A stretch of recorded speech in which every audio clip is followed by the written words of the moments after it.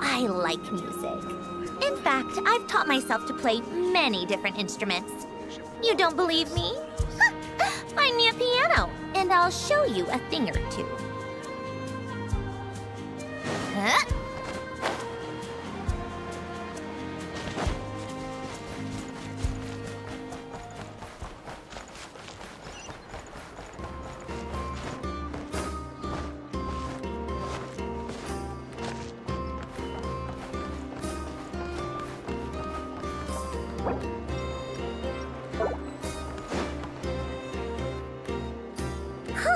The day's finally come! We're off to meet the Tsaritsa of СНЕЖНАЯ! What is she planning? And why does she need the gnosies? Soon, we'll have our answers!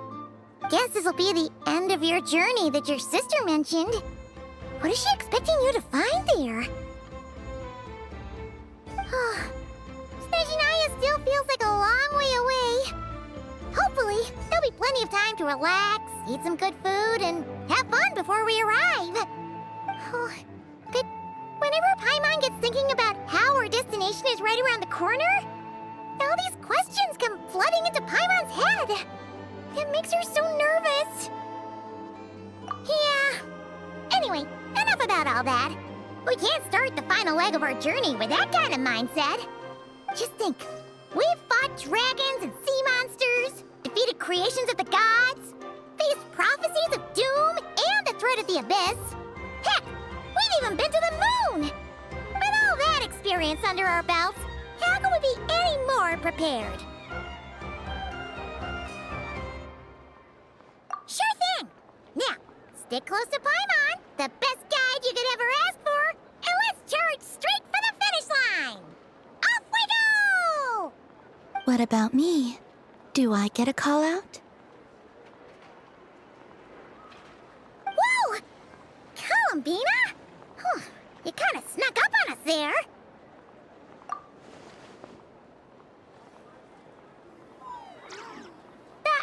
Don't look at Paimon! Paimon didn't sell you out this time.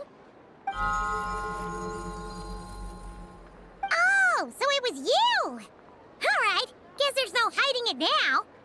All your friends have gathered at the flagship to see you off. I invited Sandrone too, but she said she had to go back to СНЕЖНАЯ. She must be busy. She had some nasty things to say about you before leaving. Would you like to hear them? She hasn't changed a bit.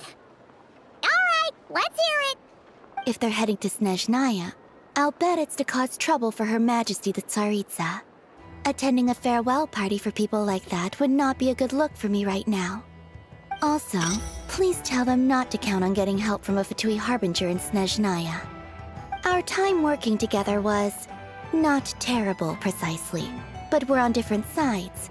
So when you get there, don't do anything to make life difficult for both of us. Well, that definitely sounds on brand for her.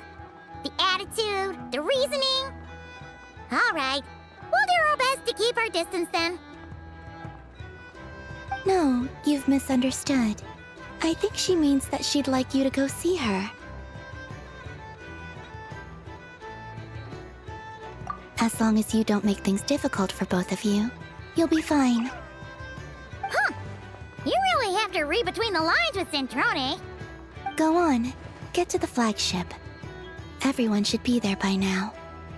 I told Lauma that you once treated me to a truly unforgettable meal. Today, I want to return the favor. It's my gift to you. It's definitely nice to be treated, but hopefully by this point, you know that you don't owe us any favors. The moon of Nodcry will always give you a warm welcome.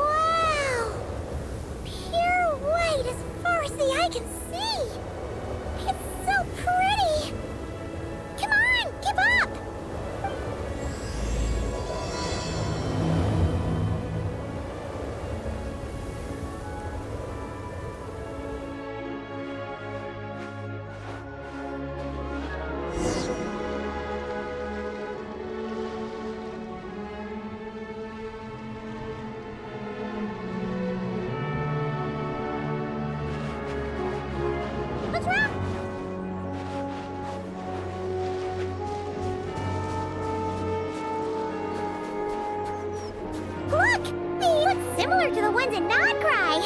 You know, just minus the effects of Kulaki. That's a sure sign that we're officially in СНЕЖНАЯ now.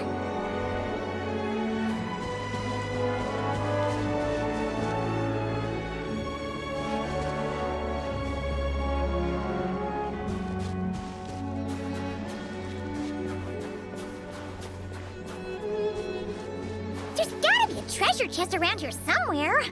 No adventure is complete without a chest or two. Wah!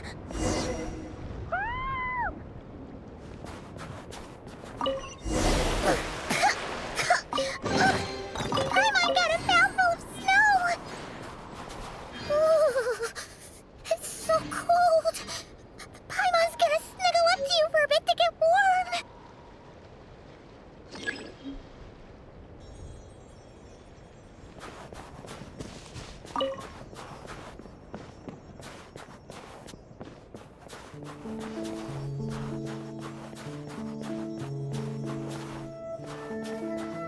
Hey, check it out! Those are bears, right? Oh, look how big and fluffy they are! So cute! Quick, take a picture before the moment passes. Right here. If we get any closer, we might scare them away.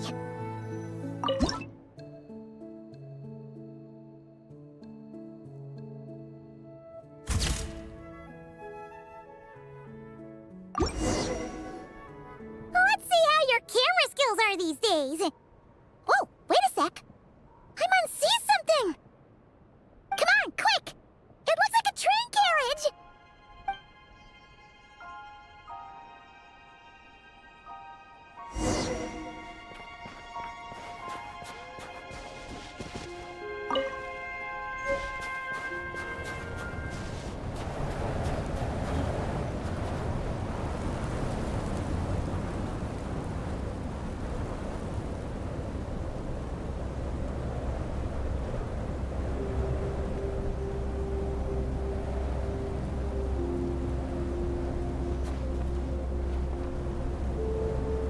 Paimon's heard that СНЕЖНАЯ has loads of railways and trains. This must be one of them. But why is it abandoned? Ooh, it's still so cold. Ooh, I don't know.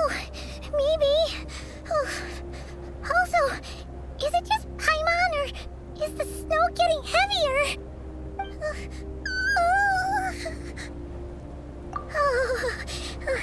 Thanks for offering, but this isn't just the weather. It's hard to describe, but Paimon feels so weird. She's never felt like this before. Everything feels heavy. Getting kinda dizzy, too. Oh, no need. Paimon's just feeling a little low on energy. That's all. It's nothing serious. Not worth ruining our travel plans over. Yep, sure thing. СНЕЖНАЯ, here we come!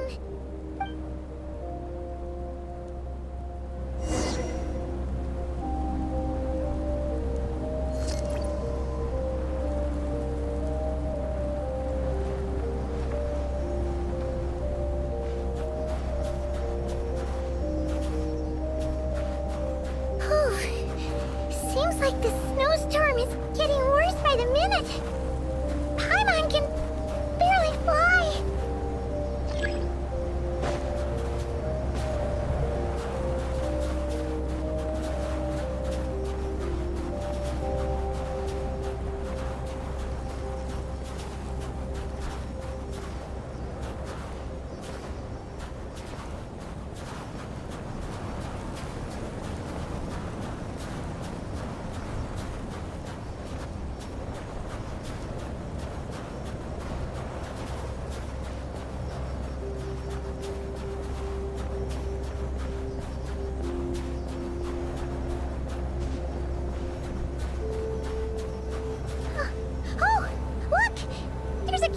over there. Phew. Let's get out of this storm.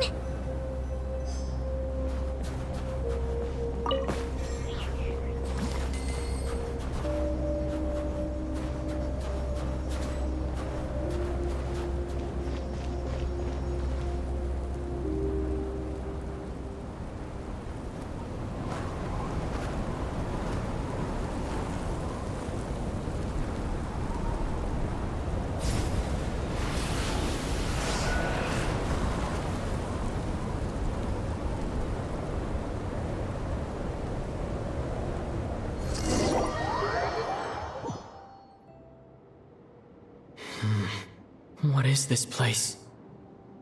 Where's Paimon? I need to find her fast!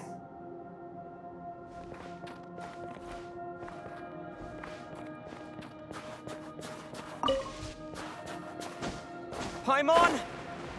Paimon!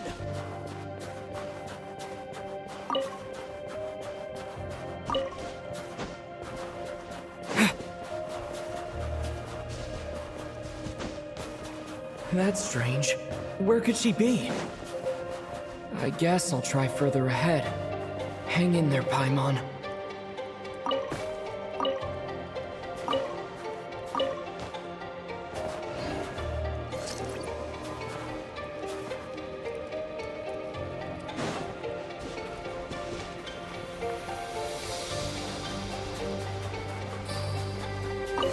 Is that a train carriage?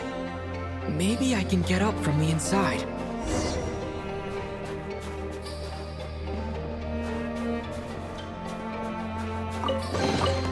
Is this an answer from this world?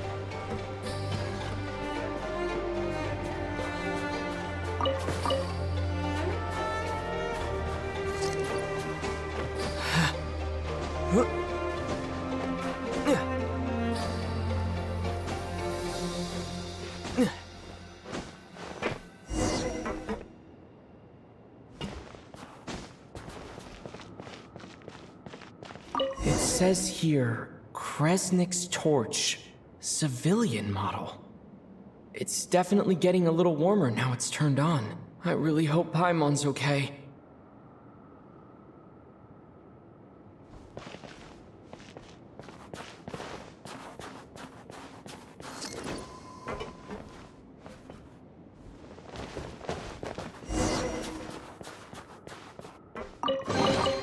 A reward on the road.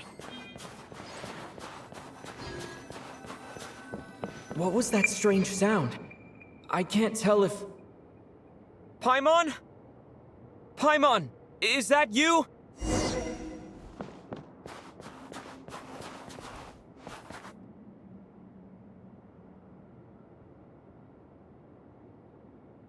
Incoming entity detected. Authorization granted. Initiating original. Hello, Descender, who's reached the eve of tomorrow. Eye of Grey at your service. Time since last activation. Time measurement unavailable due to the influence of... Anyway, it must have been a very long time. I was born to fulfill a mission. To reach tomorrow. To this end, I must... Strange. What was it? Wait, my body? Huh? Why is my body like this? I have been like this since I was created. And yet, I also have memories and an awareness of a physical form that I once had. But this contradicts my current status. Anyway, I was created so that humanity could reach tomorrow. But I am unable to load further details at this moment. Nevertheless, serving humanity remains my primary objective. I have detected a drop in your surface body temperature. You cannot remain active in this state for much longer. In accordance with my preset programming, upon reactivation, I must ask the one who awakened me the following question. Will you accept me, Transcender? I will assist you, protect you, and fulfill my mission until we reach tomorrow.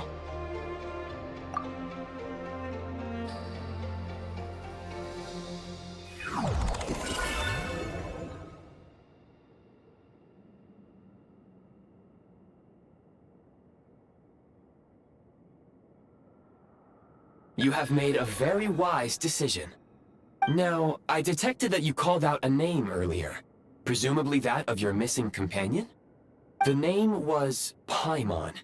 After helping you get out of here, I will search for a match in the nearby area and pinpoint their location.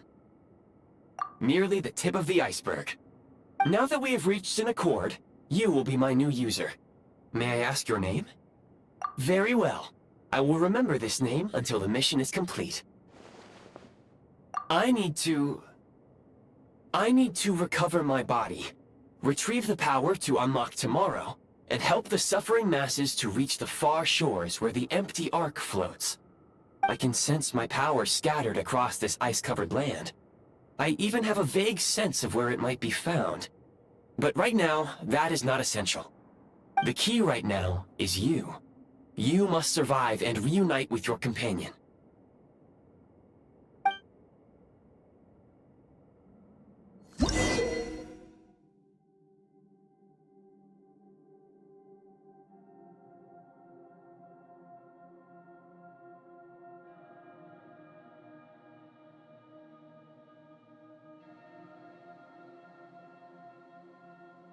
You may now execute the command, Demolish.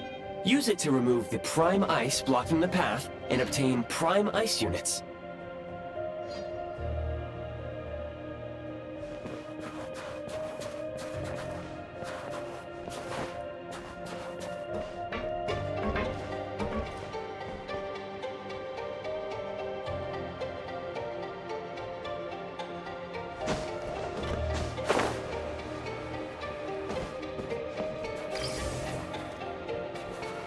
Prime Ice unit count has been updated.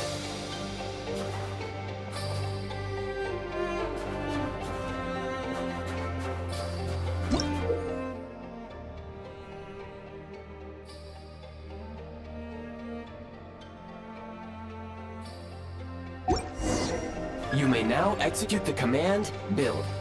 Use it to create a Prime Ice construct to prop up the door.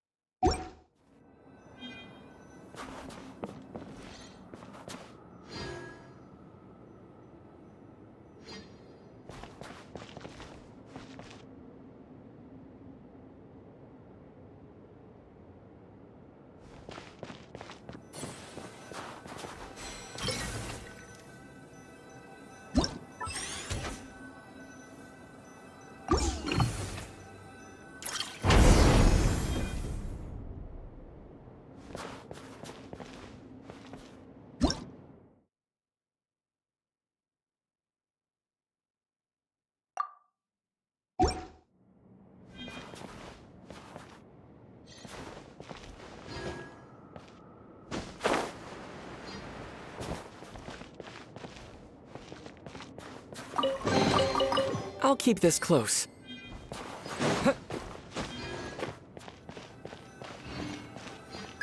Scanning local environment. Exit has been sealed off with ice. That would not be an efficient approach. One moment.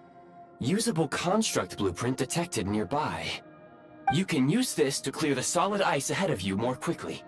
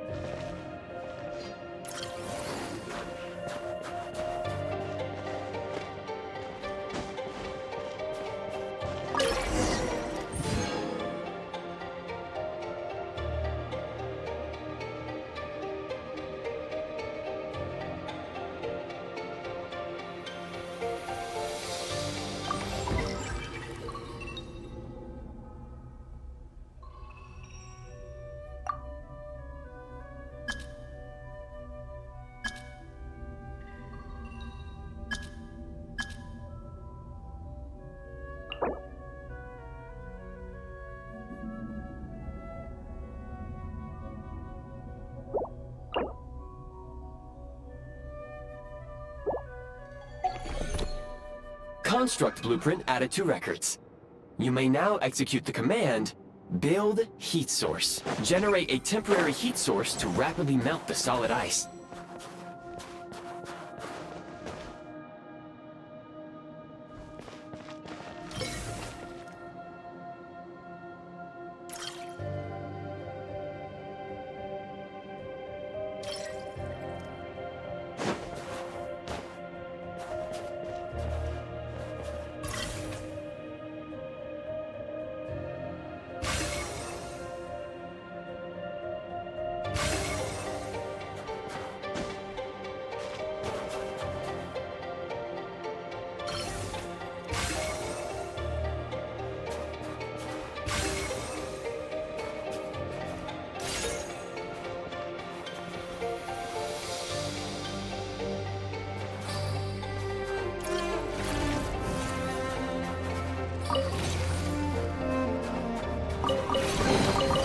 A reward on the road.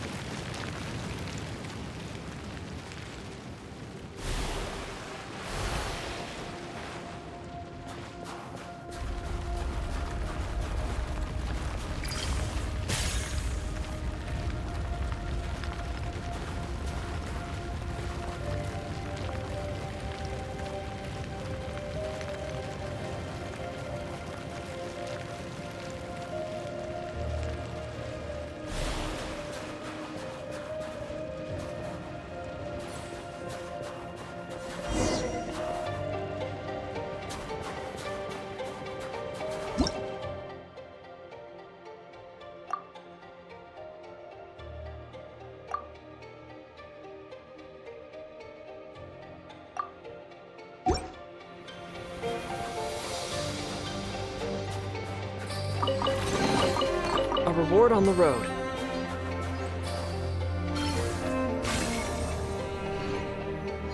My scan indicates the path is straight ahead. I recommend we proceed.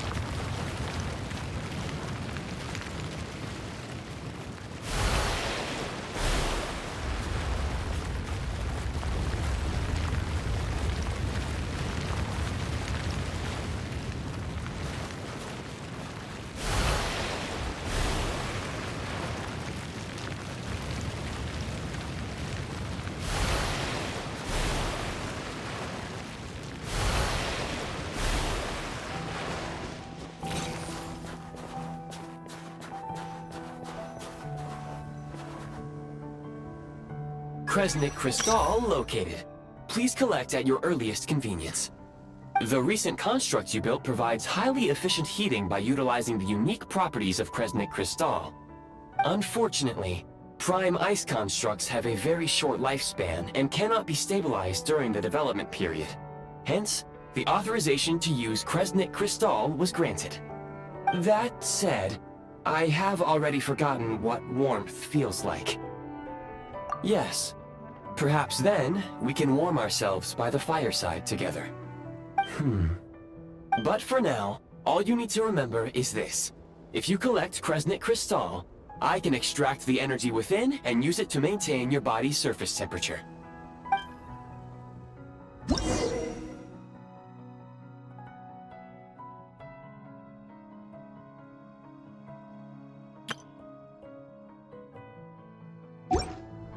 Low power. Please use Kresnik Crystal to replenish energy reserves.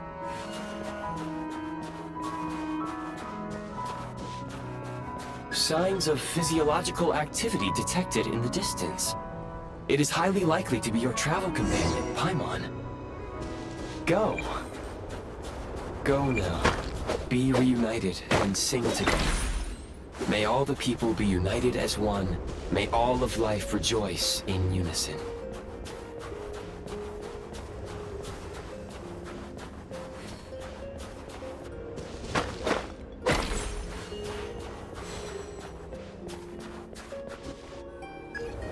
Approaching the target location.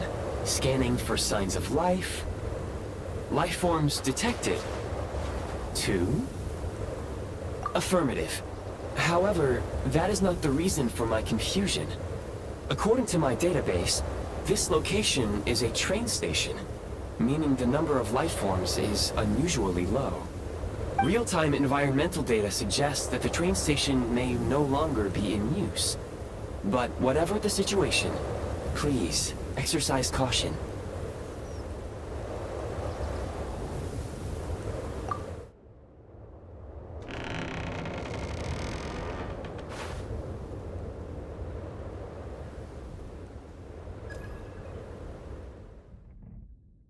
Paimon!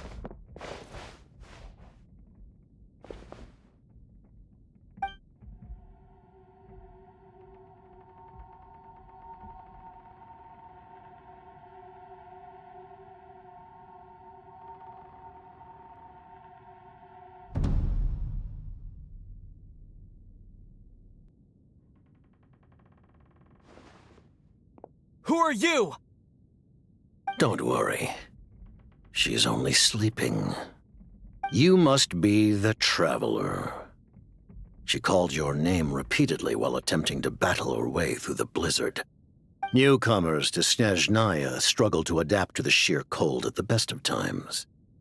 Lately, even the locals are suffering, with a powerful monster having summoned a bitter snowstorm.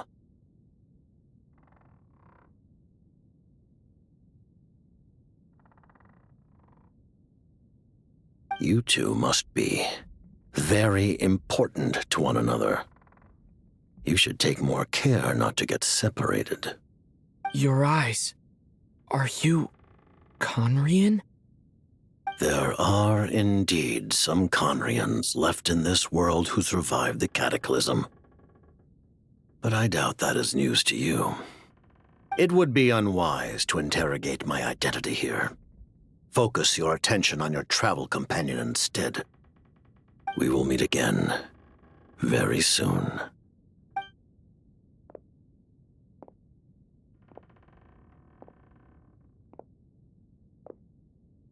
The unidentified subject has now left the area. He appears to be an individual of great significance, but my search has yielded no relevant data. I will try searching the database again. Against the odds, your companion is safe and sound. The other person even left a blanket for her.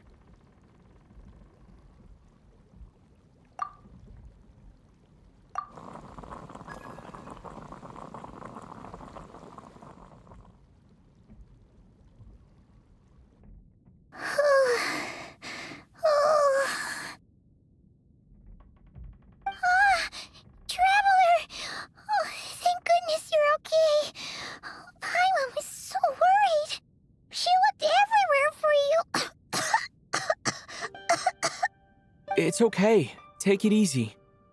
Are you feeling all right? Pretty much the same as when we first got to СНЕЖНАЯ. Paimon must have caught a cold. She was feeling so faint. She just couldn't keep going any longer. So she had to lie down and sleep it off. Wait, where did the jester go?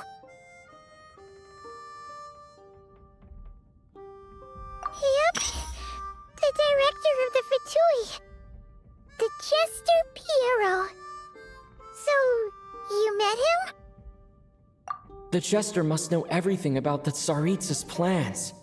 But there's no way he'd tell me just like that. We might well have ended up clashing. Well, he was right about one thing. Right now, the most important thing for me is to take care of Paimon while she's unwell. He had no intention of explaining his motives, and he left in something of a hurry. Hey! What the... Who is that? It looks like... half a pair of goggles. How amazing!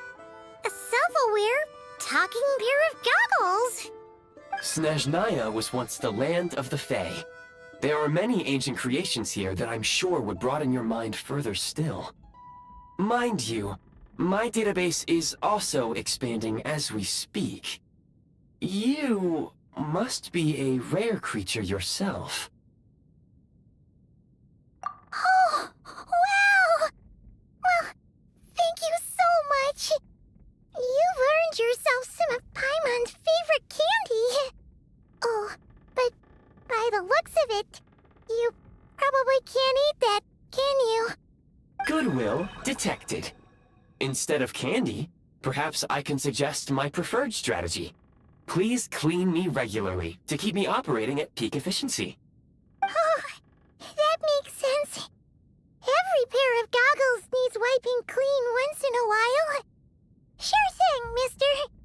Anyway, back to the Jester for a second. Paimon's still confused about something. When he first showed up, he already knew Paimon's name. And he acted like he expected Paimon to know who he was, too. Paimon could tell that he was Conrian from his eyes. And he definitely seemed like someone pretty important. But beyond that, Paimon didn't know anything about him. It was only later, after he rescued Paimon from the snow, that he properly introduced himself. That's the only reason Paimon knows he was the Jester. Oh, seems unlikely. He ran into the snow following the sound of Paimon's voice, with a really anxious expression on his face. He didn't act like someone who knew she would be here in advance. And after bringing Paimon here, he just stared out at the snow. He didn't do anything to Paimon at all. In fact, he barely said anything. Wouldn't even answer any of Paimon's questions either. Paimon didn't feel unsafe around him, and he didn't seem to have any ulterior motives. For all we know, he might have just ignored Paimon's questions so she'd give up and go to sleep. Please allow me to interrupt. Fatui and director are unfamiliar terms. May I ask for clarification? Wait, you've seriously never heard of the Fatui?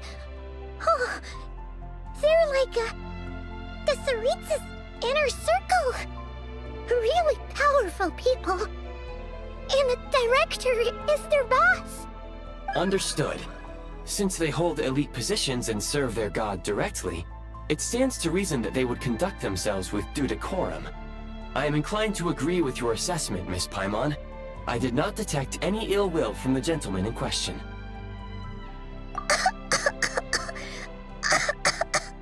Sorry, I shouldn't have encouraged you to talk so much. Paimon, new plan. Let's get out of СНЕЖНАЯ for now. We can come back after the weather clears up and you're all better. The Jester mentioned that this snowstorm, being the work of a monster, is worse than most. Even if we made it to СНЕЖНАГрад, we'd still have to wait out the storm before we could do any exploring. Oh, well, it's really nice of you to look out for Paimon, but she doesn't want to hold you back. We were really psyched up for this journey when we first set off. Just think of all the burning questions we have. If we turn back now, who knows how long it'll take before we finally get answers. answers. Further information is required regarding the monster situation. But objectively speaking, there is another, more pressing issue at hand. At this point, we have traveled a significant distance into the blizzard. Were we to turn back now, the road would be extremely treacherous, especially since we would need to travel on foot. If, however, we continue onward, there may be a better solution. Do you remember what I said as we neared this location? I told you that this is a train station.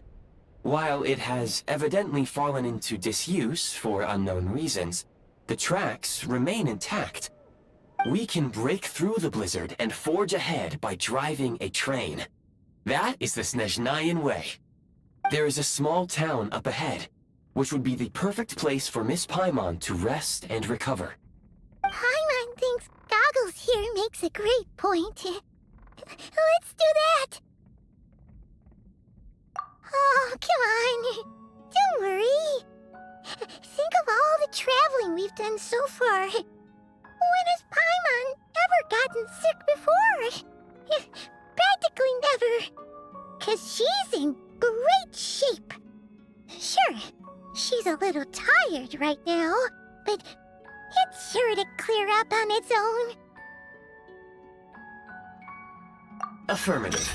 Should you ever need my assistance during your future adventures, please call for the Eye of Grey whenever you wish. Otherwise, I will remain silent to avoid causing any unnecessary distraction. Now, please follow me to the train tracks.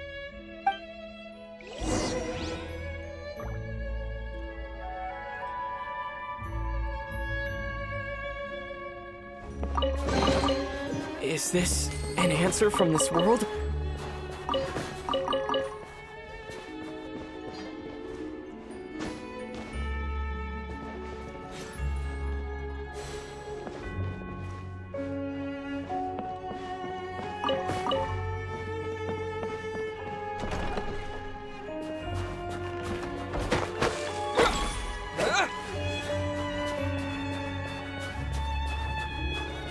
Please confirm when you are ready to depart.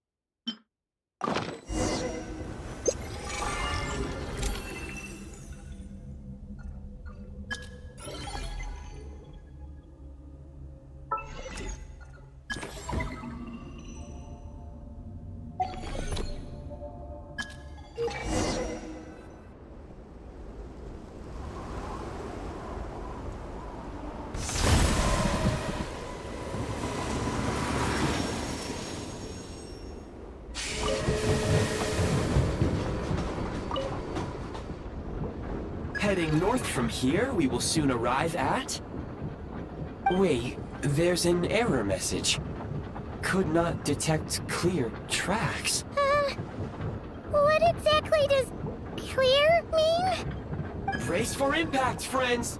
Preparing to enter impromptu flight mode.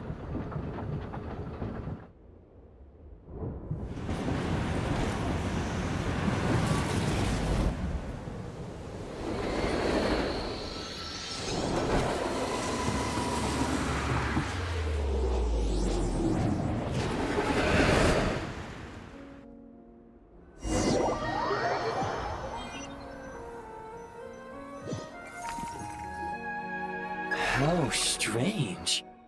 Not only was the station's status different from my records, but even the railroads and the terrain itself have changed substantially. Yeah. Thanks to your quick reflexes. My sincere apologies for putting you in danger. I'm afraid I'm as confused by all this as you are. Agreed.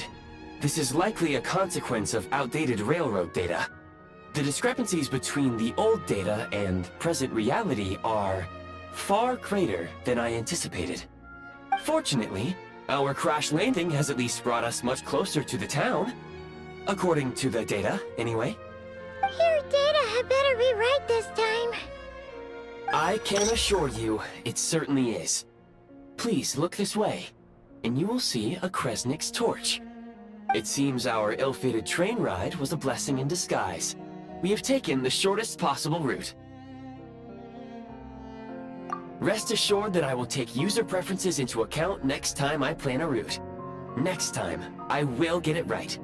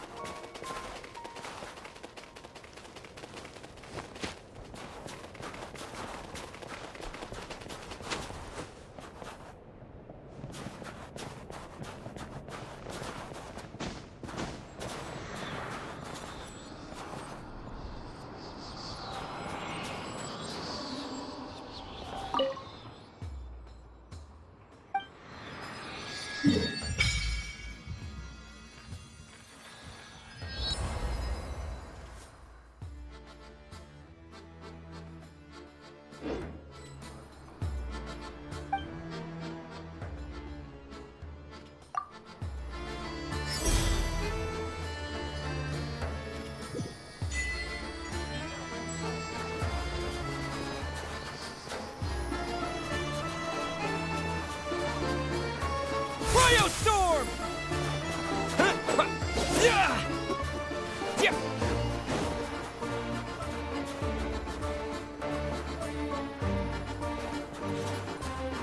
Excuse me, is there an inn nearby? I'm sorry, but they've all closed.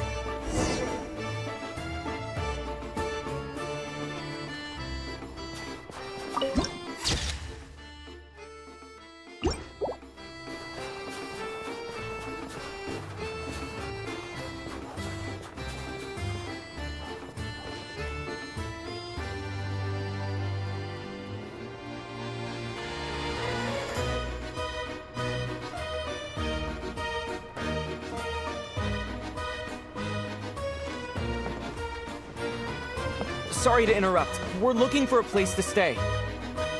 I can't even afford to warm my own house, let alone run a business.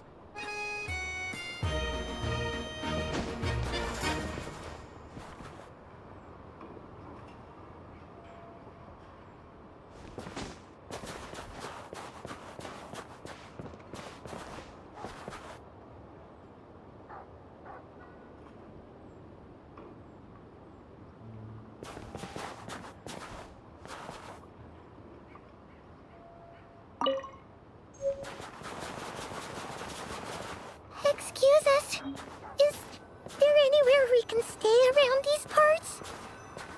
I'm afraid not. You'll have to try your luck somewhere else.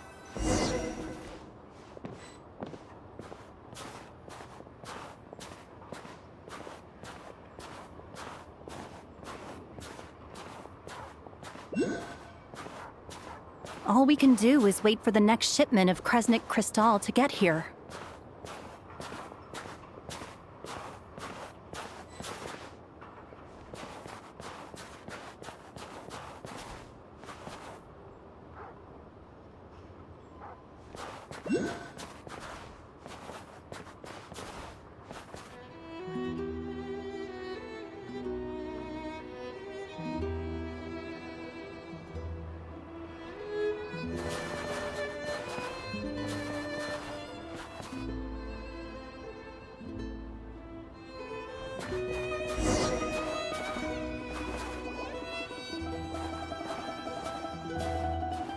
Hi there. Do you know if there are any inns still taking guests in this town? Doubt it. They're probably all closed. No one has enough Kresnik Crystal to heat their own homes, let alone a business. What a bummer. I clocked you a while back. You adventurers or something? We don't get many tourists in inland СНЕЖНАЯ these days. Why is that? Because of the snowstorm? In part. But the bigger reason's Project Stuja. Since it's Her Majesty's will, we have to put up with it whether we like it or not. Oh, sorry. I assumed it was common knowledge by now. Basically, the Tsaritsa is planning something big. Something that requires an enormous amount of energy. Even if they used all the surplus Kresnik Crystal in СНЕЖНАЯ, it still wouldn't be enough to meet demand. So, the Vetja passed a resolution requiring all factories and households to reduce their energy consumption. The policy has thus been charmingly named Project Stuja, meaning bitter cold. Bitter cold? So, like, it's gonna be a cold winter, folks? You're all gonna have to find a way to get through it? That kind of idea? Pretty much. When you're broke, you scrimp and save. When it's cold, you huddle together for warmth. There's always a way to stretch things out to make ends meet. Trouble is, if you stretch someone out like an elastic band for too long, who knows if they can ever bounce back. You know what? Come with me and see for yourself.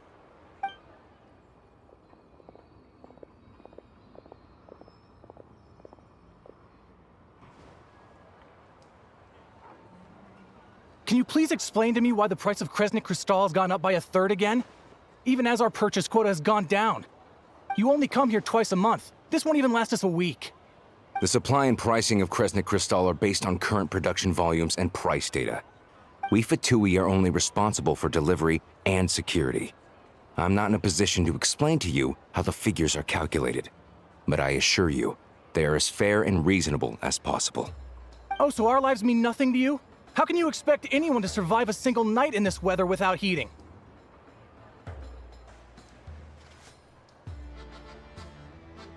Since you insist on making me repeat myself every single visit, I will remind you again. There is no monopoly on the trade of Kresnik Crystal. You are free to purchase the shortfall from elsewhere on the market. What market? Nobody else is selling! And when they do, they charge 8 times the normal rate! It's robbery is what it is!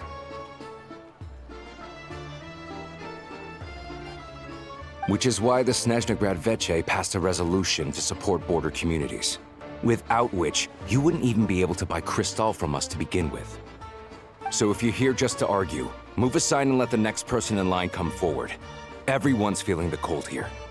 You... All right, everyone, let's calm down for a second. A few words, if I may.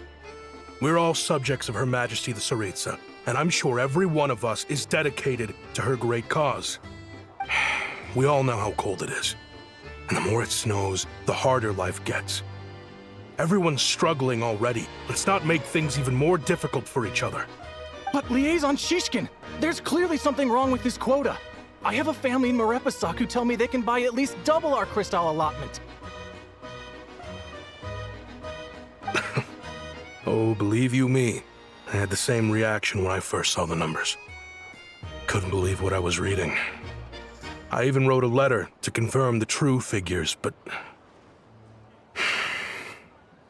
I'm afraid the quota really is as low as you've been advised.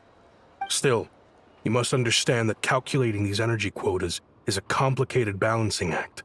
They have to factor in population, town size, industrial application. Our top priority must be to keep the largest Kresnik's torch burning continuously. Only then can we sell the remaining crystal for household use, and in doing so, we must make sure that everyone is treated fairly. As our Fatui comrades said, they are only responsible for delivering the goods. They need to keep accurate records, and they do not have any authority to modify the rates or quotas. That's right. Our duty is to do things by the book. Tell you what, listen. I know how anxious and upset everyone is. As a matter of fact, I was just discussing it with the mayor. What we can do is open the lower combustion chamber of the Kresnik's torch to the public. You can come to me directly to register, and I will allocate time slots accordingly.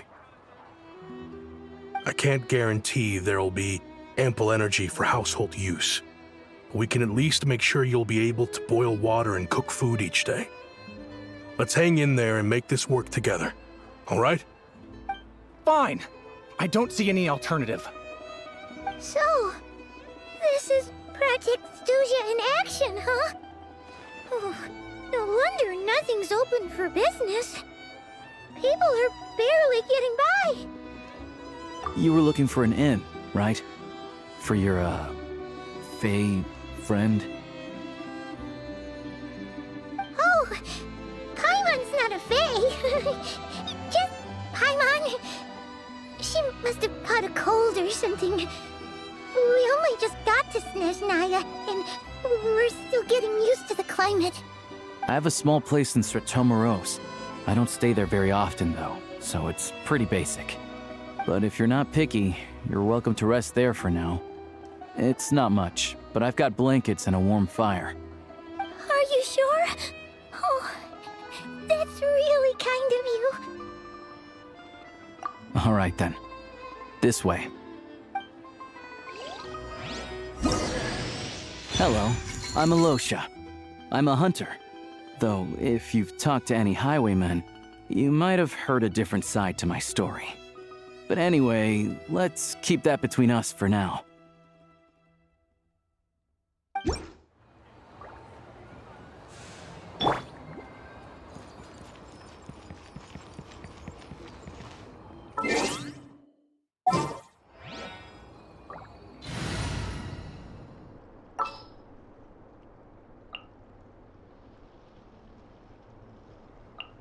Let the hunt begin.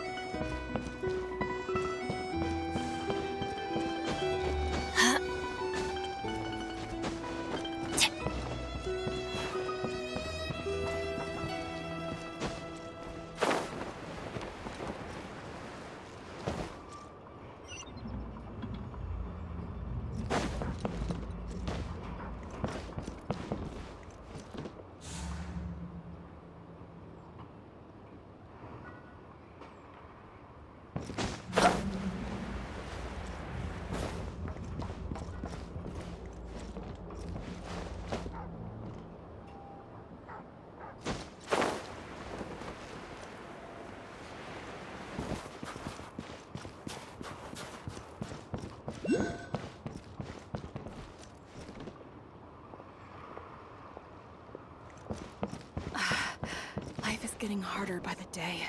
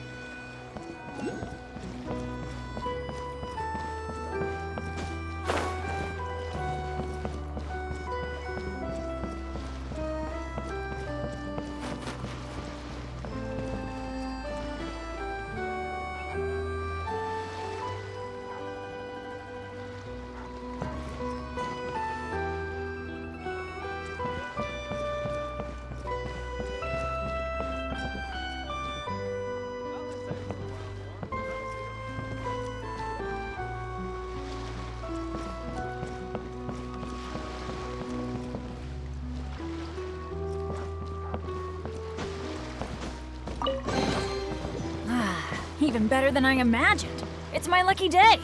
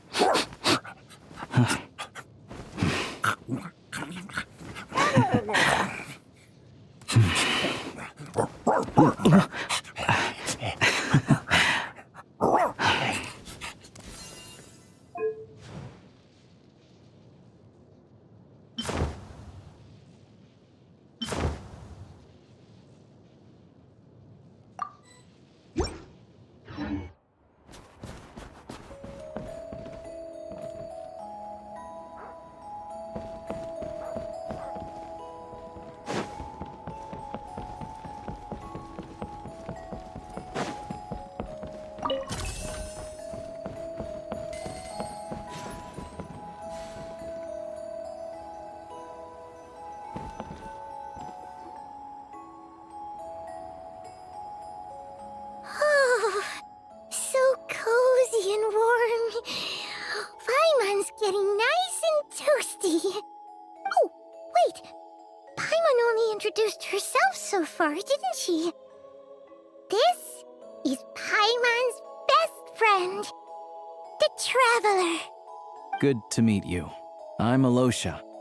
Most travelers find the СНЕЖНАЯн climate to be a shock to the system at first. But as long as you keep yourself warm, you should be fine. Still, you should keep an eye on your condition. When people are too quick to dismiss a cold, it can easily end up turning into something more serious. Don't say that. Paimon's too young for chronic health issues. They aren't in town right now, and they won't be back anytime soon. The train station has been closed ever since these power shortages began. I do a lot of hunting, so I spend most of my time exposed to the elements. But even the animals wouldn't survive long in a storm like this, let alone a hunter. Nothing to do but sit tight in town until the weather improves. I get that you're in a hurry, but even if the station were open, that doesn't mean there'd be any trains. We could end up stuck here for a long time, I'm afraid. What? Your own train? Wait, hold on. That train? The one that suddenly fell out of the sky and crash-landed on the ice? Oh, we got lucky and found it in a cave. Oh, then our luck ran out and we had a little accident. Pretty crazy for a random find in the mountains. Well, as long as your train's good to roll, you might get to СНЕЖНАГрad after all. I've been doing some digging recently. Turns out, the real reason for the current energy crisis in Stratomaros is that some of the supply is being seized for a private stockpile. But to expose what's going on, I need to catch them in the act. So, I'm heading off to catch a rabbit. Huh? Wait, a rabbit stole the crystal? It's a figure of speech. Real rabbits couldn't pull this off. They'd prefer carrots to Kresnik Crystal anyway. Shishkin, Mr. Positive Attitude, let's all get along now, shall we? Him? Really? Paimon never would have guessed. Huh? You're coming with?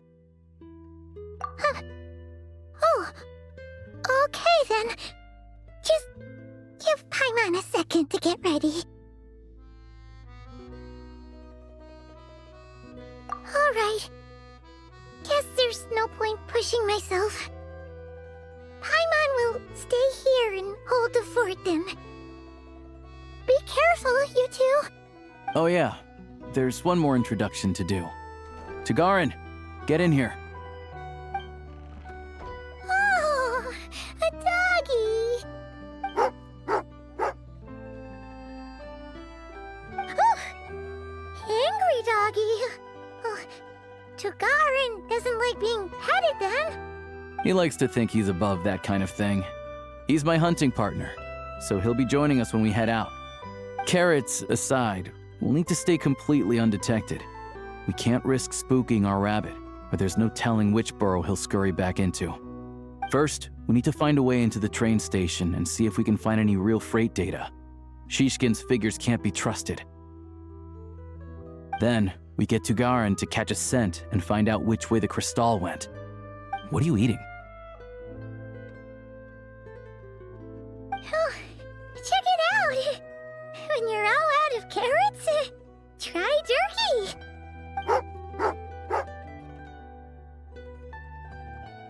Good doggy, good doggy. A fellow dog lover, huh? Yep, and rabbit lover. Carrots are great too, you know. Good to know. Eat up, Tugarin. We got a lot of work to do.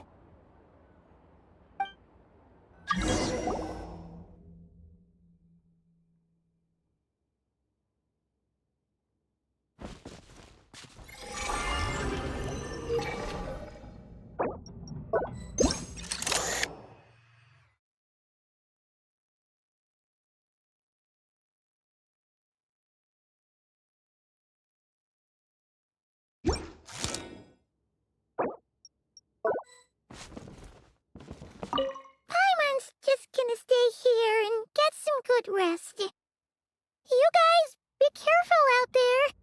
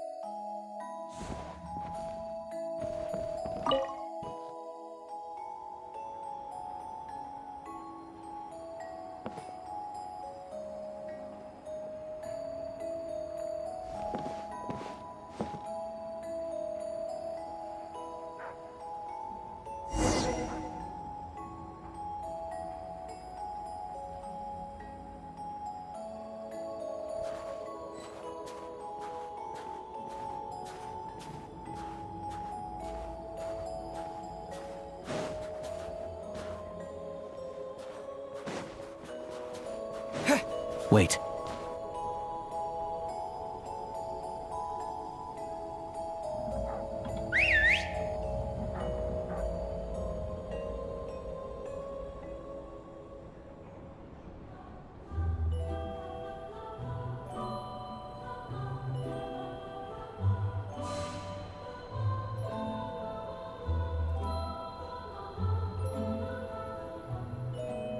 Nice work, Tugarin. Come on, we'll go around.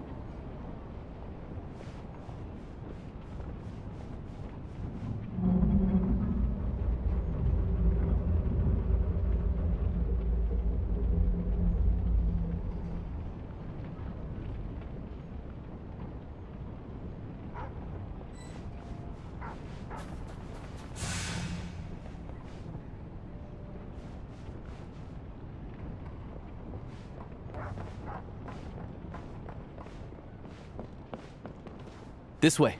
We'll enter from the upper floor.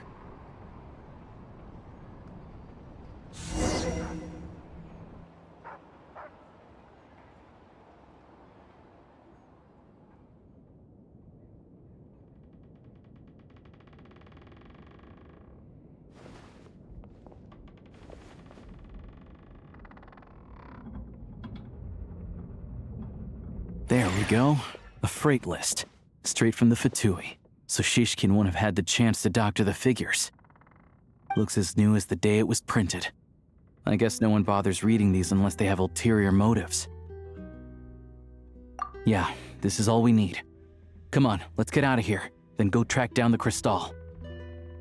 Tugarin's a keen hunter, and catching rabbits is his specialty.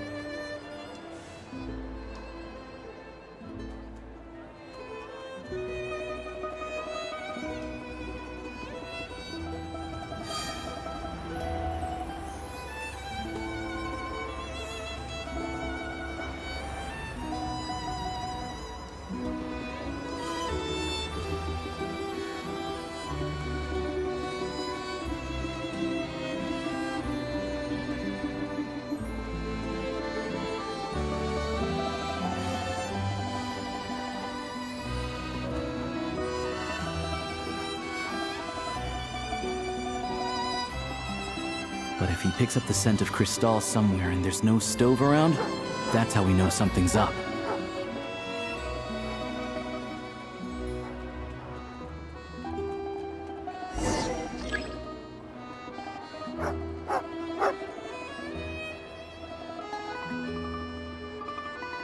This must be the rabbit's warren. Good job, boy. Sure enough, there's a tunnel. You stay here and keep watch. I'm gonna take a look inside.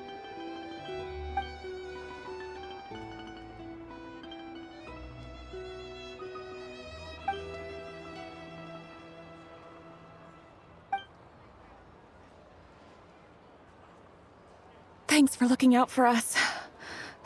Things are getting tougher by the day. No need to thank me. It's my pleasure. Sure as Her Majesty the Tsaritsa watching over us, every sacrifice will be worthwhile. Let's grit our teeth until the blizzard passes. These days of hardship will be over soon. Maybe for everyone else, Liaison Shishkin, but for you, the hard times have only just begun.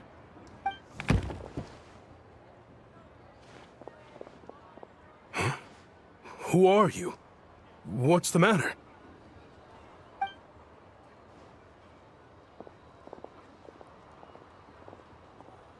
I just had a question for you. Why, when times are as tough as this, would someone hoard more Kresnik crystal than they could ever use? All the crates here are from the most recent shipment, but they weren't brought here for sale. Instead, they were secretly stashed away. Would you be able to shed any light on the situation, Mr. Shishkin? Me? Why, I have no idea. But look at how much there is. It's quite a godsend.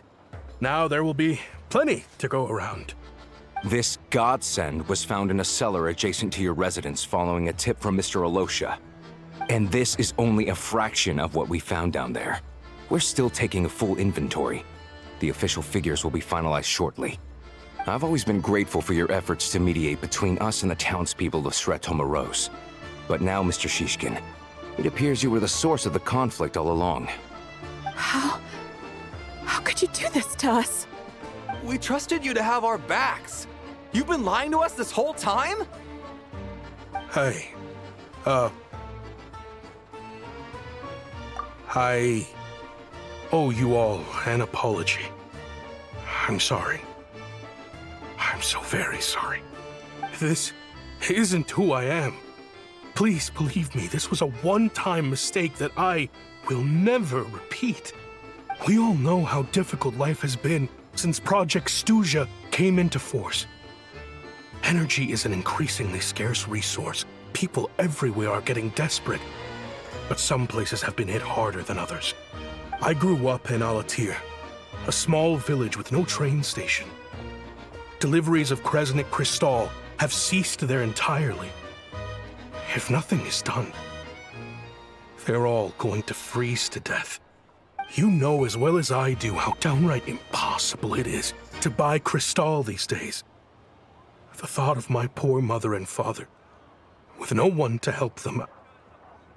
Oh, I felt so afraid.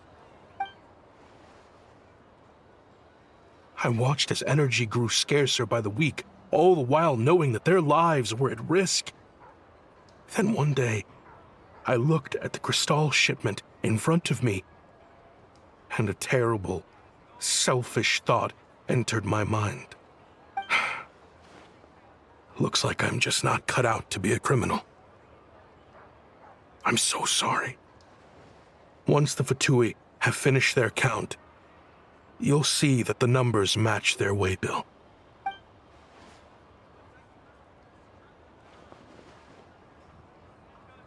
I have the official СНЕЖНАЯ quotas here. Anyone who has already purchased energy, please make your way over here to correct your transactions. I'll make a batch purchase of Crystal worth 3 months' salary for you all to use free of charge. As for Alatir, I'll think of something else. You don't have to go that far. Yeah, owning up to your mistake is enough for me. You've done plenty of good for the community in the past. I'm not looking for a handout. Drop the act. You claim this was a one-time mistake, but the real reason there's only 1 shipment's worth of stolen Crystal in your basement is that you have an accomplice. Reporting in, sir. We've conducted a full search of the mayor's house. As expected, we found many crates full of Crystal, half of which were still in their original shipping containers. This wasn't your first time at all. You've been colluding with the mayor of Stratomeros for a long time now.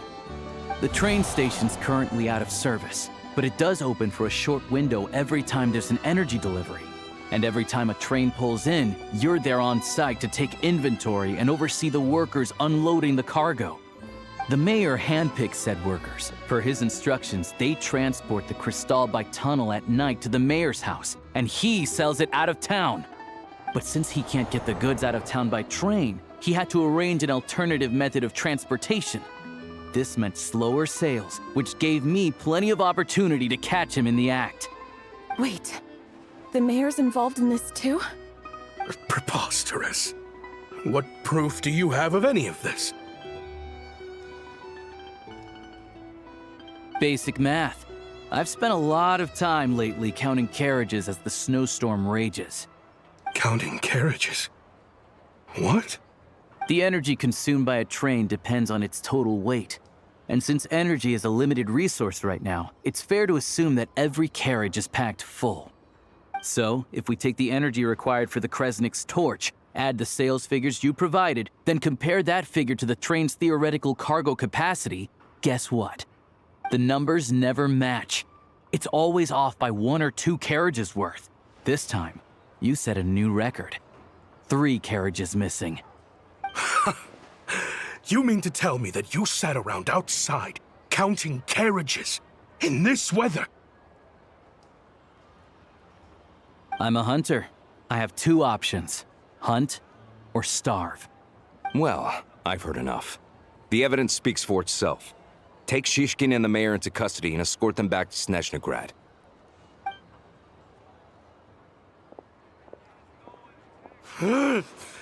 You cocky little brat! Ruining my business! Just you wait.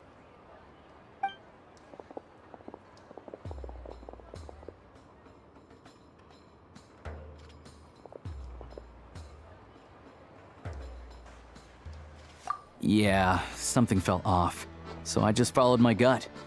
Math isn't my strong suit, though. I'm lucky my dad made me learn enough to get by, but all this number crunching was a million times harder than the aim and fire work I'm used to. Thank you for your assistance. You're a brave lad. Shishkin was quite the cunning criminal, as I'm sure you can tell. He did all of this right under our noses, and we never suspected a thing. A wolf in sheep's clothing. He had everyone fooled. Even with that sob story he fed us. He was probably trying to keep the mayor out of it, not just mask his own motives. Without the compelling case he put together, even I might have fallen for it. Alosha, was it? Tell me, are you really a hunter? We can go find some wild animals if you want. I'll fire off a couple of shots, and you'll see whether I'm the real deal. I didn't mean to cast suspicion on your identity. It's just... well, I'm sure you've heard of the Rokot. Recently, they've been recruiting people with your kind of talent. They hide in plain sight under false identities, working against Project Stuja, sometimes directly opposing the Tsaritsa herself. They aren't a violent organization, and their goal is to improve the lives of the common folk. But still, as a member of the Fatui, I wouldn't be doing my job if I didn't keep tabs on them. First I've heard of this. I don't really keep up with what goes on in the city. All I know is, people who don't mind their own business in the city end up paranoid about everything. As for me, I just couldn't stand Shishkin. I'm from Alatir myself, and I can tell you, nobody's lived there in years. Why would an abandoned village need Crystal? Of course, no one really cares about the fate of that place. I'm guessing today is the first you've heard of it. I see. It does sound quite tragic. Really. Well, thanks again for your assistance, and your friend here too. I will report this incident to СНЕЖНАЯ. The Fatui will take over energy distribution until new officials are appointed. We'll also ensure that the train station resumes normal service as soon as possible. Looks like it's my turn to brush up on math now. I never liked it as a kid either.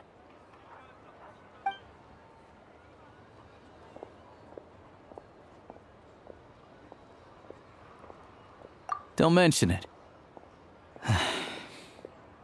Isn't the soldier overseeing the delivery supposed to verify the quantity of the goods? Was he just careless? Or was he being paid off too? Who knows? Excuse me. I'll take a share of Kresnik Crystal too. Thanks. I need to take a detour before we head back. There's someone I have to deliver this crystal to.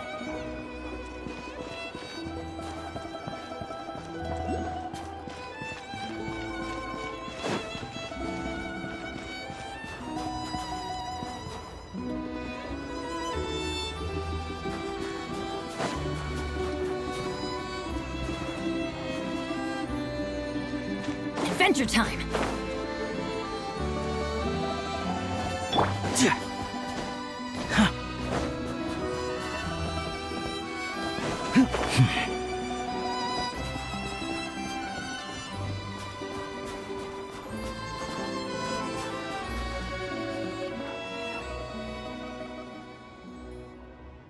Hang tight for a moment. This old lady, she doesn't really know who's who anymore.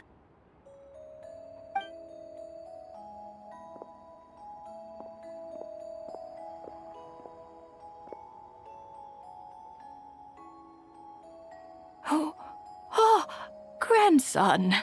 It's so cold today. You must be freezing. Ma'am, it's me, Alosha. Alosha? Alosha who? You know me. I came by earlier today. Cleaned the ashes out of your stove, gave you some warmer bedding, and washed your back.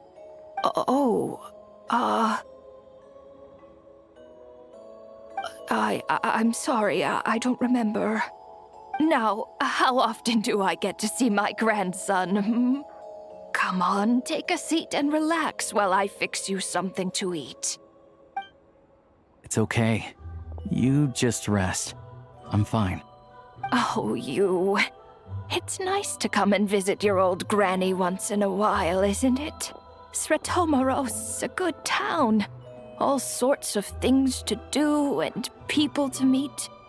And the local officials are good to us. Sit down, come on, take a seat. I still have some fruit left. Let me get it for you. Please, don't get up on my account. You need to rest. Where's the fruit? Right under the basket by the door. Or maybe it was on the bedside cabinet.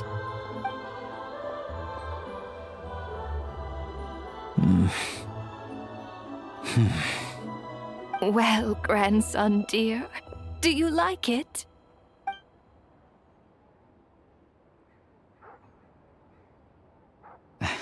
Very much, ma'am. It's delicious. Good, good. Wonderful. You don't need to save any more for me next time, all right? Fresh fruit is hard to come by at the moment. You should eat it as soon as you get it. Oh, I don't need it. I'm fine. But if you like it, come back for some more soon.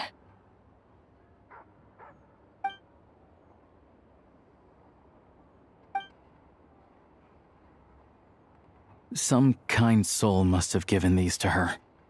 But she always saves the nicer things for special occasions. I met her at the market back before her health began declining. She was a lovely old lady.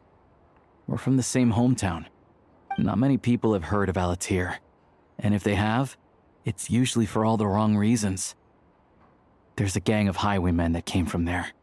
Now that it's an abandoned village, it's rare to find anyone who shares fond memories of our hometown. So after we got talking and realized we were from the same place, we decided to keep in touch by letter. I first learned of Stratomoros's energy supply problems from a passing comment in one of her letters. Then, after her health went downhill, I started visiting more often to check in on her. The town's been in decline for a while now, but because of her memory problems, she thinks of it as the bustling, prosperous Stratomoros still in its heyday. That said, I kinda appreciate her optimism. There's not much of it going around in this world of ice and snow. It's fine. Everyone grows old. In СНЕЖНАЯ, some people believe that in your final moments, you'll sense a familiar presence by your side. You turn to look at them, but their face is blurry. So you focus hard, trying to make out who it is. And when you finally see their face, the Grim Reaper reaches out and takes your life. She still calls me grandson, though. So at least I'm not a blurry face in her world just yet. Come on, let's get back and see how Paimon's doing.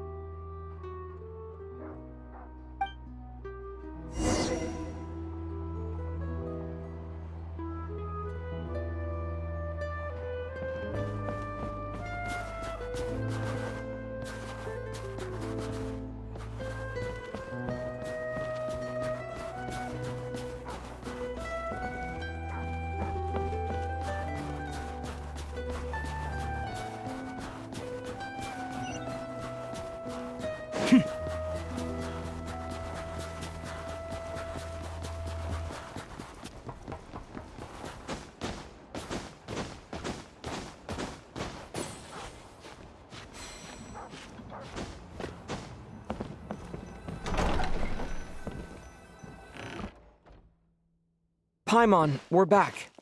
Are you feeling any better? Yep. Paimon's not cold anymore. But she's still a little dizzy. Flying probably isn't a good idea right now. Paimon might lose her balance. But Paimon's sure she'll be fine. It's probably just from getting hit on the head by that pile of snow when we first arrived in СНЕЖНАЯ. Her complexion's looking much better. Let's keep an eye on her. Sure. But enough about that. How did everything go on your end? Are you all set? Did you have any trouble? I'll explain. It's a bit of a long story.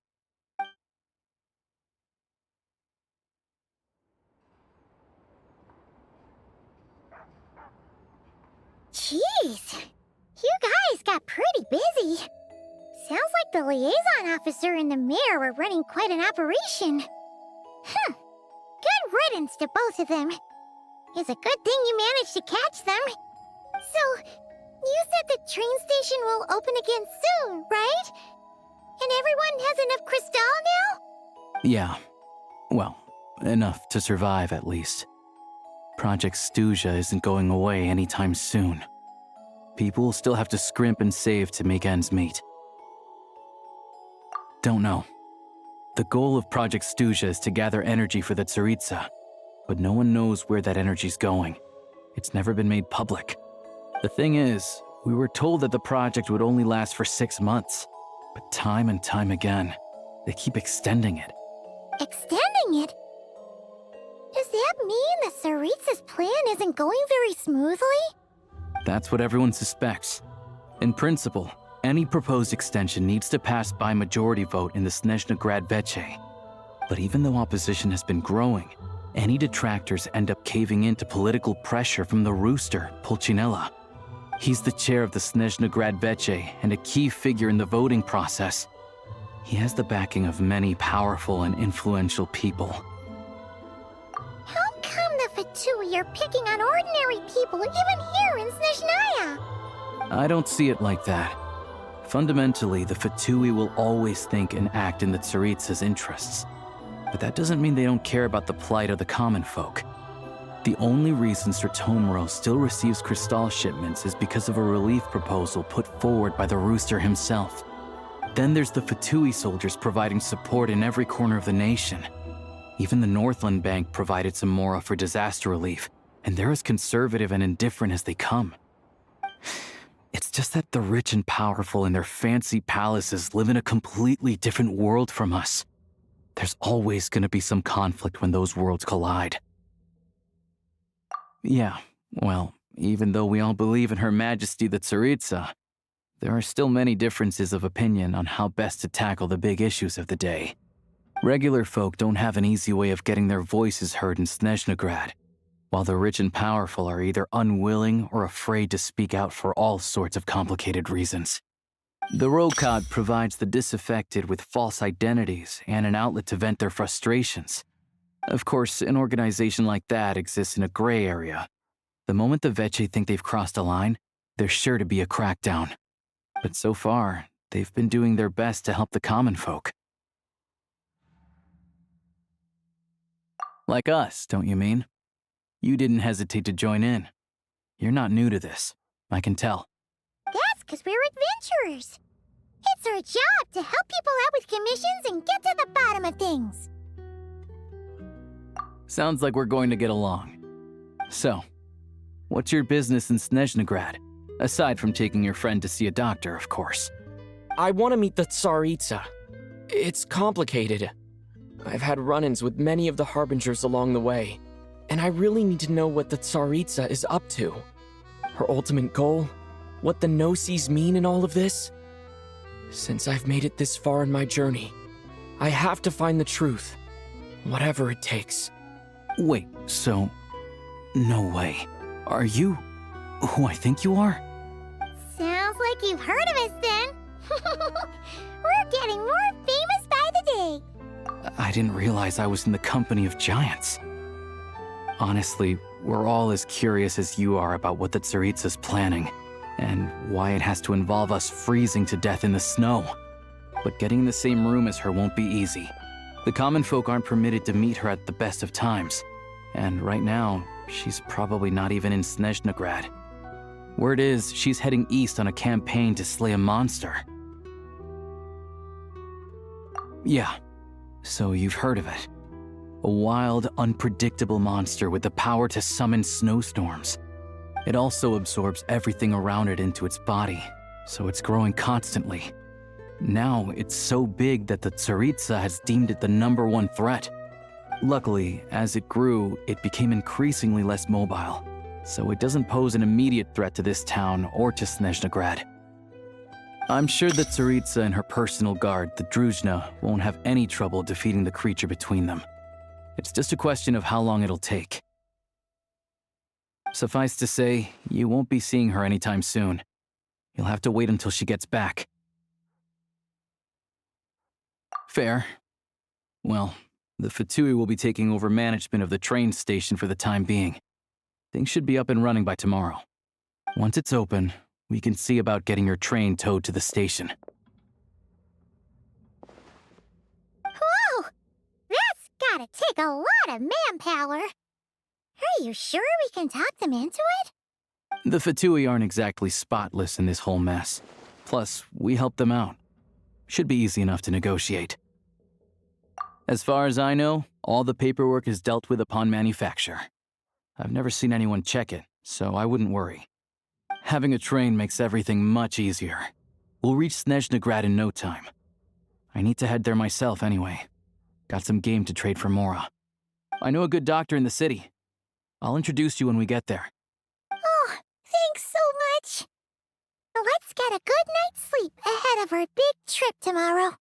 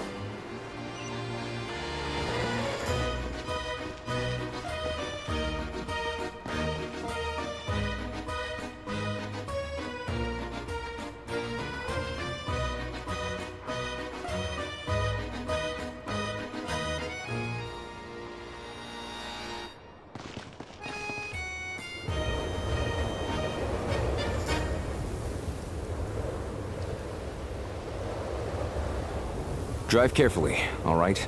You don't want to end up in this situation again.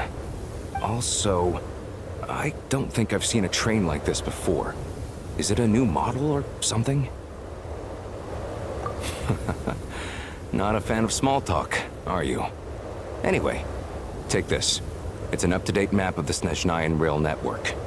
All the track switching is automated.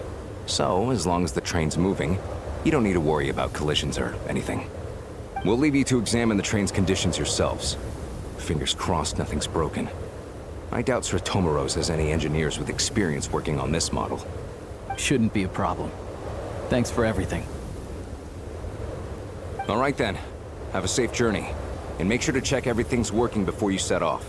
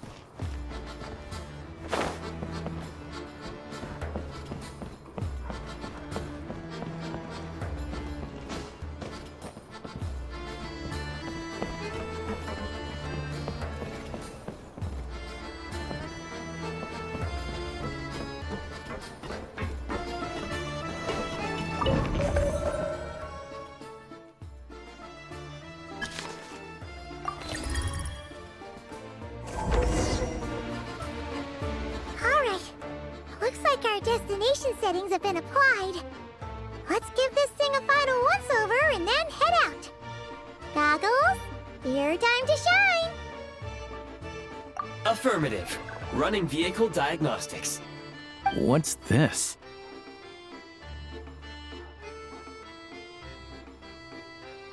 Engine, green. Wheels, green. Frame, minor damage, but no impact on function. Diagnostics complete. All systems nominal. Neat! Huh. Paimon still can't get over the fact that you just found this tech lying around in a random cave. I've lived in СНЕЖНАЯ my whole life, and I've never heard of an interactive, talking train autopilot. Strictly speaking, I wasn't designed purely to drive trains, though I doubt you have any interest in navigating the practically unreadable operator's manual yourself. All configurations are complete. Should you require any further assistance, please call for the Eye of Grey. Away we go! Oh, nope. Paimon's gonna find a warmer seat.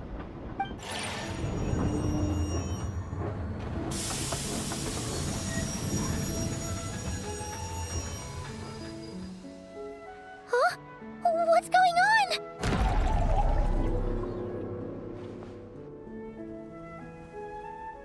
Oh no.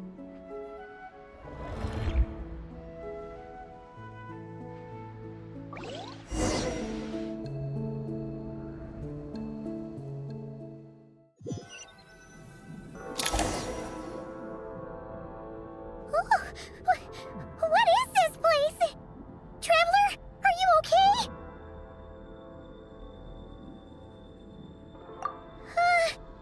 Paimon's still airborne, but it feels like swimming through thick, gloopy water.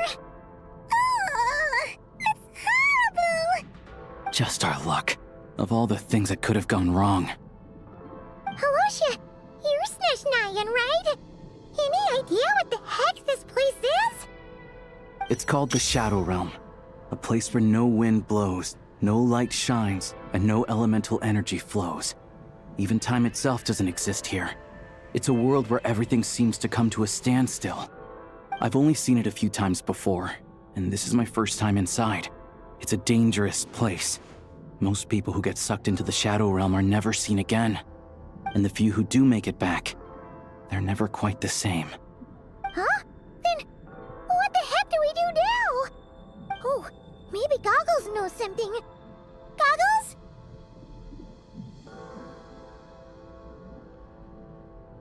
Great! Now we're done for! Hold it together. Let's not get ahead of ourselves. I heard a story once about the world of shadows. If it's true, there's a way to escape. We just need to find the exit. Come on, let's explore.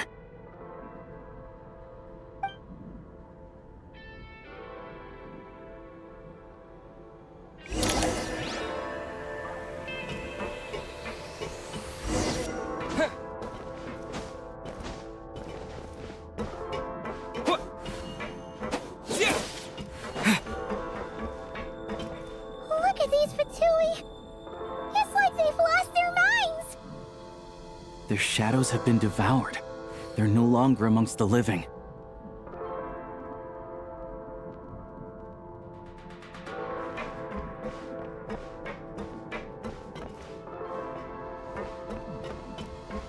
Let's hammer this out!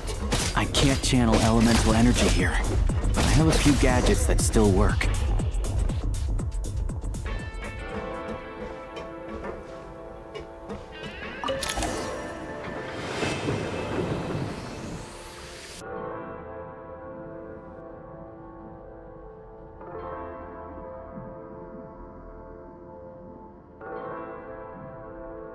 Wait! What's that blue thing? Is that... Goggles? Guess we'd better find a way over.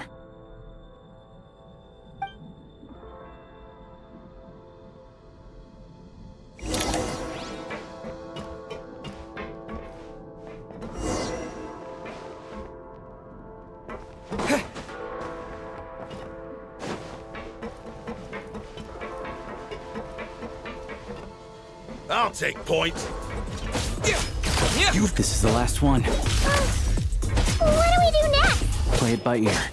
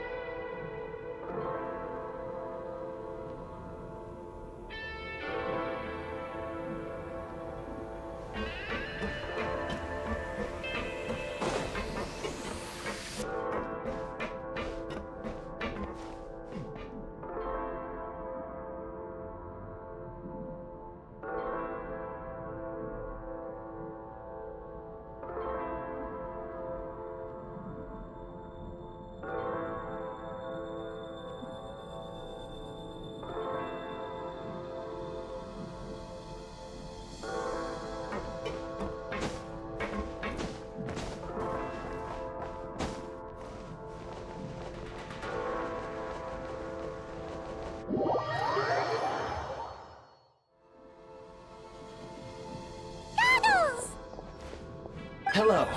I am glad to see the three of you safe and sound. For now, at least.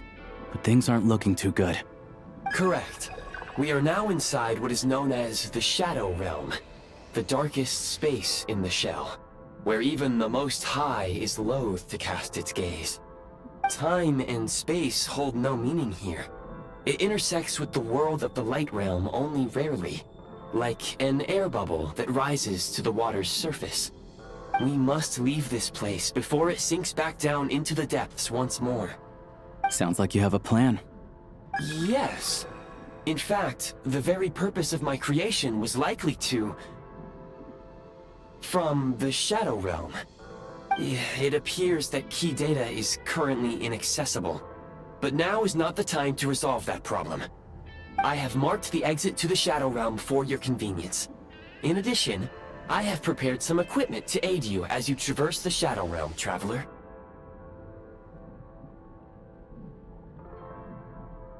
It may well be one of my core functions. Scan complete. Construction in progress. Activation code? We once peered into the past from the ruins of the shadows. This is what remains of the Golden City, Hyperborea.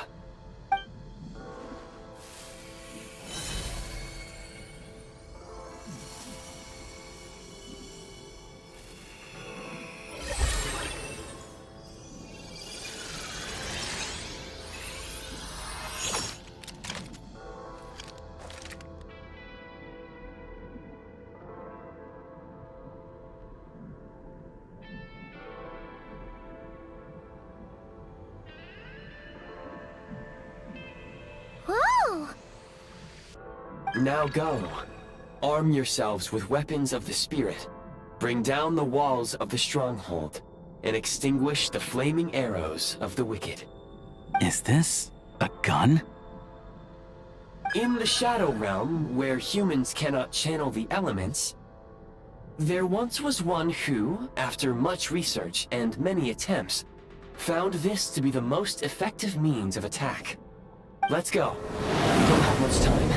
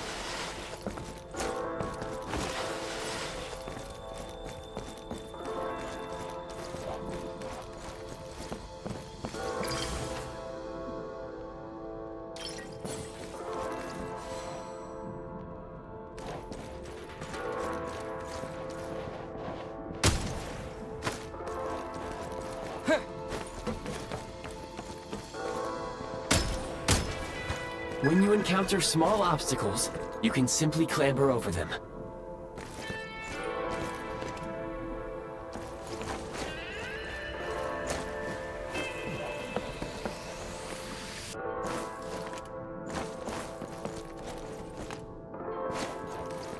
Yeah. Yeah.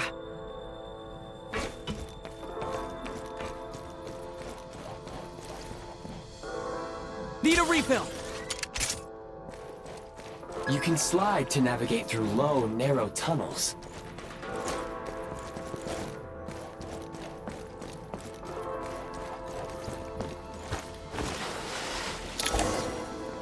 Obstruction ahead. You may be able to use the explosives nearby. Shoot the explosives to detonate them and clear the path.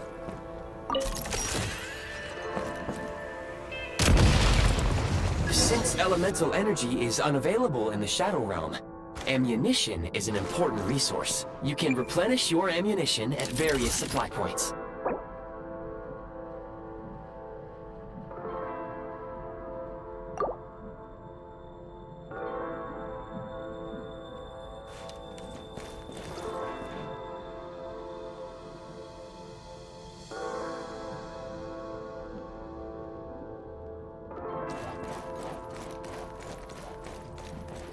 For long-range targets, try using the scope to line up your shot.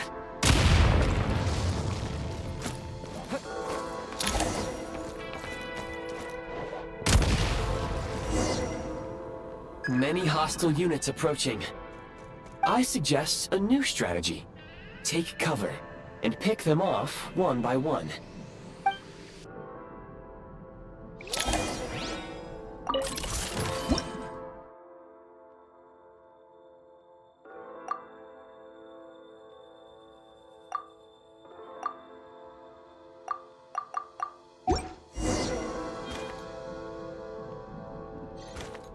Defenses have been breached!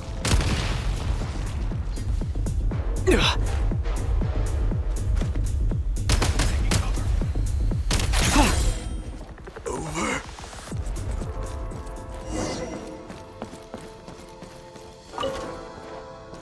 More enemies detected.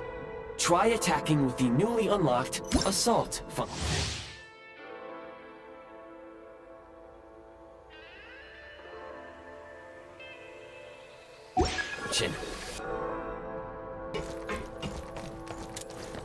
Charge!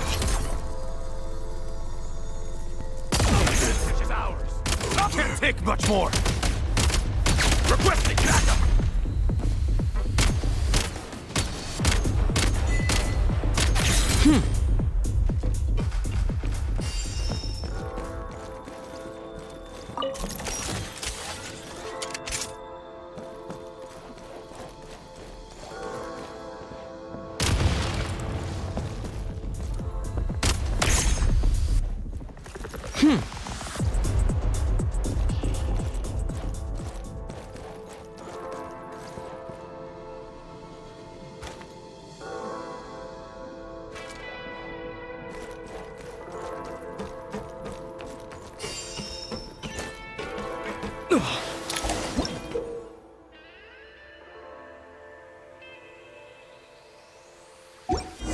Aim at the freeze mark and pull the trigger to move using the rope.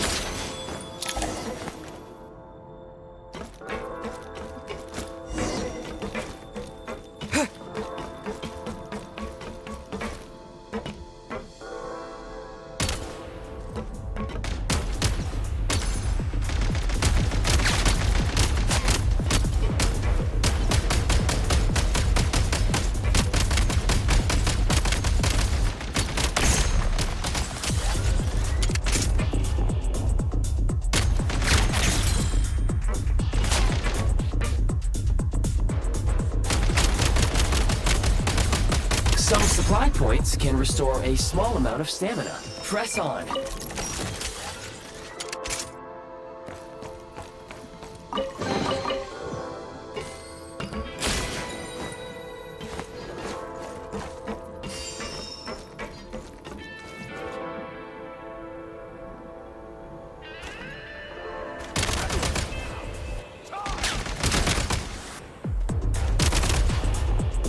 Switch mode!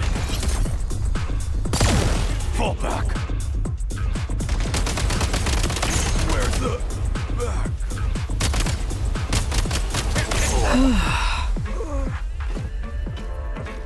Back in business.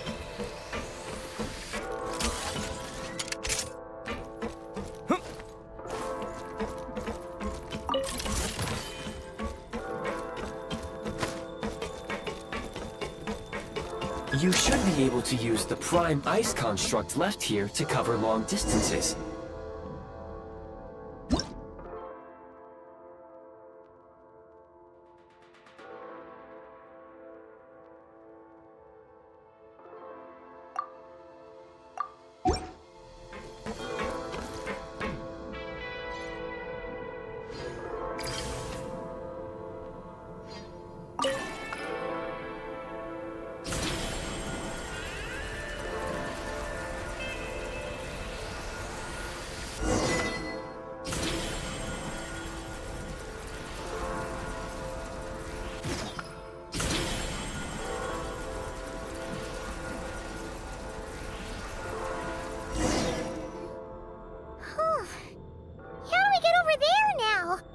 I recommend using this grappling gun. Such devices were originally used to secure structures in the Shadow Realm. If you detach the connected hook, the grappling gun will automatically fire a rope to another nearby hook. Okay. So, we just remove this hook, right?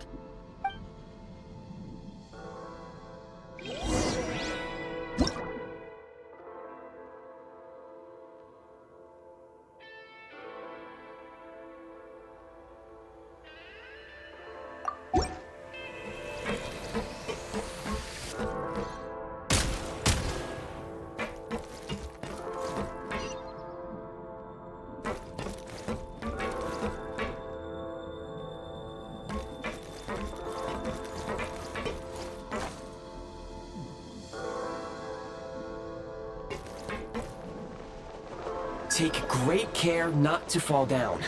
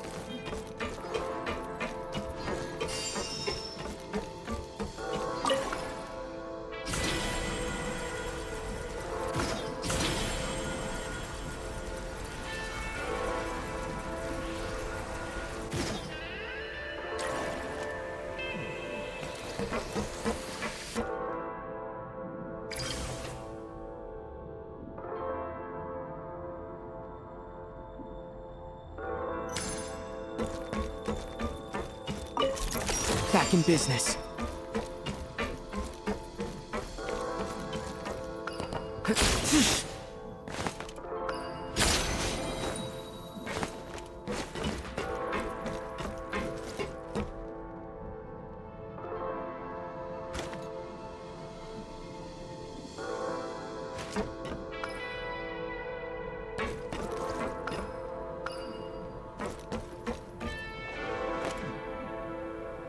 Nice.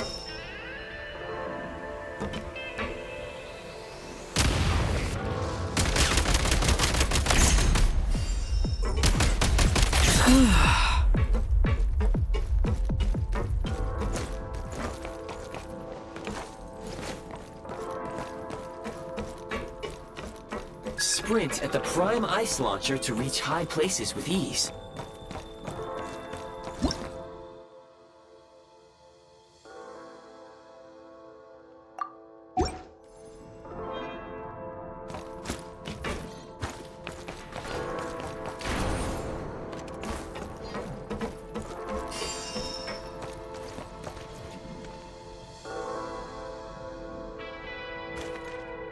That's the advantage!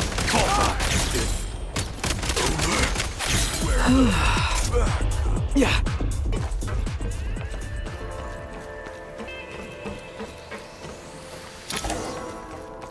Usable munitions detected. Frag crystal.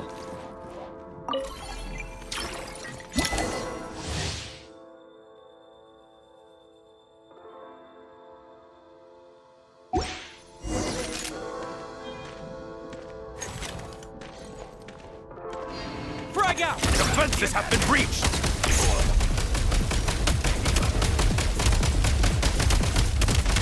Where's the... Back in business.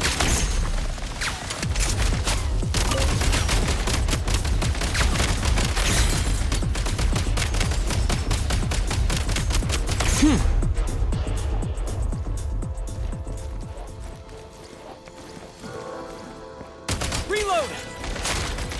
Demolition time! I'm hit! Where's the...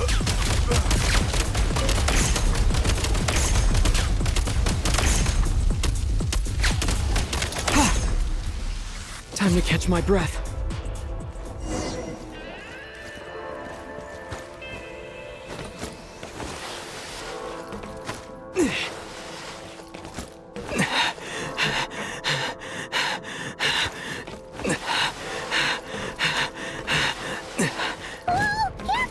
Shift your center of gravity and slide down.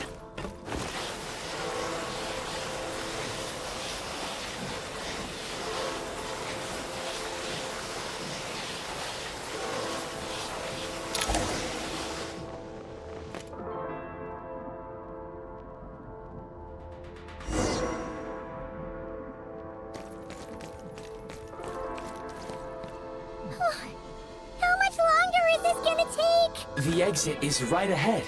We are very close now. However... It's like they're trying to keep us trapped here. That platform and the carriages are swarming with undead Fatui. Guess we gotta storm through.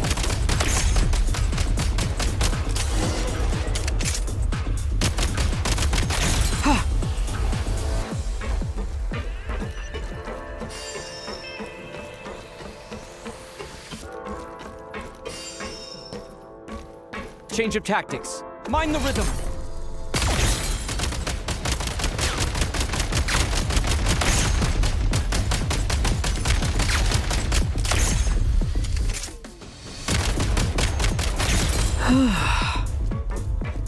Nice.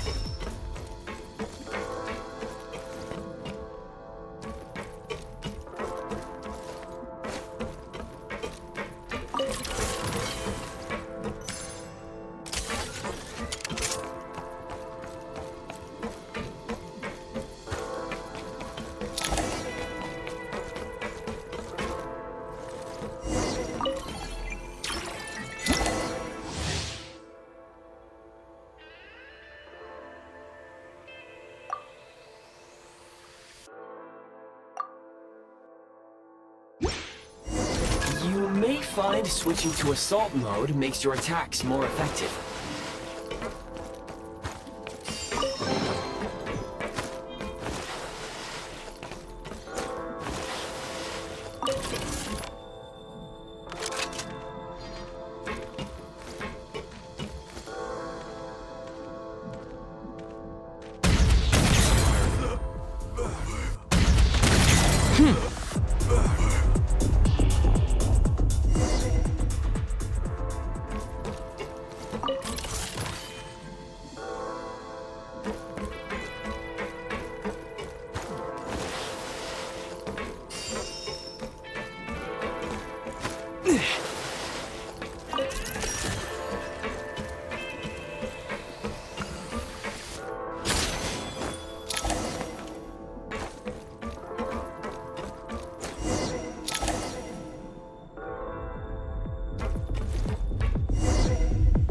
Time to catch my breath.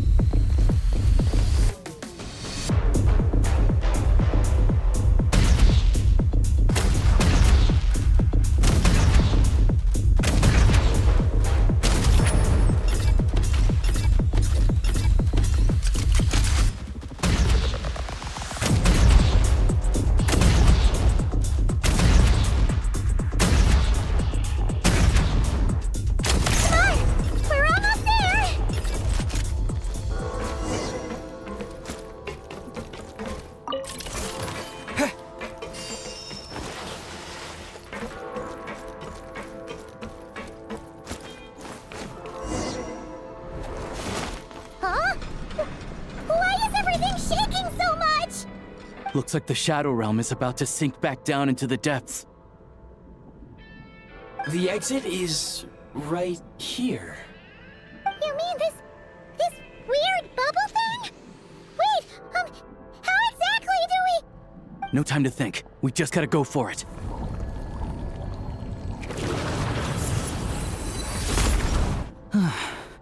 Looks like I was right.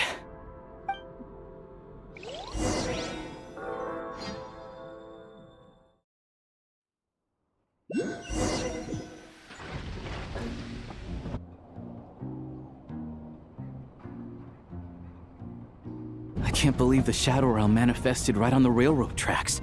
It's almost unheard of. Lucky we made it out. All thanks to you and that awesome gun. Ah, so you have heard of the Golden City before? Yeah, it came up a whole bunch in Nokrai. You're a pretty neat surprise in that sense, aren't you, Goggles? We had no... Make no mistake, it was a team effort. For a first-time firearm user, your performance was quite outstanding, far beyond my expectations. As Alosha said, it is highly unusual for the Shadow Realm to manifest in a place like this, but we should still watch out for similar dangers ahead. Oh, let's hope not. If anything else goes wrong with this trip, Paimon's gonna have train trauma for life. The Shadow Realm can appear anywhere, not just on the railroad.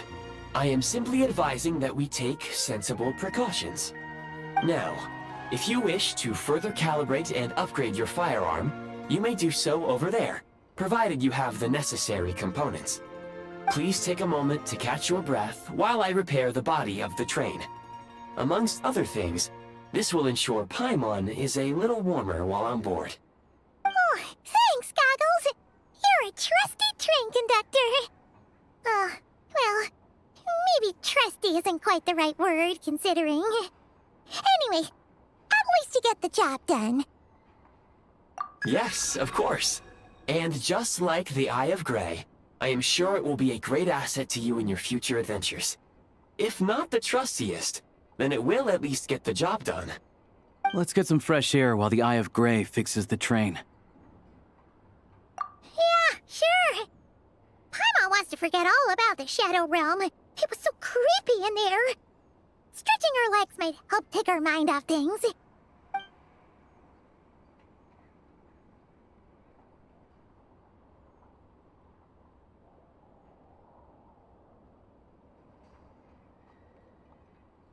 It's so quiet here for a train station. Not a person in sight.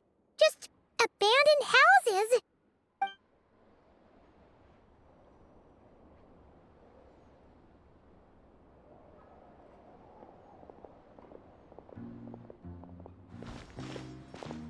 Huh? So much for repair? You've swapped our train out for a whole new model! My plan was to restore the train to its original appearance per my records as quickly as possible. Now that the repairs are complete, the train offers optimized performance and a significantly improved trendiness level. Huh. Didn't know trendiness was a parameter. According to my calculations, parameterization is the most effective way for the Eye of Grey to understand trendiness. Hyperborea, huh? I'm sure I've heard of that in a story somewhere. What an incredible little gadget you are.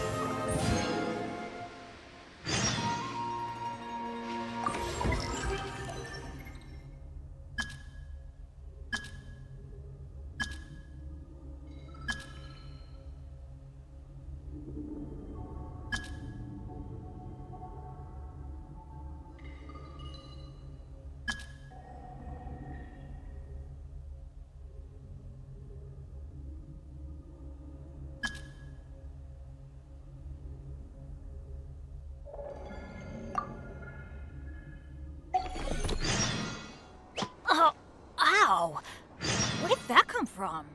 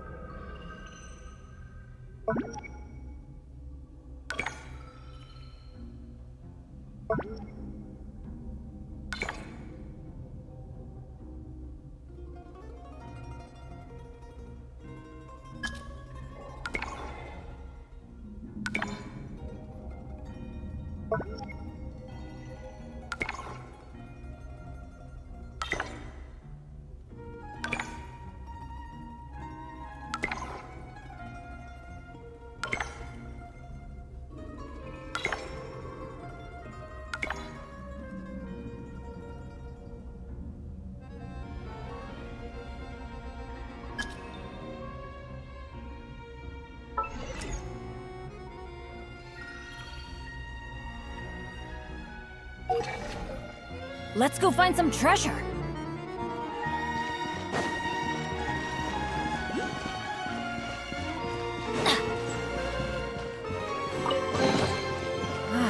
Even better than I imagined. It's my lucky day.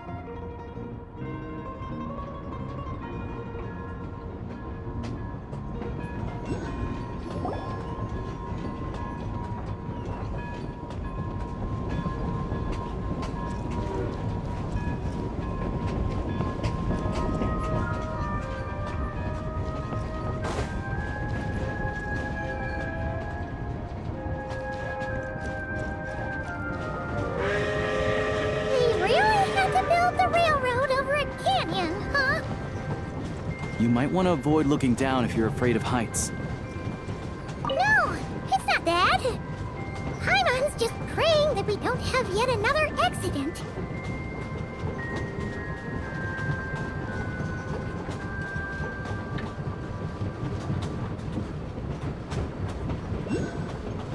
That mountain is breathtaking. Reminds Paimon of Dragonspine. They say this mountain's the domain of a Snegovic lord. A lot of the Snegovic retreated there to live in seclusion, so it's a pretty mysterious place. You hear all kinds of stories.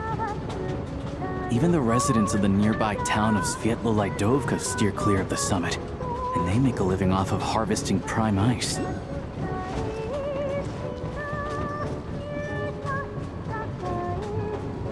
Look, Snezhnagrad's just up ahead.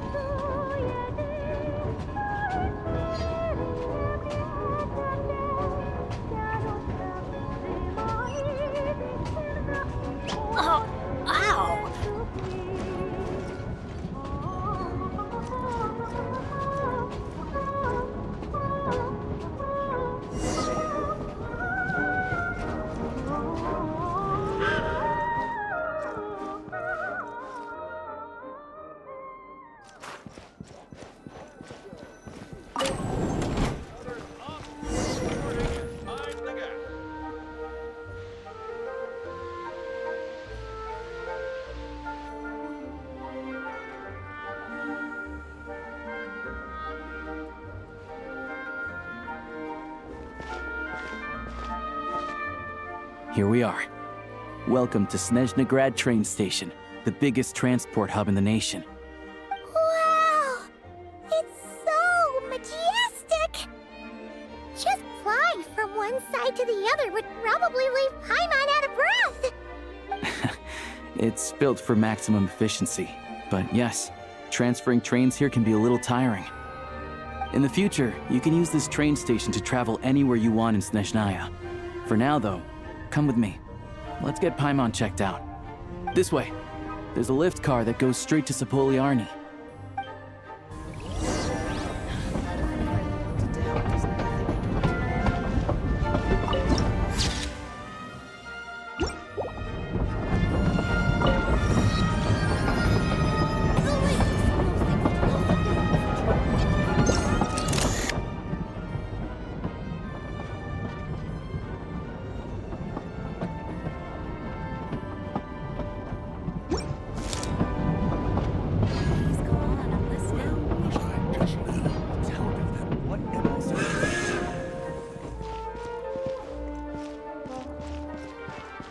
Even if I wanted to help, there's nothing I can do.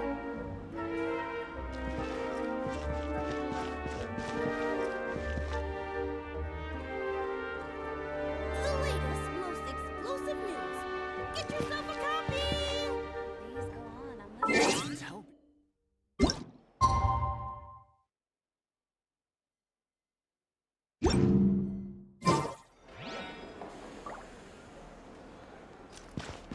Where was I just now?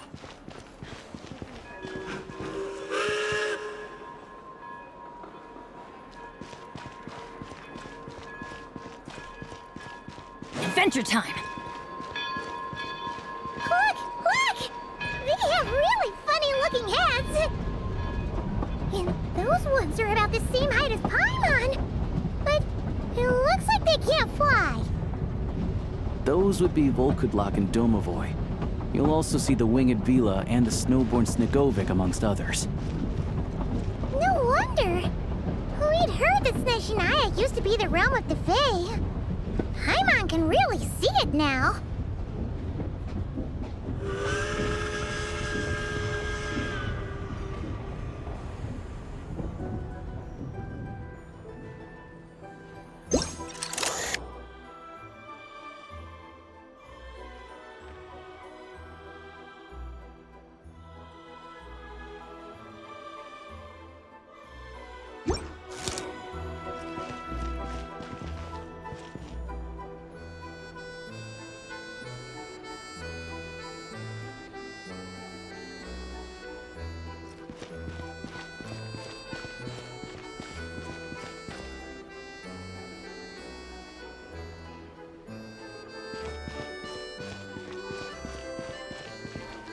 Surely not.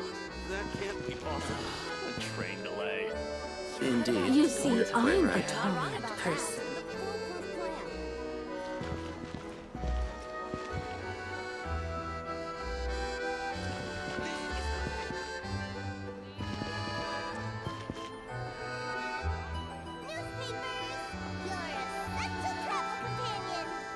Surely not.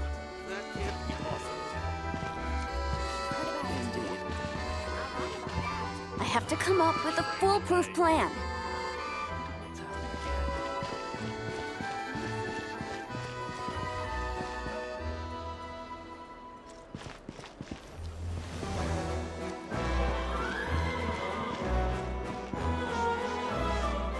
Next time, hey. let's go to a show together.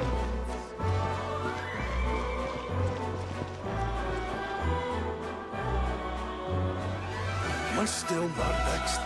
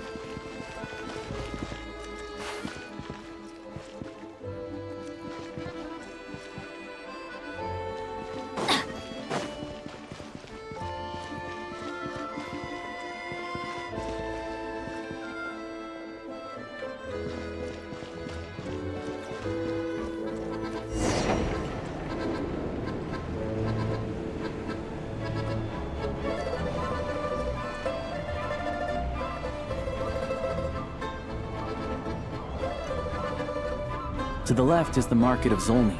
They sell everything there. You can often find some nifty little trinkets. To the right, you'll see the Korolyevsky Theater in the distance. Look at that! Incredible!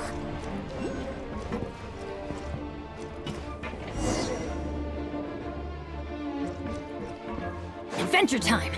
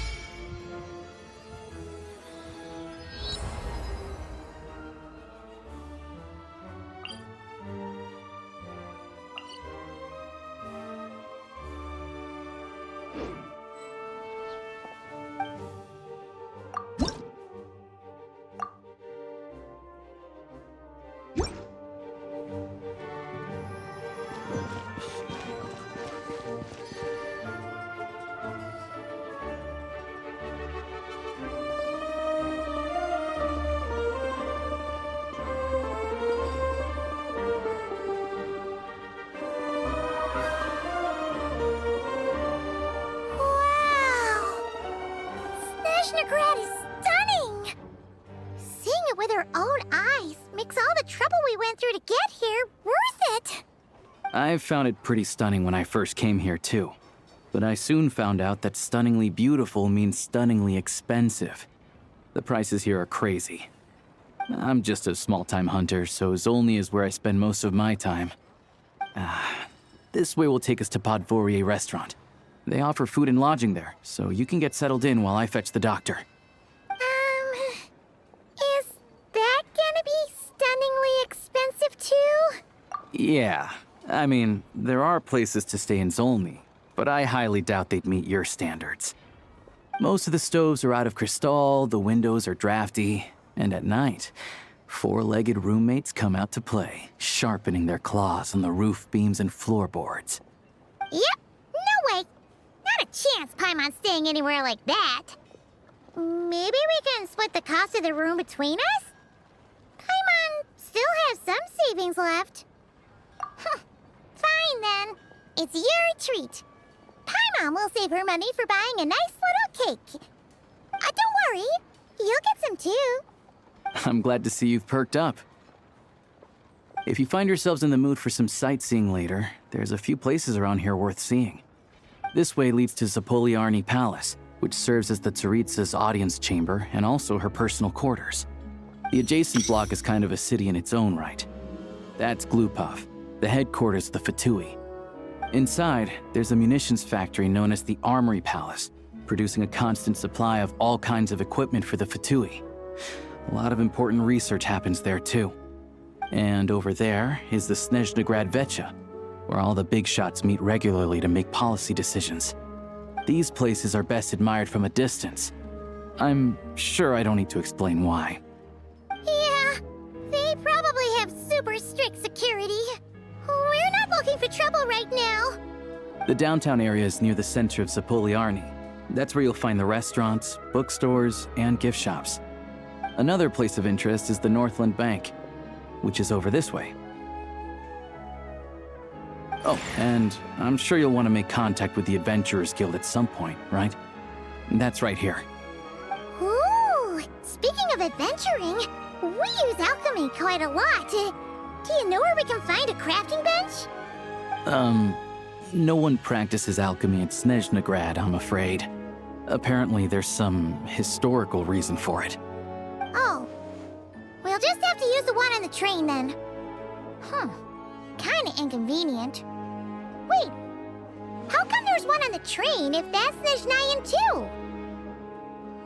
Yeah, I don't know. Not my area of expertise. Still, I wouldn't say the absence of alchemy makes life here any less convenient. Anyway, Finally, there's Zolny in that direction. It's mostly residential buildings and factories, but there's a few shops too. Worth a look around if you're interested. That's about it. You guys go ahead and get checked in while I track down my doctor friend. Sounds good. Thanks for all the recommendations. It'll be good to get out of the cold wind.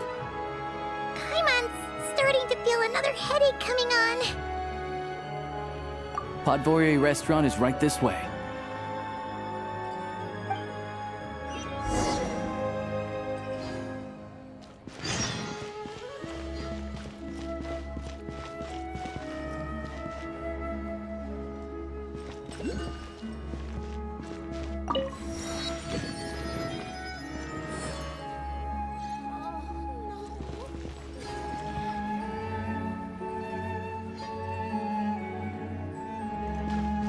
Rebooting. You all miss the good times.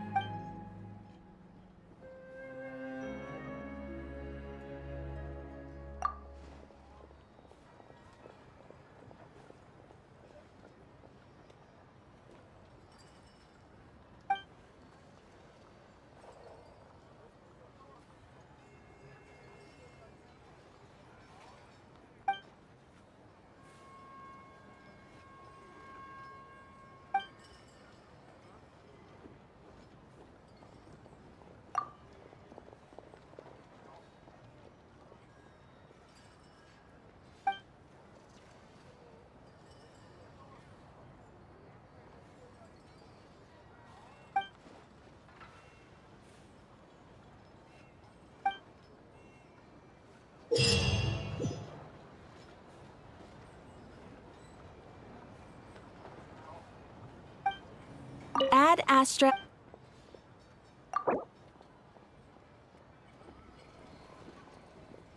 Thank you for completing today's commission. Ad Astra.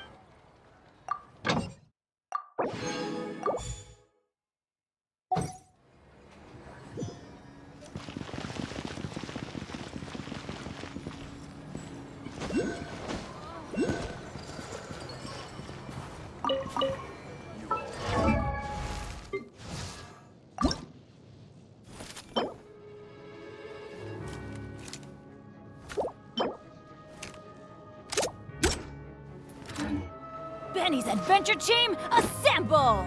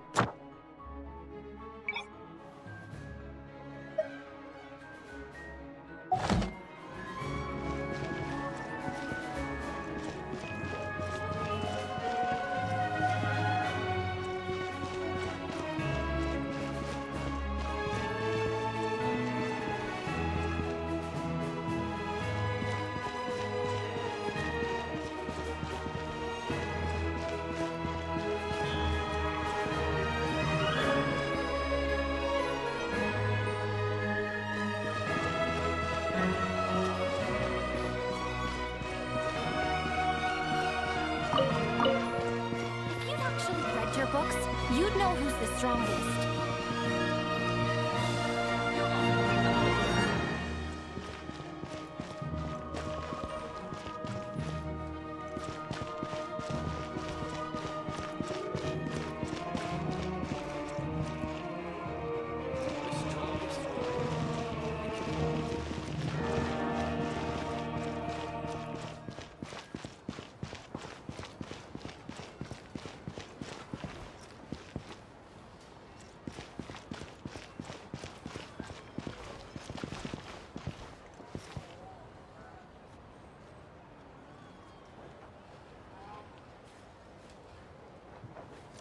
In a little while, I really should head back to Nodcry.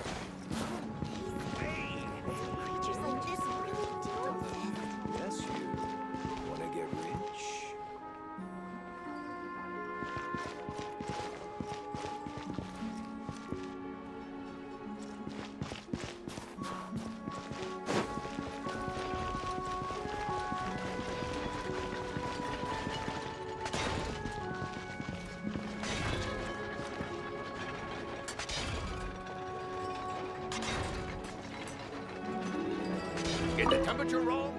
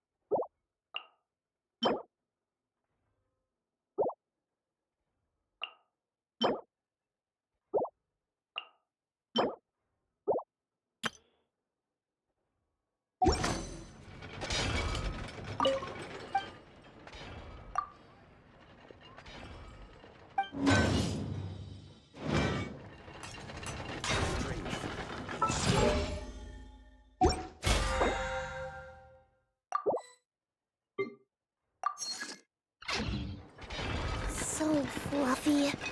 Oh, I want to pet them.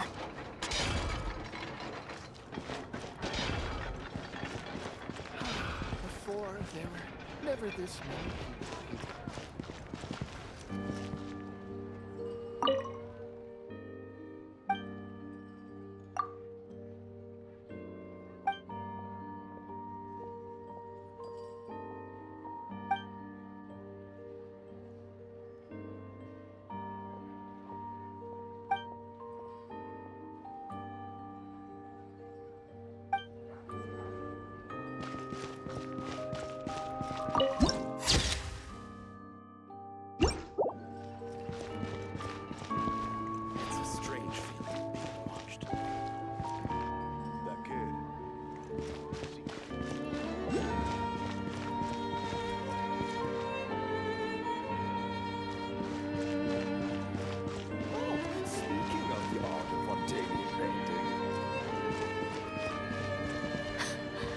This place is as noisy as ever.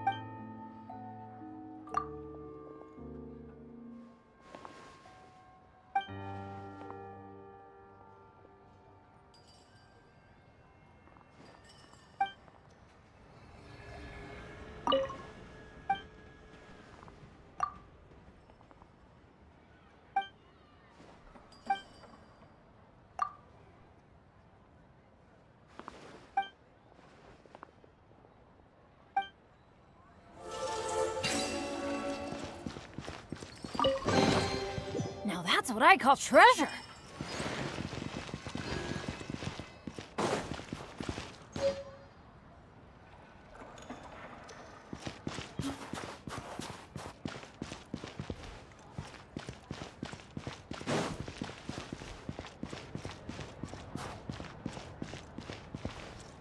It's not just downtown. The Betcha could use a thorough reckoning, too. How could he put forward Keep your such a voice down. proposal? We can talk this through.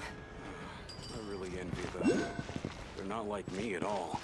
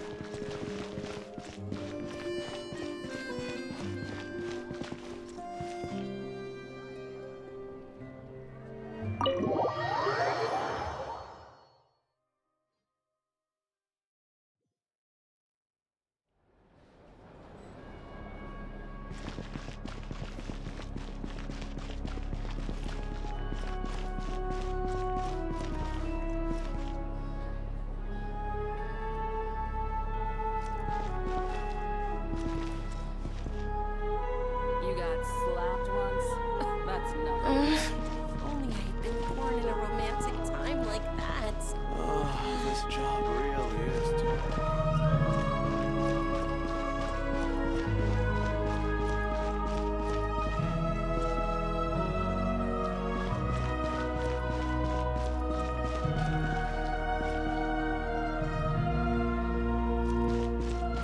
People are always more naive than they think.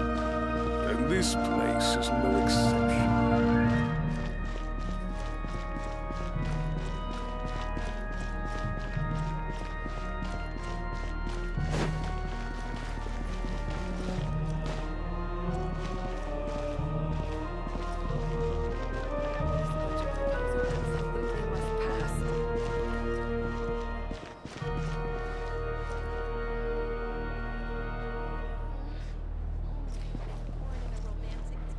People are always more naive than they think. And this place is no exception.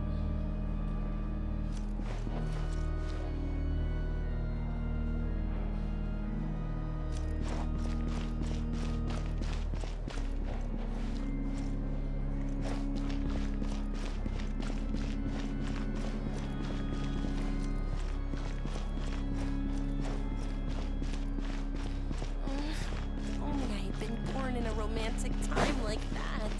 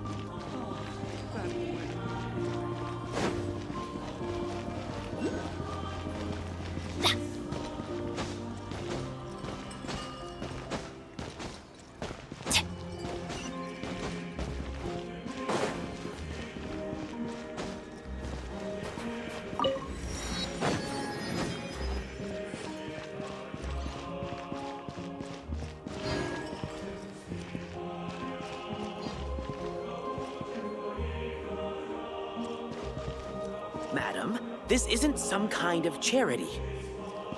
What did I tell you? fellow told me She doesn't have the talent. We're bound to make money.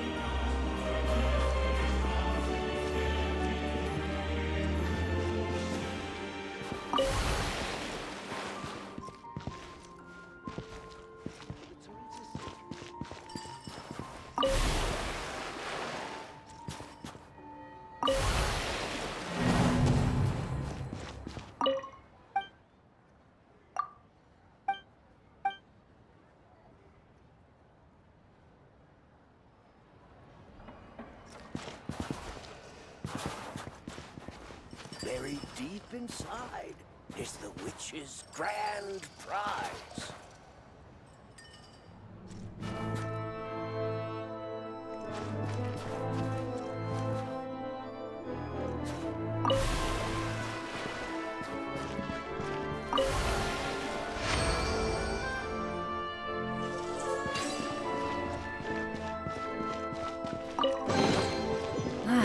Even better than I imagined.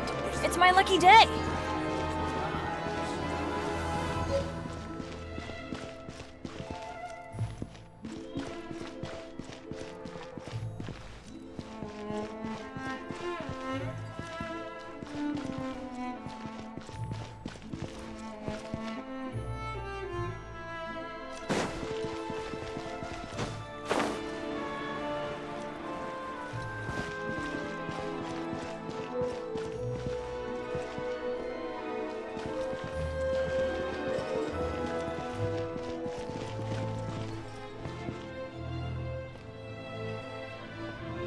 For the Tsaritsa's sake, what on earth does this mean?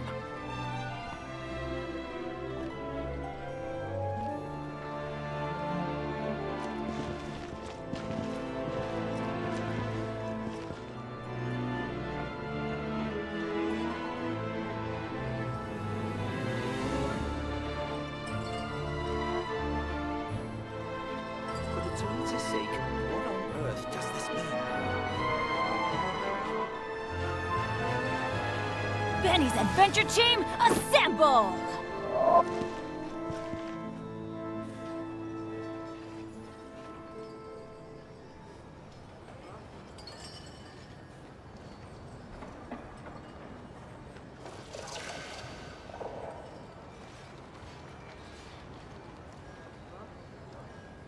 For the Tsaritsa's sake, what on earth does this mean?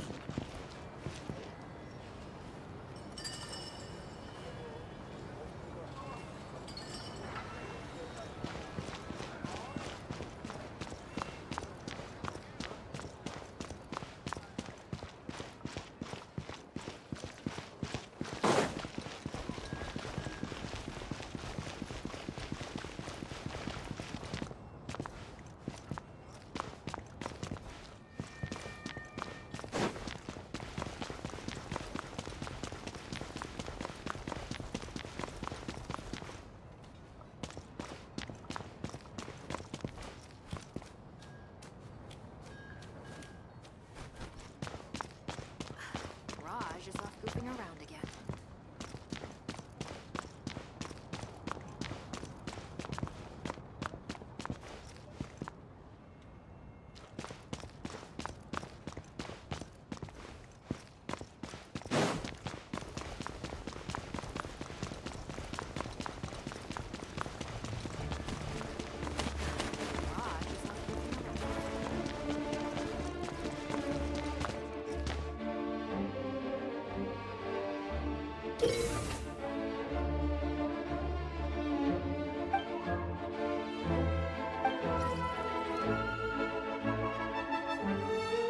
Benny's Adventure Team, assemble!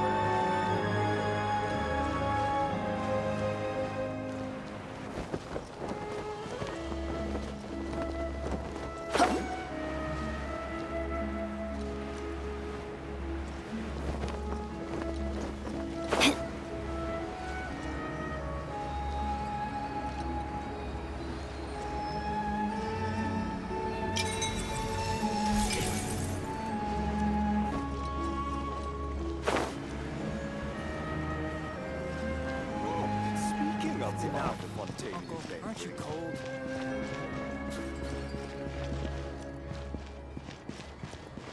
Report anything unusual to me at once.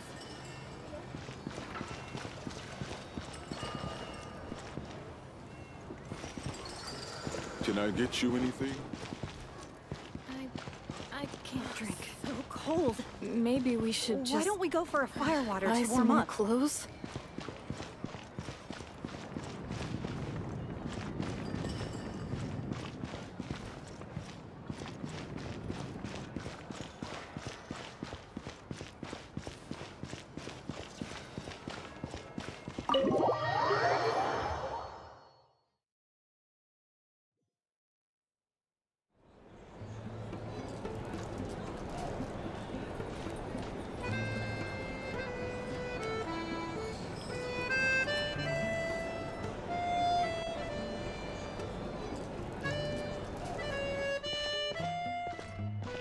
Looks like you get what you pay for, huh?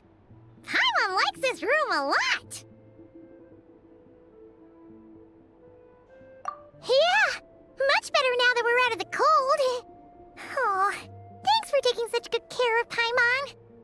Honestly, she feels kind of bad for throwing a wrench in the works. If this were anywhere else, we'd be out investigating and adventuring by now. But instead, we're stuck here waiting for a doctor. You're right. No need to push ourselves too hard for no reason. A lot happened on our way into the city. Let's review what we've learned so far and try to figure out what to do next. Obviously, the million more question is, what is this Tsaritsa planning? Everything else leads back to that. Sure was. And so far, we've learned that in addition to the 7 Gnosis, her plan also requires a ton of energy. But we won't get to see her anytime soon. Aloysia said that she went east to fight that big monster. It must be a pretty powerful one if it can blanket the whole of СНЕЖНАЯ in a snowstorm this awful. To be honest, what we're really lacking right now is information. The kind of information that only the higher-ups in the government would know. Not word on the street type of info. Paimon can think of a few people who might be able to help us. But... Right! And when we left Nocrai, Zandroni specifically left a message reminding us which side we're on.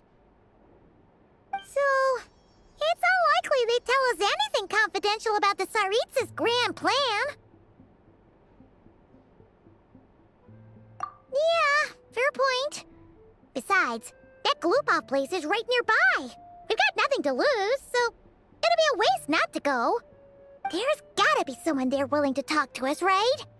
Maybe Arlecchino or Cendrone? Or possibly Tartaglia. But it's unlikely we could sweet-talk Arlecchino, let alone Cendrone. She basically told us to stay in our lane already. Yeah, the last time was all the way back in Fontaine, right? Too bad we missed him in Nodcry. Apparently, he came to help out. Hello. Is there a traveler in Paimon in there? That's Alosha! Come in! Hello, I'm Dr. Luneva. Alosha mentioned that one of you is feeling a little under the weather. I see. So you're my patient today, yes? And you're, Faye, I presume? Good question. Paimon's not too sure either, but she's definitely not the same kind of Fae as the ones we saw at the train station. Is that gonna be an issue? Not exactly. It's just, I'm used to treating human patients. Fae tend to be far more resilient than even the healthiest and most long-lived of humans. But don't worry, I do have some experience treating Fae. I've even diagnosed plenty of cats and dogs in my time. Safe to say, I have a fairly eclectic range of expertise. It'll be fine. Paimon's basically the same as a human, right? We're no different when it comes down to it, are we? More like you don't eat enough. The more talking you do, the more you need to eat.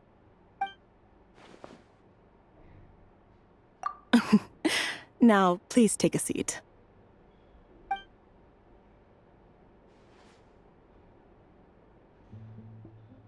Okay, vital signs are good. Test results are all within normal ranges. I don't think it's anything serious. More than likely, you've just caught a cold. I can give you some medicine to tide you over, but as long as you rest properly for the next couple of days, you should feel better. Make sure to keep an eye on your temperature, though. If you find yourself with a persistent low-grade fever, or if your symptoms don't improve, just contact me again. Sounds like there's no cause for alarm. Thank you, Doctor. You're very welcome. Just doing my job. I'll leave you in peace now. Time to visit my next patients. Take care. You heard the doctor. Best you rest up here for a couple days. No sightseeing for the time being. Alright then. Guess we've got no choice. Let's just treat it as a short vacation. I have to get back to it. If you need anything else from the doctor or me, go to the Hunter Trade Station in Zolny. The boss there knows how to reach me. Hey, no big deal. You saved my life in the Shadow Realm. This is the least I could do. See you around.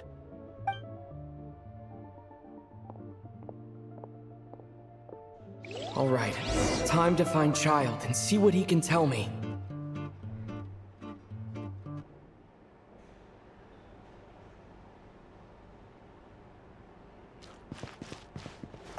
I'd better not disturb her while she's asleep. With any luck, I'll be back before she knows I was gone.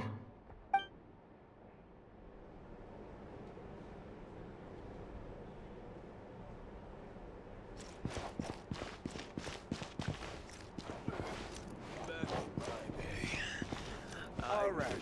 Oh, no. Enough bottles of fire drinks water. Then go out hunting.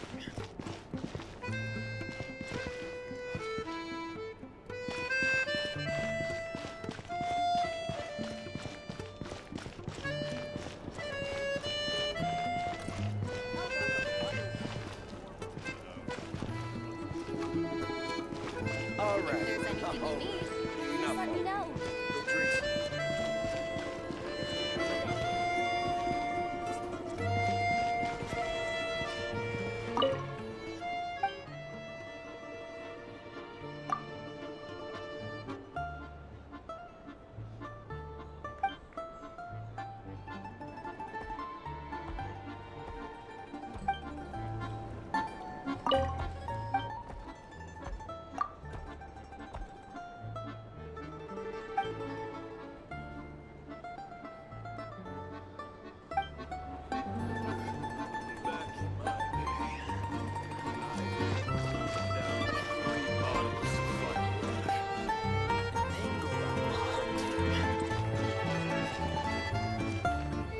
If there's anything you need, please let me know.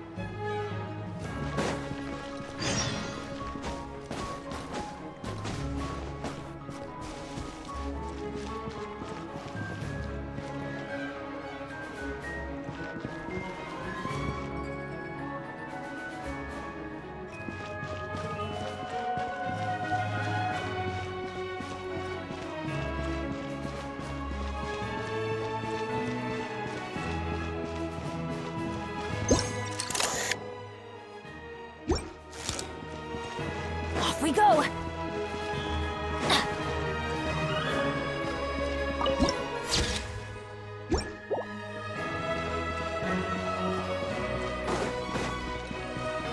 Adventure time!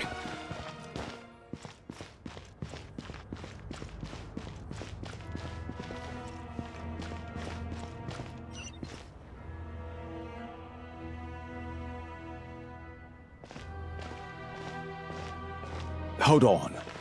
Please display your invitation letter or permit. Glupov does not accept meeting requests without a prior appointment. Might I ask who you're hoping to visit? Another one who thinks the rules don't apply to them. I don't understand why people think they can just talk their way in here. You don't just show up and land a meeting with the Harbinger. But I have to go through the motions for protocol's sake. Honestly, it's such a waste of time asking when I already know what the answer's gonna be. Wait a moment. I'll pass on your message. If Child is unavailable, you'll have to go through the proper procedure.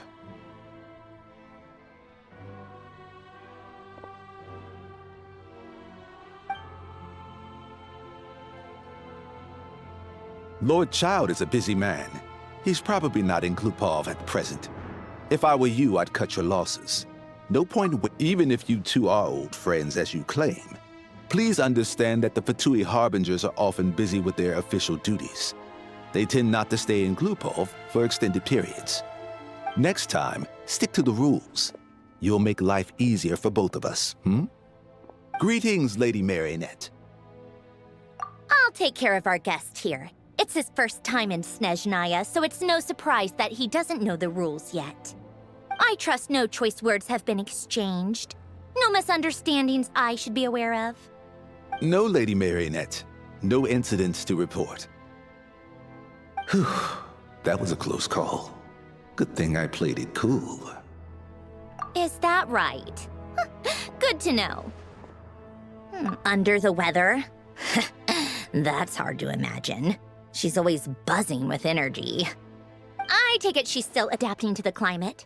Happens to a lot of people. It's even colder here than in Nodcry. Has she seen a doctor? I can get you one if you need. All right then. Well, let me know if you run into any other problems. Why else? I was just about to sit down for some much-needed tea time when I heard that an old friend of Tartaglia's had shown up outside. No appointment, nothing. And, as obnoxious as it may be to show up uninvited at Glupov, I couldn't help but take pity on the poor soul who was waiting outside in vain. So I had no choice but to abandon my freshly brewed piping hot tea and come to see this mystery guest for myself. Well, I felt our time working together in Nodcry warranted some courtesy. I couldn't exactly let you freeze to death out here in the wind. Unfortunately, I can't invite you inside either. The rules of Glupov wouldn't allow it, and as a Harbinger, I have to lead by example.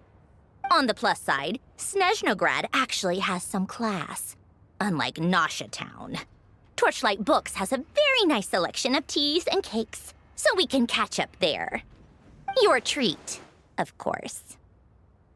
Because I already wasted one perfectly good cup of tea today. That's why.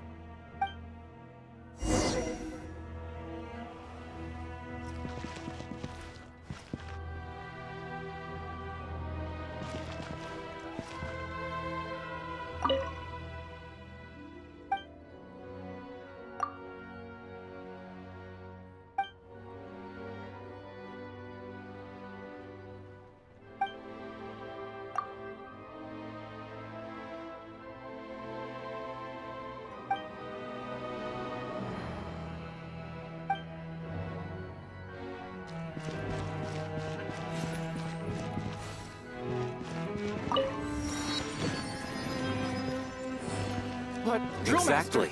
That's right.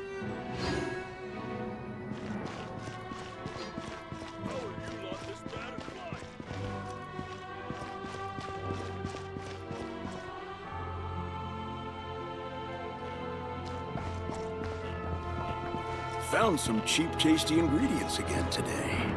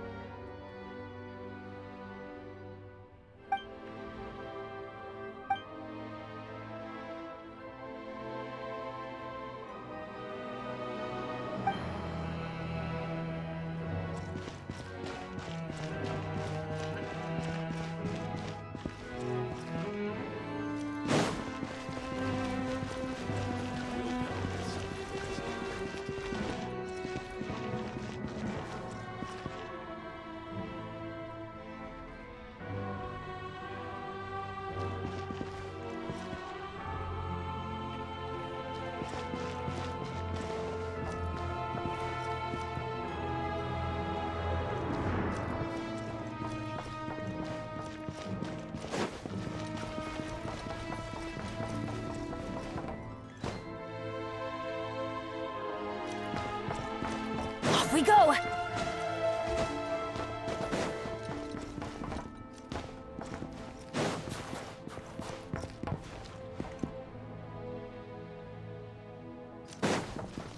Please show your credentials before entering the Armory Palace.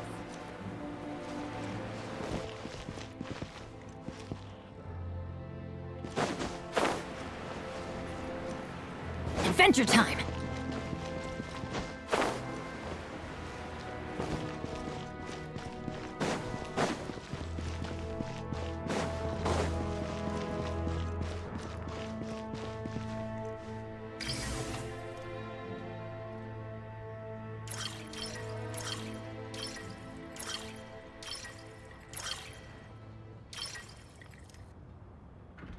If you're here for treatment, Found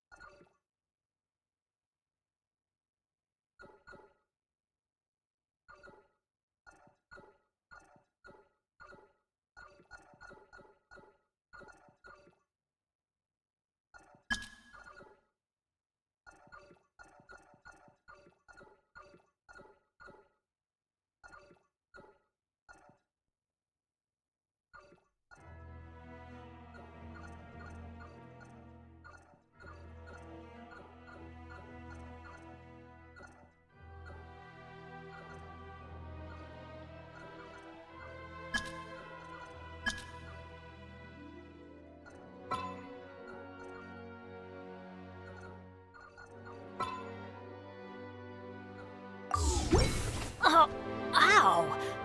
Where did that come from?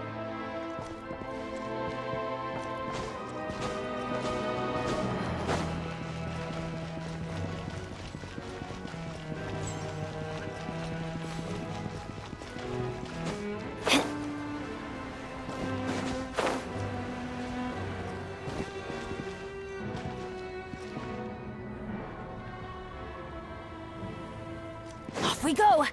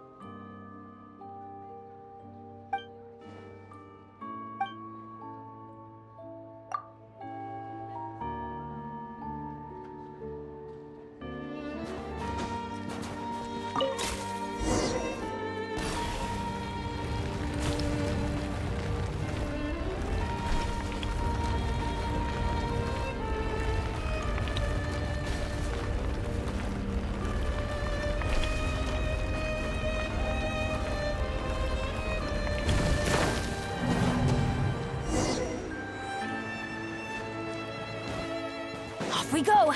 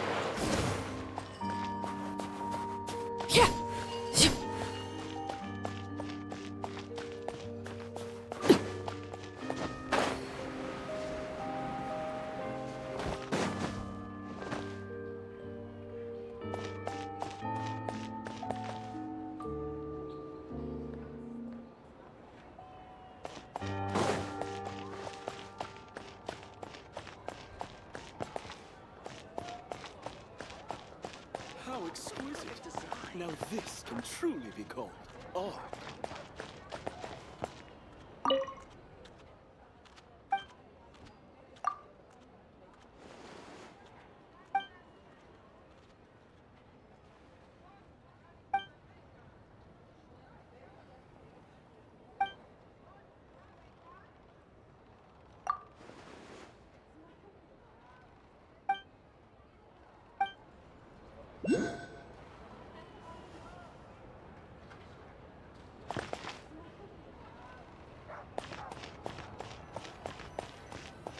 SNEЖNAYA flavor. Don't miss out.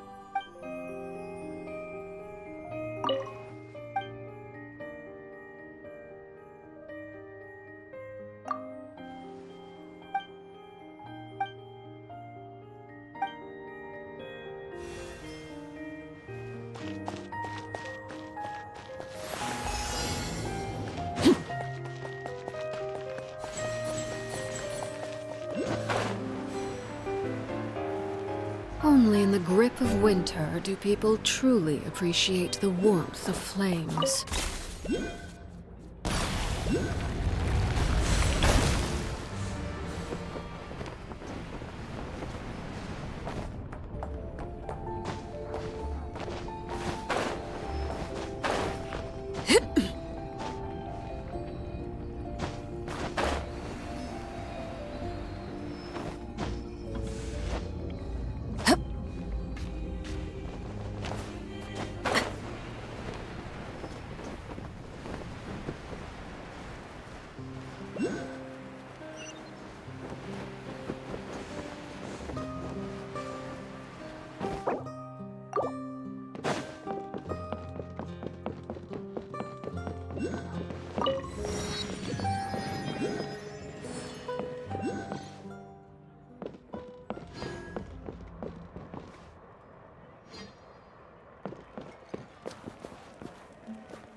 Stop, Justin!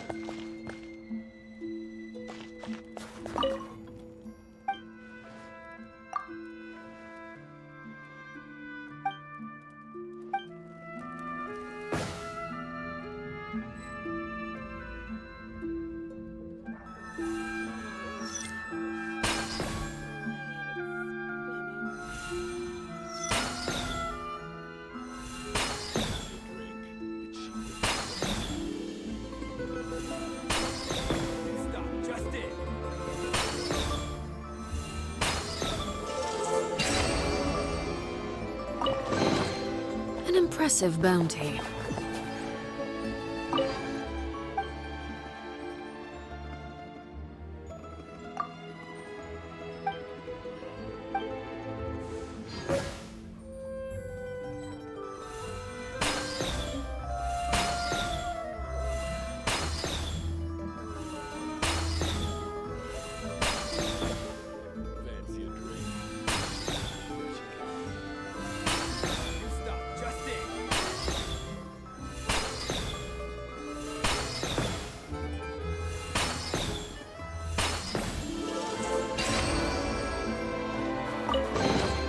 What greater pleasure is there than the unexpected?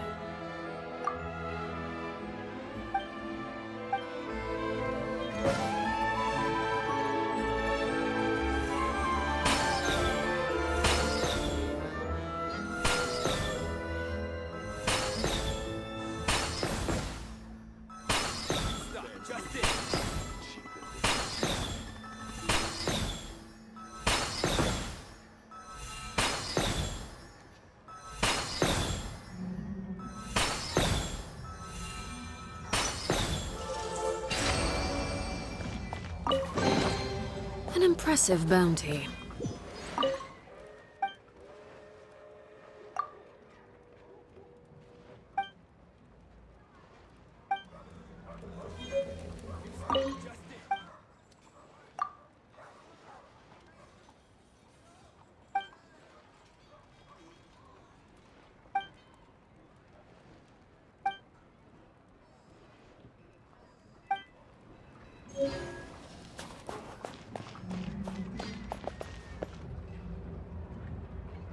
Fancy a drink?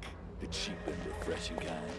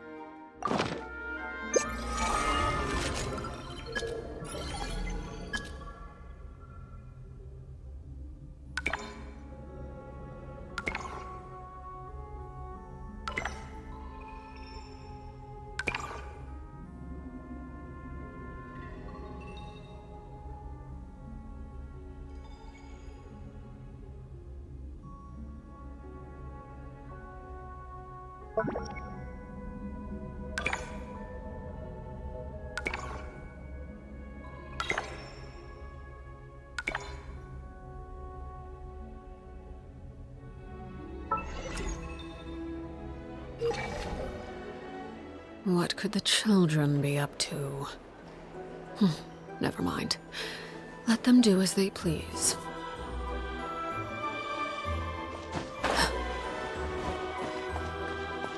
Please go on, I'm listening.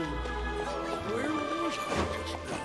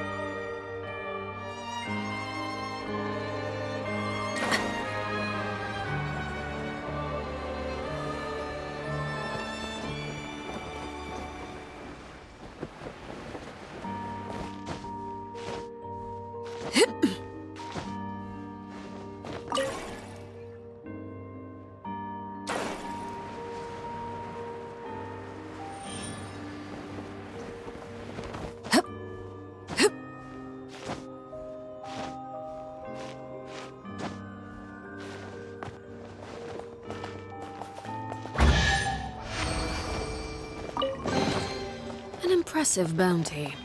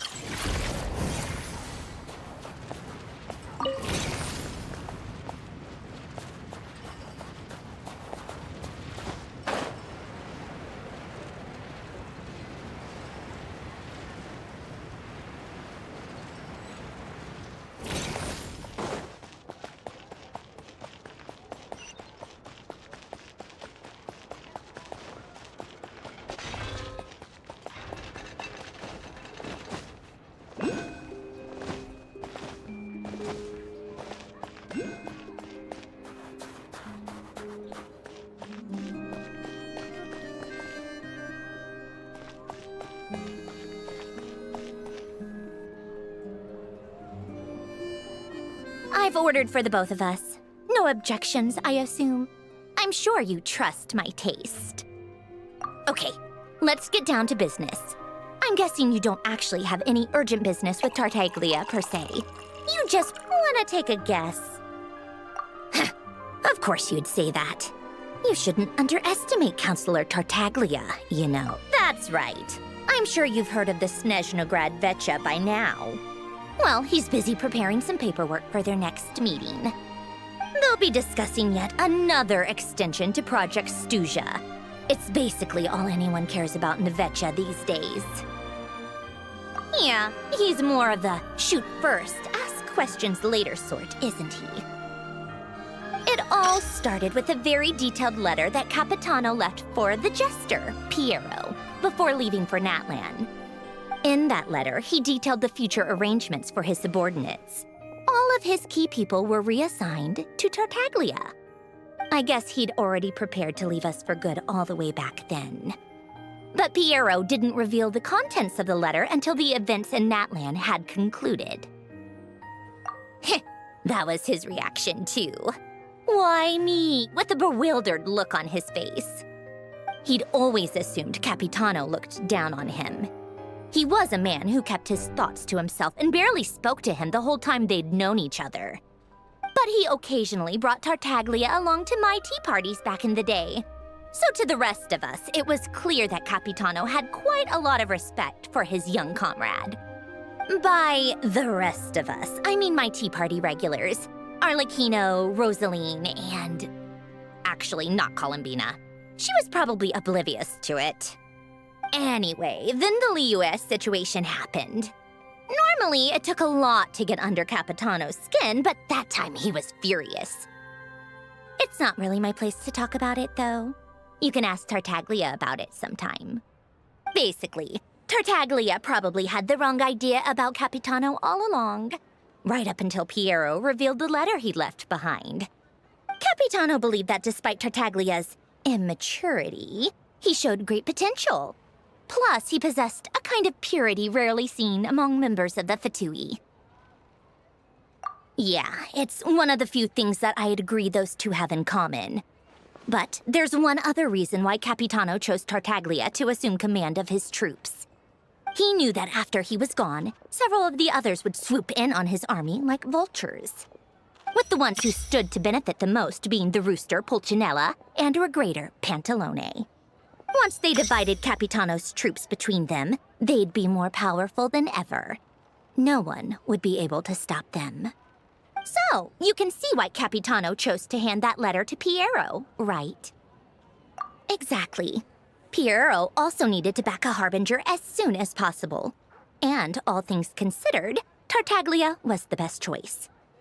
Even though Tartaglia has had the support of Northland Bank for a long time, he and Pantalone are ultimately not cut from the same cloth. I'd say Capitano made a good judgment call. Anyone else caught in this situation would probably feel like they'd been hung out to dry. His best course of action will be to distance himself from any shady business, while still maintaining friendly relations with Pantalone, but seeking Pulcinella's support at the same time. What's the point in having a tea party if you don't spill a little tea? Besides, none of this is confidential anyway. Ask any journalist out there. They'll give you all the lurid details. You'll see it firsthand if you ever sit in on a session of the СНЕЖНАЯ Vetcha. All the factional strife, whether open or unspoken, it plays out for all to see in that one little room. Having a voice in the Vetcha is the only way to steer policies in your favor. So, every person in that room represents a particular interest group.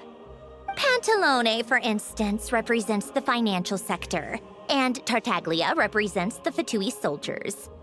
Personally, I have no interest in political jousting, but since I have a number of engineers and researchers under my command, I have to make their voices heard. Then there's Pulcinella, the linchpin of the Vetcha. He represents politics itself. Everything involves him, so nothing can bypass him. Any issue that comes up, he knows how to mediate. That's what the Tsaritsa values most about him. I'm starting to see why everyone is so frustrated with the way things are, but also powerless to change it. A complex web of interests connects all parties involved, and the Tsaritsa sitting at the top adds another layer of complexity. It must be nearly impossible to come up with a perfect solution. All right, I'm done carrying this conversation. Time for you to answer a question of mine. You must have known that you can get the info you needed from me. So why was Tartaglia the first person you asked to see and not me? I just don't understand, that's all. Anyway, do I really need a reason? Wait. Oh, I think I know what it is. Columbina passed on my message to you before you left Notcry, right? I only meant you should be mindful of which side you're on. Is that actually why you didn't ask for me? Because you took that to heart? Fair enough.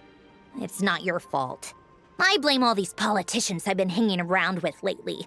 Always beating about the bush when they talk. I guess it must have rubbed off on me. Anyway, just ask for my help next time, okay? Little things like this are no problem. Lady Marionette. What now? Can't you see I'm on my break? Whatever it is, just leave it on my desk.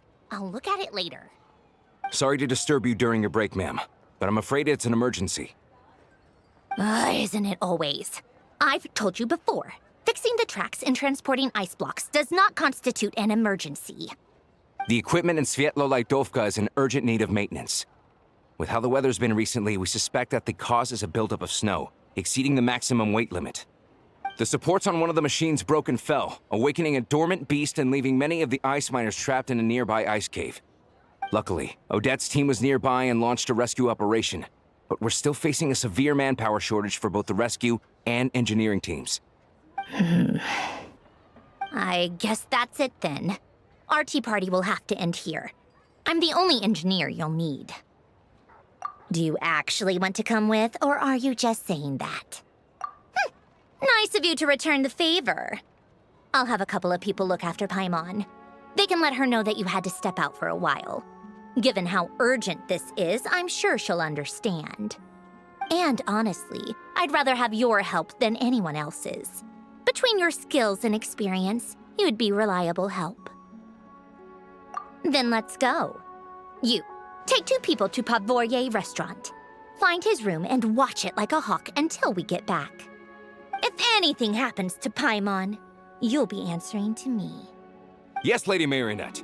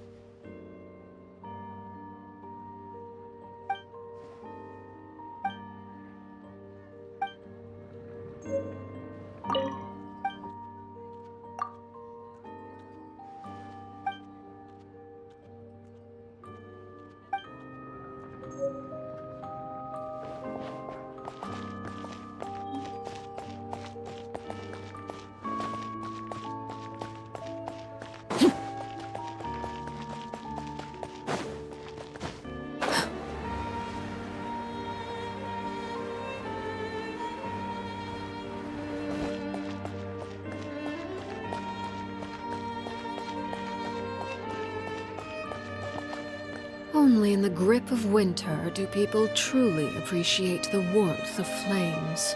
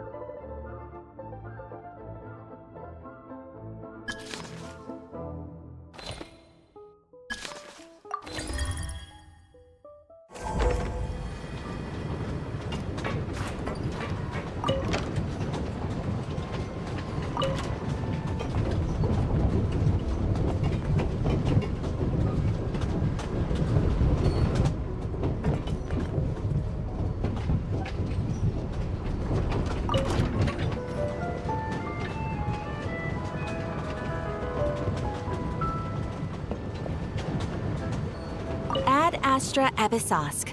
Welcome to the Adventurers Guild headquarters.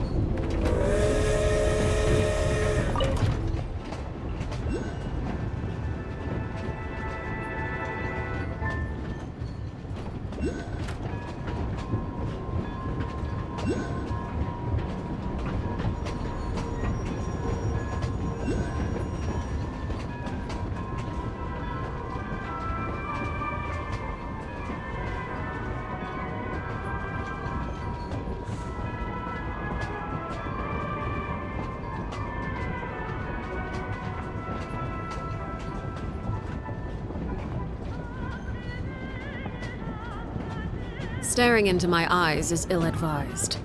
I can't promise you'll like what you see.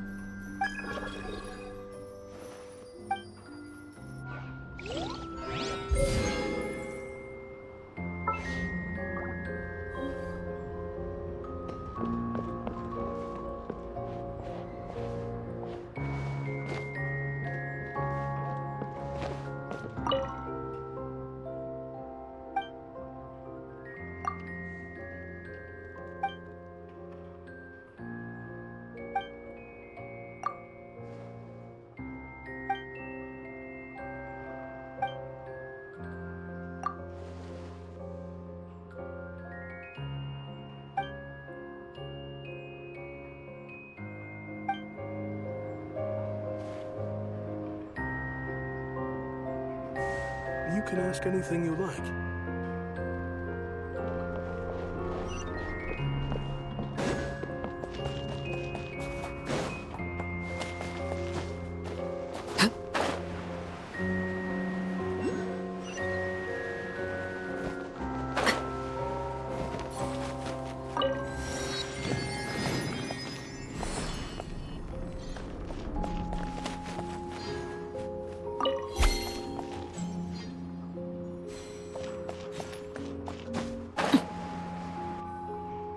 They weren't exaggerating. This is really dangerous.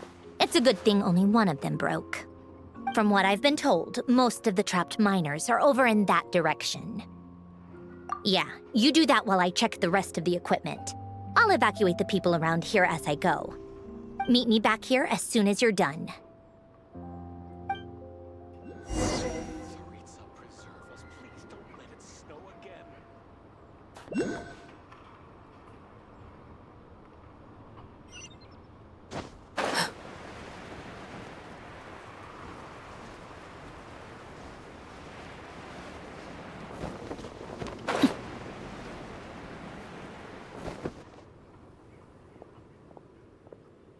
I have to be getting close.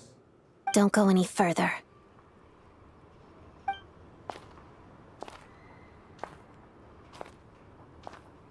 It's too dangerous here. There's a highly aggressive monster on the prowl. You need to leave, now. Ah, I see. You're the backup from СНЕЖНАЯ. Well, I'm Odette. Good to meet you. Ah, so this is Odette. She was the first member of the Fatui on the scene. There are 5 people trapped in the cave. Monster type is unknown, and so is its location. Let's go. Every second counts.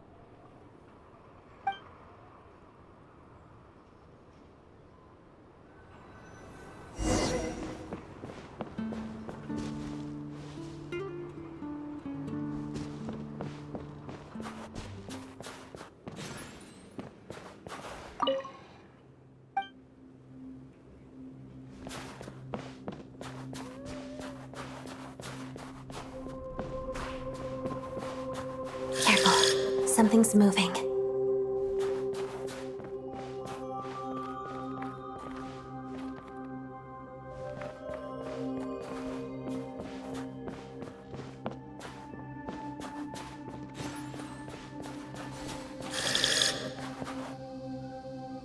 This must be the monster's shadow.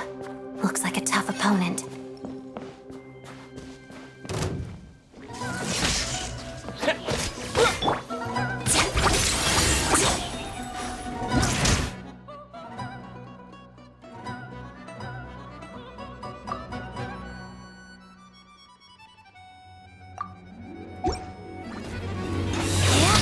Witness the snow swan's grace.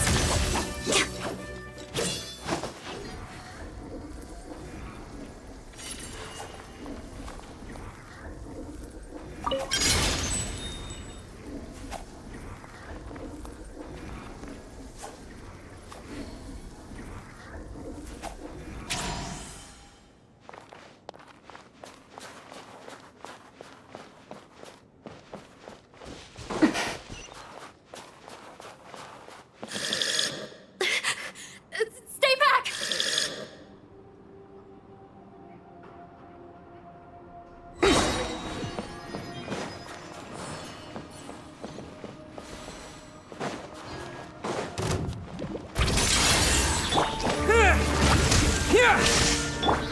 Pirouette.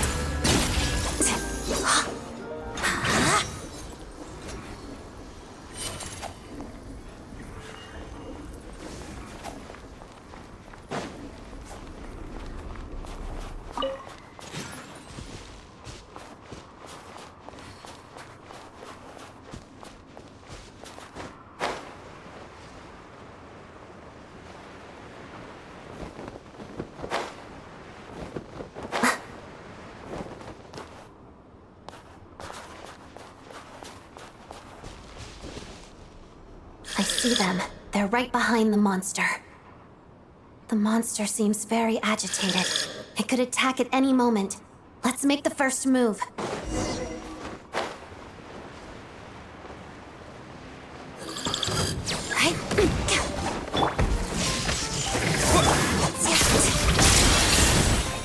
of the snowflakes.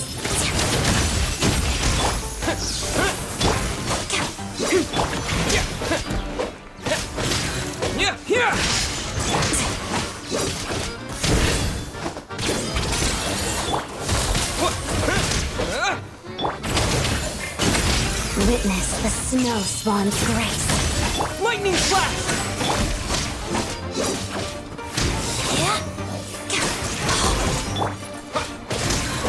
Let's begin.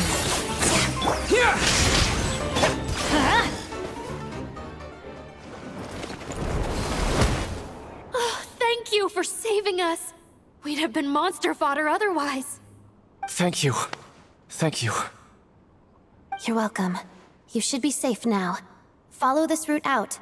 He and I will stay behind to watch the rear. Thank you. Come on, let's go. This way.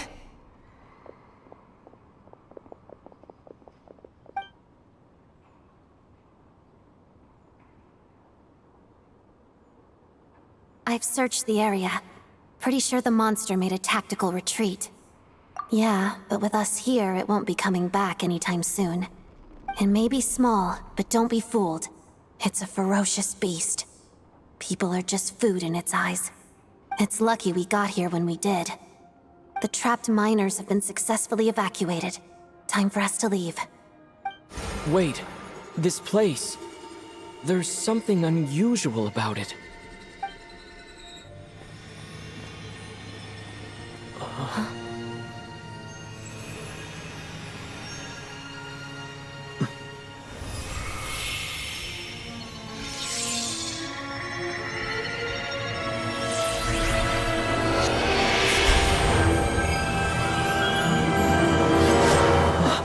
What is that? I don't know.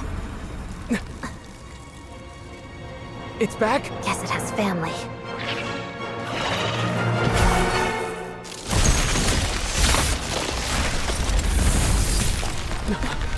This way. Run!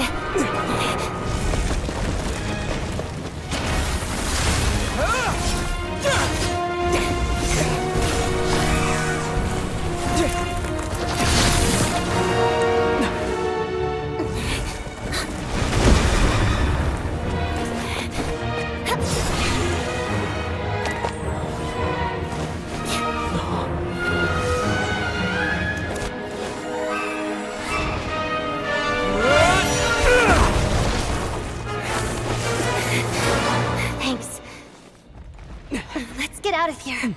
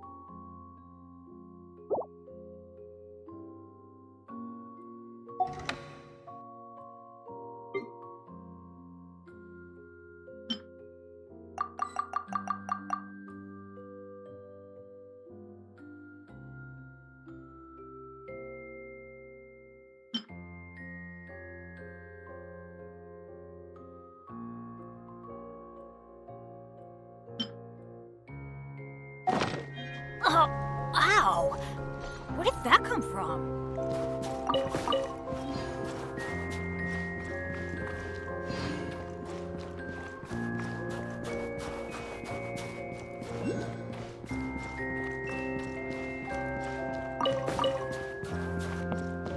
Adventure time!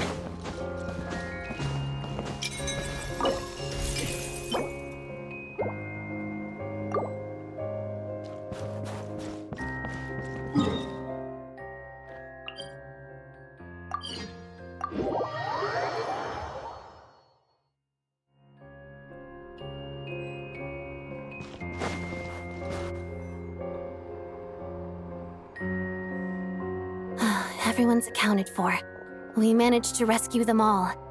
We also placed a sign at the entrance to the cave, warning people to stay away. You really held your own today. I still don't know your name. Don't think I've seen you before. I'll remember the name. All right then. See you around. Hello, Lady Marionette. I hear the rescue operation was a great success. I knew I could count on you. What brings you here, Odette? Here for a performance? No, a Fatui mission. I happened to be nearby and heard the crash. She hasn't introduced herself then. Odette is the prima ballerina of СНЕЖНАЯ. She's quite the celebrity. If you ever hear people mention the two crowning jewels of the Korolievsky troupe, they're talking about Odette and the prima donna, Vodianitsa. On top of that, Odette's also a rising Fatui star. It's looking likely she'll inherit the title of the Fair Lady. She learned all her combat skills from Rosaline herself. Used to be one of her most valued subordinates, too. You flatter me, Lady Marionette. If she's Rosaline's protege, that makes me... Never mind. There's no need to bring it up. No point making things awkward. How's progress on your end, Lady Marionette? Equally successful. I finished reinforcing all the equipment. Took me a little longer without Polonia's help. But the outcome is the same, of course. Even if the heavy snowfall summoned by that monster lasts for another 3 months straight, this equipment won't give way. All right, now that we're done here, it's time to get out of this blizzard. Sure, but СНЕЖНАЯ will send someone to investigate and draw up a relief plan. And I guess I'll have to write the incident report myself this time, since it involves a mechanical malfunction. First, Pantalone needs to approve the budget, then Pulcinella has to sign off on the plan. Once they've argued it out and reached a compromise, we can move forward. That's the rough process anyway. Could take anywhere from a couple of weeks to a couple of months, depending on how smoothly it goes. Yup, nothing we can do about it. There's a whole stack of incident reports like this back at the office. The snow has eased a little for now, but there's no telling when that will change with that monster still at large. Fuel for heating is in short supply, and relief is weeks away. There's no immediate threat to life, but still, it just feels like there should be a better way. Hey, quit daydreaming. Let's get back to СНЕЖНАЯ. When did you get a new sword? I found it in a cave. It handles pretty nicely. You have a strange affinity for second-hand swords.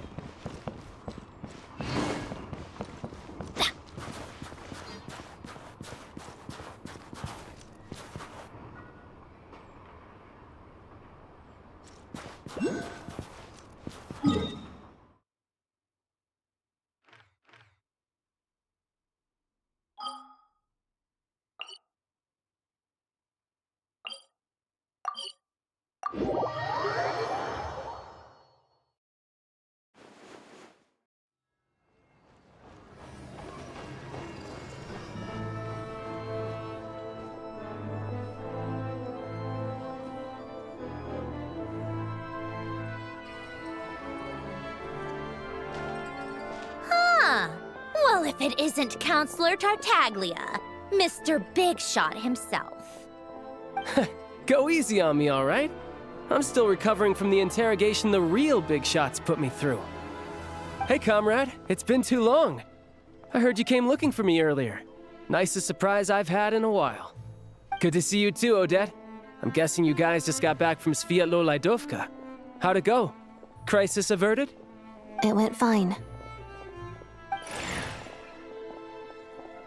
How about you? Any new developments? Not really. Same as ever. Growing opposition to Project Stuja, and the usual rebuttals are starting to ring hollow. The results of the mock vote were pretty dire. Pulcinella was fuming. I've never seen the old man so angry. That's not good news. It takes a lot to rattle him. Yeah, obviously if push comes to shove, there are ways to crack down on dissent. But... Sorry, I have to ask something. This is going to sound blunt, but may I? Huh? Of course, fire away. It sounds to me like everyone's tearing their hair out trying to figure out how to deal with opposition to Project Stuja. But what exactly is this project's purpose? And how can it be so important that even people like you two refuse to stand up for the ordinary people of СНЕЖНАЯ? Interesting. I gotta hand it to you, comrade. You sure don't mince your words. Excuse him? What does he mean, refuse to stand up for ordinary people? Oh my gosh. How does he dare speak to the Harbingers like that? Are you interrogating us now? It's okay, Sandrone. Let me explain. I think I understand where he's coming from. If I could, I'd take your side right now. In fact, my position's very similar to yours. I've only held back on casting a dissenting vote in the Vecha because the Tsaritsa would never let me get away with it. Still, I have a responsibility to the Fatui armed forces, so I do what I can to make their voices heard. Most of them are just regular folks from small towns far from the capital. I'm sure you've seen how much those kinds of places are struggling right now. Oh, and for what it's worth, I'm from Arepasak myself. Things aren't going so swell there either. The Tsaritsa wants to create a better, safer future for the people of СНЕЖНАЯ, but she's thinking long-term. I don't doubt that from where you're standing, Project Stuja seems to be creating all sorts of issues for everyone. But considering the Tsaritsa's vision for the future, these are sacrifices worth making. Sounds cold, I know, but I promise it's not as black and white as it seems. Maybe Sandrone and I can't oppose Project Stuja outright, but we're constantly raising our concerns in Vecha meetings. And even though we can't put an end to it, there are plenty of other ways to make a difference. We're trying everything we can think of, and so is Pulcinella.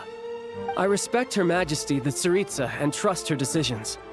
But at the end of the day, I'm still just a normal guy who cares deeply about my homeland. And my family, who all live here. There's no way I would ever abandon them. As contentious as things can get within the Vetcha, there's no selfishness or malice behind it. Everyone wants to get through this period as smoothly as possible.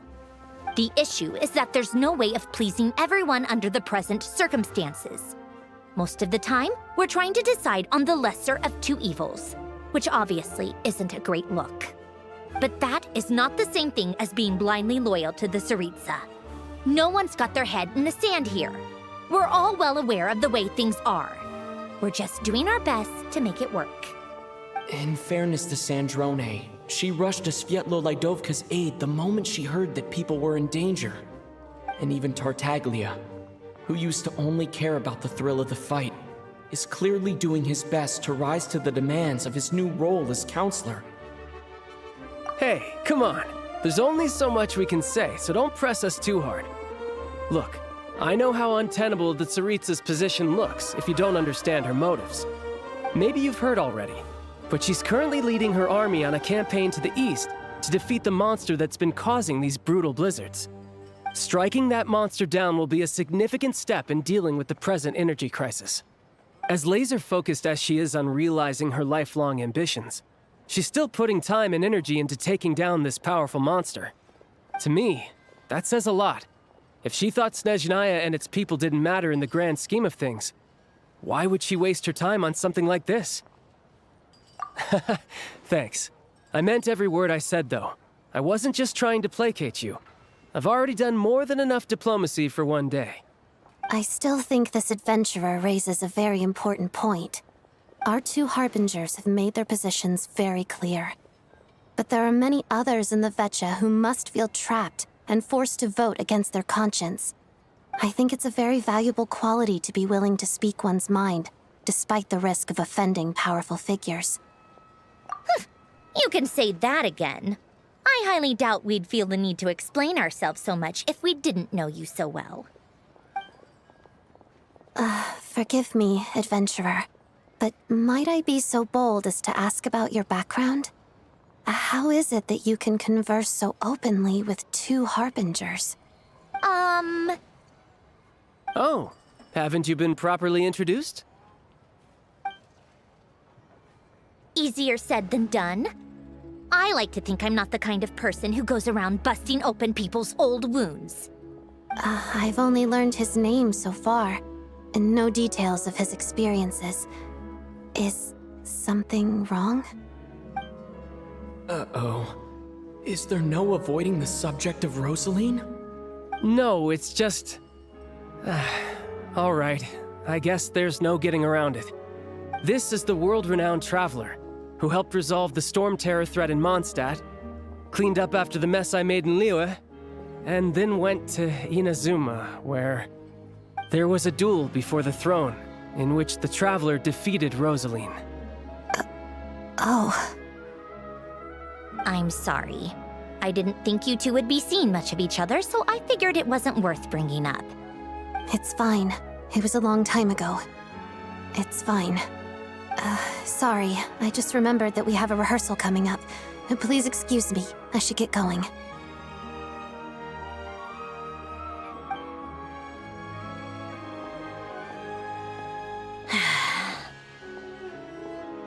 I've mentioned this to you before, remember? She was Rosaline's most valued subordinate. But they didn't actually get along. Not that Rosaline was really the type of person to make friends, but death has a way of resolving a lot of conflicts. Don't let it weigh on you. Like she said, it was a long time ago. It's in the past now. Odette has a very different personality from Rosaline. Give her some time. I'm sure she'll work through it. Oh, by the way, where's Paimon? It's not like her to hide away. She hasn't been feeling well, so she's resting at Podvorier restaurant. I got a couple of my people to look after her while we were gone. Oh, right. Sorry to hear that. Poor thing. Reminds me of when Tonya was little. She really felt the cold back then. Used to get ill all the time. I felt so bad for her seeing her lying in bed, coughing. She was so mature for her age, though. Whenever someone came to visit her, she'd greet them with a smile and would never complain. I'm sure Paimon's a good kid, too. You're a little short on manpower, right? Let me have a couple of my people take over for yours. I'll send my most capable and reliable. They'll make sure Paimon can recover in peace. Well, that would be great. Your people are more qualified. Hey, don't mention it. I'm sure you have things to do. Hopefully this takes a load off your mind. So no more accusing me of not being on your side, all right? Already? That was quick. I'm afraid I can't help you there. Our director's recent movements are confidential. Even we're not in the loop. If you hadn't told me, I never would have known he'd gone south. I assumed he'd been in Glupov this whole time. Well, I guess I'd better go sort out Paimon's security situation. I have some other work to catch up on at Glupov anyway. Me too. I have an incident report to write up. Let's leave it there for now.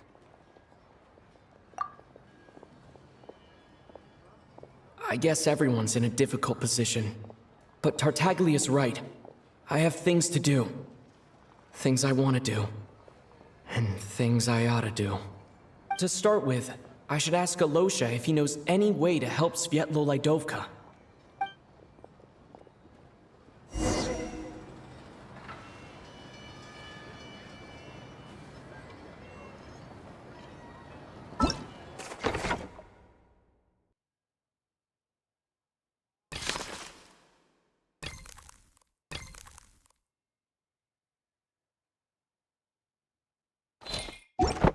Good things come to those who don't wait around.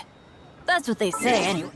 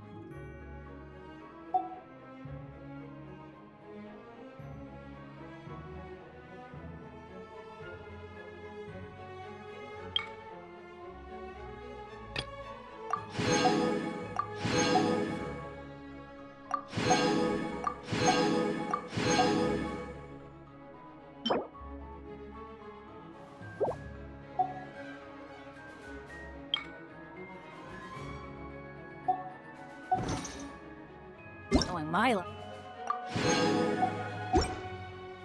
Benny's adventure team, assemble!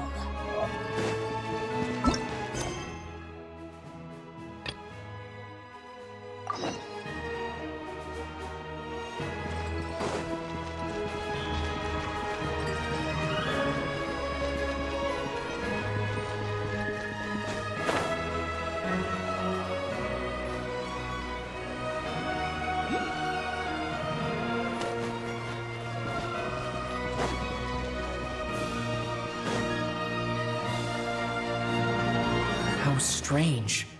This sword seems to be vibrating of its own accord.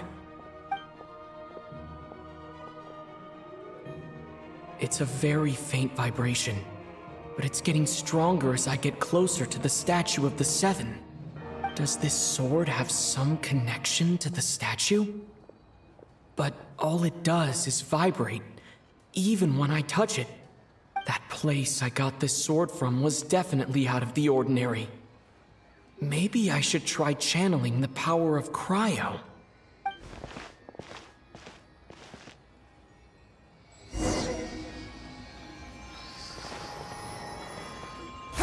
It worked. There really is something special about this sword.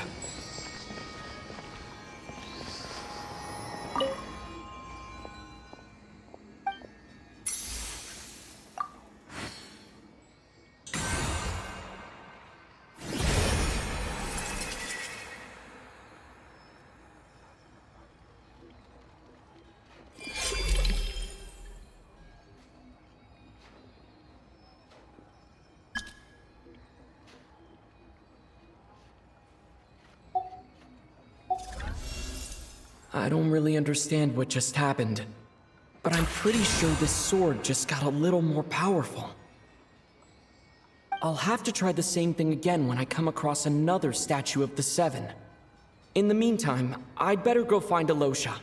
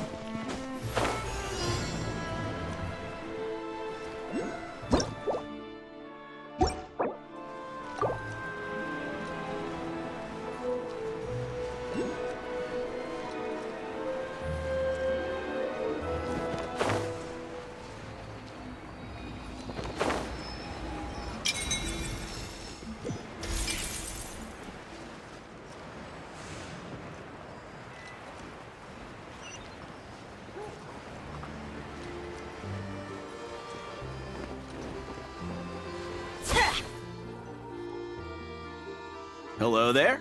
How can I help? Ah, sure thing. Give me a...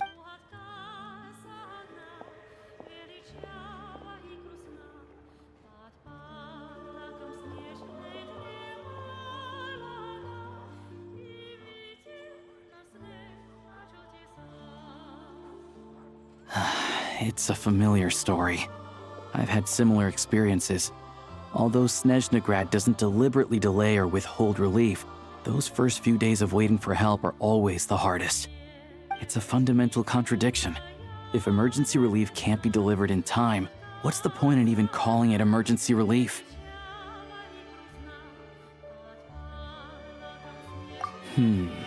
Not necessarily. I think there's a good chance that Kresnik Crystal from Stratomoros will start flowing into the market. When we resolve Stratomoros' energy issue, it's like we open the floodgates. A huge backlog of Crystal is now available to the townspeople. There's no way they can use it up at once. A lot of them will probably stockpile it and slowly work their way through. Probably a good idea, since energy prices are only going to keep rising.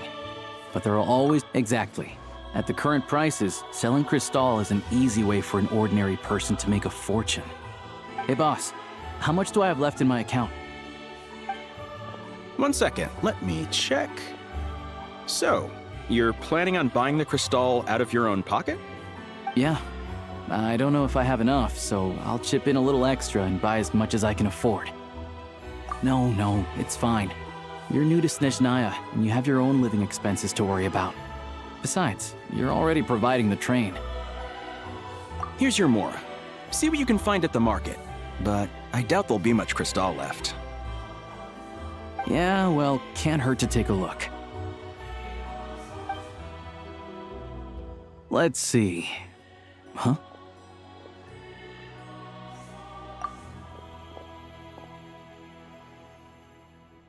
Oh, Alosha, and... Hello? I didn't realize you two knew each other.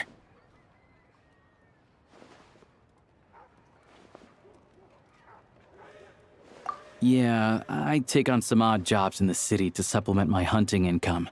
Sometimes I work as a cleaner or prop hand at the theater where Odette is one of the big stars, so I've met her a few times. When the weather's as bad as this, it's better for a hunter to adapt than to keep looking for game. Yes, and we sometimes need extra help.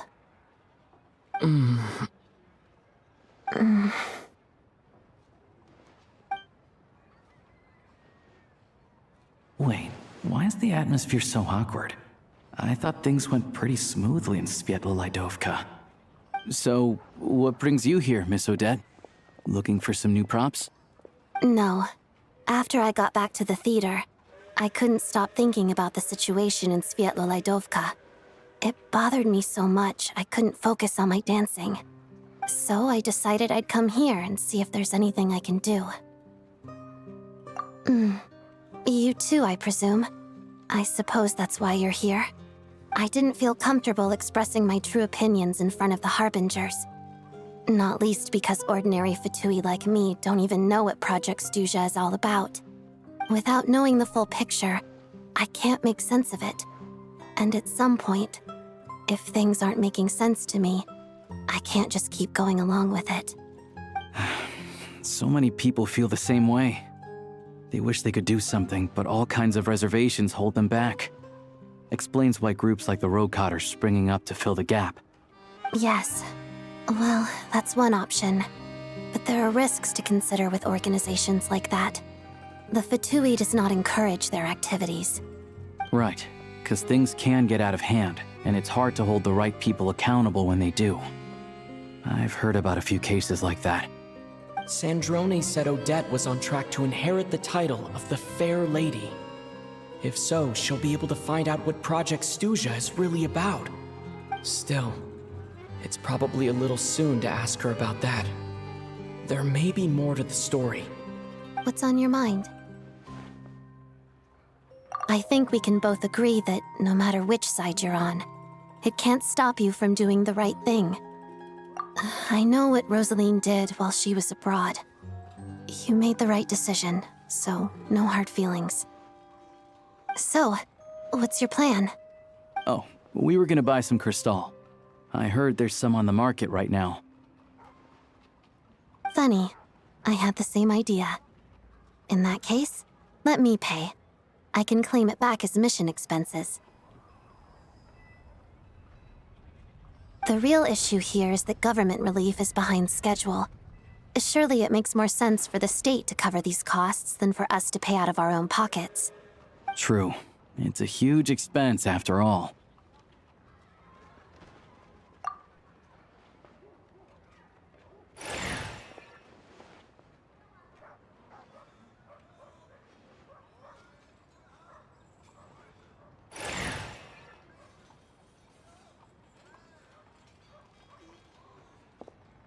Let me see.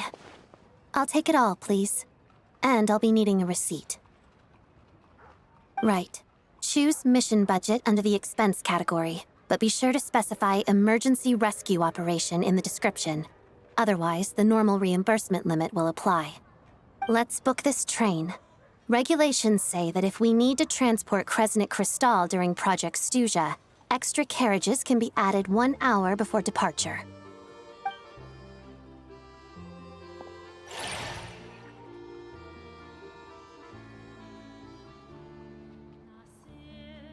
That should do it. The train will be escorted to its destination by Fatui guards.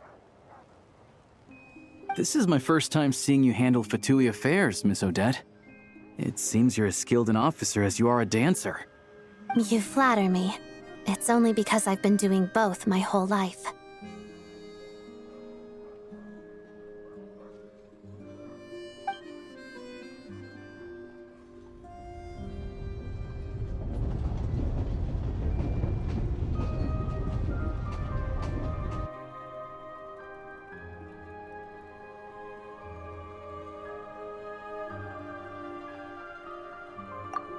Anyway, I bet you've been non-stop today, am I right? Any idea how Paimon's doing?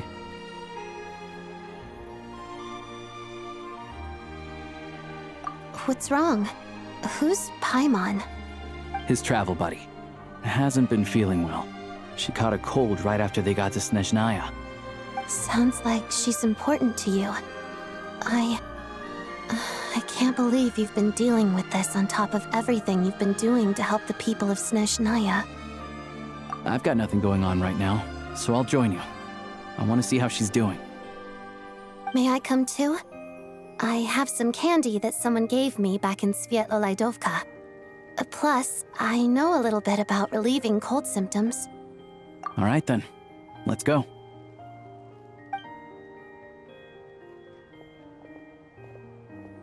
I still don't know what the deal is between these two. but at least the tension seems to have vanished. A good sign, hopefully.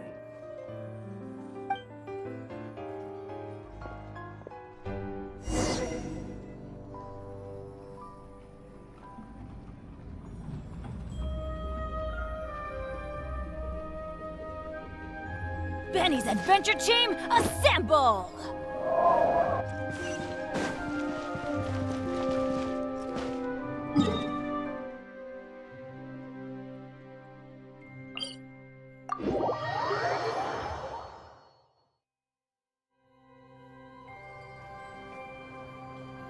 Off we go!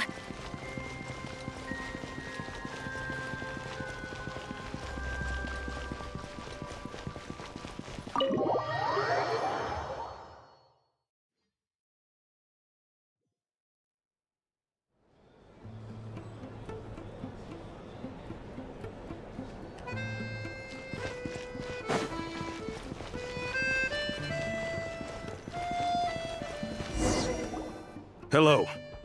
Sorry, but there's a sick person recovering in this room. Can I help you? What happened? Oh, please, excuse me. Are you the Traveler? Could I take a quick look at your Adventurer Handbook? Master Child said I should verify your identity.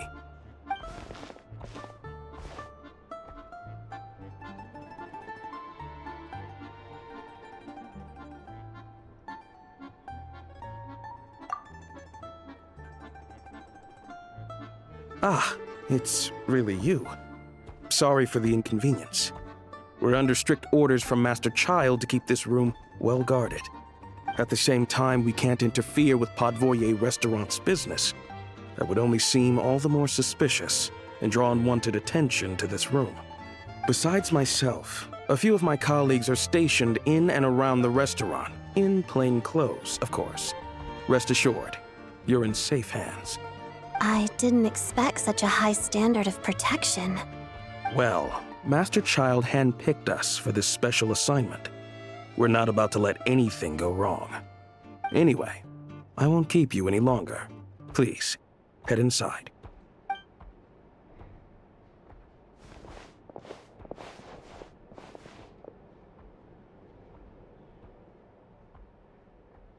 Traveler! Alusha, you're back! Oh, hey! Who's our new friend? Hi, I'm Odette. The Traveler and I crossed paths a few times. Another friend from the Fatui, huh? You're practically a member yourself by this point.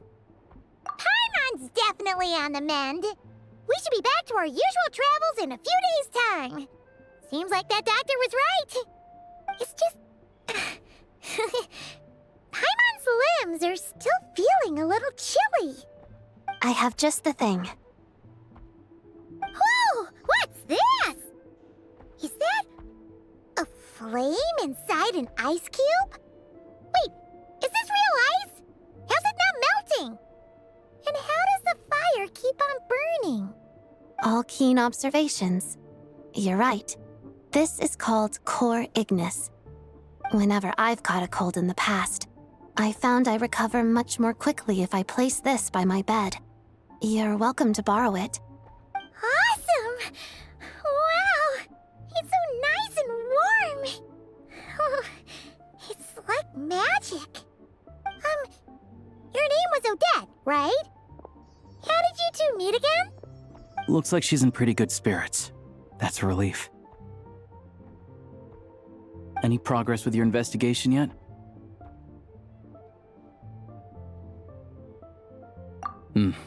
No surprises there, I'm sure. They're not likely to let anything slip.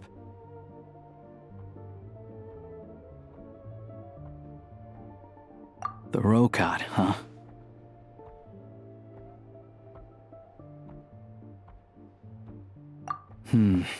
Let me think. Members of the Rokad keep their true identities hidden, but I think there might be someone I can introduce you to. Leave it with me. Meet me at the Korolyevsky troop tomorrow, and I'll tell you how it goes. Would anyone like a drink? I'm gonna head to the bar. Paimon will have... maybe some hot milk? Yeah. Paimon's in the mood for something warm. Enough with the secret chat, you two. Let's catch up properly in a minute. Paimon wants to know everything that's happened today. It'll be kinda like tabletop troop. No reason why listening to a story can't be an adventure.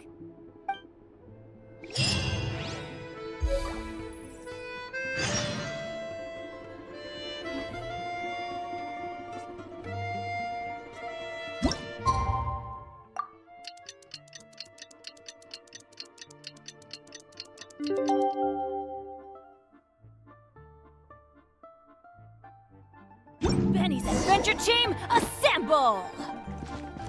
The boss is gonna give Paimon a copy of the latest newspaper to read.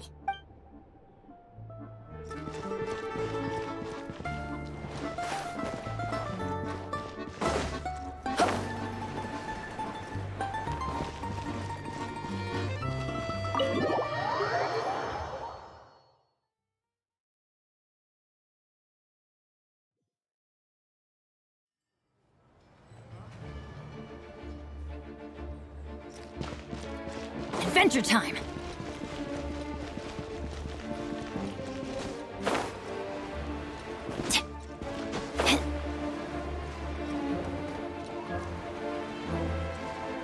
Off we go!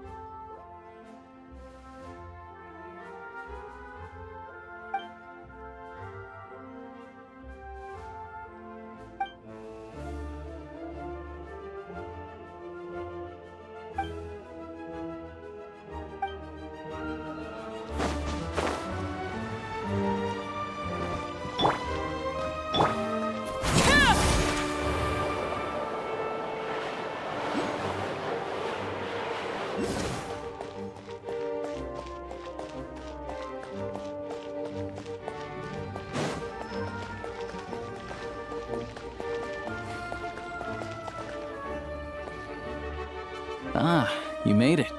I've got some tickets, and I managed to set something up with the Rokot. It'll have to wait until after the show, though. Happy to stay and watch? I doubt you've seen the Korolyevsky troupe on stage before. Pleasure.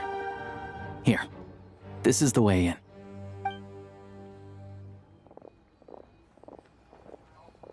Please present yourself for a routine inspection in accordance with theater regulations. Thank you.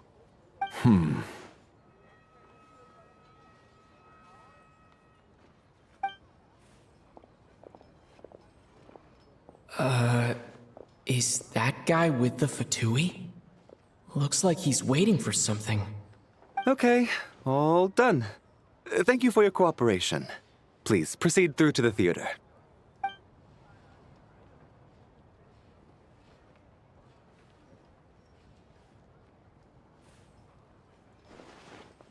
What's up? Everything okay? SNEЖNАЯ's business and political leaders are always passing through here, so it makes sense that security's tight. Still, it's a little unusual to see the Fatui's Armory Palace guard here. You saw him, right?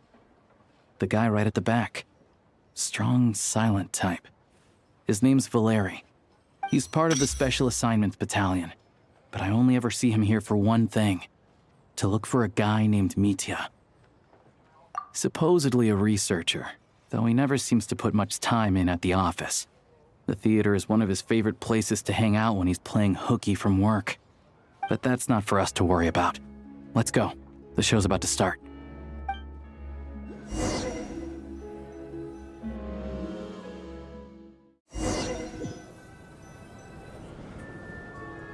What do you think? Pretty impressive, huh?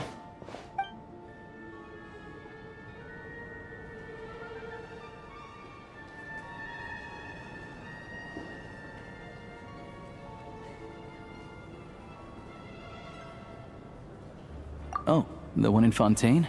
I hear it's iconic. Never seen it for myself, though. Here we are, just in time. Sorry, coming through.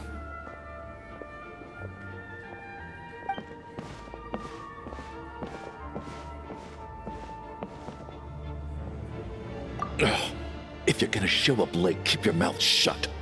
What's his problem? Whatever. No point arguing with people like that. Look, there she is. That's who I'm introducing you to later. She's the lead singer of the troupe, Vodyanitsa.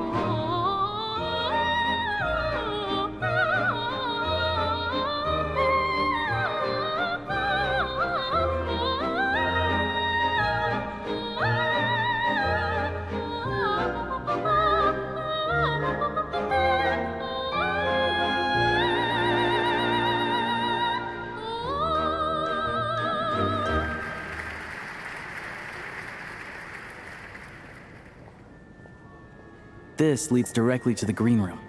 They're expecting us. Vodyanitsa will be waiting for us there.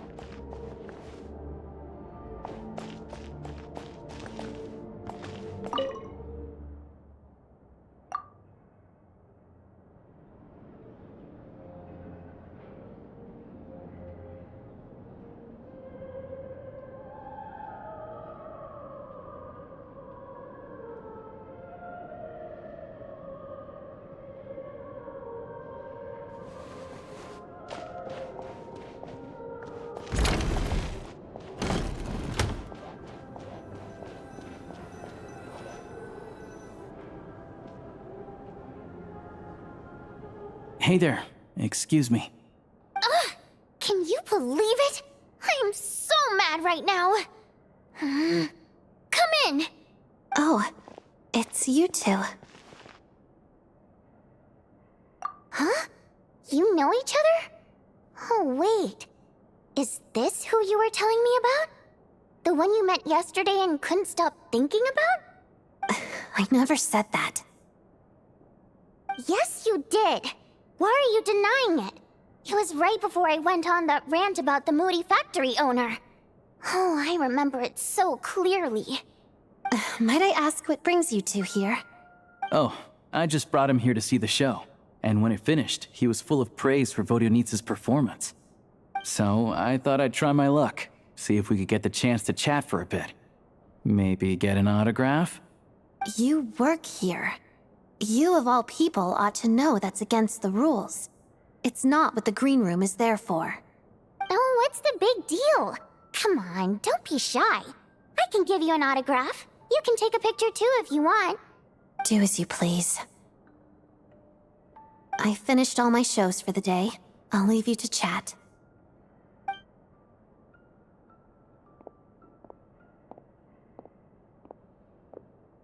I wasn't making that stuff up, you know. Odette's just too proud to admit it. She thinks very highly of you. And so do I. You did the right thing in Svietloladovka. We're good. Odette's out of earshot. I'll lock the door.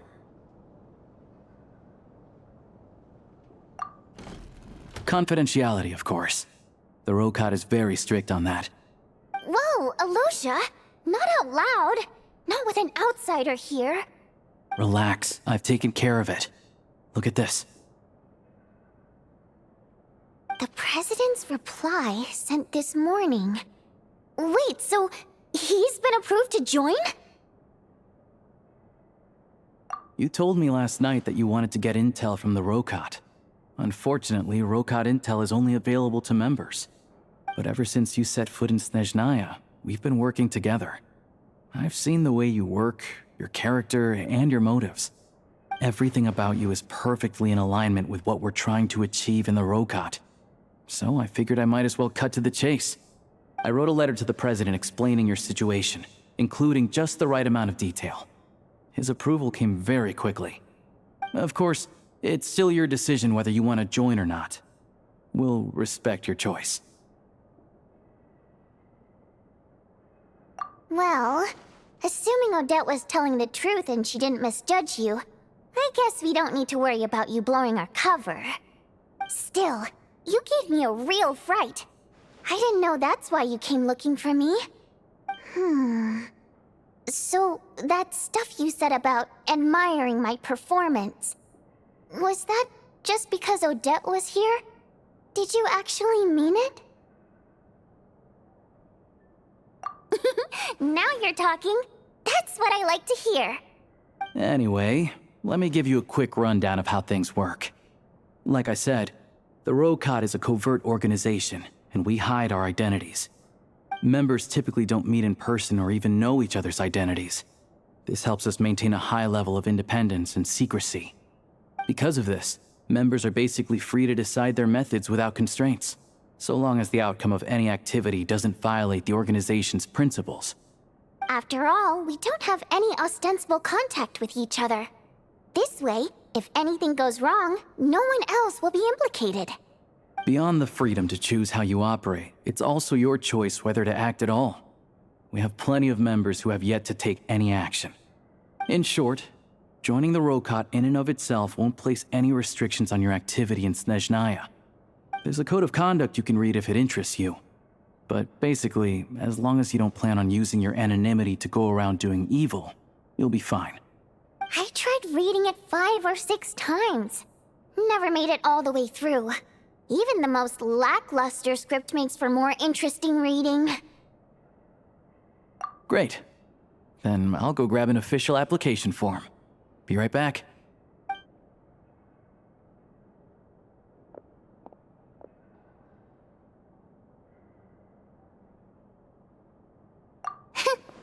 Well, Alosha has this pet dog, you see. His name's Tagarin, and this one time, Alosha brought him backstage. Tagarin took quite a liking to me, so I played with him for a little bit and fed him some treats. Then, the Rokot was out on a mission one day, and even though we were all in disguise, Tagarin recognized me right away. Just a coincidence, really. We didn't report it to the higher-ups, though, to avoid dealing with the fallout. Like my job at the theater, for instance. I really needed to make ends meet. By the way, what were you complaining about just before we came in? Did everything go okay with Chuganov? Everything did not go okay. That's why I was so mad. I tried to make some small talk with him before I went on stage to fish for intel about the Iskra manufacturing plant. But he wouldn't take the bait. No matter what I said, he kept dodging the question. And then he started complaining. He said he didn't appreciate his second-rate seat in the stalls because he usually gets a private box. I mean, what did he expect? Everyone knows that if you want a box seat, you buy a ticket well in advance. But instead, he sends me a letter the day before the show when we're practically sold out. I had to juggle things around just to get him a half-decent seat, hoping he would appreciate the gesture enough to share some information. But nope, he didn't give me anything. Yeah, meeting Chuganov in person has definitely been a disappointing experience. Oh, you probably don't know who we're talking about, do you? Chuganov was that older guy you were sitting next to today. I'm sure he didn't make a great first impression on you either. To the citizenry, he's a family man and a kind boss. But our interactions with him tell a very different story. It's one thing to ask for a favor, but he acts like it's his right. He always expects special treatment. Take the ticket situation, for instance. I've actually gotten him a private box in the past. But not only was he not even grateful, now he's acting like I've sold him short this time. Not to mention that he's never paid for a single one of his tickets. And another thing, if he's such a big family man, why doesn't he bring his wife and daughter to see the show once in a while? I've never seen them here, not even once. Calm down, Vodyanitsa. If you won't do it the easy way, we'll have to try the hard way. But first things first. Here's your application form. Go ahead and fill it out.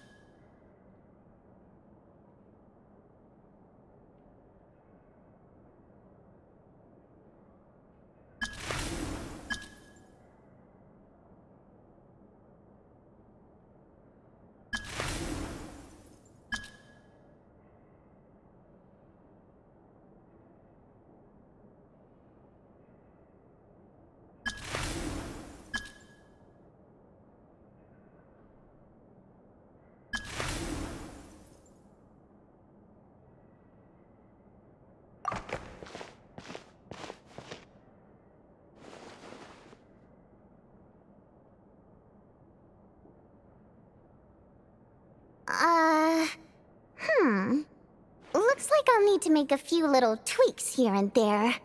But other than that, you're good to go. We'll hold on to this for you. Alright. Now that we're officially Rokot comrades, I can tell you. Chukhanov is the target of our current operation. Recently, we've done some recon work at the Iskra manufacturing plant, which pretty much confirmed that their energy consumption is way beyond the legal limit. All we need now is some direct evidence to present to the Vetcha, so we can demand that they shut the plant down. That way, the Kresnik Crystal can be allocated to where it's needed most. I was hoping he might let slip during one of our chats, but he's too tight-lipped. We'll have to find another way. I'm meeting another regular theater goer tonight, Mitya.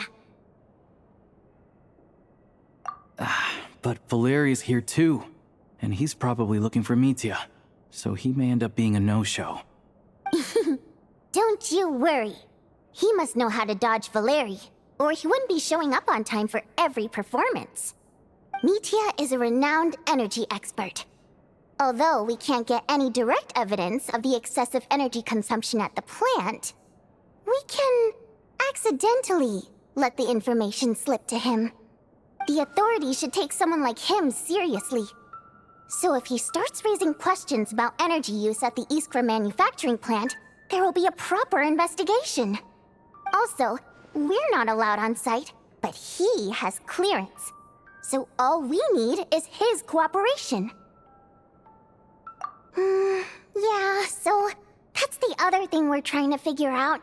Though I think we're far less likely to make any progress on that front. Still, I hear that Mitya is a bit of a chatterbox. So, who knows? Maybe if we catch him in the right mood, he'll let something slip. What do you think? Sound like something worth your time?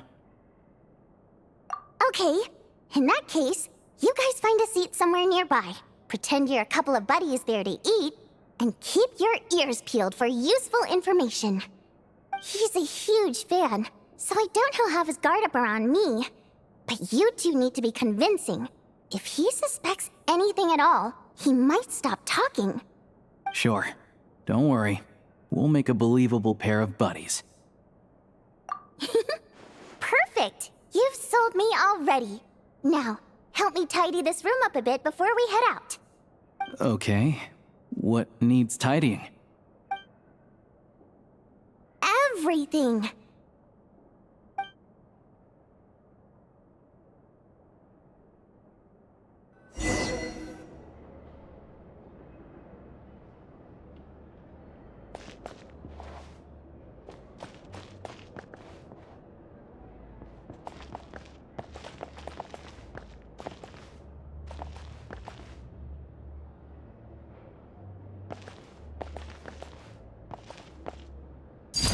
laid bare.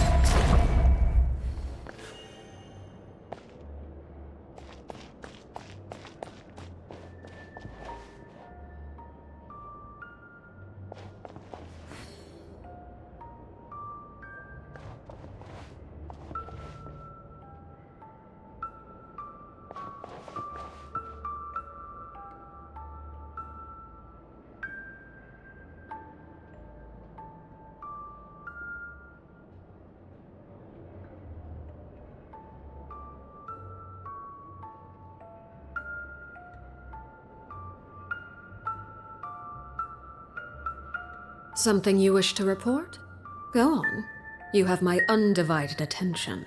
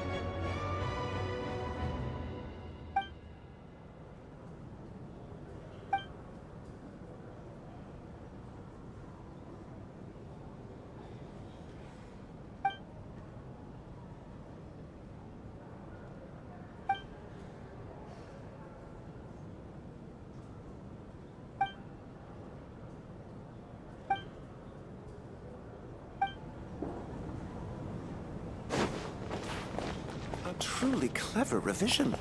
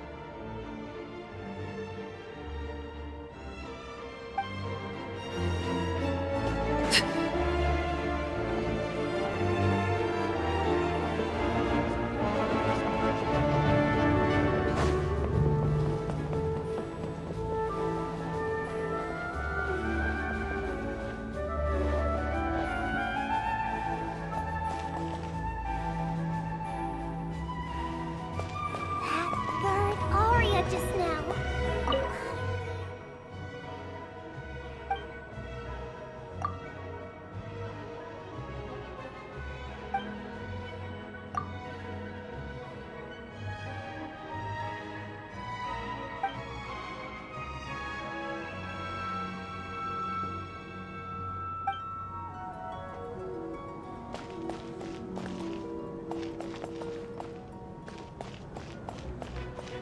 I just don't get what's so great about opera.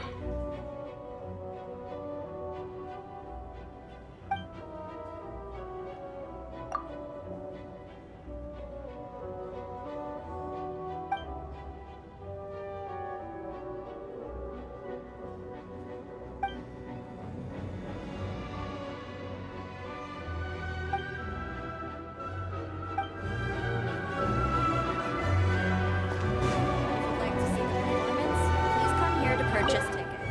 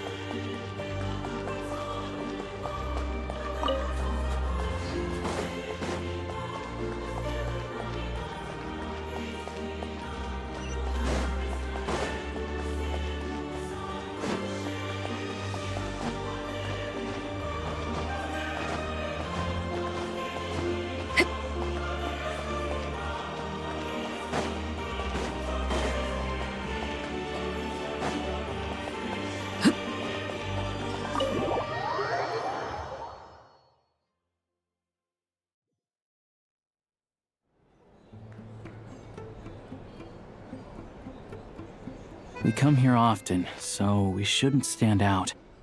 Let's sit here. Now, it's up to Vodyanica. Let's see how the conversation goes.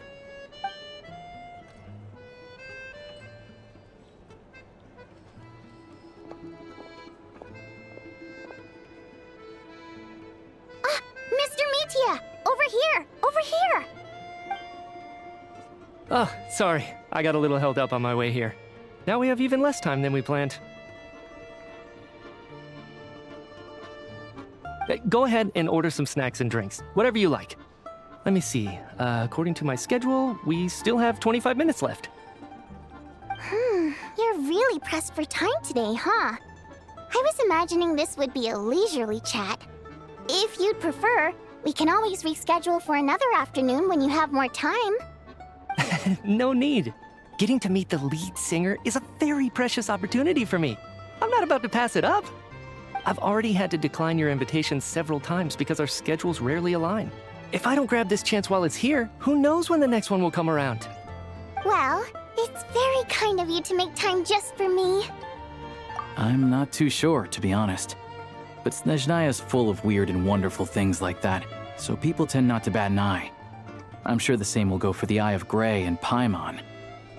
The reason I invited you out for tea and a chat today was to get some feedback from a true fan of the theater. Well, I genuinely have nothing bad to say. No matter how many times I hear you sing, it never gets old.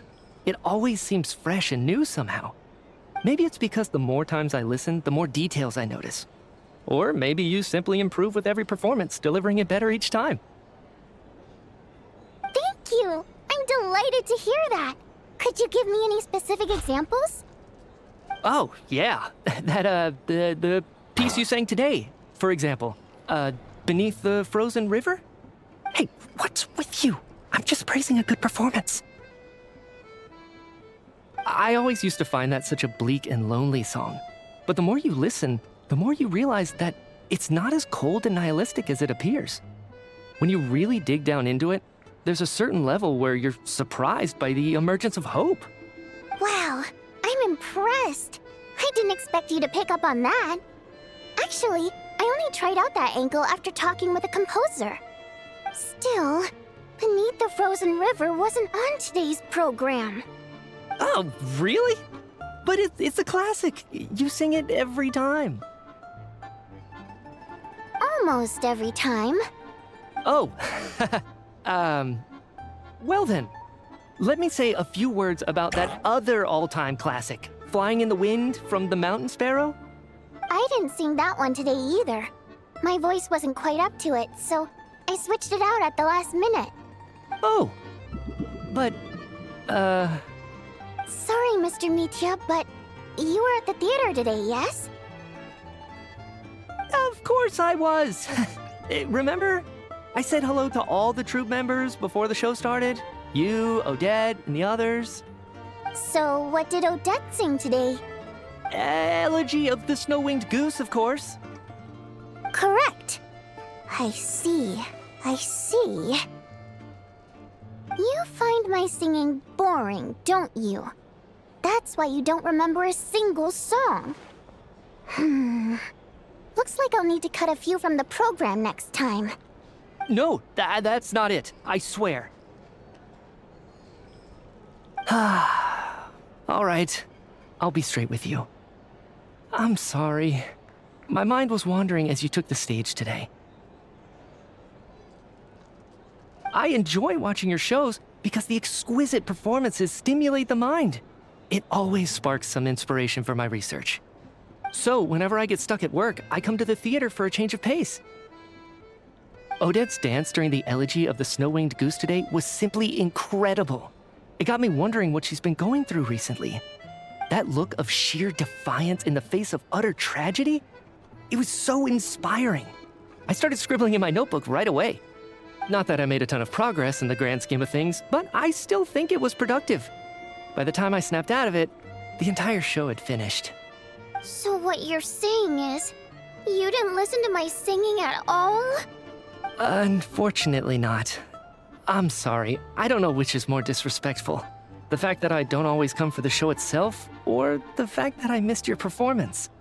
Seems like things are getting a little awkward. Mitya just stepped into a conversational minefield. If there's one thing Vodyanitsa doesn't like, it's people who show disrespect for her performance. This meeting was so hard to set up. Don't tell me it's already falling apart. It's fine. I suppose this is affirming in its own way. At least, it shows that our performance really touches people's hearts, right? Don't let it bother you. It certainly doesn't bother me. She's showing a lot of restraint.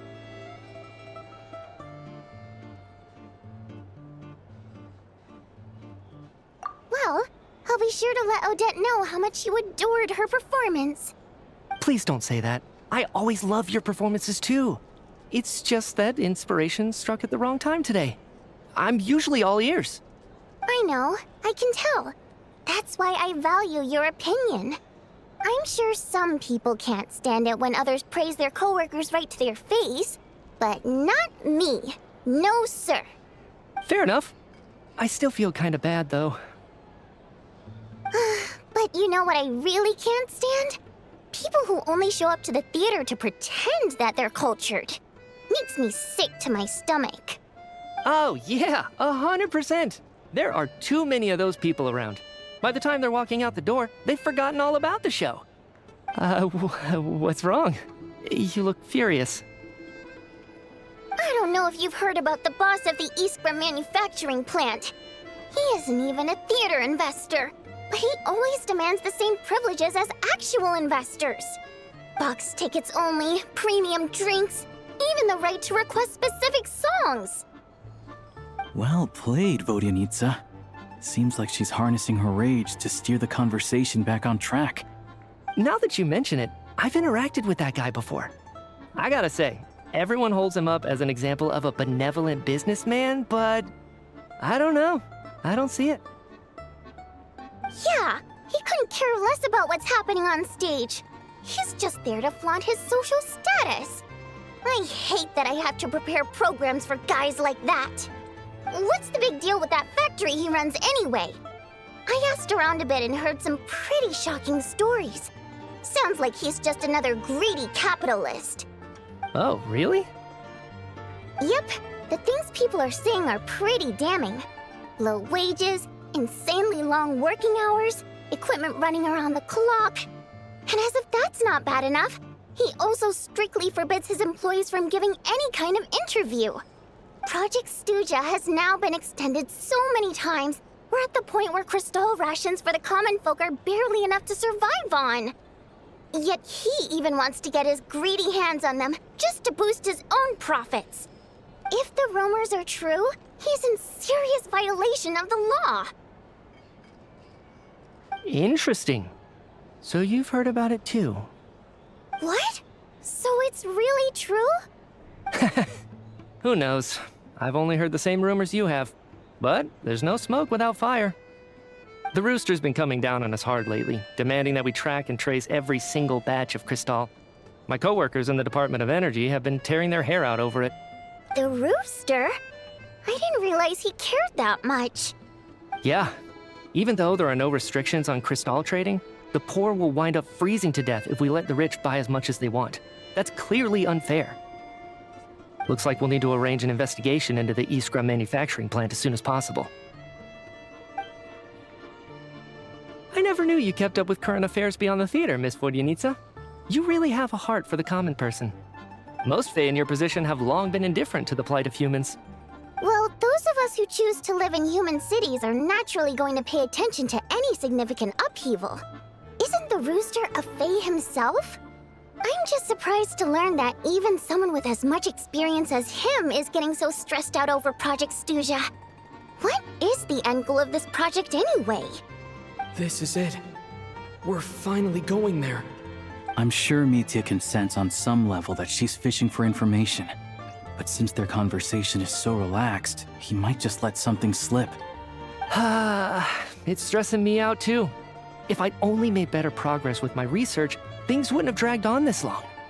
Oh, so your work is related to Project Stuja? That's right. The Armory Palace needs a brand new energy source, not the power of the Light Realm and not elemental energy. Right now, the only thing that meets the requirements is the power contained within stellar linchpins. But harnessing that power is costly. Each step of the process requires enormous amounts of Kresnik crystal, from extraction to quantification to attempts at conversion. Progress has been painfully slow, and the team is getting burned out as time goes by. Sometimes, I see people staring into space as if in a trance. Could it be that this new energy source has side effects? No, it doesn't affect us, because the energy is used for... Okay, I got it. Stop choking me. Sorry, I can't talk about that. I think we're all just exhausted. We've been working ourselves to the bone for so long with so little progress to show for it. It's no wonder people are struggling to stay motivated. Seems like I owe you an apology. I shouldn't have gotten so mad at you for not paying attention during the show. Don't worry about it. I count myself lucky, to be honest. I don't envy the people who work closely with the Tsaritsa herself. I'd much rather be in my current position. At least I don't have to shoulder any major responsibilities. So they're trying to develop a completely new kind of energy. Yeah, censored by a scarf. Who would have thought? Oh, dear. It looks like my time is up. I'm afraid I have to leave. I'm so sorry. We ended up barely talking about the theater. That's okay. It was a pleasure chatting with you, really. Let's make up for it next time. Yeah, hopefully once the work pressure eases up a little, I'll be able to focus more on the performance, and then we'll have more to discuss. We touched on some confidential issues today. I'd be grateful if you could keep it between us. That could have gone worse. Nice job. Why was Mitya in such a hurry to leave, though? Sorry, routine inspection.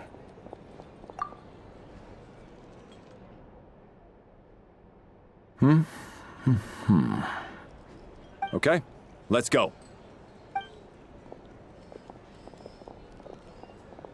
So he wasn't rushing to get back to work. He must have calculated that Valeri would find him here in exactly 25 minutes. That's frighteningly accurate. One of the main duties of the Special Assignments Battalion is to ensure that important figures stick to their schedules. All right, time for us to get going too. Excuse me, check please.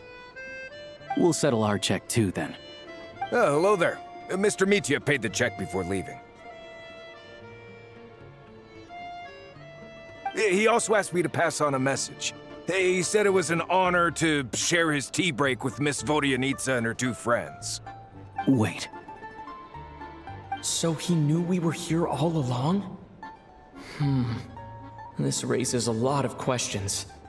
Did he deliberately mention the new energy source so that we'd overhear it? Maybe his work isn't confidential after all. Maybe the key here is the purpose of this new energy. I guess that's the next thing to look into.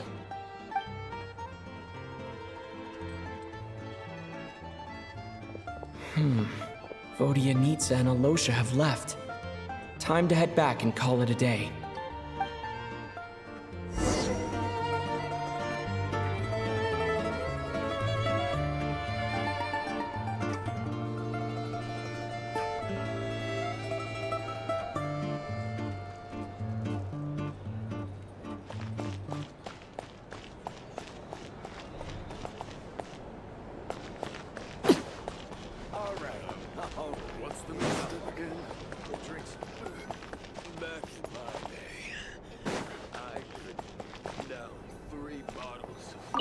Hello again.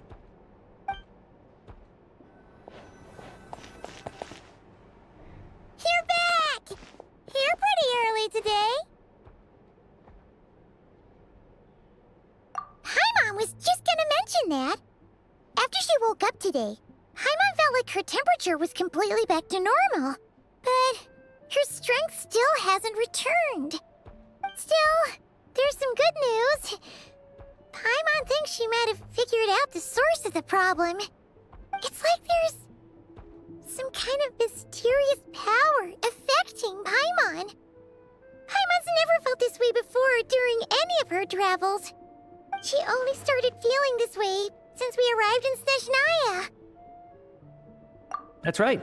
The Armory Palace needs a brand new energy source. Could that have something to do with this? What is it? You're making that face again. You know, the one you get whenever you have a light bulb moment?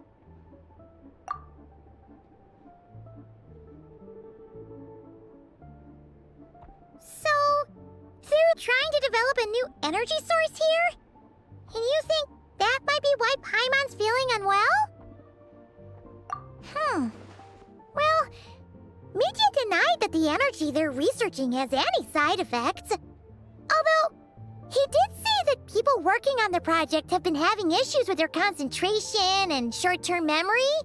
But even so, those are completely different symptoms from Paimon's. It's pretty faint, so it's kind of hard to tell. But if anything, it seems like it's coming from roughly the same direction as the Armory Palace. Sure, Paimon's with you there. But how, though? The robot only has a limited amount of intel. Oh, great point! They argue about Project Stuja every day. If we could sit in on one of their sessions, we might pick up some new leads. Good idea! Oh yeah, while you were out, Paimon tried all the yummiest looking desserts in the Potforia restaurant. This one seemed right up your alley. So, Paimon saved some for you. Come try it once you finish writing your letter.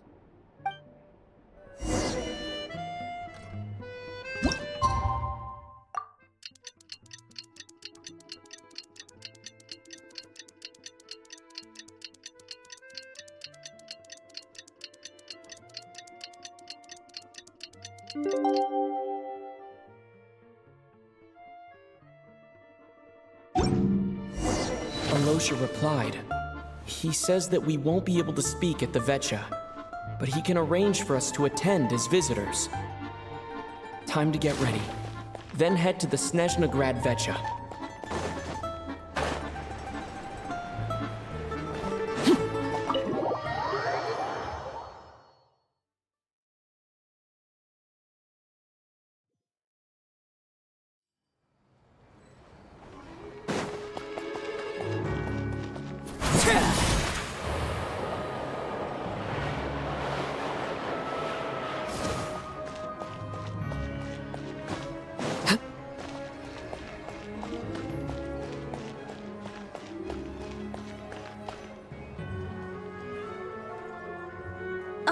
Miss Vodyanitsa, prima donna of the Korolievsky troupe. What a surprise meeting you here. Will you be sitting in on a session of the Vetcha? Sorry, I'm not taking interviews today. Oh good, you're here. The session's about to begin. Let's get inside.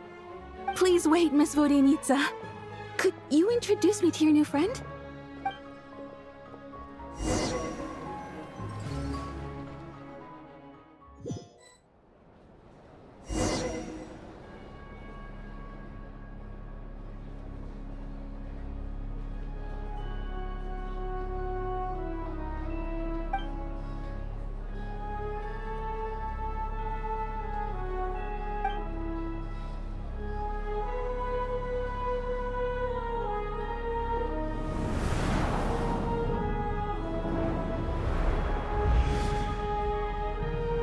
In summary, the energy management commitments made for the outgoing period have been delivered upon.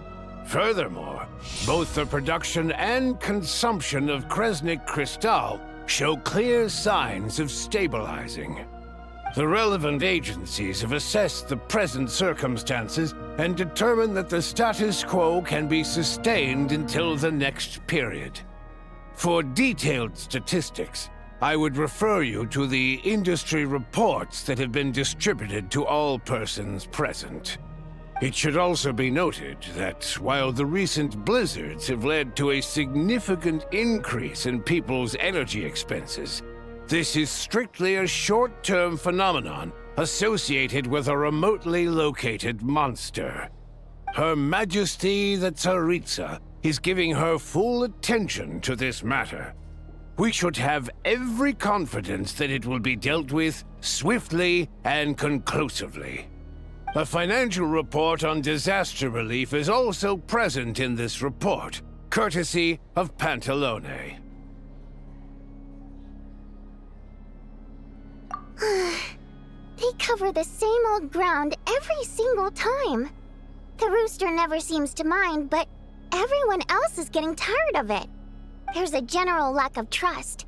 People aren't seeing any tangible benefits that affect them directly.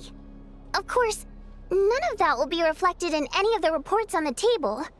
Yeah, if it weren't for these hard copy documents, I could have at least made something up. Oh, don't mind me. I'm just out here trying to hit my interview quotas. Bring out the kvass. Ever read it? Best-selling newspaper in town. If I remember correctly, you guys don't even have a sales permit. You have to sell from stalls on the street. Okay then, best-selling street stall newspaper in town. Still counts.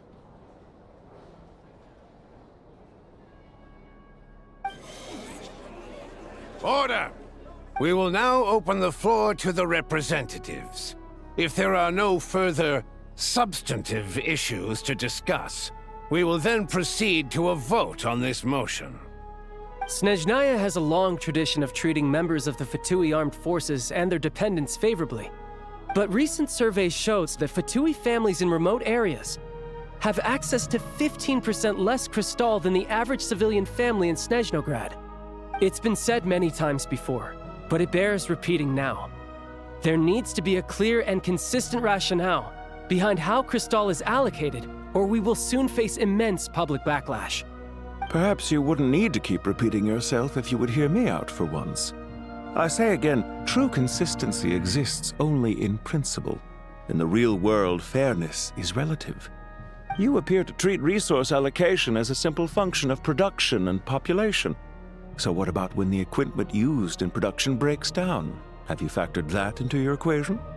And do you even know how long it's been since СНЕЖНАЯ last conducted a census? If I knew the answers to questions like that, I'm sure I'd be a very wealthy man. And I doubt I'd be going by child. I'd like to bring the focus back to the specific issue I raised. Or do you wish to deny that favorable treatment for Fatui dependents is our long-standing policy? It's easy to be a critic when there's no accountability. That seems to be a running theme in the anti-Project Stuja cohort. Defeat the ringleader and all other problems will magically resolve themselves. That's what they seem to think. But in case you aren't aware, not one jot in my report would change whether Project Stuja continues or not. So you have no intention whatsoever of finding a solution to this problem? On the contrary, I'm the only one here who ever brings solutions. Child opened by speaking up for the armed forces. Regrader struck back with style and a war of words ensued.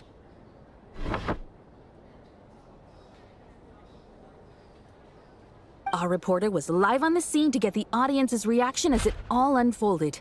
Who do you support? The people have spoken! Child received raucous applause from the crowd as he pushed Regrader onto his back foot with a relentless barrage of questions. It had to be seen to be believed. Now you see why they don't have a sales permit. However this reporter wants to spin things, I haven't forgotten that Tartaglia was representing the Northland Bank when we first met in Liyue. So surely, their relationship can't always have been this strained. You two are getting off topic. Let's focus on what the data is saying. Mr. Pantalone, may I speak on your behalf? Oh, please do. I'm more than happy to save my breath. Crystal distribution policy undergoes modifications with each new period. The ultimate goal being to find the most reasonable method of allocation. which I believe is what Mr. Tartaglia also seeks. But I fear many may have been misled on this topic by extremist activists. To clarify, Project Stuja is not the root cause of the problem. It is merely a framework for resource distribution. The most recent reports all point to СНЕЖНАЯ's resilience and adaptability during this period of fine-tuning, and give clear indications that a distribution framework is improving with each iteration. To make drastic adjustments without first considering the risks would likely do more harm than good. It would be a waste of the hard-won experience we've gained to date. Renowned scholar of finance, Arapov spoke up to clarify the fiscal logic, clearly alluding to social organizations like the Rokot in his words. With the notorious Lelek still active to this day, should the Rokot be held responsible? No, there is someone else to blame. She's just rephrasing what Mr. Pantalone said. The Rokot are the critics he accuses of taking no responsibility for their actions. As for Lilik, you won't have heard of him yet. He's currently the most famous member of the Rokot. Well, more like infamous. Ending Project Stuja has become an obsession for him. Unlike the more decent ones among us, he believes that votes in the Vetcha are all that matter. So whether it's threats, coercion, or bribery, he'll use whatever means necessary to get people to change their vote. And since we're already on the subject, what do you think of Lelek's methods? Are you for or against?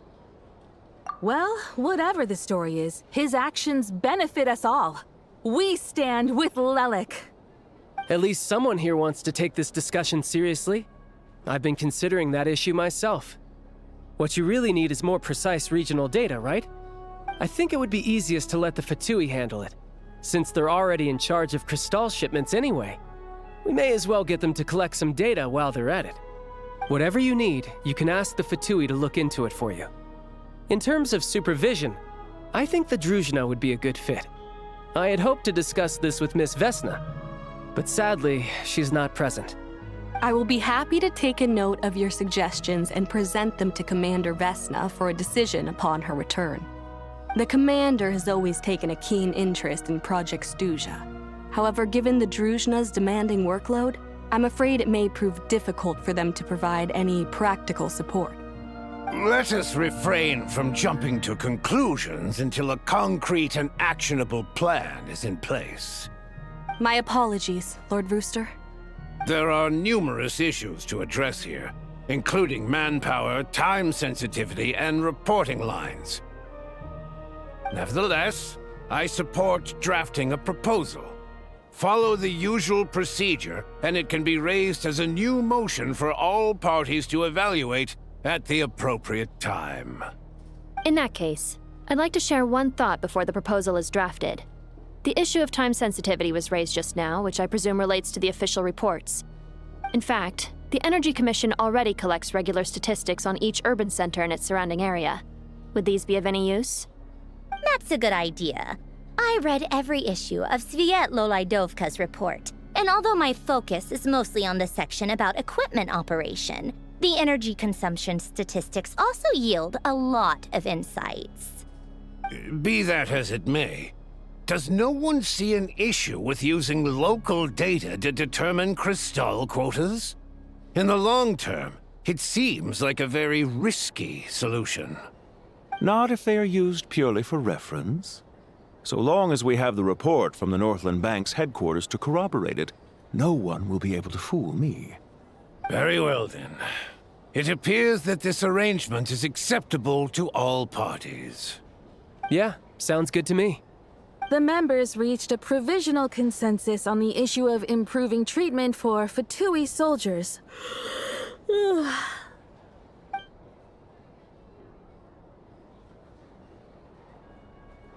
Today, the prima donna of the Korailievsky troupe attended a session of the СНЕЖНАЯ Vetcha in the company of a dashing young man. The question on all our minds is, what is the true nature of their relationship?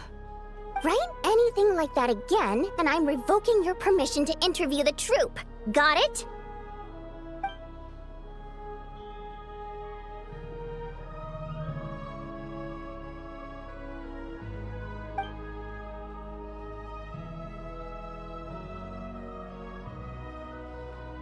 Now then, if there are no further contributions from those present, we shall proceed to the final vote. Hey, check it out! What made him vote against? Why now?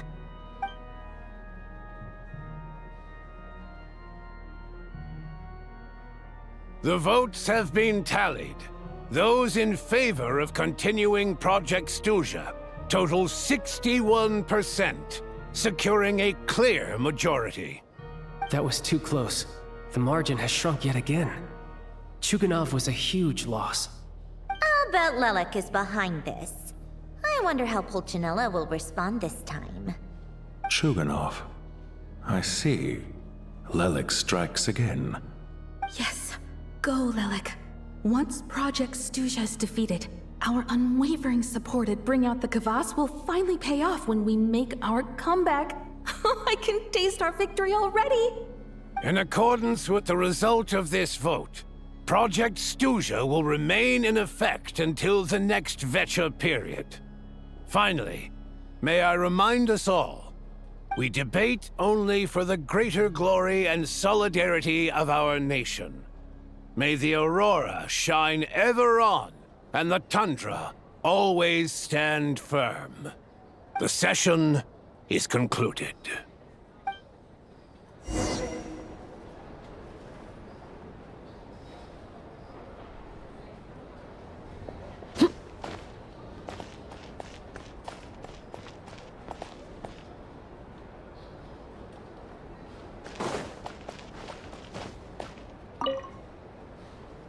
I have to say, I really wasn't expecting Chuganov to vote against Project Stuja.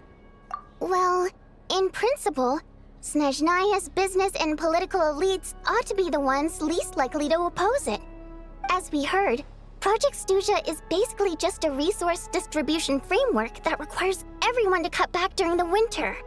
But even if the policy got cancelled, the Tsaritsa's energy needs wouldn't suddenly go down. The extra demand from the public would have to be filled from somewhere. So logically, the factories would have to take the hit. I got a letter from Mr. Mitya just before today's session. He said he's confirmed that there are issues around overtime and excessive energy consumption at the Iskra manufacturing plant. In a situation like this, once the Rooster receives the report, he'll order the factory to halt production and submit to an investigation before issuing a penalty. But that's a week-long process, and thus didn't make it onto the Vecha agenda this time. I don't think he suspects anything so far. Exactly. And as you know, he's a very selfish person. I was originally gonna try and flip him after he received notice of the official sanctions. My plan was to convince him that the whole thing was completely unfair. Rather than just sit back and take the hit while his factory stopped production, he'd be better off voting to end Project Stuja. At least that way, no one else would be able to make any money either, because all the factories would suddenly have more limited energy to work with. But now, he's already voted against it, which means someone must have used more forceful means to change his vote, just like with everyone else who flipped. Yeah, no one knows why Lelek is so obsessed with ending Project Stuja, but by the looks of it, he's inching closer and closer to success. Lelek must have strong motivations, given how he'll stop at nothing to achieve his goal. Maybe he knows the full truth of Project Stuja. Maybe my next step should be to focus on him. All right. What are your plans for the rest of the day? Shall we head out? Hey, comrade. I noticed you were here during the debate. I didn't take you for a political enthusiast. Greetings, Harbingers. I just happened to have some free time today, and my new friend here thought it might be fun to check out the Vecha. Ah, Odette must have introduced you. Looks like you two are getting along pretty well. I'll leave you to catch up. I should head back to the troop. Sure. Break a leg and all that.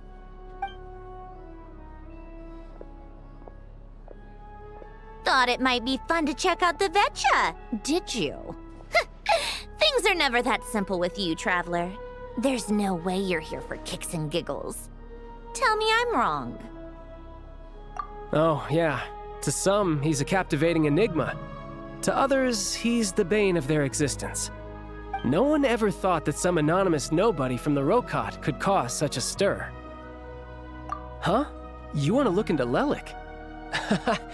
Then I'm sure his days of anonymity are numbered. What do you think, Sandrone? Fine by me, I guess. If the Traveler actually manages to expose Lelik, it'll be doing Pulcinella a favor. In return, it seems fair to let him in on what we've learned so far. My thoughts exactly. Sharing is caring, after all. Head back to Glupov and grab the files on Lelik. It's easier to just pull the records than go through the rigmarole of getting the Traveler a visitor's permit. As you command, child, sir. In that case, since we're going to be waiting anyway, I'll have someone brew a pot of black tea.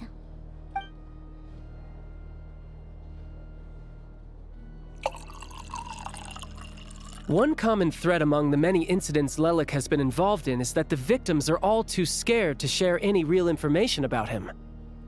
Clearly, he must have threatened them in some way. His modus operandi is to silently infiltrate the scene and leave a threatening letter behind. But neither the letters nor the crime scenes ever yield any clues to his identity. So all these files have to offer are short statements by the people affected. They don't give us a lot to go on. If nothing else, it shows we're dealing with a trained professional who's versed in counter-surveillance. Yes, and to that point, he often strikes in highly secure locations. The victims are high-ranking and influential people who take their personal security very seriously. Somehow, Lelik slips right into their rooms without making a sound. There's never any eyewitnesses, nor the slightest trace of a break-in. If he can get in and out undetected, it means he can strike without warning. Not that that's ever happened so far, but the thought is enough to scare these people sleepless. It's hard to believe that a human being could pull this off flawlessly every time, so they switched the focus of the investigation to Faye. Unfortunately, no one's found anything yet. Careful, don't underestimate me. Although truth be told, I'd probably find it hard not to blow my cover. Direct confrontation is more my style. We haven't ruled out the possibility of Lelik being human. It's just, there can only be a handful of people in all of Teyvat who'd fit the profile.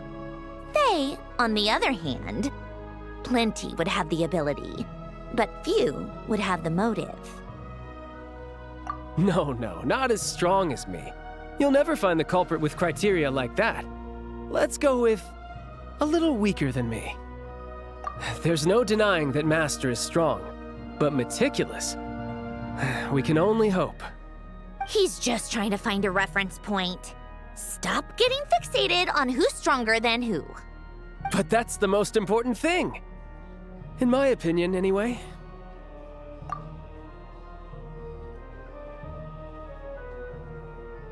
Odette? Yeah, that seems about right.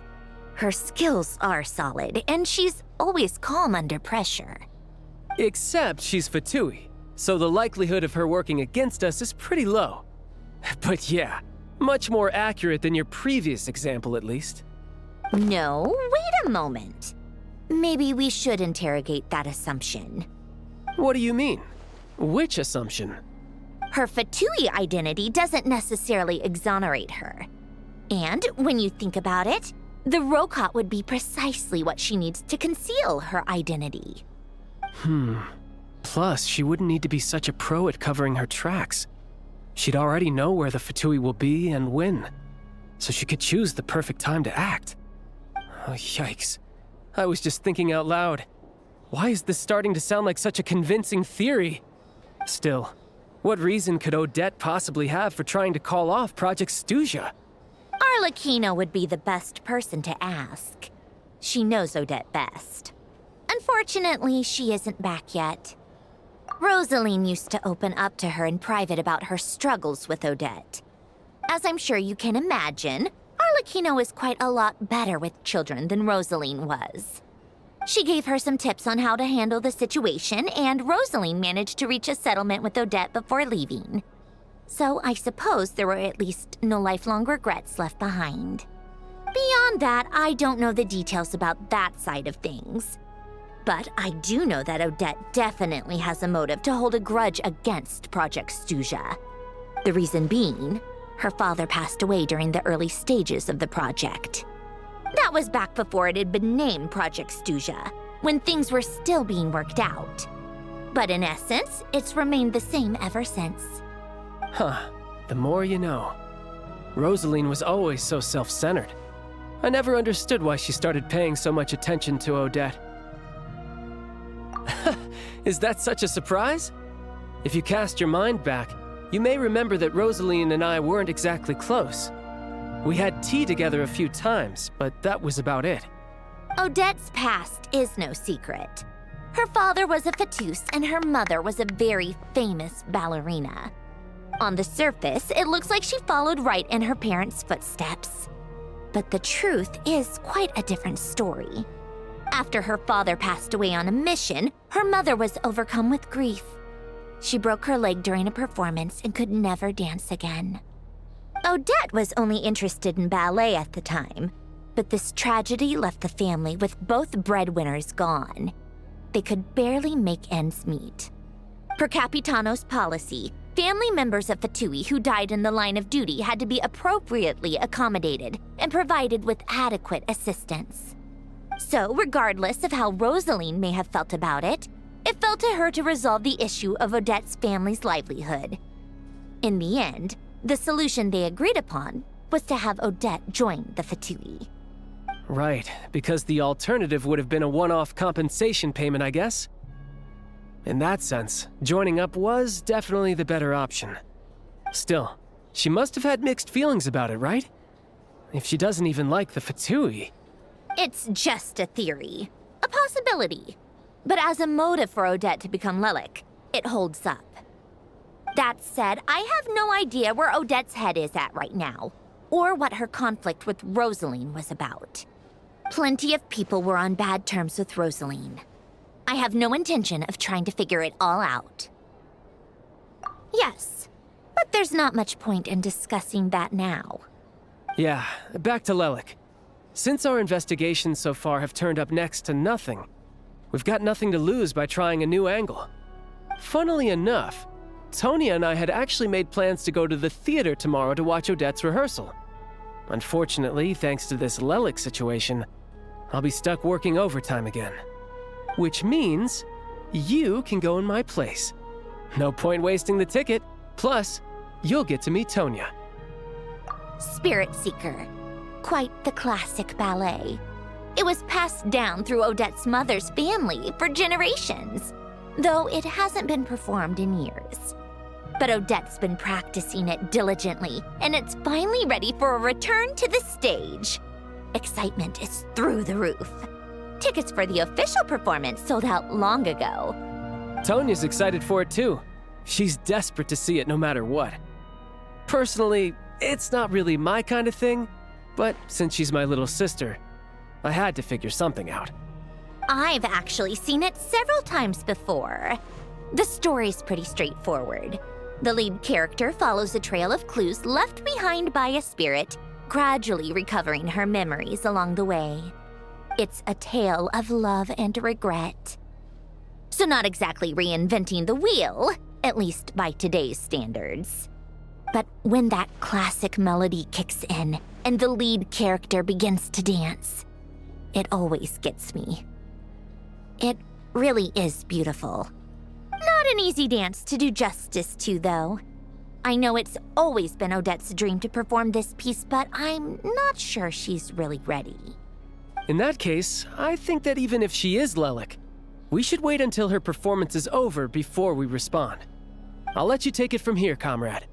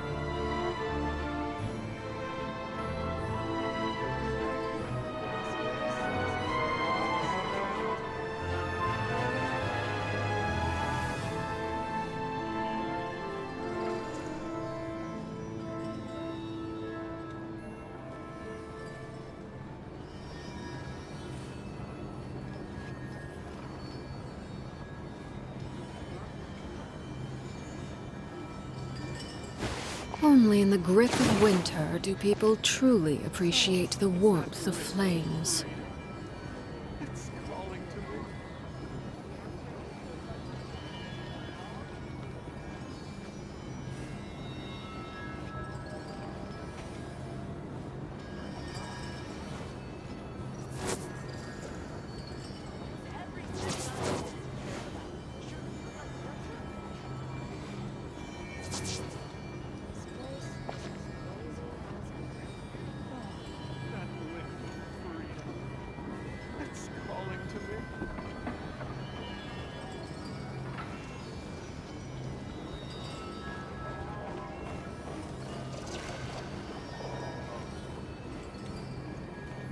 What could the children be up to?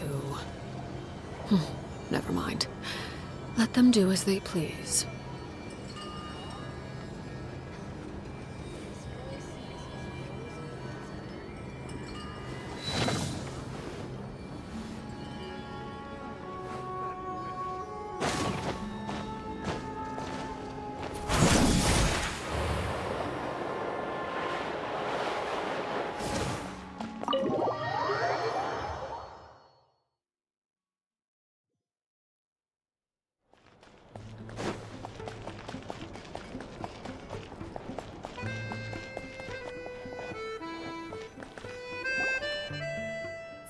You made a ton of progress today.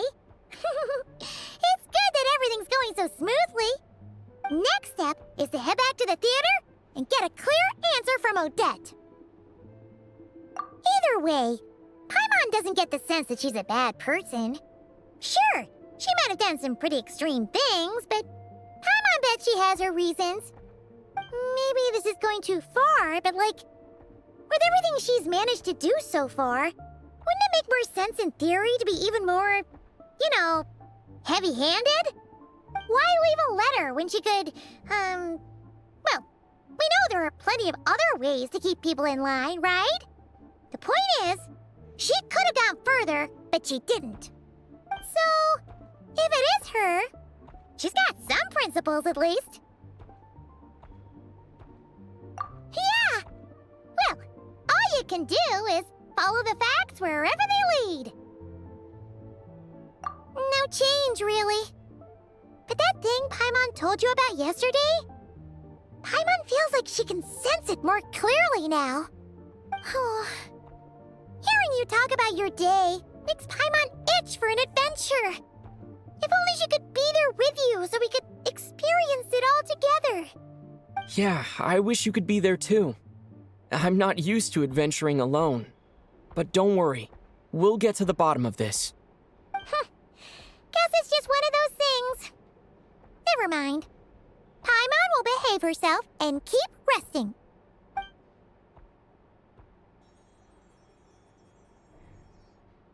If Odette is Lelik, she may well have inside information on Project Stuja. Her father was involved with the project's early implementation and tragically died in the process. Now, she's dedicated herself to bringing it to an end. It's hard to imagine she could have gotten this far without knowing anything at all about the Tsaritsa's true intentions. When she spoke to us as a member of the Fatui, how much did she let on?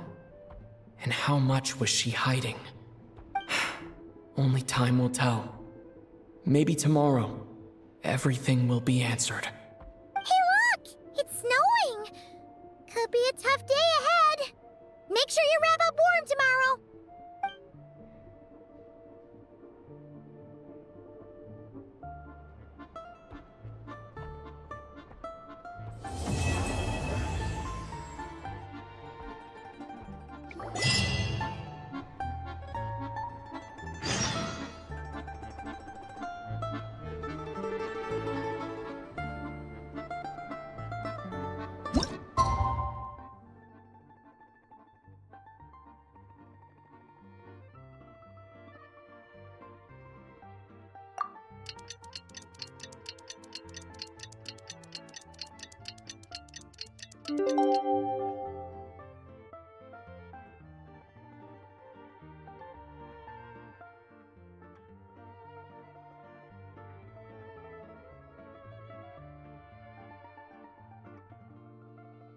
something you wish to report?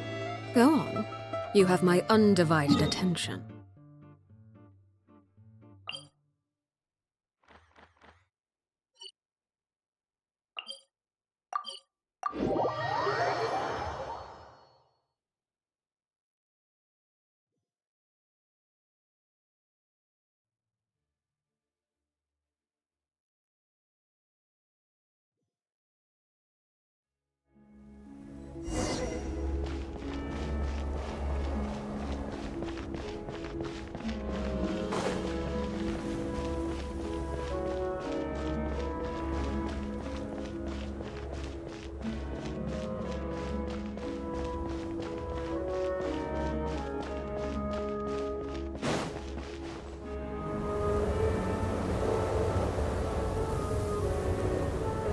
Ooh, it sure is cold today.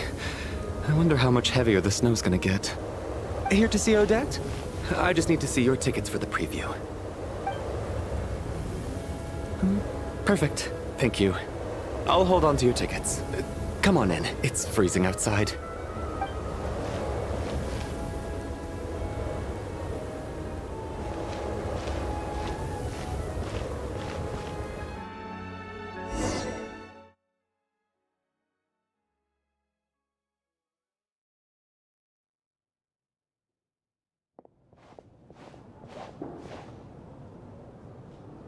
I think I'll leave the Lelic question until after the show's over.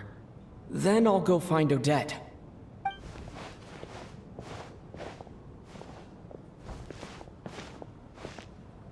Child said he was originally going to come with Tonya. So I'm guessing Tonya's already here somewhere. Is there anyone here who looks like a Tonya? Let's see. It's a small audience. Makes sense for a preview. But wait, I do see some familiar faces. Mr. Chuganov's back again by the looks of it. Oh, and is that Mitya? And that Fatui officer, Valeri. Guess he must be playing cat and mouse with Mitya again. Oh no, it looks like the show's starting and I still haven't found Tonya. Never mind. I'll just have to take a seat for now and see if I can catch her afterwards.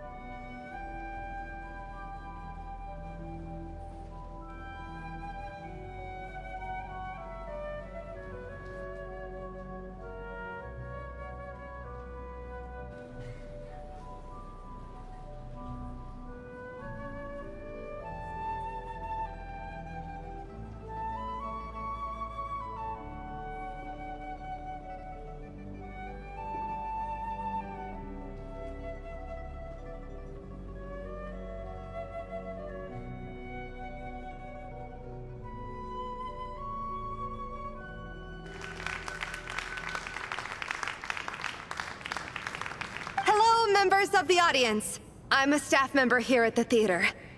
Today's performance was a very special one for us, as it marks the first attempt in a long time to revive the classic СНЕЖНАЯ ballet, Spirit Seeker.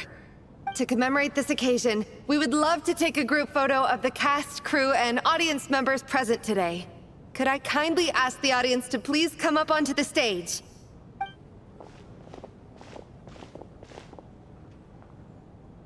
All right, everyone, huddle in a little more. Now, look at the camera. 1, 2, 3.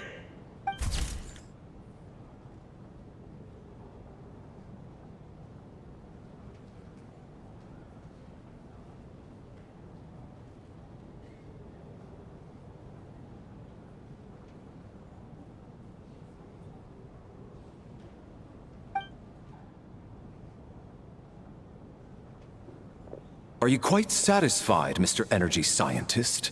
I rather hope you don't have any other escape plans to add to my workload today. What are you talking about, Sarge? This was simply my way of inviting you to watch Miss Odette's new show with me. And wasn't the performance spectacular? In the future, I heartily encourage you to take a leaf out of my book. Find some soul-nourishing pastimes to enrich your time outside of work. It was indeed a fine performance, but I must correct you on one point. This is not time outside of work. These are working hours. Working hours and non-working hours are just a social construct. Human technology can never advance if we're too rigid in our thinking, Sarge. May we leave now? Already? I mean, I was kinda hoping to soak up the atmosphere for a little longer, but... No? Okay, guess I'm pushing my luck. Didn't seem like too much to ask, but fair enough. Off we go then, Sarge. Back to the land of working hours. Lead the way. That has to be her.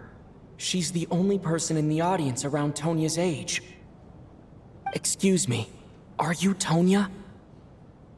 Huh? Your brother's busy today, so I took his ticket.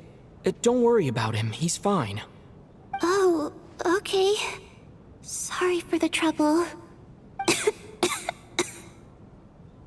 What's wrong? Are you sick? No, I'm fine. It's nothing. Maybe she caught a cold on the way here because of the weather.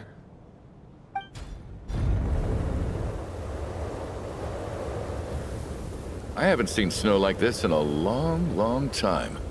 It's most unusual. I know. It's completely white out there. You can barely see a thing. I've never seen such heavy snow in my life. Let's wait it out for now. You'd be lucky not to freeze to death in this weather, let alone find your way. Well, look at that. Maybe we shouldn't be in such a rush to get back after all. What do you think? Let's wait and see. Why do you need to take it so seriously? Fate has given us this wonderful chance to take a break. We owe it to ourselves to make the most of it. Come to think of it, there's a small inn not far from here that always keeps plenty of extra blankets on hand for guests. I know the route well. Shall I head over and borrow a few blankets? That way, anyone in a hurry can wrap up warm for the journey back. Just remember to return them next time you're over this way. Sir, there's really no need to go to all that trouble. Hey, it's no trouble at all. Wait here, I'll be right back. What a kind gentleman. Very good. My wife and daughter are waiting for me at home, so I shall be heading back as soon as I get my blanket. So... are you expecting us to go back to the Armory Palace wrapped in blankets too? Don't worry about that. I made arrangements in advance. Should I not return to the Armory Palace within 3.5 hours after Operation Showtime begins, an armed squad will be sent to collect us. They will escort us back. You are one of our key military personnel, so any weather-related risks must be eliminated. Operation Showtime? So, wait. Every single time you drag me back to work when I sneak out, it's a whole official operation? I gotta say, you've really turned this into quite a moral dilemma for me. It's snowing pretty hard out there. I think you should stay here for now. You seem a little under the weather. Sure. My brother might come pick me up in a bit anyway. Time to get to work. I should head backstage and find Odette. I need to look her in the eye and ask her about Lelik. Excuse me, are you looking for someone?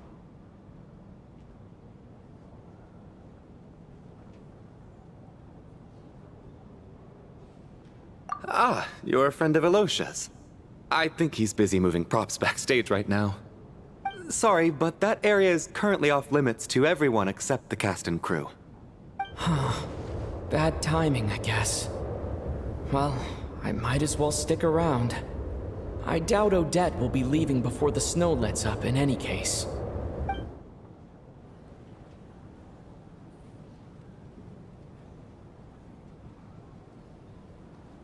What happened to the gentleman who went to fetch the blankets? How has he still not returned? I was thinking the same thing. It's still snowing very hard. Do you think something might have happened to him? Whatever the reason for his delay, I must say I hate nothing more than people who make empty promises and fail to deliver. Well, I have to treat my employees like that on occasion, but that's different.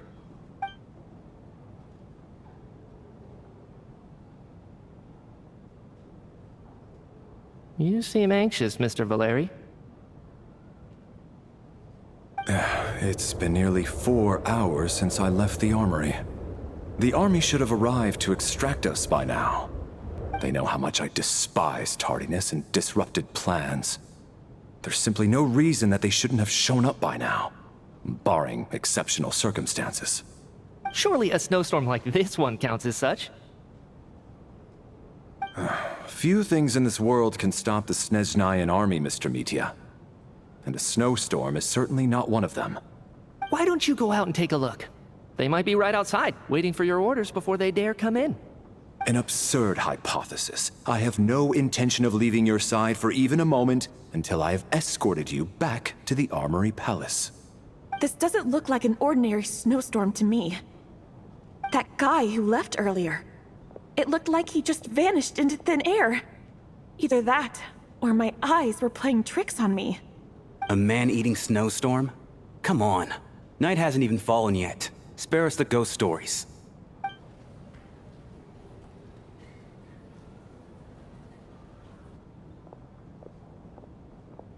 Traveler, didn't know you were coming today. How come you didn't say anything? Oh, right. I assumed you were looking for me and Vodenitsa. Odette's still backstage. Whoa, that's quite a snowstorm out there. I've been working backstage this whole time, so I didn't even notice. No wonder the audience hasn't left yet. Is weather like this rare, even in СНЕЖНАЯ? Yeah, snow like this.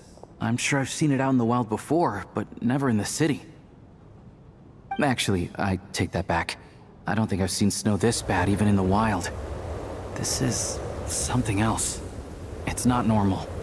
If even Alosha thinks snow like this isn't normal, could it have anything to do with that monster people have been talking about? We can't stay cooped up here forever. Someone needs to go out and take a look. No need. I have plenty of experience with snowstorms. Besides, I work here while you're an audience member. I should be the one to do it.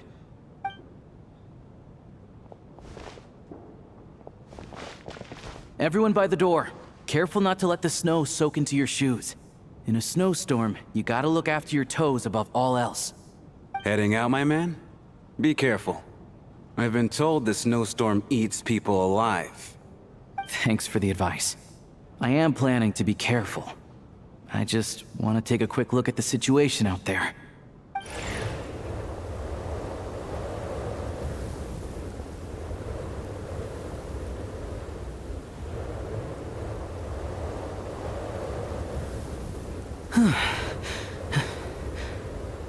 He's back! He's back!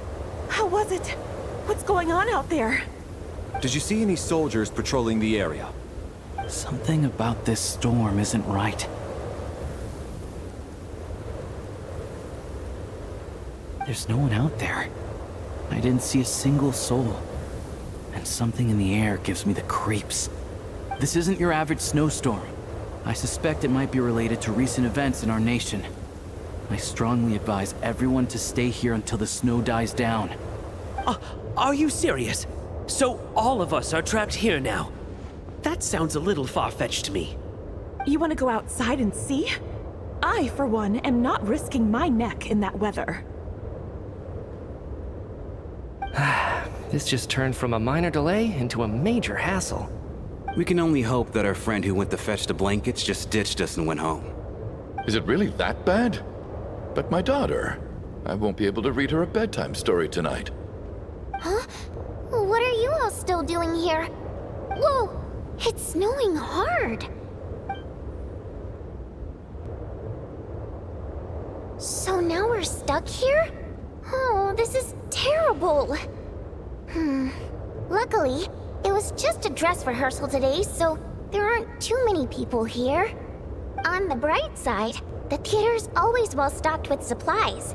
If the snow still doesn't let up as we get into the evening, you can spend the night here, everyone. At least, I assume that's alright? Odette? Fine by me. This seems like a sensible backup plan under the circumstances. My thanks to the theater for being so accommodating. What are you staring outside and praying for, my man? You anxious to get home too? Oh, Your Majesty the Tsaritsa, I beg you, please do not let tonight's snowstorm stop. This is a golden opportunity to spend the night under the same roof as the 2 top stars in all of СНЕЖНАЯ. It's a once-in-a-lifetime experience. I think I've changed my mind. Sir, if you so much as look at us funny, you'll be seeing stars in a whole other way. Behave yourself, or you'll be begging for that blizzard. It's getting colder. We need to keep the indoor temperature up. Close the door and lock it tight. Let's head somewhere warmer.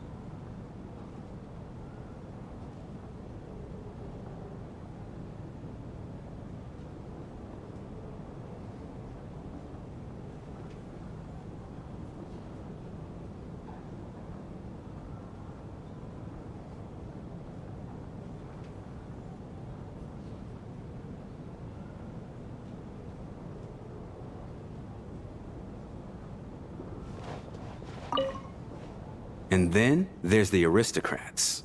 Easiest of all to deal with. You don't need to use any force whatsoever. All you have to do is show them the rope you plan to tie them up with. Do you know why? I don't. Do tell.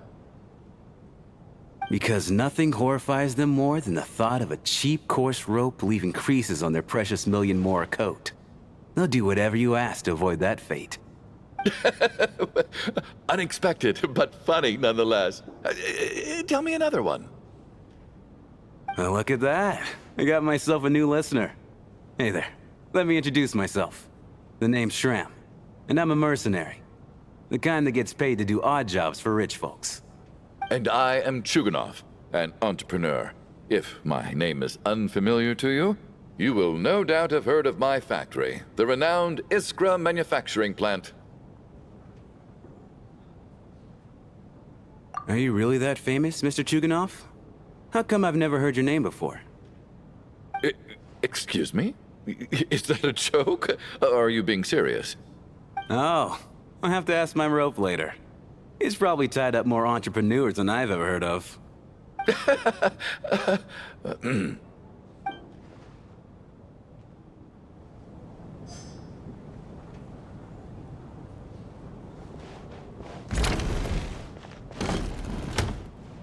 How are you feeling, Tonya? I'm fine. Sorry to worry you. I'm used to it by this point. I take medicine for it. My brother usually helps to get it ready for me. Child must take great care of his sister. He's never mentioned Tonya's illness, though. You know, I actually find this whole thing kind of exciting. Stuck in a strange place thanks to a snowstorm.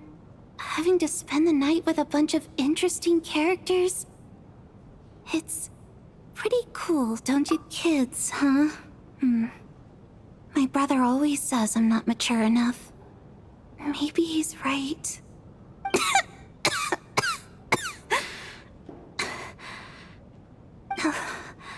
I'm fine, really.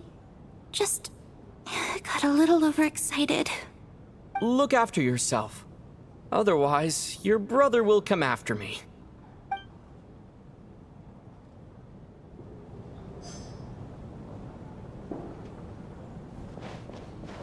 My husband has major trust issues.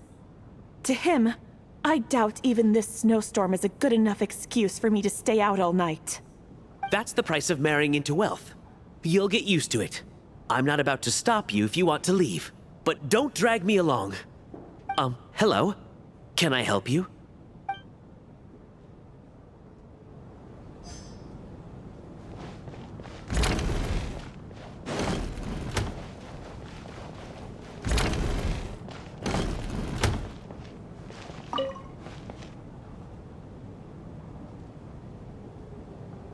I don't think it's ever been this lively backstage before. I didn't know you were coming today.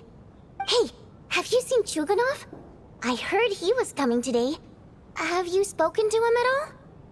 I'm with you. This could be just the chance we need. Yeah, I gotta figure out a way to coax some more intel out of him. I want to know why he suddenly changed his stance on Project Stuja. What exactly happened before the most recent Vetcha vote? For the Rokad, or just out of personal interest? Shh! There are other people around. Don't say the R word.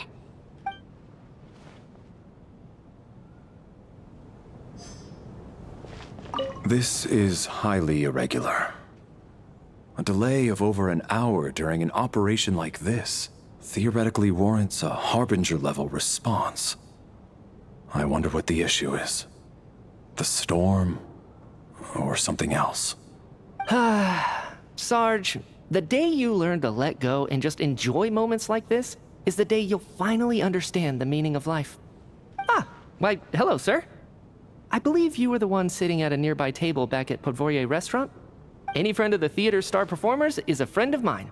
It's a pleasure to meet you. I'm Mitya from the Energy Commission. Greetings. Major Valeri, head of the Special Assignments Battalion. Armory Palace Royal Grenadier Guards, 1st Regiment. I am here to ensure Mr. Mitya's personal safety. Please let me know if I can be of any assistance. Mr. Traveler, I cannot help but notice that Miss Odette is stealing glances at me. Any idea what that could be about? I've racked my brains, but I can't think of anything I might have done to offend her. Perhaps she noticed me spacing out during her performance? What? You mean I really did do something to upset her?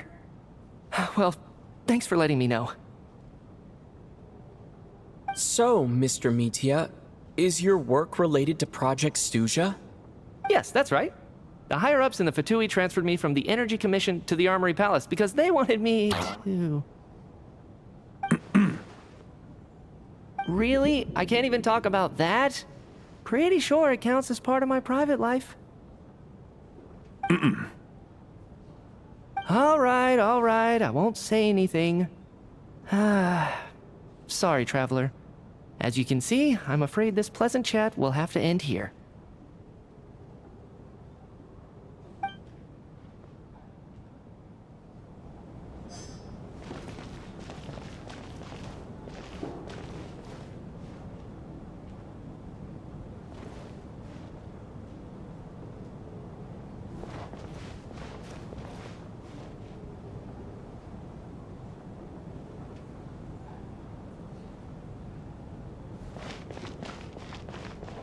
I have to say, even though today was a rehearsal and there were some hiccups along the way, Miss Odette's performance was one of the best I've ever seen, even compared to an actual show. Oh, I couldn't agree more, especially considering the weight of the subject matter. It takes a truly seasoned professional to do justice to a theme like love and regret. Do you think we were coming on too strong? Odette's ignoring us again. What about you? What did you think of today's performance? Oh my, that's very flattering of you. Thank you. I'll make sure to save a ticket for you when the show's performance ready. This doesn't seem like the time or place to bring up the subject of Lelik. I need a chance to speak with her in private. So unfair. Talk about double standards. And now it looks like I've been spotted.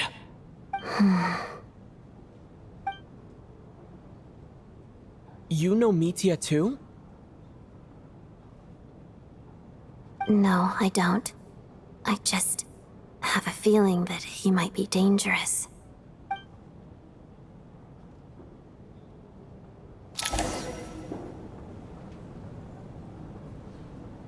How's it looking, Alosha?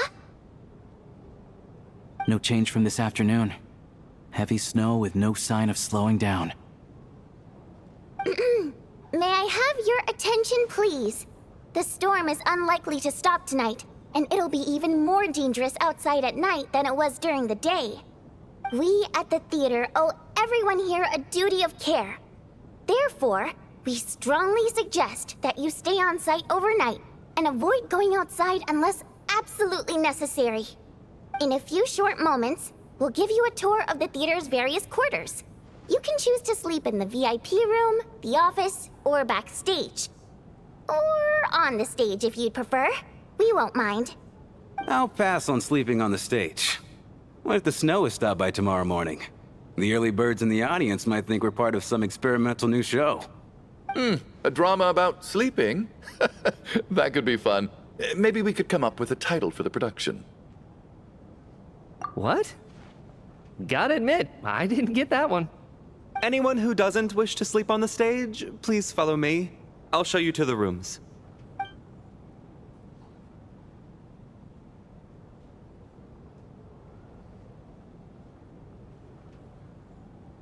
I guess I'll call it a night. Though I feel like I won't sleep very well without Paimon here. I'm sure she'll be worried that I haven't made it back yet. But as long as she looks out the window, she'll probably realize what's holding me up. I wonder if she's feeling any better yet. At least she hasn't been getting any worse. Still, I should try and get back first thing tomorrow morning.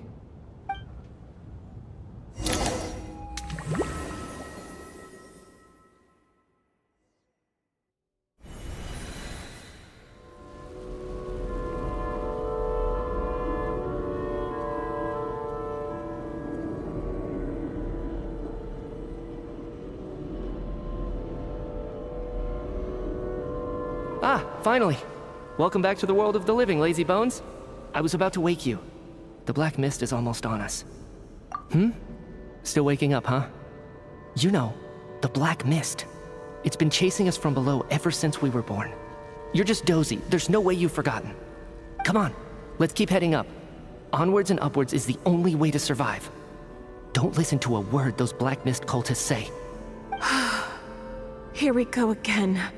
The endless march towards survival. What's going on? That black mist down there is creeping me out. And it's rising. Guess I should head upwards and get away from it. The black mist cultists believe that being swallowed by the black mist leads to everlasting peace. But if you ask me, they're just lying to themselves. We're the only heretics left, the only ones who refuse to give in. We have to keep going. But how do you actually know that they're wrong? Dangerous question there, Torgov. The moment your faith wavers, you start a chain reaction that ends in the collapse of your will. Put the question out of your mind. Stay strong and believe that the black mist means certain death. Okay, but it's not my mind that's the problem. My body's about to give up on me. It's already starting to falter.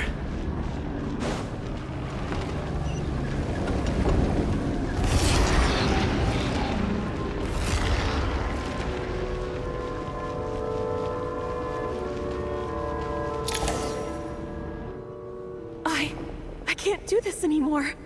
I've had enough of being forever on the run. What's the point of it all? All this will pass eventually, I promise. Keep fighting. It will be worth it. You accuse the Black Mist cultists of being liars. But you're lying too. There is no end to this path. It keeps going up forever. There was never any hope to begin with. The cult of the Black Mist has poisoned your mind, Sobolova. Are you thinking of giving up as well? I am. I think I'll take my chances with the Black Mist over this perpetual torture. As much as I detest the Black Mist cultists, I'm just too weary. Then I bid you both farewell. Let me put my personal opinions aside for a moment and say, I hope that you both find peace within the Black Mist. Fate always appears so impossibly complicated. But at moments like this, its raw simplicity is laid bare. Their fate was sealed from the instant they entertained doubt. From then on, the outcome was both inevitable and irreversible. Let's go.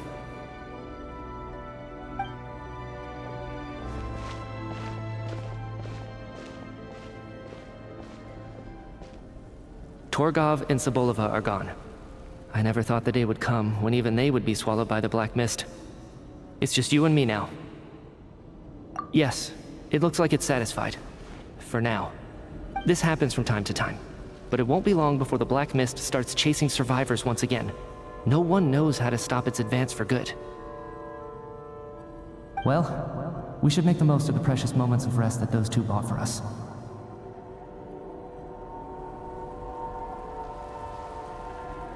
Huh? Are you really that sleepy, traveler?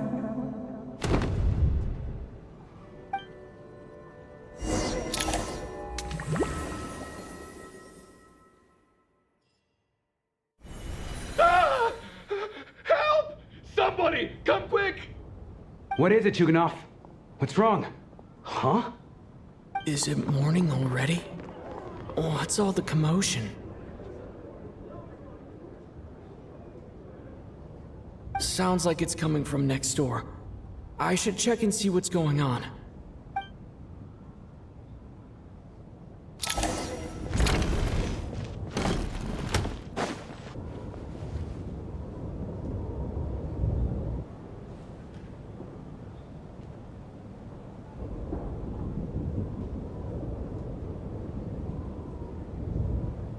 Don't look, Miss Tonya. Stay here. Okay. What happened to them?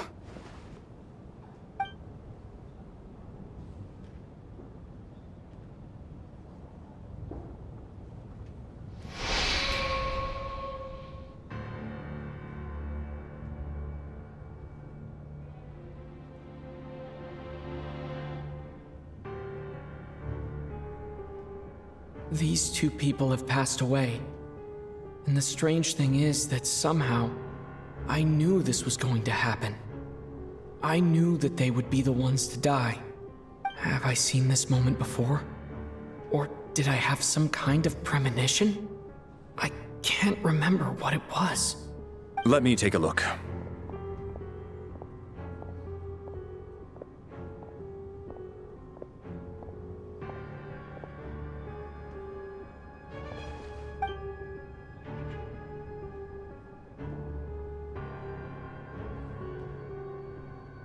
No vital signs in either of them. They're dead. The cause of death, however, remains unclear.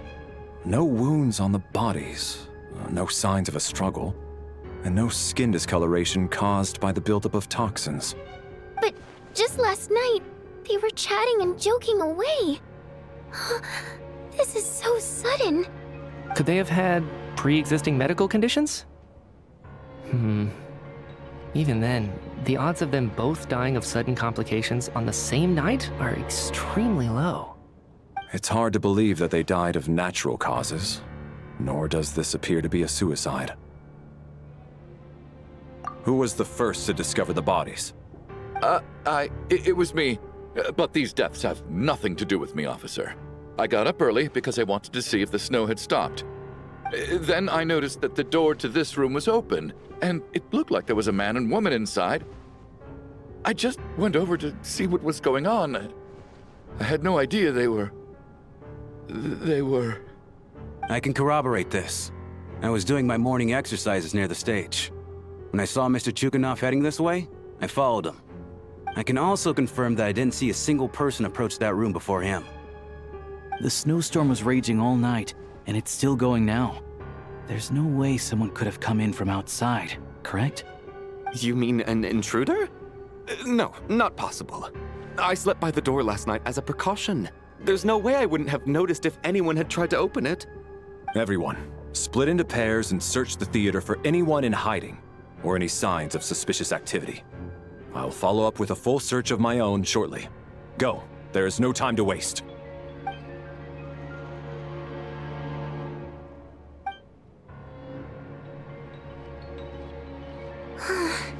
Nothing on your end either? Backstage is clear. No signs of suspicious activity. We checked the basement. Also clear. I don't think there's anywhere here that a living person could hide. Are we certain that the theater doesn't have a back door? Or any tunnel or passageway wide enough for a person to fit through? No, there's nothing like that. If people were sneaking in through some secret tunnel to avoid buying a ticket, we'd have sealed it off ages ago. I also checked the windows. All of them are locked from the inside, and there's no sign of anyone entering or leaving. It sounds like we can safely rule out the intruder theory. If anyone came in during the night in this weather, there'd be no way for them to avoid leaving footprints or water stains. This can only mean one thing. It's like one of those murder mysteries you see in novels and plays, isn't it? The ones where the killer is one of us. We can't quite jump to that conclusion just yet. Could he be right? It's hard to imagine something like that happening in real life. Set in a theater during a snowstorm, a murder takes place, and the killer is among us. It's such a classic trope that it seems unbelievable. Looking at who the killer targeted, and the clean entry and exit, it all adds up. I know what this is. It's obvious now that I think about it. What is? What have you figured out? Both victims were wealthy, well-known local merchants. And the door was deliberately left open so I would discover the bodies and witness the crime scene first thing in the morning. Such ruthless methods. This was your doing, wasn't it, Lelik? Lelik? You mean Lelik is among us? And he's the killer? Lelik. I know this code name. Member of the Rokot, anti-Project Stuja. Always works alone. I've read the case files at the Armory Palace. Walk me through your reasoning, Mr. Chuganov. What do you know about Lelik?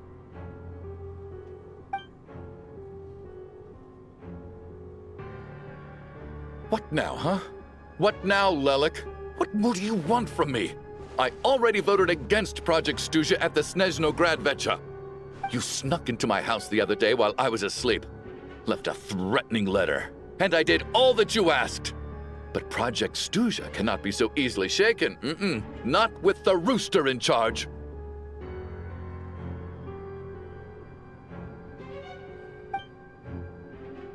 So he really was threatened by Lelek. That makes sense. And now you're resorting to murder to threaten me. Isn't that right? I knew it. The Rokot despises the rich. The lives of the wealthy are but refuse in your eyes. Show yourself! Which one of you is Lelek, Tell me! I'll do whatever you want! Just stop playing these mind games!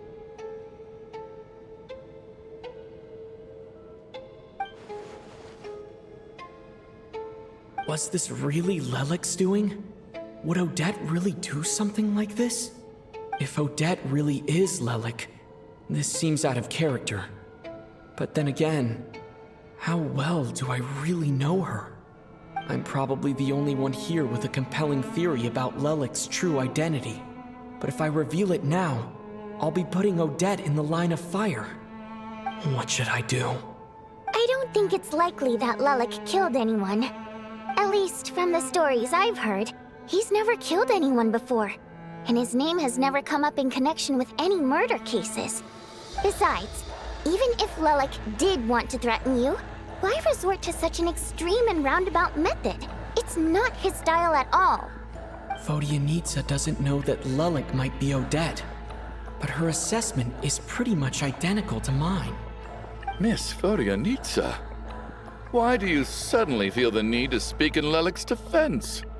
Defense? Oh, no, it's just... I'm worried that we're jumping to conclusions here, so I wanted to share my point of view. Also, I don't think the Rokot is as bad as you're making it out to be. Well, if you think I'm so wrong, what's your theory then, Why don't you tell us who the killer is? The case is still evolving, Mr. Chuganov. Please do not prevent others from expressing their opinions so early on in the discussion. Even so, there's no denying that the recent threat received by Mr. Chuganov may well be an important clue. So there's still a good chance that Lelek is right here among us. I can't do this anymore. I don't care if it's still snowing outside. I have to get out of here.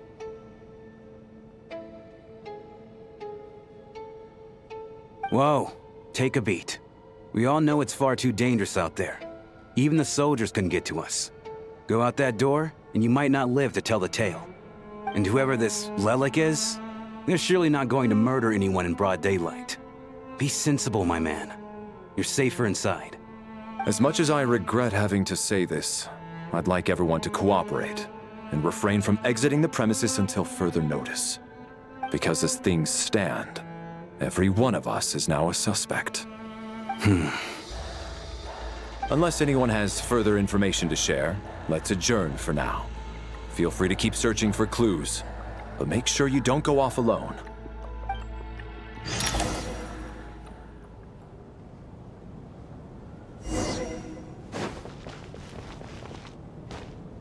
You seem to be very comfortable taking charge, Major. You took the reins as soon as things went south. I simply made an executive decision that someone needed to take control of the situation on the military's behalf. Does this offend you? No, quite the opposite. We feel much safer for it.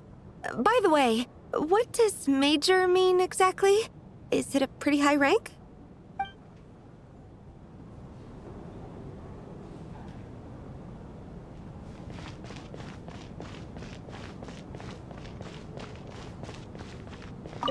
I still find it hard to believe there's a murderer among us. Just last night, I imagined we were like classmates out on a hiking trip.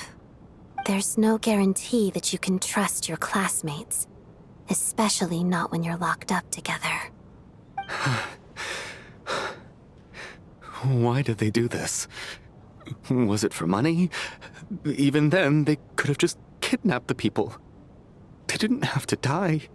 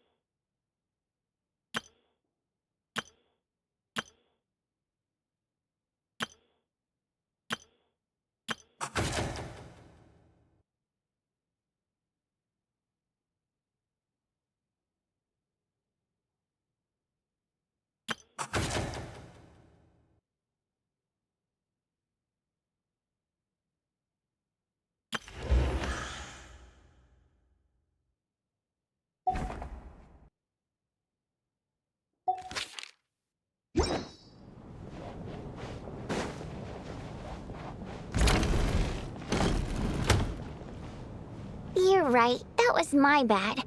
It was a knee-jerk reaction. I didn't think it through. Luckily, no one suspected my identity.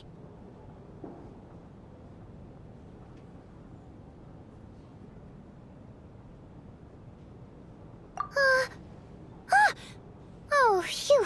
It's just you. I thought someone was eavesdropping. Since Vodianitsa and I were on the same page earlier, I think I should share my thoughts with the Rokot members first.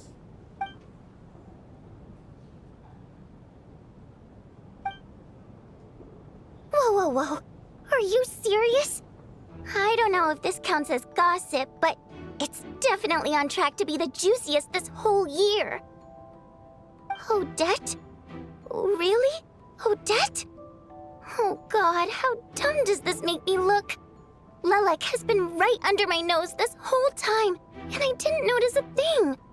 Actually, it's exactly what you'd expect. Sometimes, hiding in plain sight is the best strategy. And now that you mention it, the more I think about it, the more sense it seems to make. It all adds up.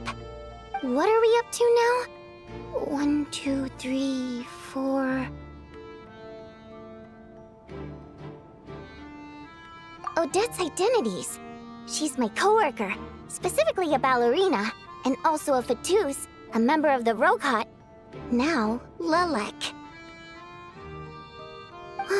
It must be so exhausting. I just want to give her a hug. I guess since I've always known her as a member of the Fatui, it never even crossed my mind that she could be involved with the Rokot, let alone be Lelek. I don't understand. If she's with the Fatui, what reason could she have for being so opposed to Project Stuja? Probably best if you ask her that in person. Well, since you waited until now to bring this up instead of announcing it to everyone earlier, does that mean we're all on the same page here? Yeah. Lelek may not follow orders from the Rokot leadership, but as far as I'm concerned, she's never crossed the line. If anything, her actions benefit the poor. We need to confront her face to face. Do you think she'd really admit to being Lelek? I don't know. We'll have to see how it goes. For now, we'll work on the assumption that she didn't kill anyone, and see how much she's willing to tell us.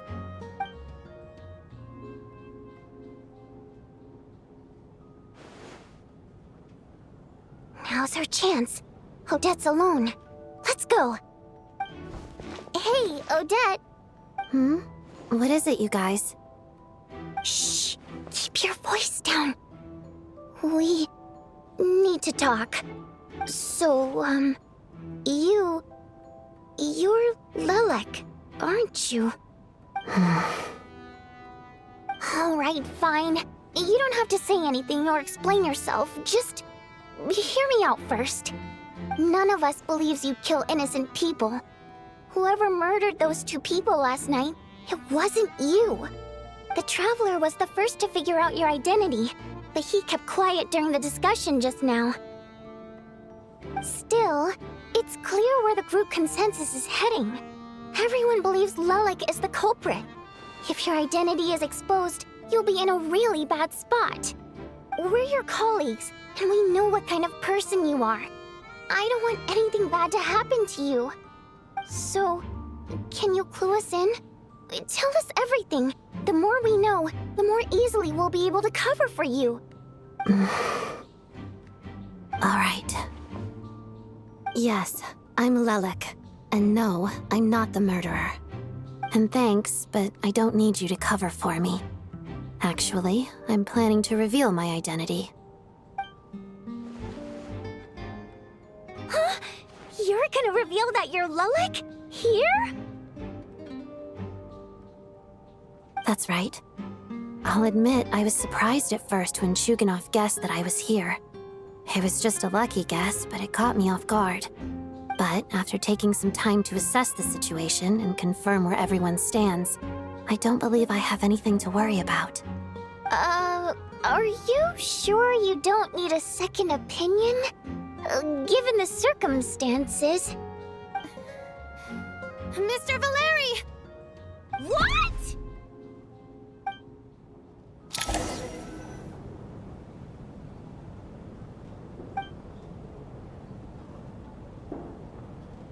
So...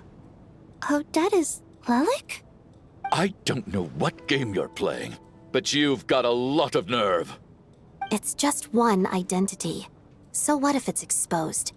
I can disappear and adopt a new identity anytime I please. I made my peace with this when I chose to become Lelik. But more importantly, I promise I am not the murderer, which means that someone else is. So, if anyone still insists that I did this, you'd best produce the evidence now. Otherwise, I suggest that you bite your tongue. Because if you really believe I killed 2 people without making a sound or leaving a trace, pointing fingers at me would surely only make you my next target. Is this really the truth, Miss Odette? That's confidence, all right. I believe you. A real no-nonsense attitude. I can see why Marionette said that she's on track to inherit the title of the Fair Lady. Are you seriously buying this? Hey, officer! She just admitted to being Lelik. Aren't you going to do something about this? I do have one question, Miss Odette. Why have you chosen this moment to come forward and reveal your identity? If I didn't say anything, everyone would be focusing all their efforts on finding Lelik. And that is exactly what the real culprit wants. I don't want to be the scapegoat who lets the murderer get away with this crime. Despite all the accusations, she made the smart choice. A remarkable display of rational thinking under pressure. Clearly, Odette's talent extends far beyond the art of dance. She thought so far ahead. Ugh, why do I always feel like I'm one step behind her in everything? You've convinced me. Dealing with the murder case remains the top priority right now. Let's put the name Lelik and all related incidents aside until further notice. Nevertheless, the group still considers you the prime suspect. I assume you have no quarrel with that, Miss Odette? I understand. You're welcome to keep an eye on me around the clock. I have no objections. Mr. Chuganov? For my wife and daughter's sake, I'll let you off the hook for now. But don't think you're forgiven for breaking into my house and threatening me. Just wait till we get out of here, Lelik. We'll settle the score then.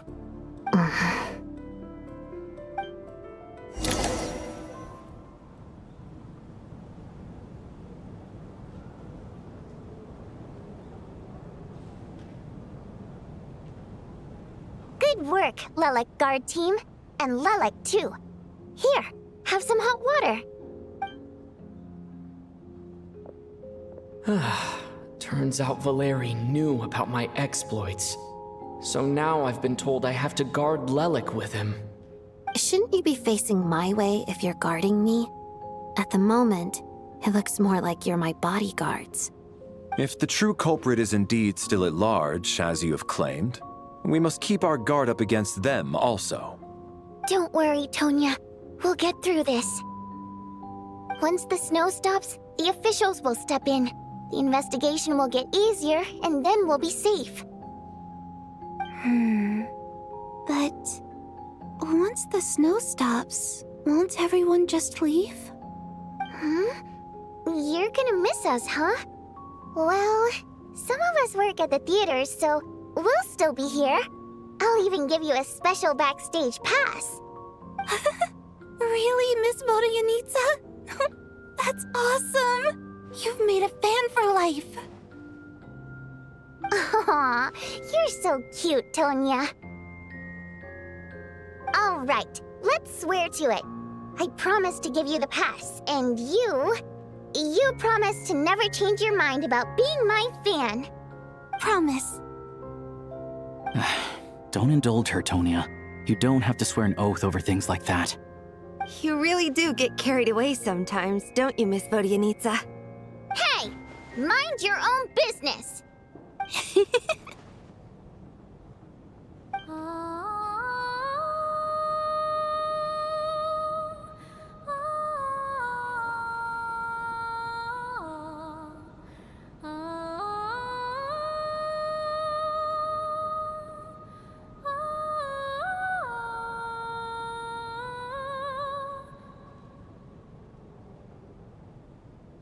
Don't be nervous, Miss Water Imp. Everyone's here. There's nothing to be afraid of. Excuse me? Do I look nervous? Don't be ridiculous. Hmm? No. You sound nervous, lass. Oh. Wait, but how... Okay, plenty of people know that I'm a water imp, but still... How come you understand our primary mode of expression? Primary mode of expression. I've not come across that concept before. Do enlighten me, Vodyanica. Well, it's just... We water imps tend to communicate our emotions to each other by singing, rather than facial expressions. The emotions we convey through song take precedence over our facial expressions. So, we think of it as our primary mode of expression. I'm impressed, Shram. I didn't take you for a man of culture, but you're clearly rather learned. It's not about being cultured or not.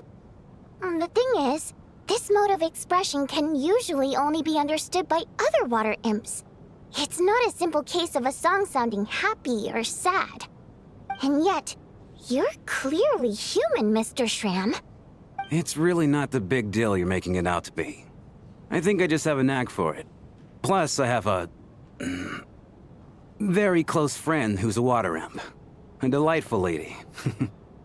But keep that a secret. Anyway, we spent so much time together that before I knew it, I noticed I could understand her expressions. Oh, I guess that makes sense. Still, the fact that you have a water imp friend is even more surprising. I'd better watch what I'm singing when I'm around you from now on. Hey, what are you implying? You're not secretly insulting the audience in your songs, are you? Heavens, why would I do a thing like that? It's getting late. We should discuss our sleeping arrangements for tonight. To guard against the killer, someone needs to keep watch. I suggest that we don't sleep in separate quarters tonight. It will be safer if we all stay together. As long as someone keeps an eye on Lelik, I'm quite sure we won't have any trouble. Are you saying that you wish to bet your life on Miss Odette being the killer? Nonsense. Of course not. Then I propose the following arrangement for tonight. The Traveler, Odette, and I will form the Night Watch. We'll sleep in shifts, but 2 of us must be awake at any given time. An excellent idea. This allows us to handle the Night Watch while also keeping an eye on Lelik. Meanwhile, the rule of taking shifts in pairs resolves the other issue. Namely that we can't necessarily trust the Traveler or Valeri either. I expect that plan took you quite some time to come up with, didn't it? Actually, our field combat manual outlines a similar approach. Although the scenario there involves guarding prisoners overnight during field operations. That being said, I must clarify that I harbor no disrespect towards you personally, Miss Odette. In fact, Lelik's numerous covert operations make fine textbook examples for military agents. I care less about respect and more about the fact that you just robbed me of 2/3 of my sleep tonight. I'm calling dibs on being the first to rest. Good night.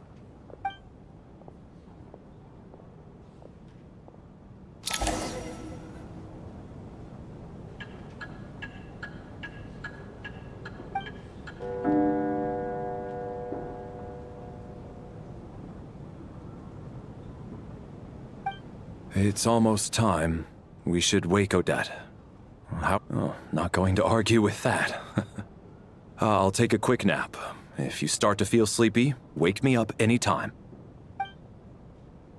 It's finally time for Odette and I to share the Night Watch. I should wake her up.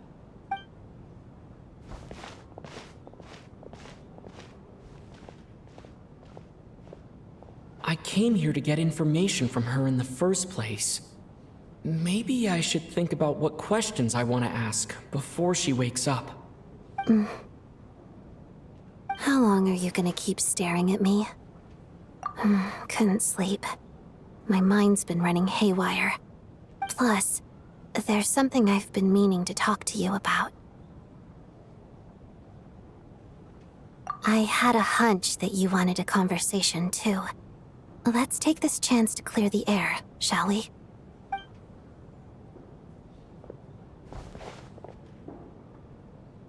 I just had a simple question for you, really. It's, Rosaline. In her final moments, did she have any last words or anything? I see. Well, that was all. I have no other questions. No. She was utterly ruthless in pursuing her goals. That kind of person should be hard to miss. And yet, even though I never approved of her methods, and she was an abrasive person, the fact remains that I am indebted to her. Oh, she told you. I guess that makes sense. I think she and Rosaline were on pretty good terms. Yes. Rosaline wasn't the kind to gossip about this sort of thing. Not that it's any huge secret to me, though. When I was a child, I had to join the Fatui for the sake of my mother and me. I trained under Rosaline. It was extremely grueling, and it didn't exactly come naturally to me. All I could do was try to ignore the biting cold and practice.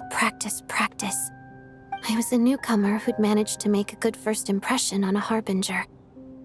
There was pressure to live up to her expectations, to be worthy of the fair lady's reputation. Every day was a struggle against the cold, pain, and fatigue. And most nights, I struggled to fall asleep. After enduring all that, I've become almost immune to the sensation of pain. I suppose that was the cost of survival. Surely, any child who had to experience that would grow to hate her lot in life, don't you think? So, I put an equal amount of effort into my ballet. Because in my young mind, that was the only way to defy my fate.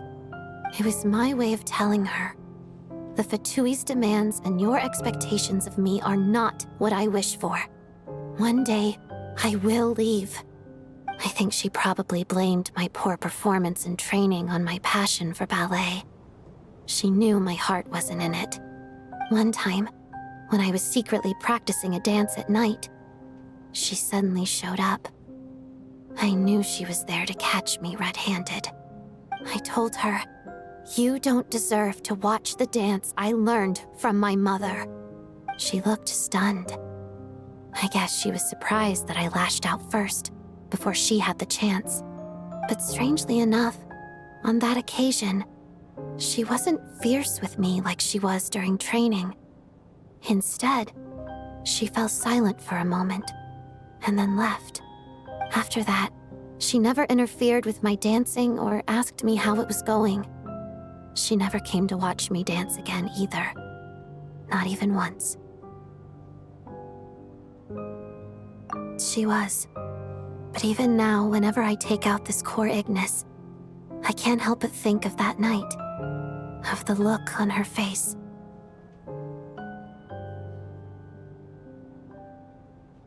Sort of. Although gift might be too kind a term. This is her flame sealed within ice.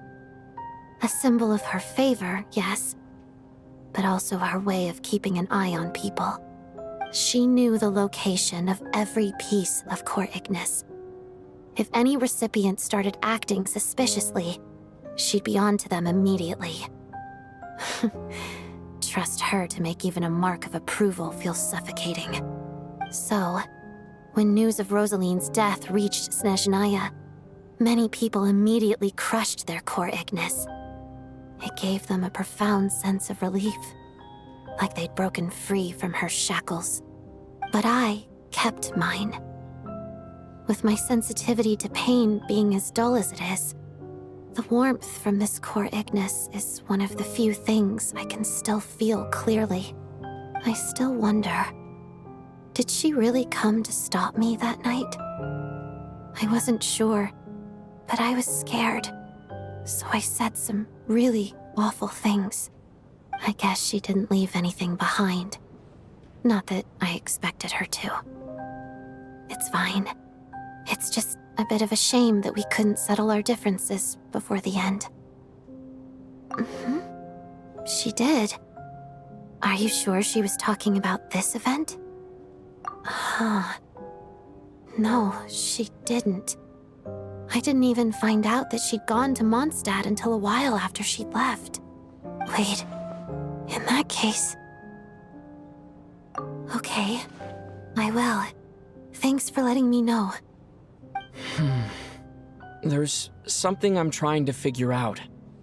I'm beginning to suspect that Paimon's mystery illness is being caused by the energy research behind Project Stuja. Paimon's very important to me, so I have to get to the bottom of this. I figured that since you're Lelik, you might know something about all this. The ultimate goal of this energy experiment is to create a weapon for the final battle. The weapon's construction was completed in Nodkrai. Now, all that remains is to arm it with a sufficiently powerful energy. Yes, the weapon's development and all the related experiments are overseen by Lord Piero, the Jester, and the lab is located deep within the Armory Palace. I'm not sure why this experiment would be making Paimon feel unwell, though. The best way to get to the bottom of it would be to go there in person. Once we get out of here, I'll help you apply for an entry permit.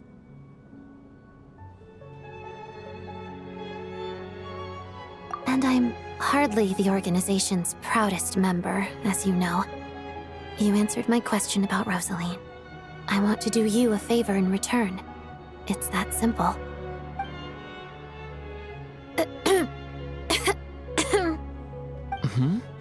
What's wrong? Are you not feeling well? You two seem to be hitting it off.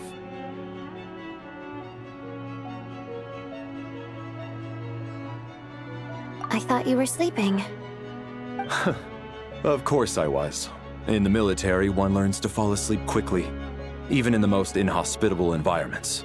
It's vital to staying alert and energized. Why? Is something wrong? Even if he was awake, he can't have overheard us, right? Well, thank you both for keeping watch. Traveler, I'll take over for now. It's your turn to get some sleep. Sure.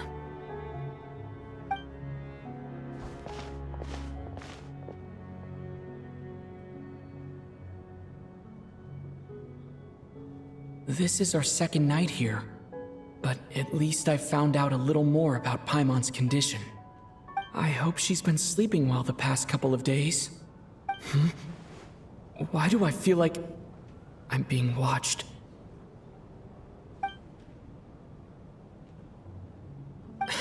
Seriously? Is this payback for when I stared at her earlier? But I thought she was asleep. Never mind. I'd better try and get some sleep myself.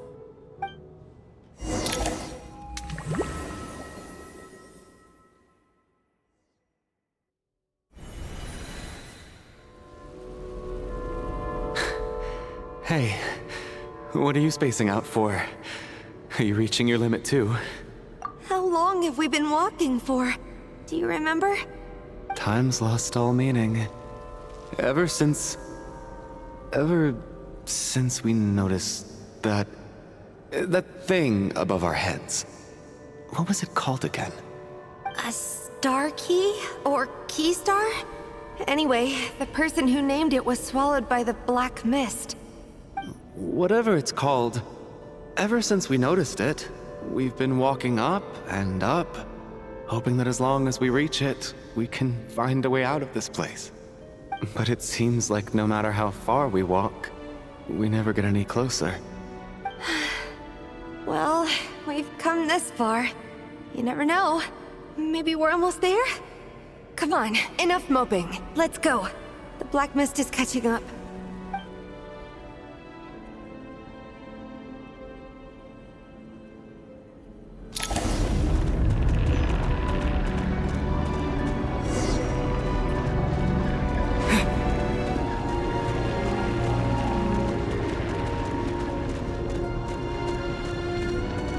We got ourselves a straggler. Here comes another one. Beat it! Monsters! Watch out! Not again! I've lost count of how many times we run into them. Be careful.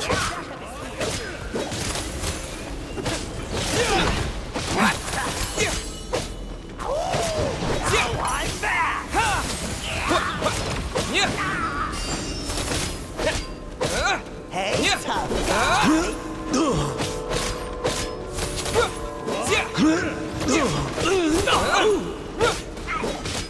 Condense! Cryostorm!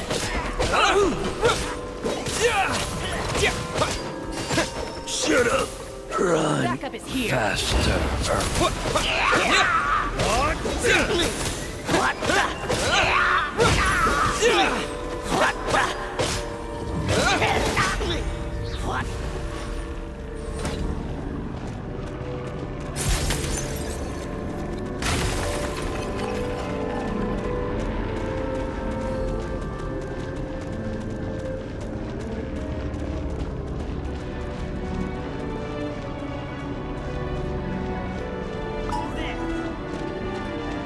You wanna fight?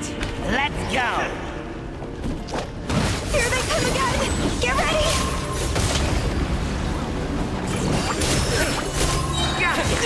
Having second thoughts?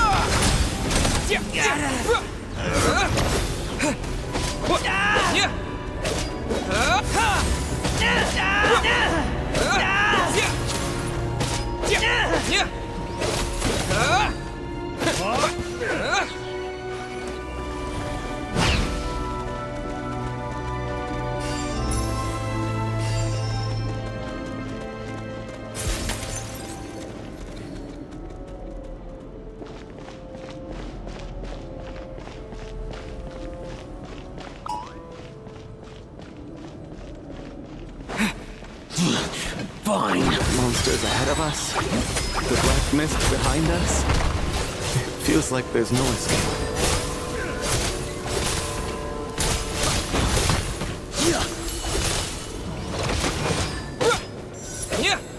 Cryostorm! Run faster.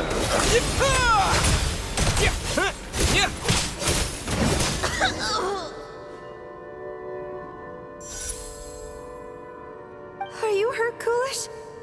No. I'm fine. It's just... Suddenly I don't want to walk any further. I get you. In fact, I reached my limit a long time ago. Sometimes it feels like there's hope where there shouldn't be. Yeah. The hope that the star gives us is the only thing keeping us going. But I'm not sure it's real at all. It may just be a collective illusion. Otherwise, why would it always be out of reach? We know you mean well, but you're only saying that to try and encourage us to keep going, aren't you? Thank you, friend. But enough is enough. Please don't give me any more false hope. Hope is poison in this place. You're going to continue, aren't you? I admire that. I've given up, but I wish you the best. May there come a day that you catch up to the star and leave this godforsaken place.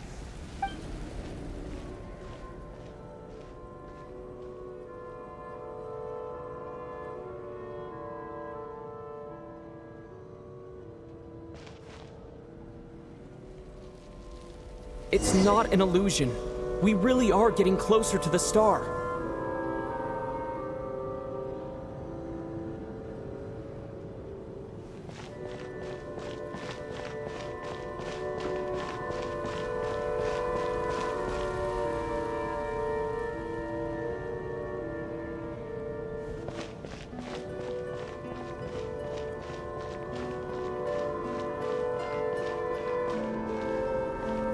Congratulations. You're the first person to make it here. I'm the star's envoy. The black mist has stopped rising. Its hunger is satisfied for now, having devoured your two companions.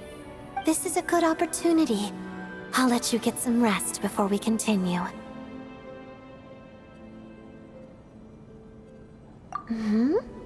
What do you mean, leave? The star represents the starting point. It's the waypoint for the beginning. Congratulations on reaching the starting point. Once you are ready, we will head out and walk upwards. I will be right by your side the whole way.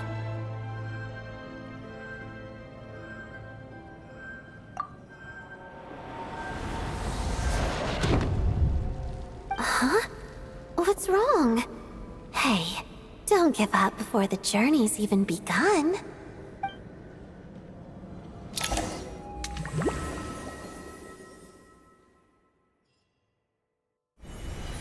Rampana! Rampana! Is that Vodyanitsa's voice? What happened? Coolish, wake up! Please wake up!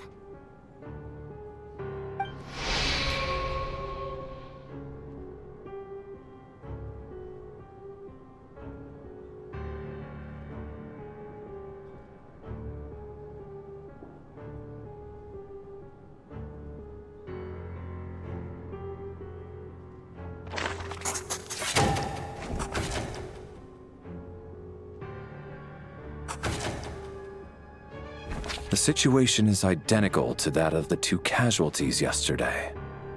We cannot ascertain the cause of death. At least there are some elements that we can rule out this time. They slept on the stage with everyone else, so I suppose the surrounding environment can't be a relevant variable. Rampana. Coolish. Weren't some of us keeping watch last night? 3 of us, in fact. How could you not notice something was wrong? I'm as confused as you are. Certainly nothing unusual happened on my watch.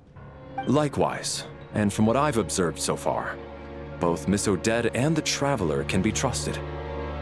To be honest, I didn't get a wink of sleep last night. I couldn't help but think I was the target, so I just laid there with my eyes closed. I heard the Traveler and Lelik chatting, but otherwise I don't recall hearing any commotion during the night.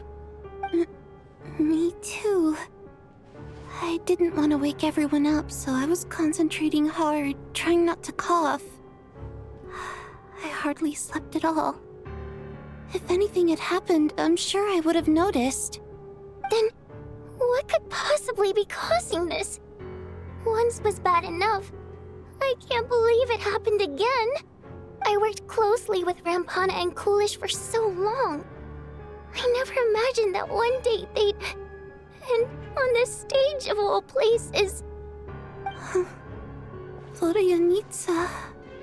4 victims in just 2 days, and we still don't have a single lead. I need to get to the bottom of this as soon as possible. And above all, keep Tonya safe. I'd never be able to look Child in the eye again otherwise. Still snowing? Yes, I just checked. Still no sign of anyone outside either. So we only have ourselves to rely on. If you ask me, this killer can clearly strike whenever they please. The Night Watch was a useless endeavor from the start. Lelik must be an expert in poisoning. Clearly she used some poison that can't be detected on the corpse. Here we go again.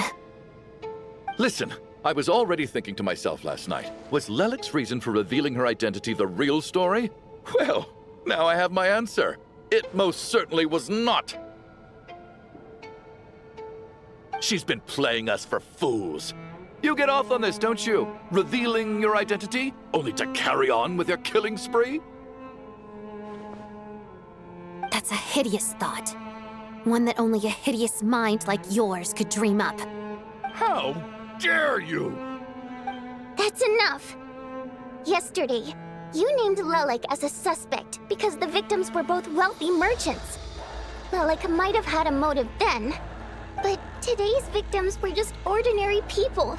Not to mention that they were colleagues of Odette and mine. What reason would she have to murder them?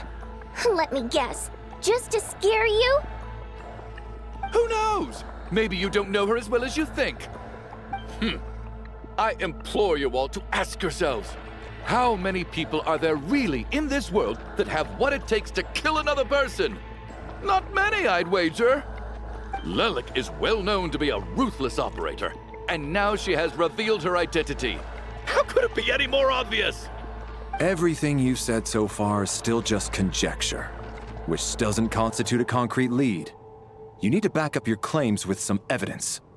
How can you defend her, officer? What did she say to you while you were on night watch? Maybe I shouldn't be so surprised. You military types are always colluding with criminals to target the rich.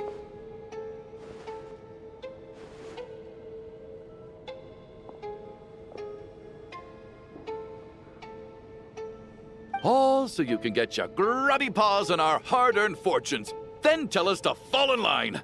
The Fatui, the Druzhna, and the Rokot. Thugs, the lot of you!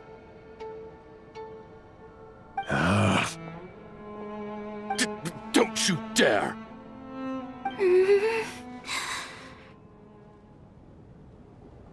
Sir, but you were the one who told us not to stop other people from expressing their opinions yesterday. 4 people have already died. Only yesterday I was chatting with Mr. Coolish. Then we woke up in the morning and he's... Turning against one another is the last thing we should be doing right now. Little girl. Even if Mr. Chuganov is a puffed-up, pig-headed windbag who doesn't have a clue what he's talking about, he's still one of the victims here, isn't he?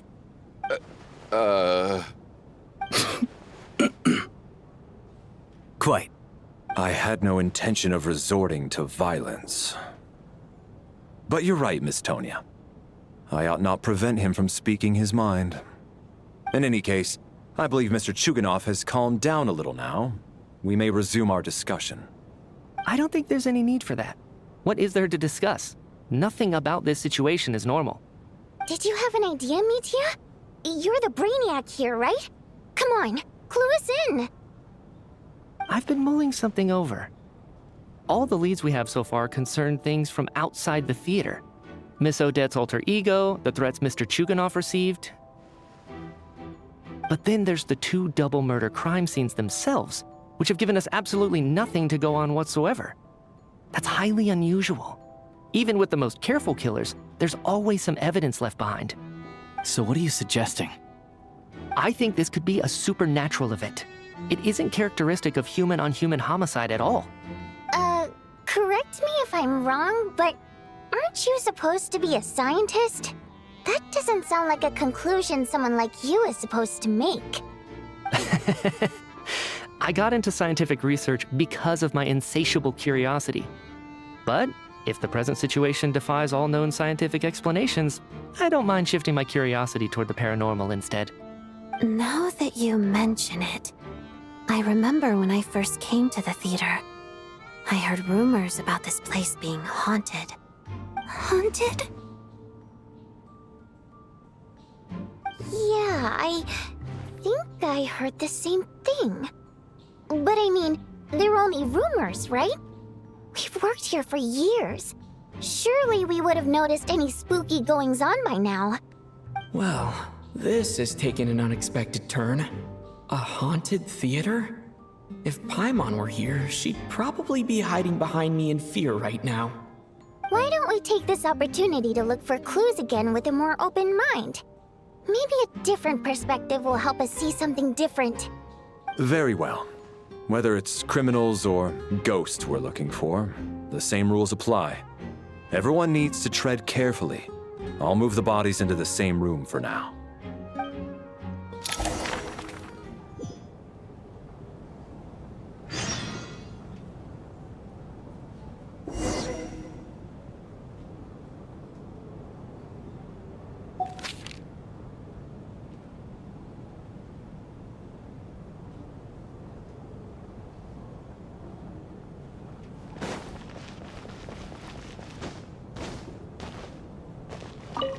I need to think very hard about whether there's anything that ever needed hiding.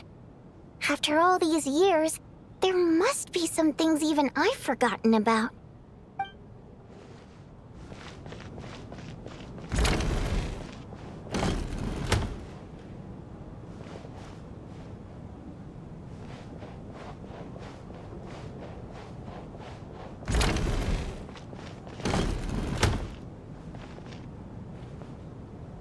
Valeri, come take a look at this.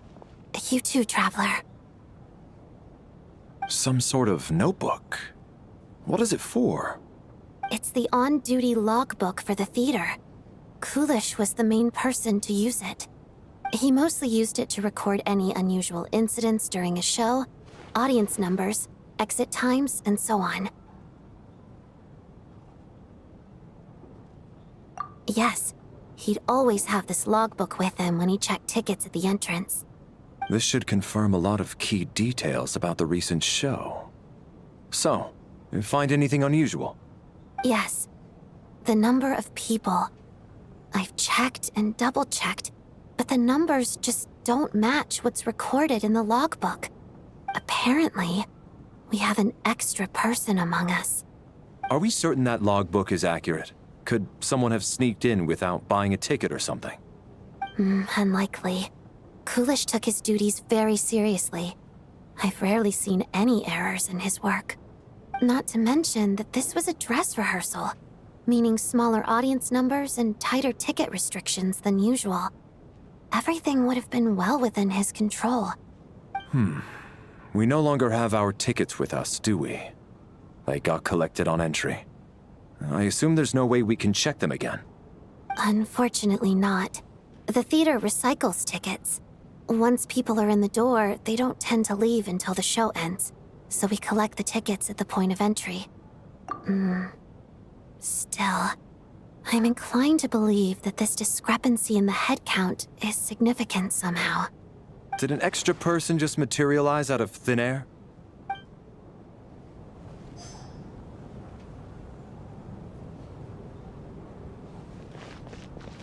Did an extra person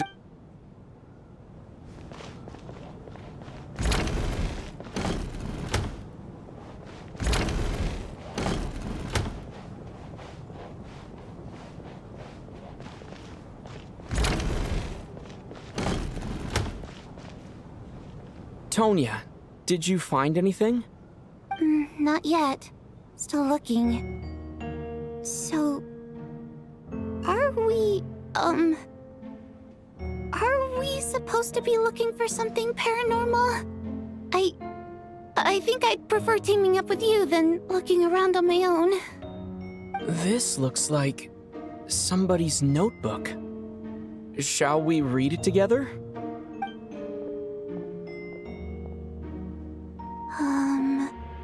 Well, it doesn't look scary or anything, so I guess it should be fine. All right, let's read it together.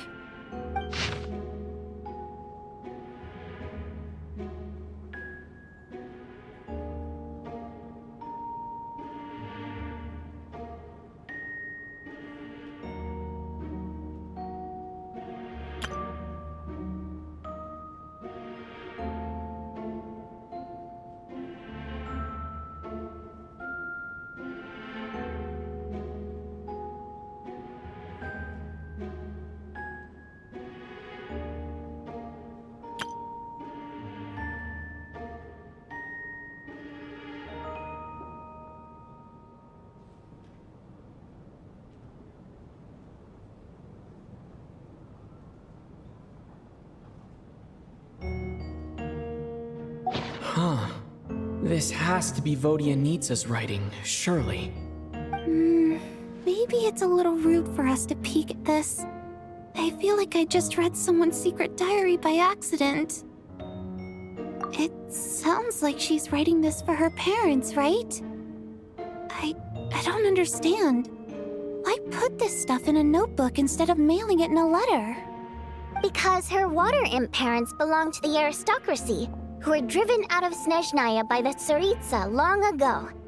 And now they live somewhere new, where the postman can't get to. We're sorry. It's fine. My fault for not storing it properly. I can't leave things lying around and expect them to get ignored when everyone's scouring the place for clues. All right, give me my notebook back. I'll take over the investigation in this room.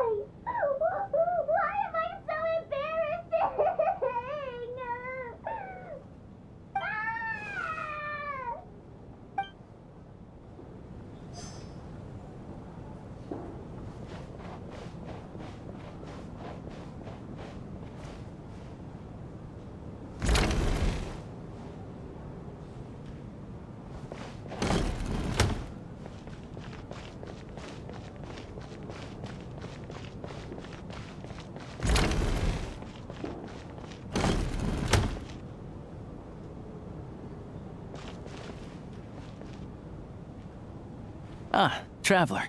Since you're here, come take a look at this. Alosha found it. We're both curious to hear your perspective. It appears to be an investigation report. And the focus of the investigation was the rumors of haunting we heard about earlier.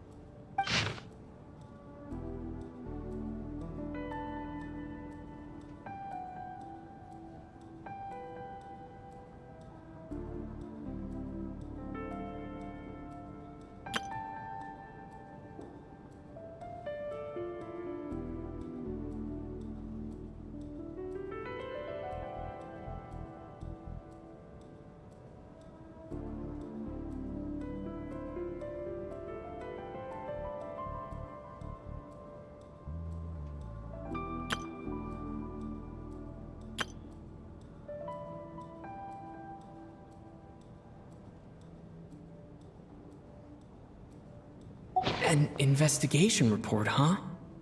Looks quite old. This person's name looks to be of Sumeru origin to me. Was the investigator from Sumeru? The theater manager must have hired an investigator once specifically to look into this issue. But it doesn't look like anyone ever looked at the report. Presumably, the manager wanted to know if the supposed haunting was dangerous, while also being fearful of word getting out in case it affected the theater's business. Anyway, the bottom line is, the haunting is actually real after all. It's caused by an obstruction in the ley lines. Is there any chance this is the key to finally making some progress with the murder cases? Ley line problems are pretty unexceptional to me by this point. And while it certainly offers an explanation for the ghosts, it's hard to imagine what connection it could have to these two murder cases. Some of the language that appears at the very end of the report caught my eye. Angel civilization, ley line renovation? My area of research doesn't touch on any of that, so it's completely outside of my wheelhouse. Huh? A piece of paper just fell out from the report. It landed right by your feet.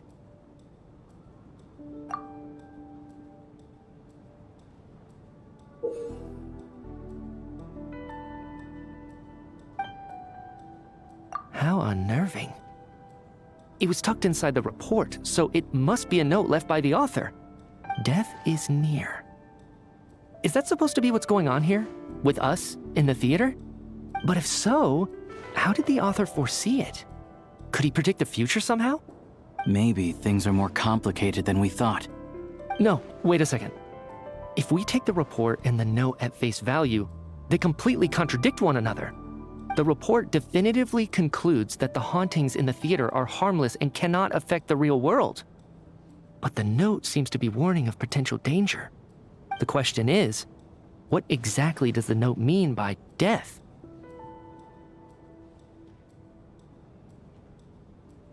The various ways we could interpret this keyword lead in completely different directions. Let's pause our analysis here for now. I think we need more information.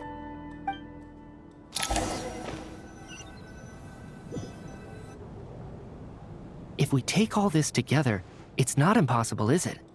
If anything, it's the natural conclusion. Oh, I beg to differ. This sounds to me like a product of a researcher's vivid imagination. And perhaps it's because I'm still viewing this through the lens of a typical murder investigation. But still, I'm struggling to be persuaded by your theory. Does it really sound that far-fetched? Alright, well, let's treat that as speculation for now. I do agree with what you've said, so let's go with your idea for now. Good.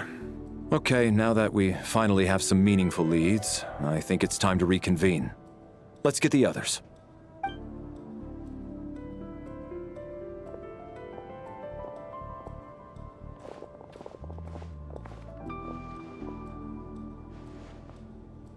So, that's about everything we've discovered so far.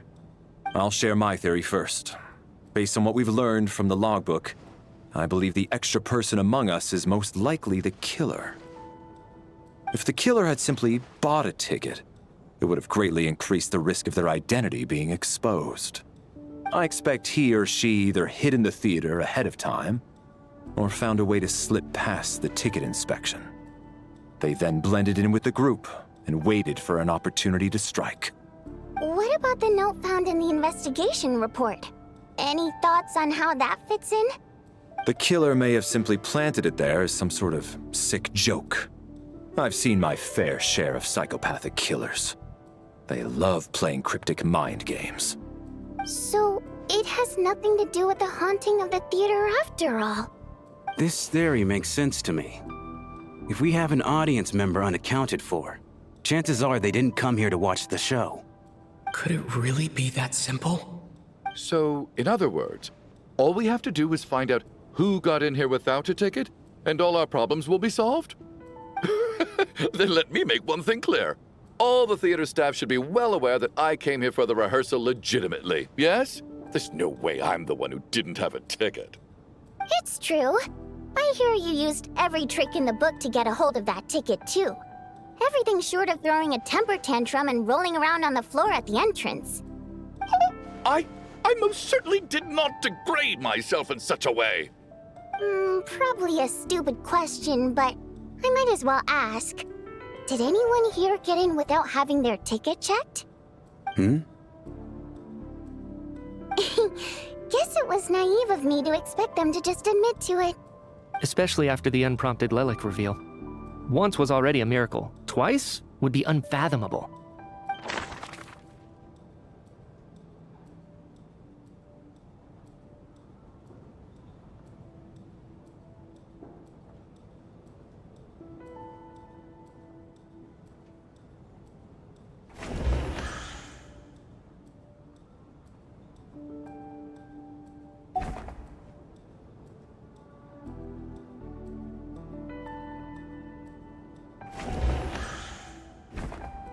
I don't believe any of us here knew Shram before all this. If no one can verify Shram's identity...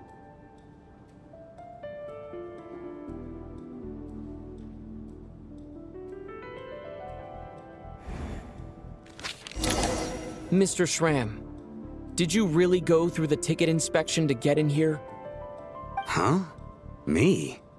Why am I being singled out, my friend? Do I seem that suspicious? It's not that you stand out as suspicious, more that everyone else has been ruled out as trustworthy. Okay. Well, we spent the best part of 2 days together now, so I'm sure you can all tell what kind of person I am. I'm a true gentleman. I never dream of doing something like sneaking to the theater without a ticket. Yeah, I have no doubt that you're a good person. But the problem is, none of us here actually know you, so no one can say for sure that you are who you claim to be. Although, actually, what was it you said last night? Yeah, you're friends with that water imp, which is why you understand our primary mode of expression.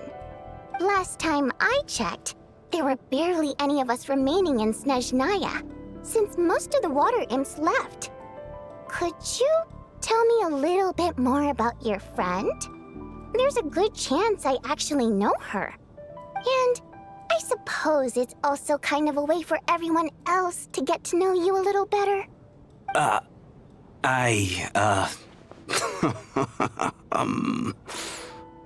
Good grief. Are you blushing? Pull yourself together, man. Stop giggling like a teenage boy. It's revolting. Hey, revolting is a little strong. All right, fine. I'll admit it. That water imp friend of mine, the truth is, we're dating. I was just a bodyguard hired by our family. But the stars must have aligned because sparks began to fly between me and their daughter. Never in my wildest dreams did I think I'd get so lucky. We don't need details. Just get to the point. Okay. I'm just a little hesitant to reveal her name, that's all. You know how it is. These are delicate times. Even with me to protect her. If word gets out that she's dating a human, both the Fae and human factions will give her a hard time. Really? Wait, no. That can't be. Huh? Shram, what the devil are you talking about? Why is everyone looking at me like that? Surely you can understand where I'm coming from. Delicate times? Factions? Yes? You know, the Civil War? Last time I checked, the Fae and the humans were still at each other's throats. If I'm not mistaken, the last significant civil war in СНЕЖНАЯ history was over 400 years ago, when Her Majesty the Tsaritsa had just taken the throne and was consolidating her reign. What do you mean, 400 years ago? What's going on here? Is Shram from the past? All right, Mr. Mitya, you win this round. As far-fetched as it is, it appears that your theory may be correct. I'm just as amazed as you are. I didn't even believe it myself, to be honest. Is someone going to explain what's going on here? From the look on your face, you figured it out too, haven't you, Traveler?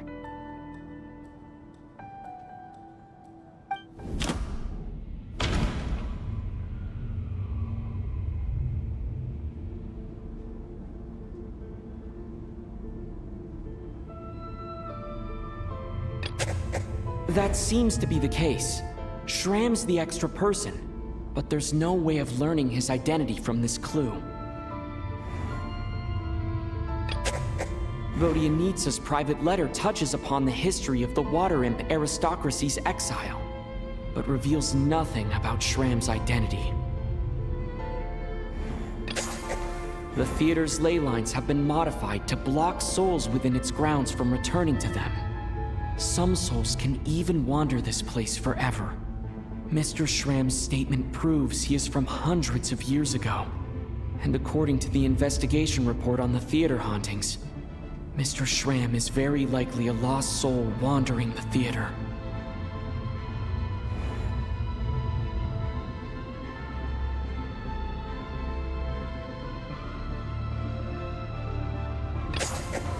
For some unknown reason, the soul that has been wandering the theater due to the ley line issues has joined our group and blended in. Yeah, that must be the immediate reason why the ticket count doesn't match the number of people present.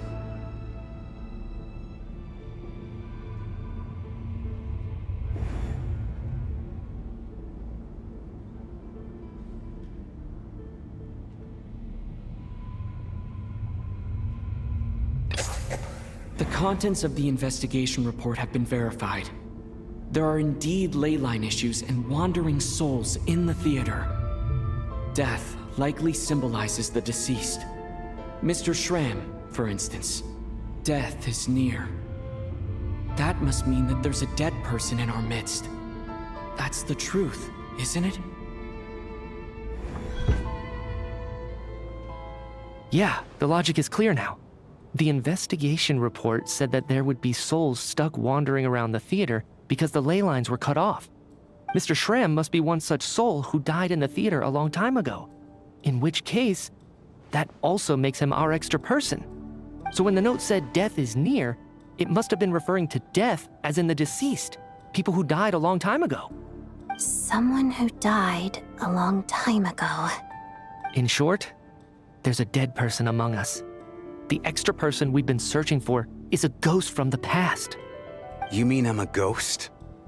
No. Don't make jokes like that, my man. There must be some mistake.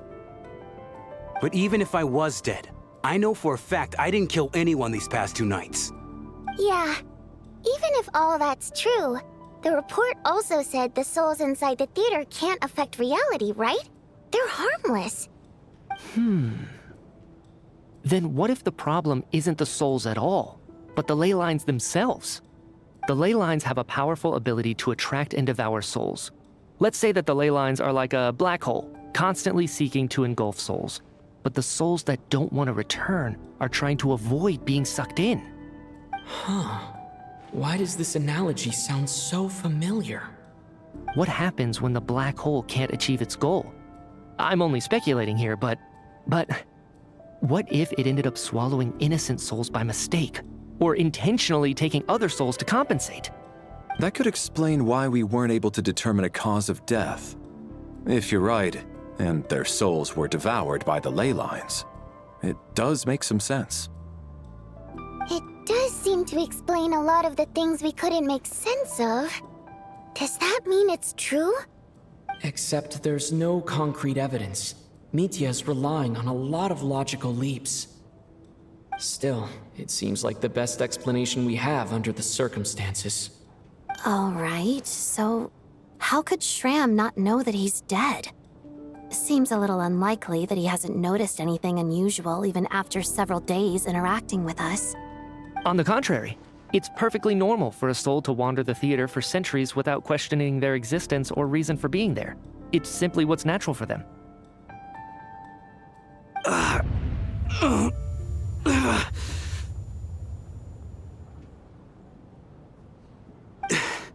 You know what, Mr. Brainiac? I think you might actually be right after all. I'm trying to remember and... even though my head feels like it's going to explode, I think... it's all coming back to me.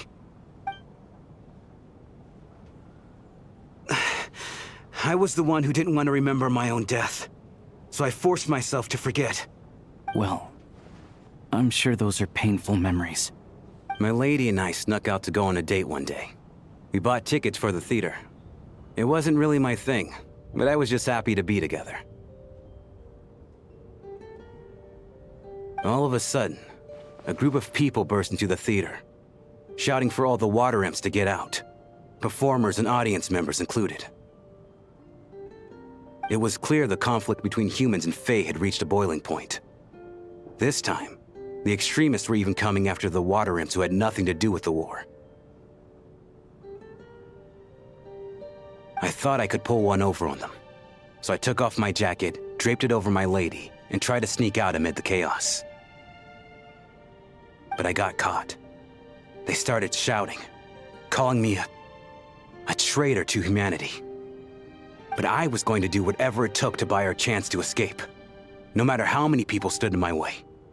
I had to, both as their bodyguard and out of love. It's all right, friend. You can stop there if you want.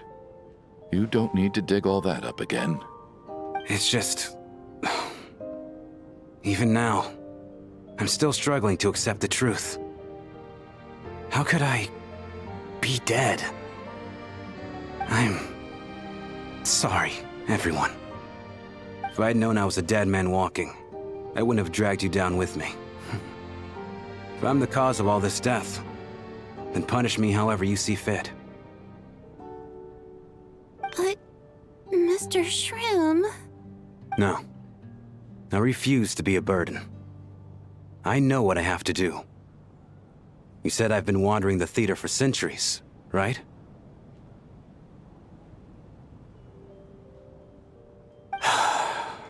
I guess it's high time I got a breath of fresh air. Out there, I mean. I'll leave this place and take all this death with me. Go out on my own terms. Mr. Shram, I'm sure we can figure out a different course of action. My good sir, we both know I'm not supposed to be here. I should have accepted my death long ago. One way or another, this has to end. Unless you're saying this goes against another one of your military principles somehow. No, I'm speaking on a personal level this time. Let it go, man. Oh, wait. One last thing. Miss Wateramp. My lover. Her name was Litia. Litia Ozarova. Do you know what happened to her? Ozarova. Oh, Auntie Ozarova. That's what we all called her. I remember her as a very kind elder. She had a bunch of kids, too. I'm so glad she survived. And she had lots of kids? Good. That's good. I could hardly expect her to stay single just because of what happened to me, right? As long as she went on to be happy, that's all that matters. Besides, I'm dead. My soul's been wandering around here for so long because I was worried about her. But now, I can go without regret. There's no need to see me off, my friends. I've enjoyed our time together over these past few days. Perhaps we'll meet again in the next life.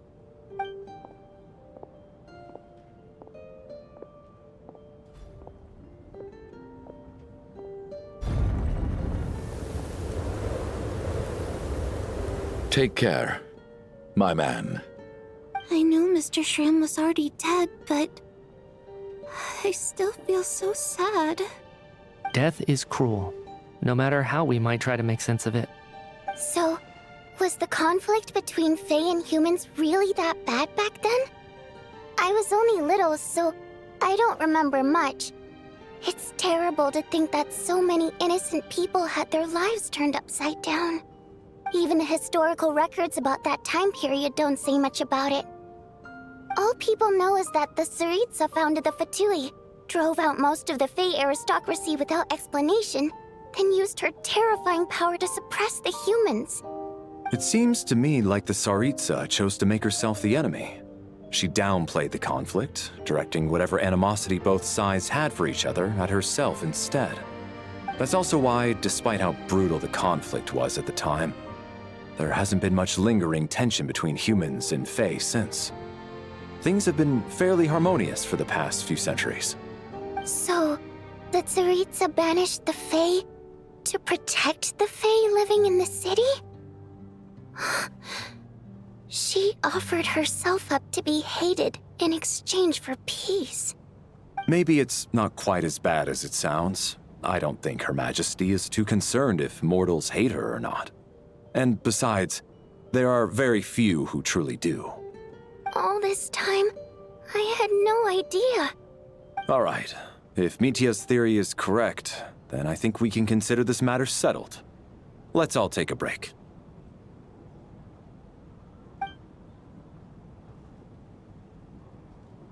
Ugh, if only this blasted storm wasn't still raging on.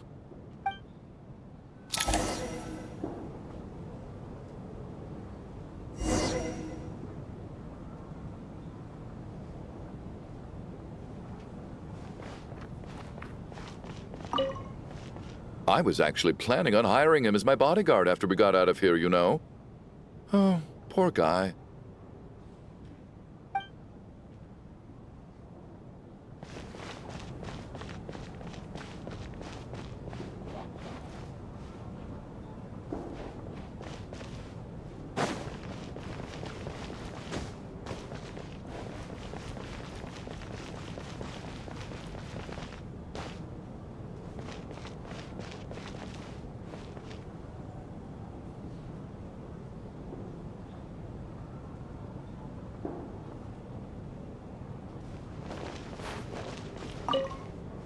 Well, at least it seems like Mr. Shram stayed optimistic until the end. The information he revealed, it's given me a lot to think about.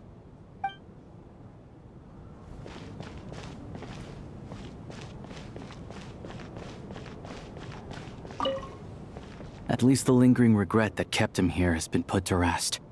That's not necessarily a bad thing.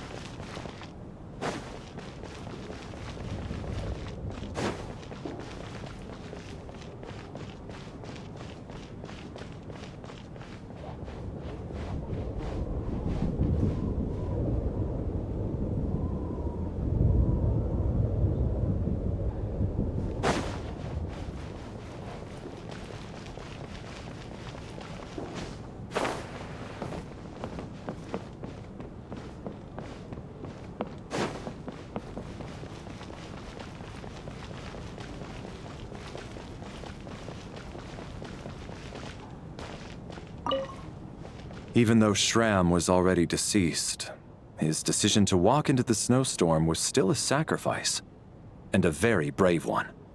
This is one of the few times I don't feel at all happy to have my theory proven true.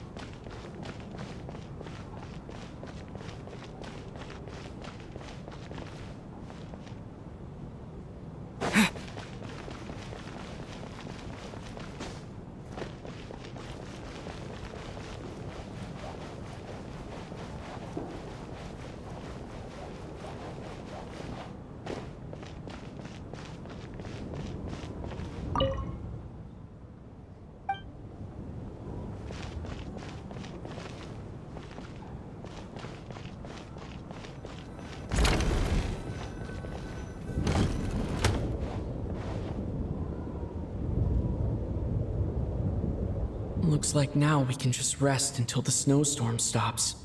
I still can't believe Shram turned out to be a ghost who'd been in the theater for hundreds of years. To think he was dead this whole time. What a strange turn of events. Knock knock. Huh? Knock knock. You know the door isn't closed, right? You don't have to knock. Think of it as a signal then. When I'm entering someone else's room and I knock, I'm here as Odette. If I don't knock, it's Lelik. Thanks. So, why did you come to find me? Is there something I can help with? Vodyanitsa said you knew about my secret identity from the start. But when everyone was discussing who Lelik could be, you were worried that revealing what you knew would be unfair to me, so you kept it to yourself, right? Yes, I'm extremely grateful for that. It's nothing. I mean, you didn't hold what happened with Signora against me, so I should thank you for that as well. Actually, there's something else as well. I found myself in a situation similar to the one you were in when you helped conceal my identity. So I thought I'd come and ask you for advice. It's about Mitya. Before all of this, the last time I saw him, he was dead. As I'm sure you know, my goal as Lelik was to stop Project Stuja. Well, when I found out the tech lead for the experiment behind Project Stuja was Mitya, I immediately started planning to track him down and threaten him to back out. I often saw him around the theater, but I soon concluded that making my move there would risk exposing my identity. So I decided to infiltrate the Armory Palace and go directly to his lab. That way, the threat would be much more effective. Well, I suppose there was a bit of luck involved, but I am a Fatus, so I already had some familiarity with the building's layout. But when I finally made it to his lab, Mitya seemed to be dead. I checked his breathing and his pulse. He had no vital signs whatsoever. I'm certain of that. I thought maybe another anti-Project Stuja activist had beaten me to it, and chosen a much more brutal method, so I made myself scarce. That's why you were so on guard around Mitya that first night here. Yes. When I saw him sitting in the audience during the performance, I could barely contain the shock. To me, it was a miracle. Somehow, he'd come back from the dead. But then, the murders started happening and things got so complicated that it wasn't really at the front of my mind. That is, until Mitya himself said there must be a dead person among us. Then, I couldn't ignore it any longer. And yet, you thought that bringing it up right away would single Mitya out. Just like when everyone was suspecting Lelik. Exactly. I thought there could be something I was missing. Besides, we soon figured out that Mr. Schramm was a ghost. And we knew there was only one extra person. So we thought he had to be the one. But now, it seems like there's another candidate. I understand why you kept it to yourself. There was so much information being thrown around during that discussion. Bringing up Mitya would have just introduced more confusion. So, what do you think we should do? Let me confirm one thing first. When was it that you found Mitya dead? Around a week ago. Sometime in the afternoon. A week ago?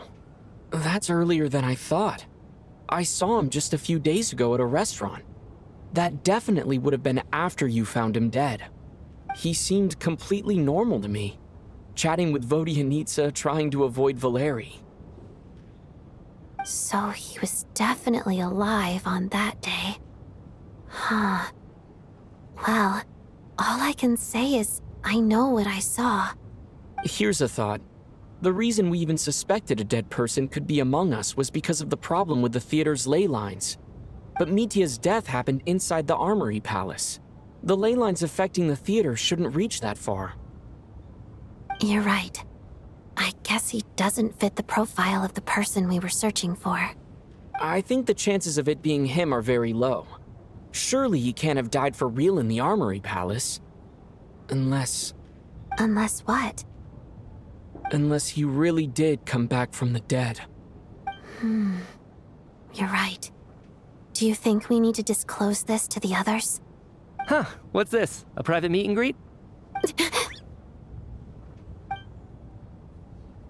Where do I line up? That's not what's going on here. Well, I was just making the rounds. Thought I'd try to lighten the mood a bit. Vodyanitsa's handing out food if you're hungry.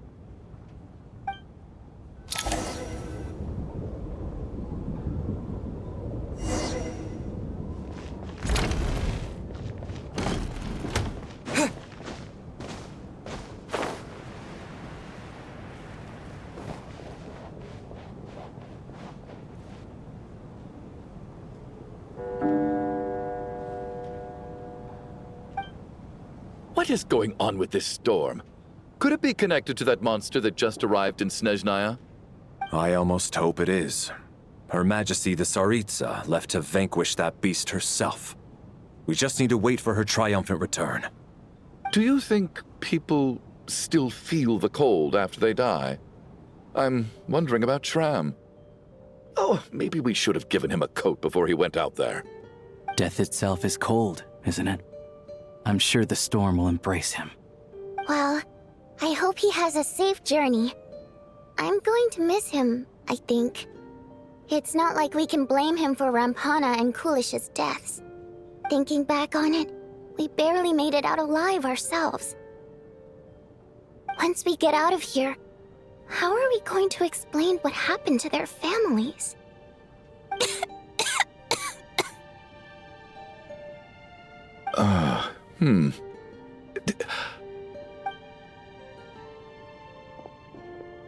Are you okay?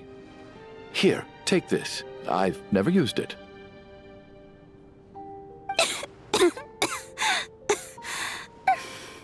Thanks. Look who's Mr. Nice Guy all of a sudden. Is it because Tonya stood up for you this morning? At least you know how to return a favor. Yeah, without Tonya, who knows how badly he would have been hurt. I told you already, I never intended to resort to violence. Duh, bunch of rascals. little girl? I was rather surprised when you spoke up for me this morning. I didn't think I had many admirers here, so, thank you. Oh, no need to thank me. I said some bad stuff about you too. I've been too embarrassed to admit it, but you remind me a lot of my daughter. So kind to everyone, but never lets her old man off the hook. Unless my wife and I are having a fight, then she's always on my side. Especially when she was little. Every time I took her out...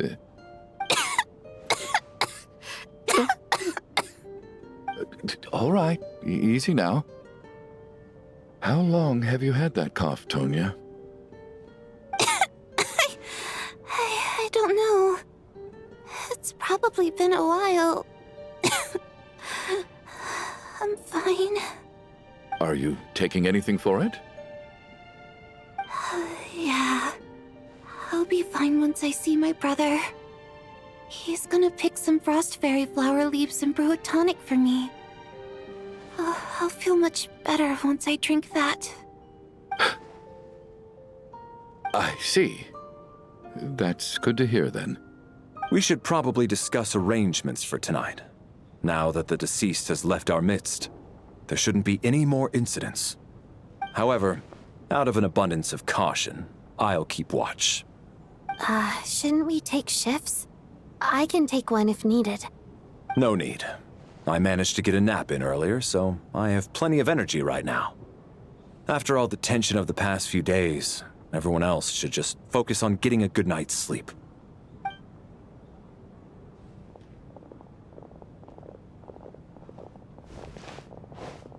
What a long day. This whole situation turned out to be way more complicated than I expected. But Valeri's right. I should just try to calm down and get some rest. The last thing I want is to give myself nightmares.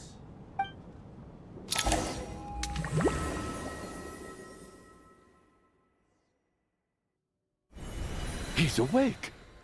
He's awake! Get over here, you big lug, and take a look. If you must call me something, call me Mr. Door. The Black Mist is coming.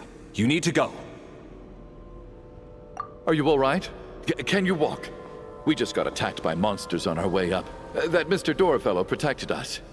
He just seemed to come out of nowhere. Not much of a talker, but when it comes to taking down monsters, that man doesn't hold back. Curses! The Black Mist is catching up to us. We need to keep going. Mr. Door, I don't believe I've ever seen you around here before. Why is that? There's no need to try to get to know me. I'm just Mr. Door. I have to find the door that belongs to me. Oh, well, anyway, we're lucky to have you here. Thanks for saving us earlier. No need to thank me. This is where my duty lies.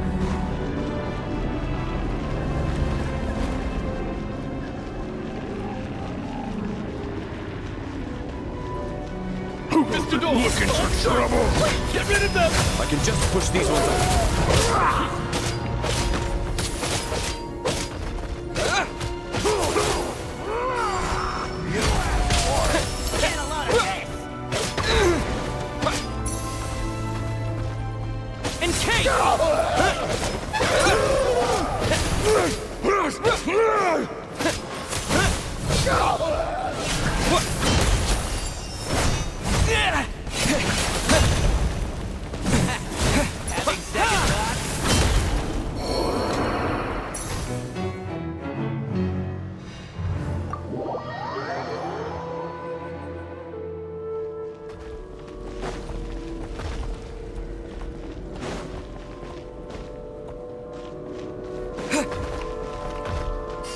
Looking for trouble? Fire storm!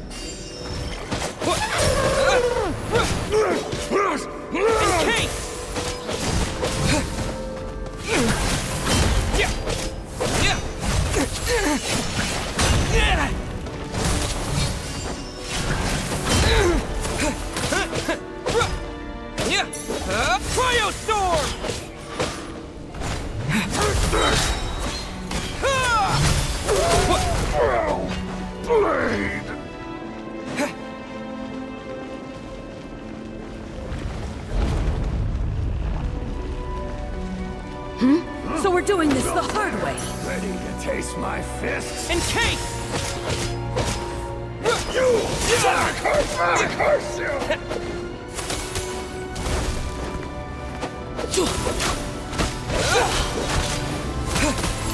Watch this! Cryostorm! Yeah.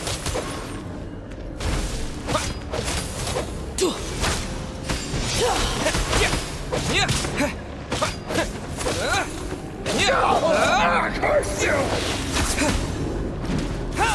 Fighting frog! What? Fly! Just you wait.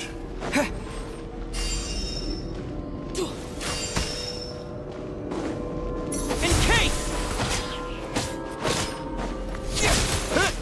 Yeah! Yeah!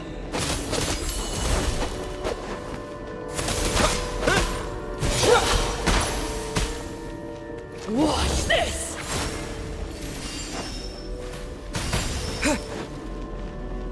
Cryostorm! Yeah! Condense!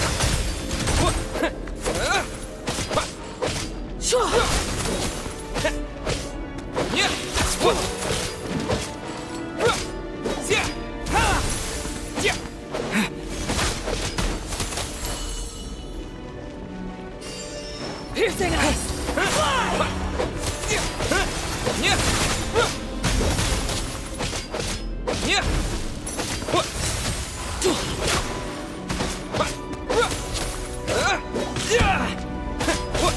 Oh, remarkable work, Mr. Door.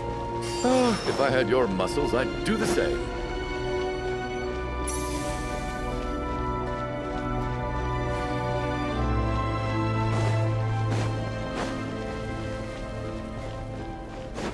Are none of these doors the one you're looking for? No.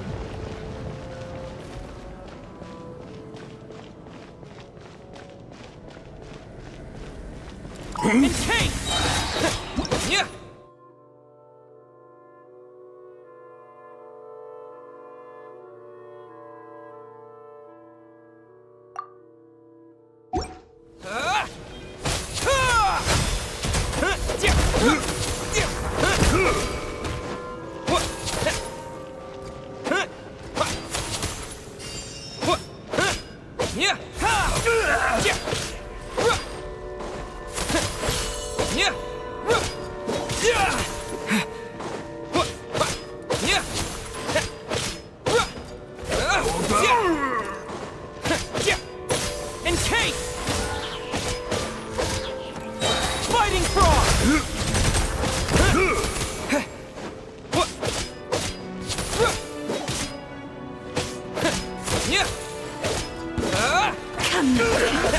Impossible!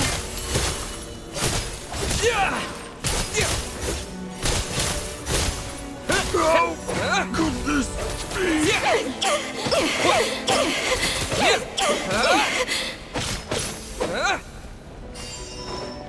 Condense and crystallize. Impossible! I'm so exhausted. And the black mist is still rising. Oh. Wait, look! There's more monsters down there. Are they coming from within the black mist? No, no! They're gaining on us! Quick, keep going, or they'll be at our heels any second!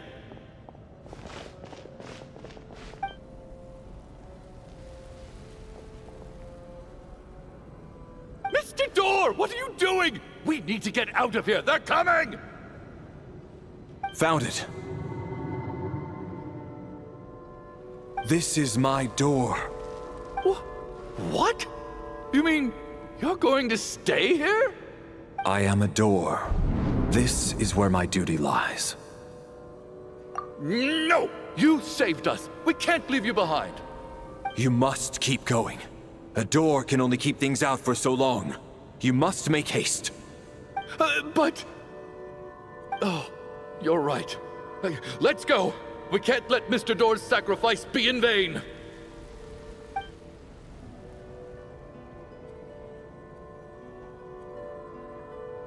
The black mist isn't moving anymore. Looks like both the monsters and Mr. Door are gone. I didn't just imagine all that, did I? Surely I wasn't so scared out of my mind that I hallucinated a door as a human being? Oh, okay, good. There's no way we both hallucinated the same thing. Getting sleepy? Well, looks like we're safe for now. Go ahead. Let's get some rest.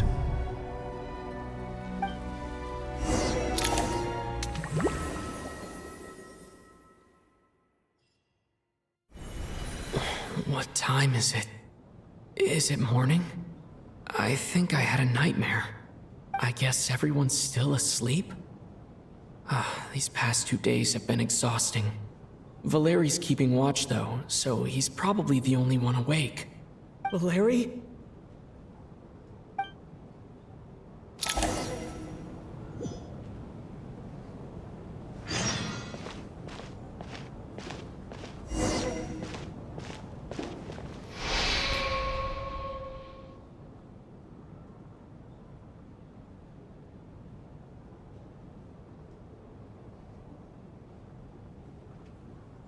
Wake up! Everyone needs to wake up!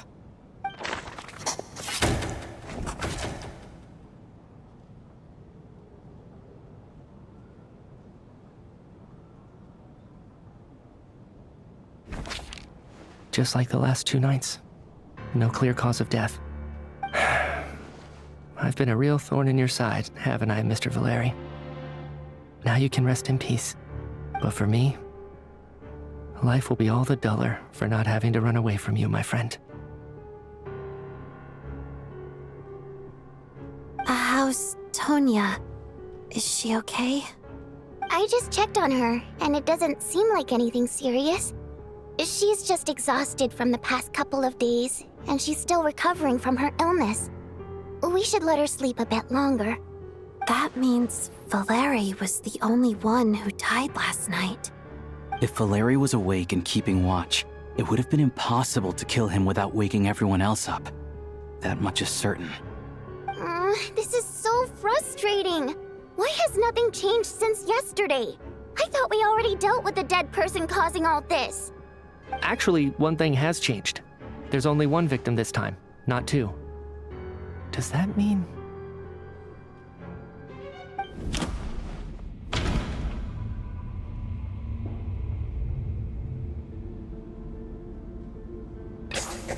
After the deceased Shram left, there was 1 less victim last night. That more or less tracks. It's a reasonable conclusion, considering the only variable that changed. The number of people who die each night is equivalent to the number of dead among us. That's your theory, right? Exactly. We identified Mr. Shram, and the night after he left, the death toll dropped from 2 to 1.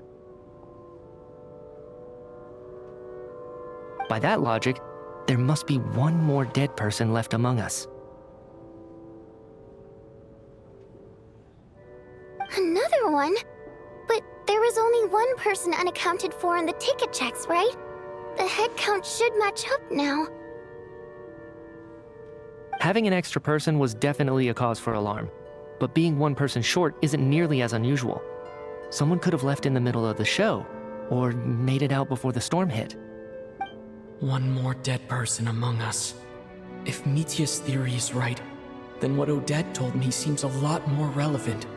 It's just, at the time, we had no reason to think there was more than 1 dead person. If only we'd taken it more seriously as a possibility, maybe this could have been avoided. I'm sorry. This is my fault. I had information that could have been helpful, but I held back. I should have brought it up right away. I'm partly to blame as well. I was too quick to dismiss Odette's concerns. What is this about? What have you two been getting up to behind my back? Sounds like there's some big news you've been keeping from the rest of us. Well, we're all ears.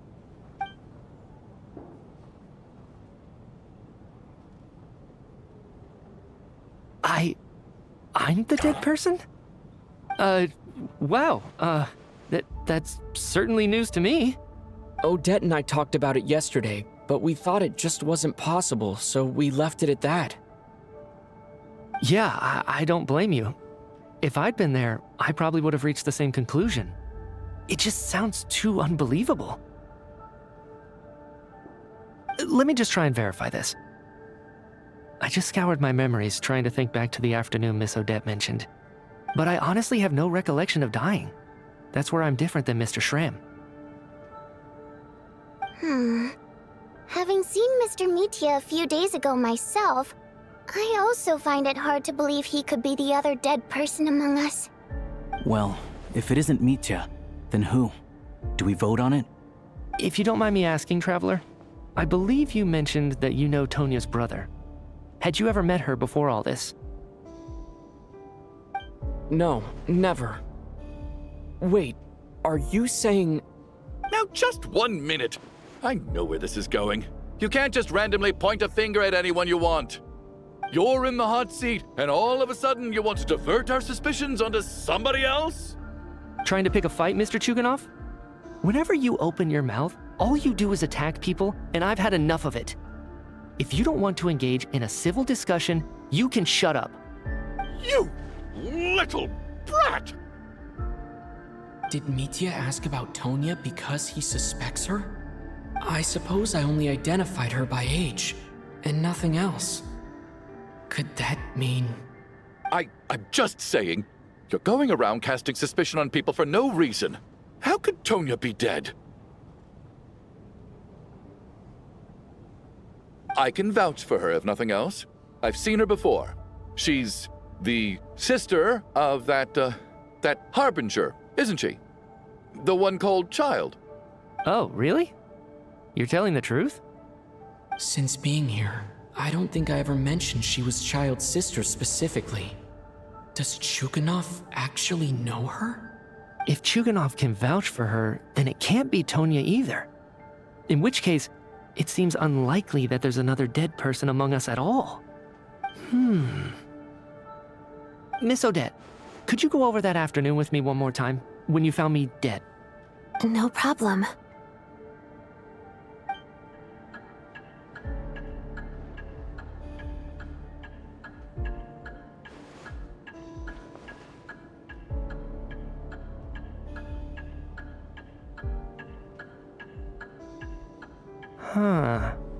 No matter how hard I try, I just can't remember anything about dying.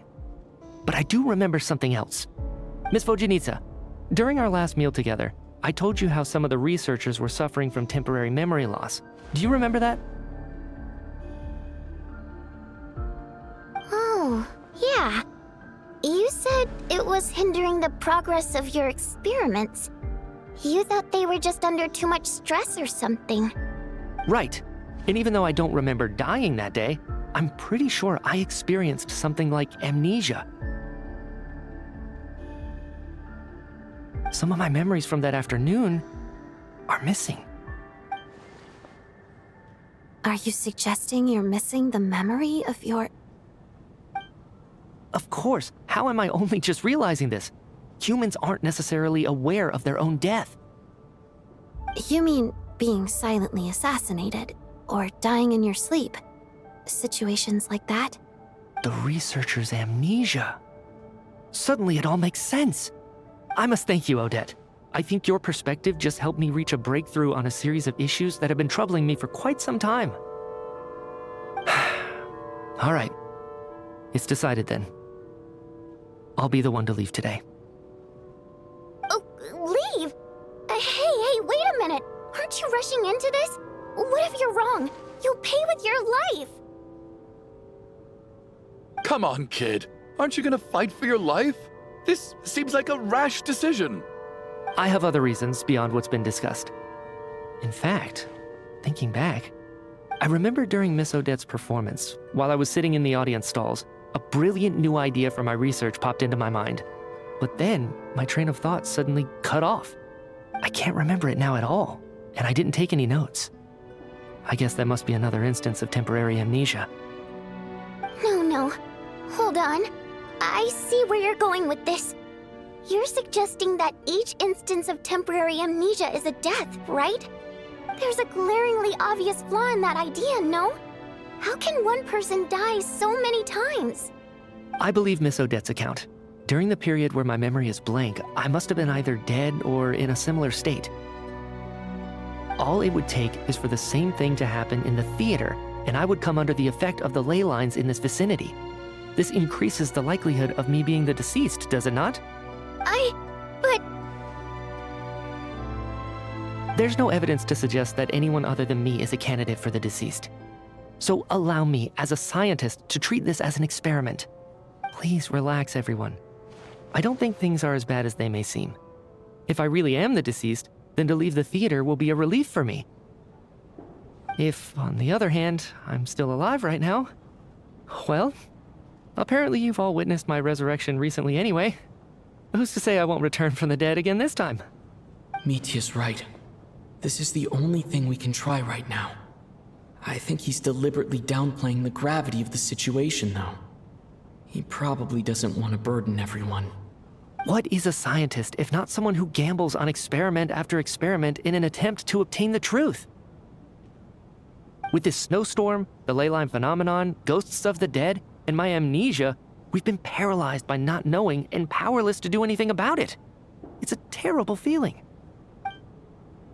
But if I do get resurrected, you can be sure that I'll come back with the truth of all this. Just you wait.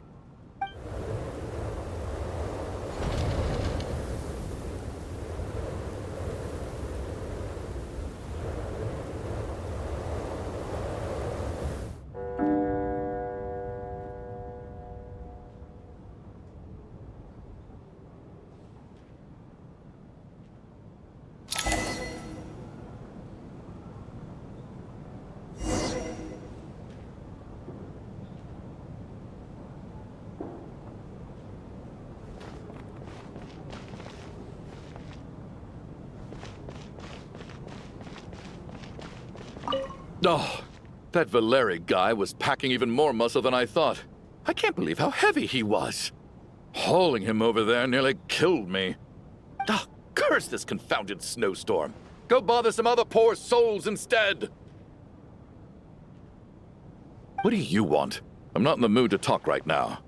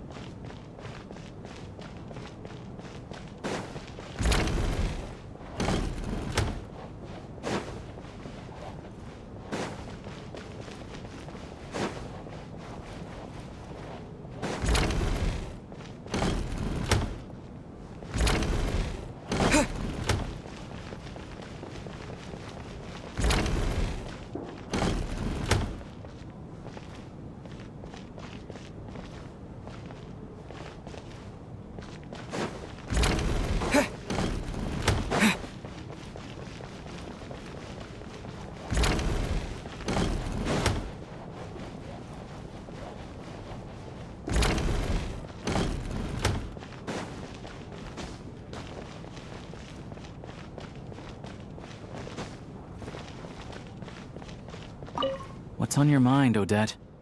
You haven't said a word. I was thinking about Mitya. If he'd been unwilling to sacrifice himself by walking out into the snowstorm, that would have made more sense to me. After all, it seems like the dead don't perceive things any differently from the living. Mitya doesn't even remember dying. So, to hear the news that you're apparently dead, and simply choose to walk out that door without a second thought, I can't imagine all the things that must have been going through his head. But when Mitya left, his expression revealed absolutely nothing. Perhaps he is even better at disguising himself than I am.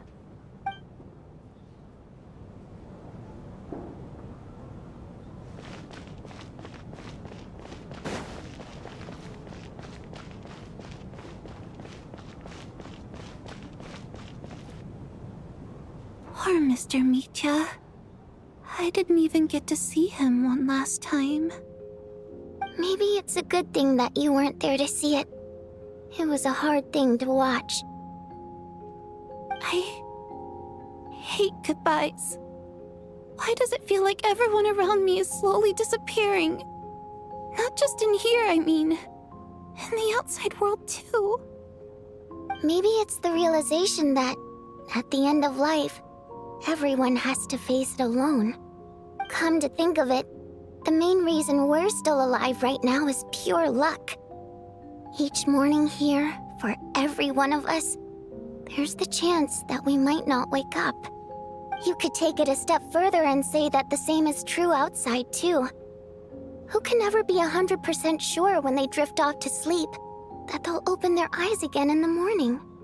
If I make it out of here, I'm going to cherish every moment that I'm awake and live without any regrets. Without regrets. I feel like a strange sense of anxiety has been quietly growing inside me over the last 2 days.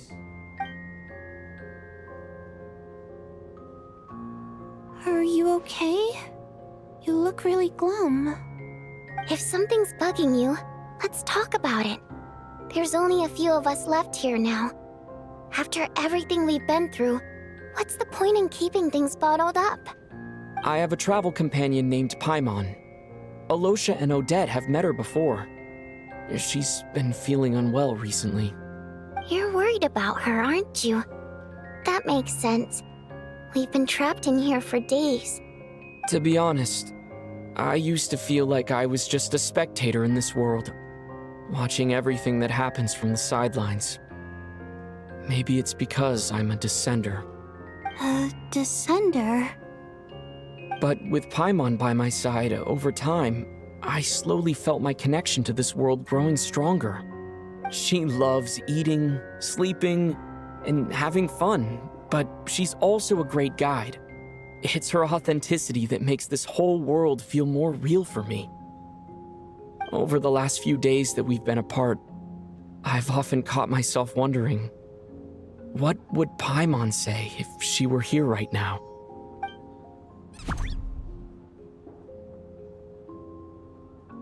But by the time I snap out of it, the conversation has already moved on, and I'm still in my own little world. I'm trying to overcome this sense of detachment, but I really miss Paimon. I guess, in a way, she means the whole world to me. I bet she misses you when you're not there as well. Maybe you're her entire world too. I don't know if this will make you feel any better, but back when the water imps left Snezhnagrad in droves, I also felt like the whole world was suddenly empty. I could be surrounded by people all smiling and having fun, and still feel completely separate from it. So, I totally understand how you feel. Later on, I started to think, maybe accepting the fact that our loved ones won't always be with us is something that takes a lifetime. All we can do is cherish their companionship from moment to moment. So, once we get out of here, you better hurry back to our side as fast as you can. You can't let your story end in regret. That's the trope I hate the most. Thank you. That's exactly what I needed to hear.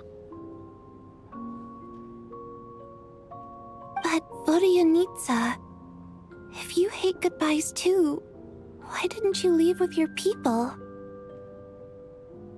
That's just the choice I made. I used to regret it, but I don't anymore. Like I said before, singing is a water imp's primary mode of expression. It's how we convey our emotions. Our songs have echoed through this theater for hundreds of years, each one a story pieced together through moments of joy and sorrow. But does a story exist without someone to read it? To me, the answer is no. So I made the choice to stay. That way, there would still be someone left to sing these songs and listen to their stories. Otherwise, they could have been lost forever. Could you teach me how to understand your people's songs sometime? I want to be able to truly hear them, like Mr. Shram. A fan after my own heart. Thank you, Tonya. How about I sing something for you, and you tell me what you hear? Okay, I'll do my best.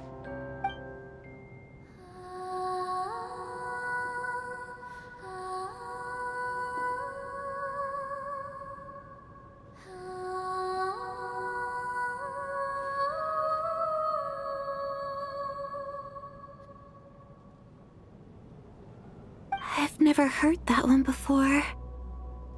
I feel like I can hear a sense of longing somehow. I wonder why that is. Color me impressed, Tonya. You're a keen listener. Most people can only tell if a song is happy or sad. I didn't think you'd be able to pick up on such specific details. So, what's the song about then? Come on, tell me! I've actually never performed this song in the theater before, because it has more of a ceremonial purpose for our people. It's not meant for the stage.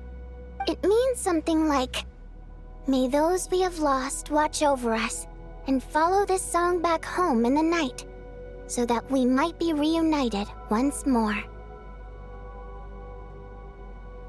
No wonder I could hear that sense of longing. You sing it for loved ones who have passed away. I hope it reaches them.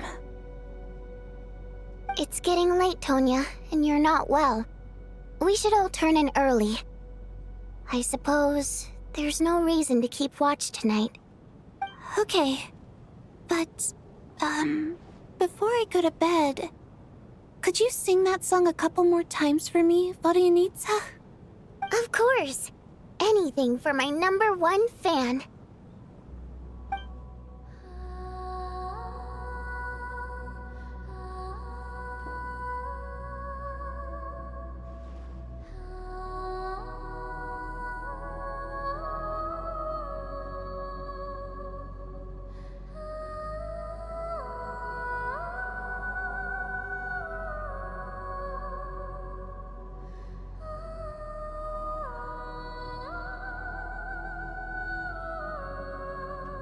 Once I get out of here, I definitely don't plan on ever coming back.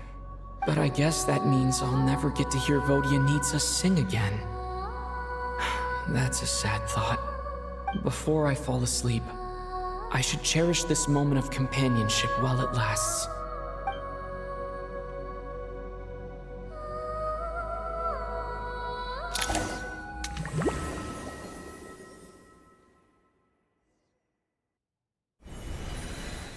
Where am I?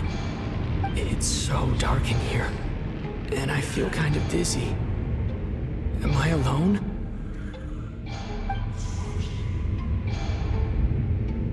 Huh? What was that noise?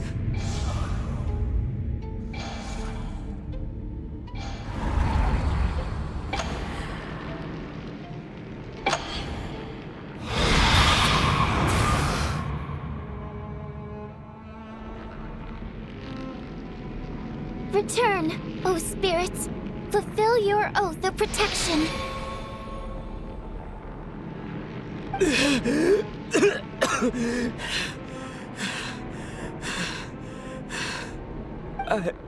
I'm alive? What just happened? No time for questions. Quick, over here. Turn on the switch. We need to bring back the light.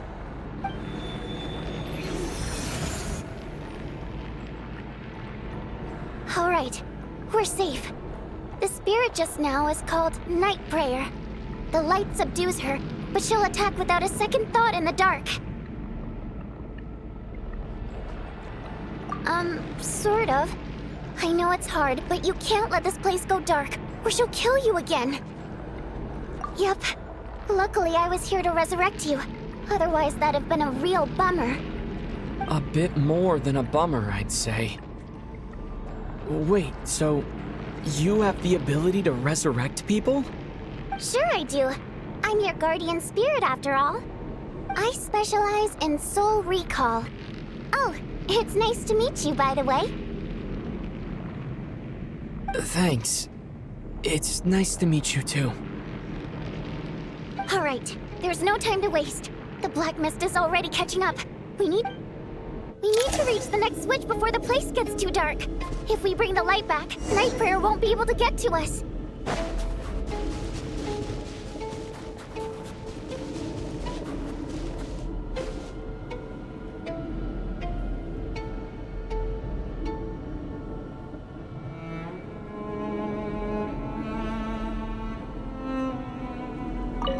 Sweet, sweet light! right! It's back!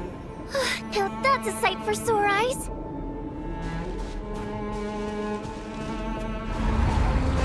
Shh! It's night prayer. We need to move quick, but don't let her notice you. Look out!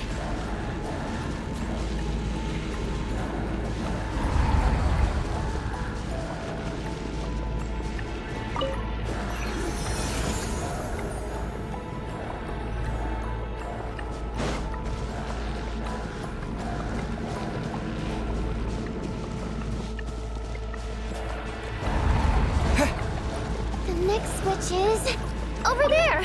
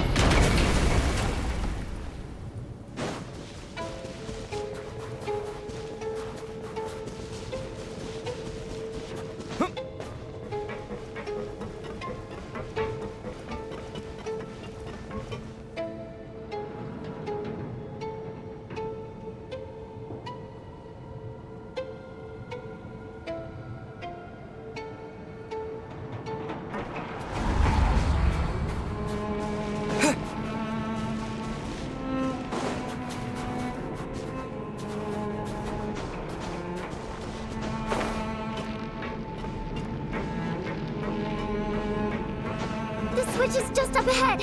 Hurry! It's too dark. We're not gonna make it. Come on, faster!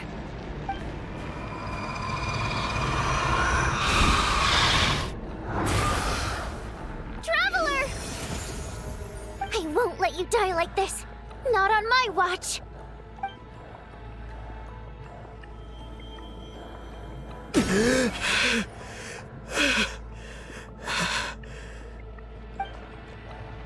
Even though it's not permanent, dying is definitely not a pleasant experience. Great. You're back. Yeah, thanks to you. Time for you to get out of here. Quick, before the light runs out. What about you? You're not coming with me? I can't. I've already been used up.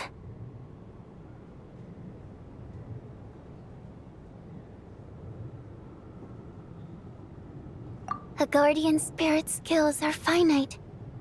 I can only resurrect someone so many times. I might not look any different, but my essence has been exhausted. Now, I will slowly start to fade away. I can go no further. The black mist is where I belong. It's okay. Why didn't you tell me sooner? Because it wouldn't have changed anything. That knowledge would have just burdened you. And a guardian spirit's role is to protect. But... Go. Now, before it's too late. I already hear night prayer approaching.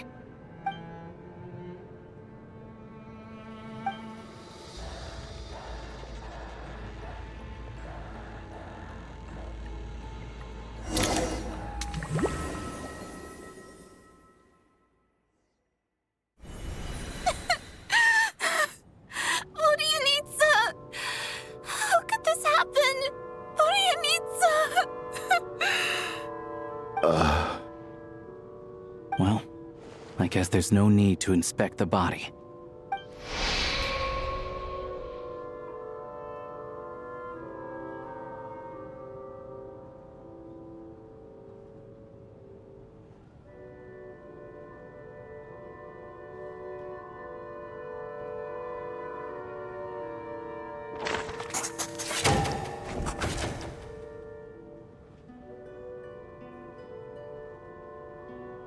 This wasn't supposed to happen. You lied to us, didn't you, Chuganov? You've been lying from the start. Take a long, hard look at yourself before you go around accusing other people. I suspected you on day one, Lelik, and now look where we are. By some strange coincidence, you've never been targeted. You just happen to have survived this long? No, you should be the prime suspect. And you, little hunter, ever so content with staying on the sidelines. Yet you were the one who stopped us from leaving from the start. Why are you trying to keep us here? Now you're just lashing out indiscriminately. That's either a sign of anxiety or a guilty conscience. Where was all this passion and bravado before? Decided to fight until the bitter end. Is that it? Is that a threat? Fine, bring it on. You think I'm afraid to die after all this? You want to kill me? Go ahead. I'd like to see you try. After all the trauma of the past few days, everyone's been pushed to the breaking point. Valeri and Mitya aren't here anymore. Someone else needs to step up and take charge. But first, I need to think this through. Considering everyone left, who's the most likely candidate for the deceased?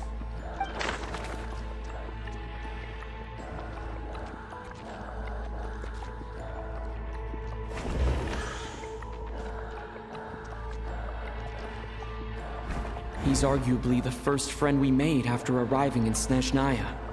While he works at the theater, we've also met him outside of it.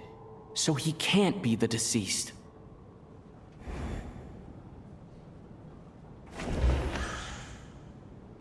I clearly remember Mr. Chuganov from the first time I visited the theater. He made quite an impression. That was just a few days ago. So he's unlikely to be the deceased.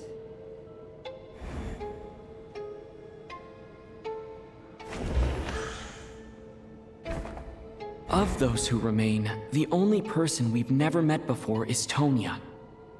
There is room to doubt her true identity. People are easily misled by first impressions. Now that I think about it, Child's sister was in fact a label I imposed on her due to my own assumptions. But Mr. Chuganov vouched for Tonya's identity yesterday. With basically no other possibilities left. Could it be?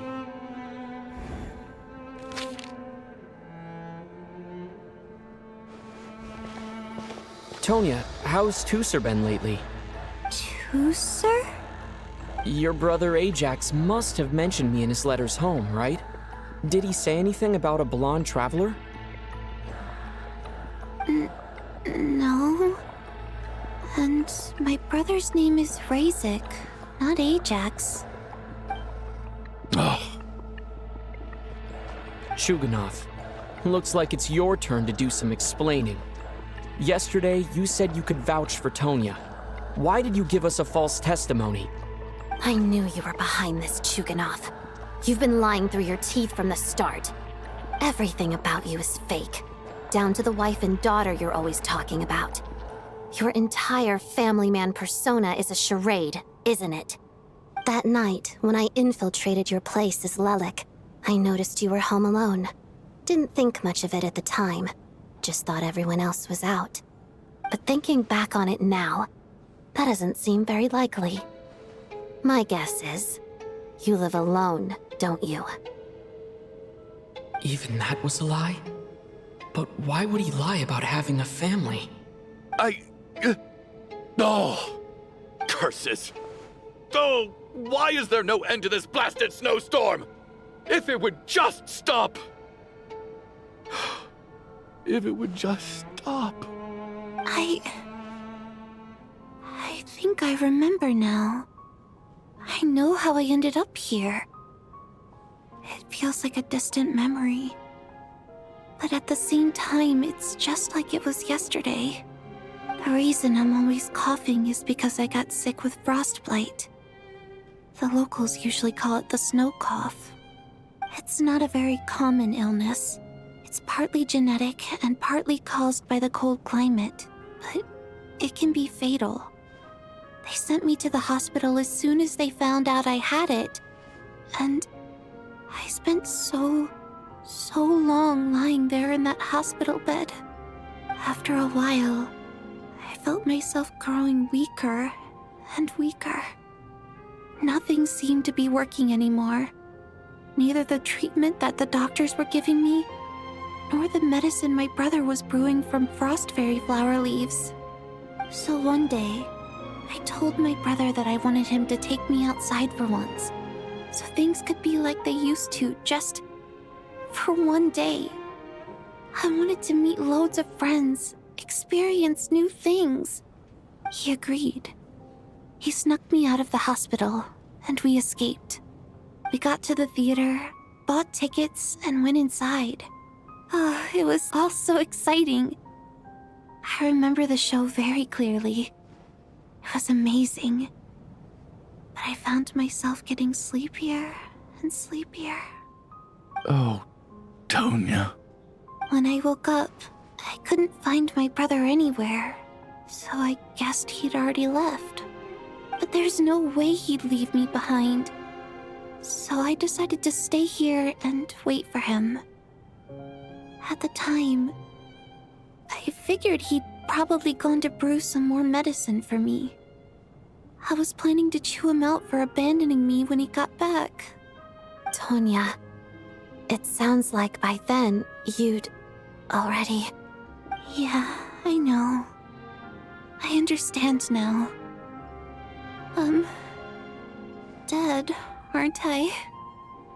This cough and the feeling weak, it's probably just my body's memory. After all of that, it turns out I can't blame my brother after all. I was the one who abandoned him. I'm sorry, everyone. I realized this much too late. It seems like death skewed my perception. And now I've dragged you all into this mess. Your name probably isn't even Tonya, is it? Didn't that ever strike you as odd over the last few days? Well, when I was little, my brother and I read a storybook, and Tonya is the name of one of the characters. When we escaped from the hospital, our family and the hospital security were looking everywhere for us. So when you first approached me and said my brother had sent you, and called me Tonya, I thought he must have chosen a fake name that only the two of us would know. Because he was afraid of getting caught. Now, it seems like that was just wishful thinking. At least your memory of death isn't painful. That is a small comfort. Now it's your turn, Chuganov. Talk to us. I believe no lie is ever told without a reason. You're right. I was lying. I happen to know that the Harbinger child and his sister Tonya managed to get tickets, so I lied to you and pretended I knew them. And yes, I was lying about my family too. The truth of the matter is, I lost them a long time ago. I just refused to accept reality. And now I've spent the second half of my life living a lie. I'm a joke. My daughter's name was Iskra. And before you ask, yes, Iskra, as in Iskra Manufacturing Plant. She also died from the snow cough. She was just 6 years old. If she were still alive today, she'd be around the same age as little Tonya here. After Iskra passed, my wife couldn't bear to face those memories either. So she chose to start a new life without me.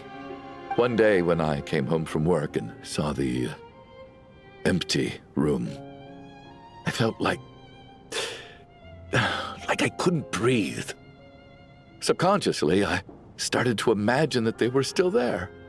I soon discovered that this was the only thing that made me feel any better, so I just embraced the delusion. Nothing more than a pathetic means of escapism, I know. But at least it's not a crime. So explain your false testimony then. The night before last, when I was chatting with Tonya, she mentioned that her brother would brew medicine for her from frost fairy flower leaves.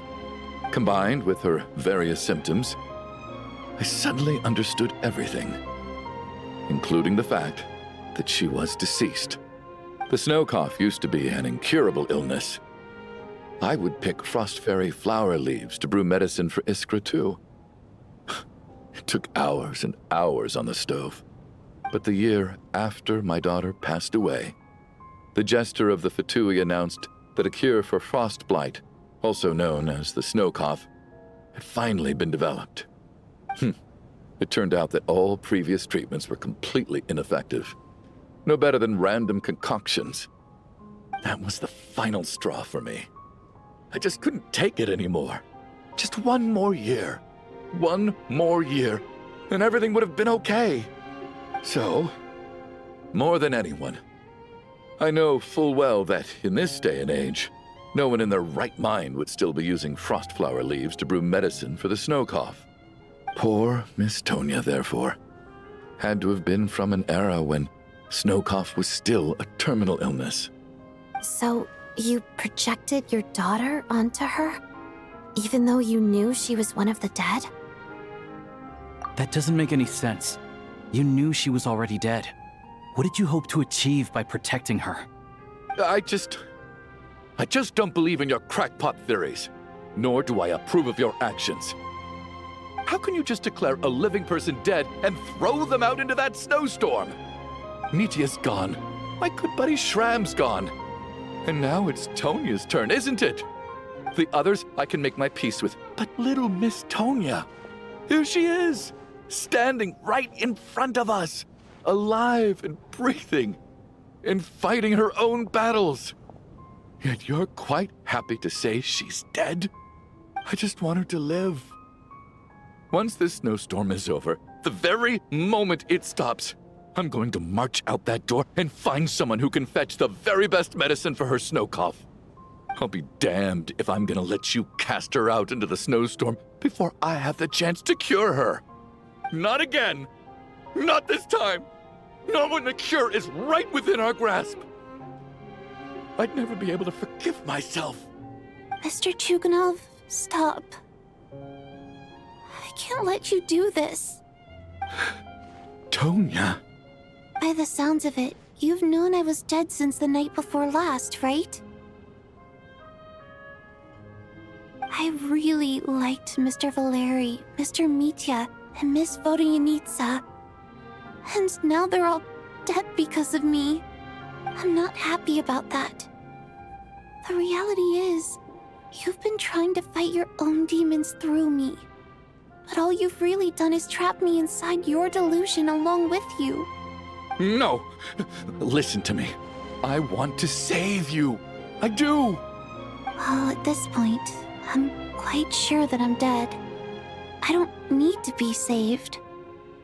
The time I got to spend with all of you is more than enough for me. Despite all the bad things that kept happening, I got to meet so many interesting people and spend so many days and nights by your side. Since the day I escaped that hospital until now, this has been an adventure I never even dared to dream of. I'm very fond of you all. If it were only possible, I'd trade my soul to bring back the ones who died. If it meant things didn't have to end like this. And that's why I'm not fond of you at all, Mr. Chuganov.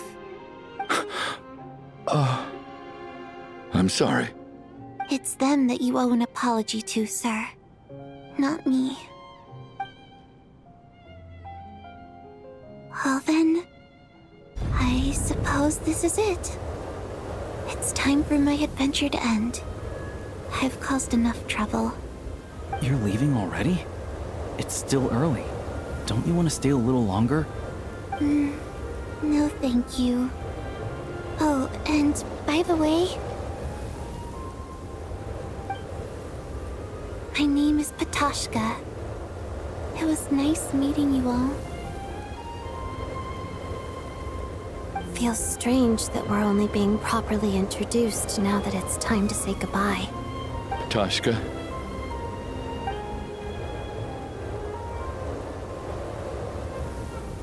What are you doing, Chuganov? Are you crazy?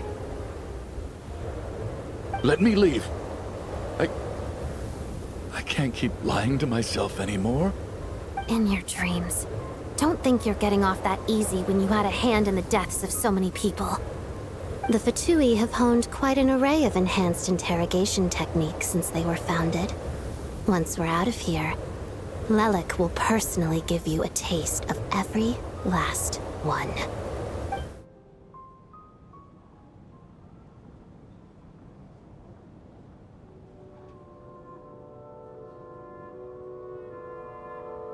I think we should leave. I doubt this snowstorm is ever going to stop. For all we know, this storm might have destroyed all of СНЕЖНАЯ by now. Maybe even the whole world. Wait, we finally solved the mystery of the haunted theater today. Maybe let's at least try to enjoy tonight? Fair enough. I don't particularly feel like dying in Chuganov's company anyway.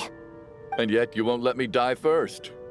Hey, Chuganov, on a serious note, if we do make it out of here, you should close down that factory of yours. A lot of people are freezing thanks to you. Is this really the time to be discussing my factory? All right, fine. I'll shut it down. Doesn't matter to me anymore. Am I hearing things? Or was that a knock at the door?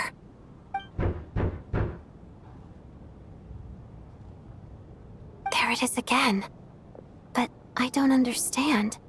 The snowstorm hasn't stopped, has it? Should we open the door? Is this it? Is this nightmare finally over? If the last few days are anything to go by, I probably shouldn't be getting my hopes up. Whatever lies beyond that door at this moment, it could be something even more terrifying than everything we've been through so far.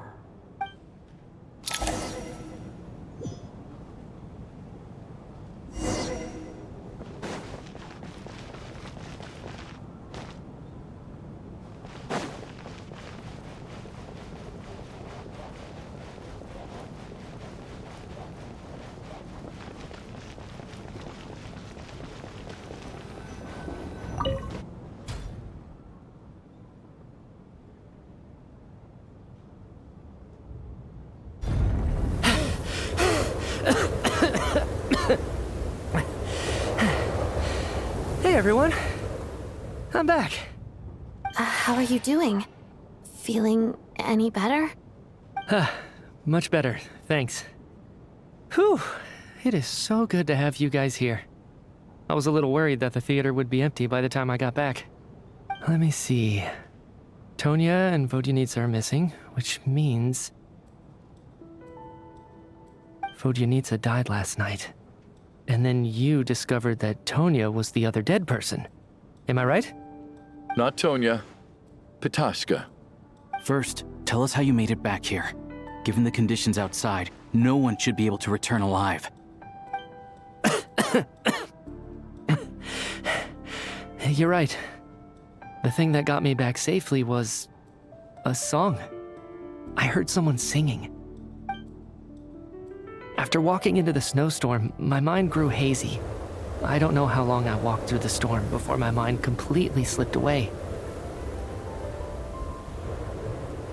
Then, suddenly, I heard the sound of singing. The voice instantly brought me back to my senses, and I regained consciousness. So I followed the voice, searching for the source of the singing. I searched and searched, until finally, just a few moments ago, there was the entrance to the theater, right in front of me. I've actually never performed this song in the theater before, because it has more of a ceremonial purpose for our people. It's not meant for the stage. It means something like, "May those we have lost watch over us, and follow this song back home in the night, so that we might be reunited once more." That must have been Vodyanitsa's Requiem. Who knew it actually worked? That song is meant to guide the souls of the dead. Mitya, that must mean that you... Huh. No kidding. Seemed like I guessed right then. This is what I've been so desperate to tell you about. When I first stepped out of the theater, I was still quite lucid. My memory of it is still pretty intact. I remember the outside world being completely different than what I'd expected. It was like this was a world where only the snowstorm existed. There wasn't a trace of any humans or buildings ever having been there. I don't know how else to describe it, except to say that it just didn't seem like the real world. And as for the Requiem, if I was guided here by Vodyanitsa's song, it can only mean that I must already be dead. And this is my soul, not my body. But I didn't experience a clear moment of death while I was out there. Nor do I feel any different now than before I walked into the snowstorm. You don't seem any different to me either. In fact, this is something I've been wondering about for a while now. If souls aren't physical, shouldn't they lack tangible form? Both Shram and Patoshka were clearly deceased, and yet their souls didn't look or feel like ghosts at all. They were visible, tangible, no different than you or me. This raises a truly terrible thought. Is that really what Mitya is suggesting?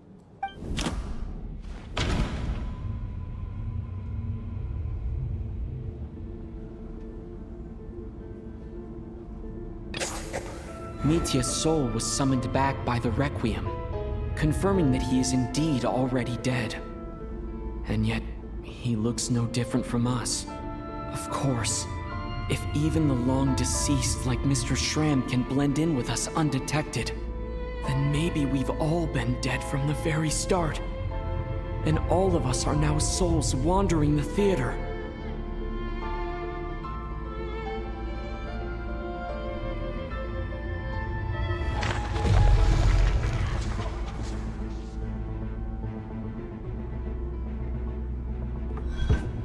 Yes.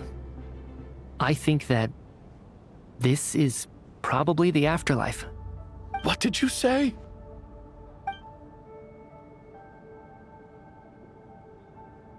You heard me. We died in the theater. All of us did. But due to an obstruction in the theater's ley lines, our souls are trapped here, while an endless, infinite snowstorm rages outside. It's ironic, really. All that time, we were working so hard to figure out who the deceased among us were, when the truth was, we were all deceased. The only difference being some of us died more recently than others. Do you remember that note, "Death is near"? Seems like we misunderstood what it meant after all. Death was nearer than we wanted to think all along. The note simply meant that all of us were already dead. So all our attempts to survive, our search for the deceased, it was all for nothing? Hard to say. At the very least, we helped 2 lost souls find clarity and go to where they belong. The presence of those 2 is probably what caused our souls to be drawn in by the ley lines. In which case, the deaths we've awoken to over the past few days were just souls returning to the ley lines for good. If what you're saying is true, doesn't that make us the lost souls now? Huh, no wonder. This afternoon, when I was moving Vodyanitsa's body, I noticed that the other bodies in the room hadn't decayed one bit after all these days. That's further proof that those aren't physical bodies at all, but merely our shells here in the afterlife. Am I really dead? This doesn't feel real to me at all. No, that's impossible. This cannot be how it all ends. I still find it hard to believe that all of us are dead. How exactly did we die in the real world? None of us have any memories of dying, right? Not even knowing how we died is preposterous. Good grief! Surely there has to be some reason. Exactly. It's hard to rest in peace when you don't even know how you died. It gave me lots to think about as I strode out into the snowstorm. I racked my brains trying to remember the cause of my death, the exact moment I died, the root of all of this, right up until my consciousness faded. Wait. Hold on. Right before I lost consciousness, I think I saw something. I can't remember. And I think I lost my notebook and pen. Mitya, your hand. Is that blood on your fingers? Huh? You're right. There's blood on the fingertips of my right hand. Looks like it's already dried. When did that happen? What the? I guess this was what I saw. I must have desperately drawn it in my own blood right before losing consciousness. What's wrong? Do you recognize the symbol? It's Renova, the ruler of death. Huh? Alosha, do you still remember that СНЕЖНАЯ folktale you told me about? It was about the Grim Reaper. When someone's about to die, he appears as an incarnation of someone familiar to guide their soul into the afterlife. And as soon as you recognize his face, your life is over. I heard a similar tale when I was little. You think the Grim Reaper in this story refers to the ruler of death you mentioned? That's right. In which case, death is near could also mean that the Grim Reaper is here disguised in a familiar form. Death, the deceased, and the Grim Reaper? So it's a triple entendre. When I first saw this note, I thought it contradicted the investigation report. But now it seems like that was the whole intention. So the Grim Reaper deliberately misled us. Then, we started suspecting each other and searched for the deceased while they hid in plain sight. By that logic, the one person most likely to be the Grim Reaper incarnate is...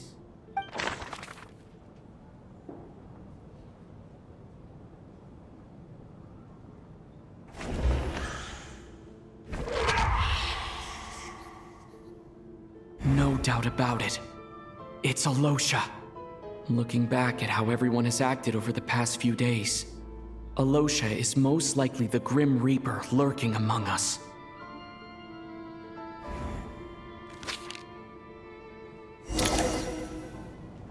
Is it you, Alosha? You were the first to discover the investigation report, and you had plenty of time to slip the note inside to mislead us. So? Surely you can't suspect me based on that alone. What if someone else found the investigation report first, slipped the note inside, and then put it back without telling anyone? There's no denying it. The note could easily have been slipped in much earlier than it was discovered. That's not all. I've also noticed that although on the surface, Valeri, Mitya, and sometimes I were the ones taking charge of the situation. Looking back now, even though you didn't say much, you were always subtly guiding everyone from the sidelines. What do you mean? You were the one who emphasized how dangerous it was outside and insisted we all stay here. It was also you who suggested that we all sleep in the same place. And earlier today, you tried to convince Patashka to stay. I don't understand why, but it was out of character. So, you didn't understand my intentions, and now you're assuming the worst. Seems pretty unreasonable if you ask me. He still won't admit it. Fine. Let's see how he responds to the most damning evidence of all.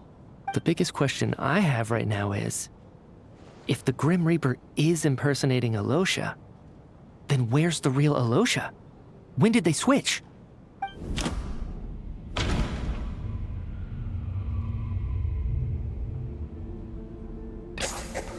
That's right.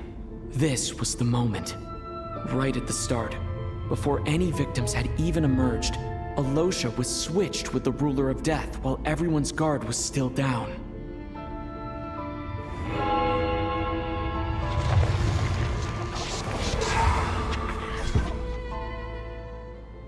When all this began, right after the performance ended and the snowstorm began to pick up, no one suspected anything unusual. We just assumed we were snowed in. It wasn't until we discovered the bodies the morning after that we realized something out of the ordinary was going on. But it's clear now that the oddities actually started earlier than that, when Dimov walked into the snowstorm and never came back. Right. So Mr. Dimov was the first victim, not Sobolova and Torgov. And if we pinpoint that moment as the beginning of this incident, then one thing becomes clear.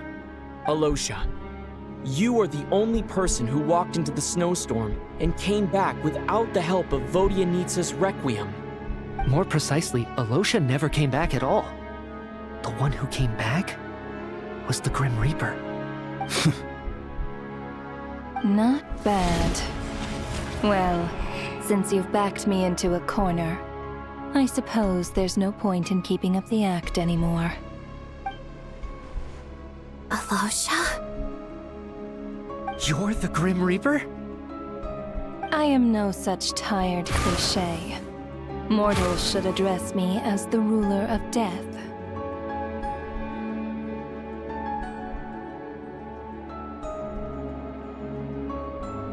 Before being wiped out for good, you identified the two deceased, and even sensed my presence. A commendable achievement.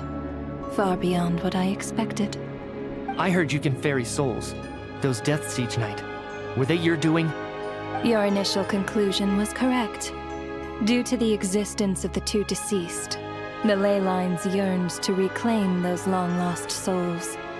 Every night, they devoured an equal number of souls to fill the void. This required no intervention from me. Though, of course, ferrying souls is indeed my authority. Here, take a look.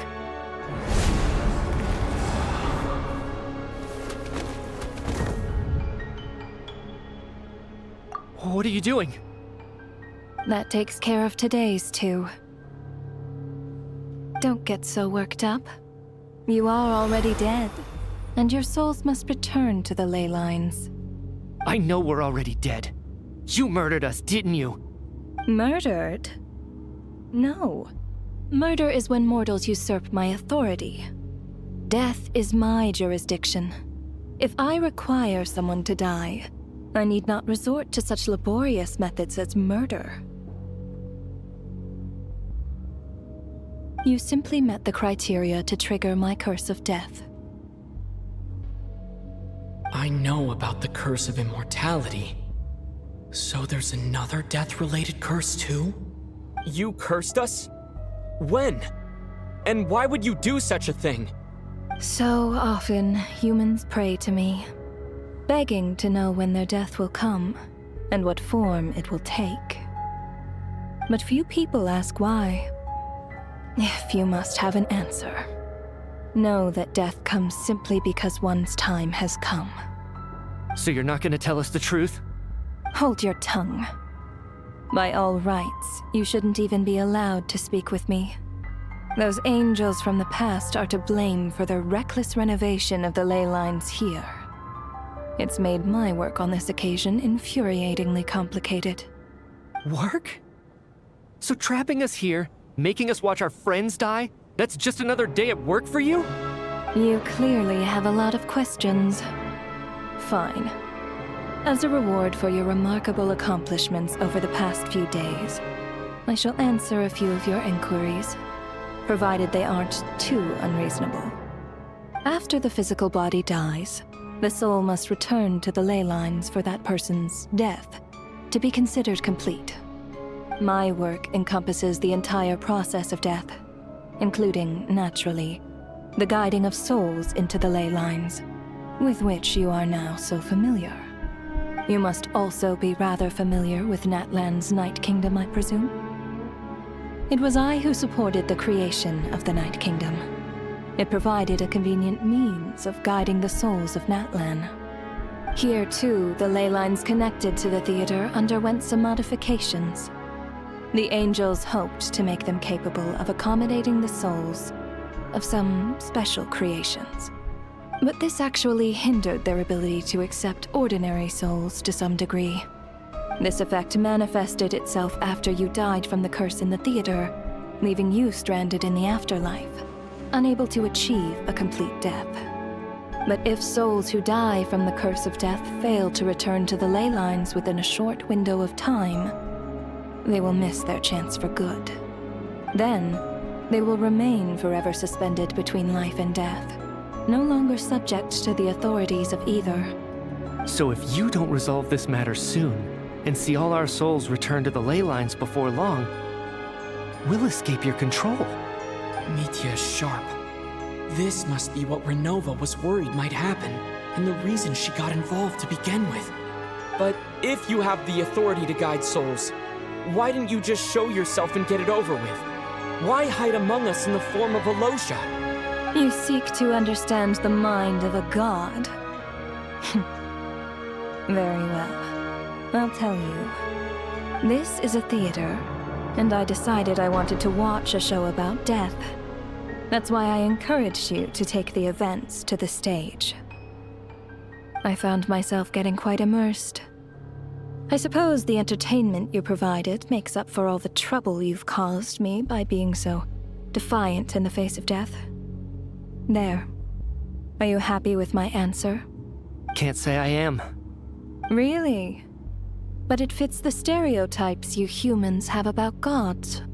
Just moments ago, you were complaining about how infuriatingly complicated your work here has been. Work is work, I get it.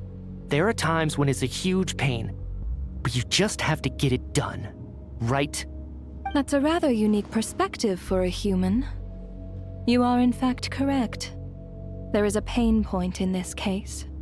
Due to the obstruction in the theater's ley lines, there is a hard limit on the number of souls they can receive each day, making it impossible for me to ferry all your souls at once. Revealing my identity too soon would inevitably have led to futile resistance, and there was a risk that any souls who chose to run would disappear. Then there was the issue of the 2 lost souls you called the deceased. The way you resolved that quandary was all part of my design. That's what I don't understand. If all of us were souls of the dead, what made their presence among us special? For centuries, they have refused to return to the ley lines, exploiting the issues created by the angel civilization to resist being drawn in.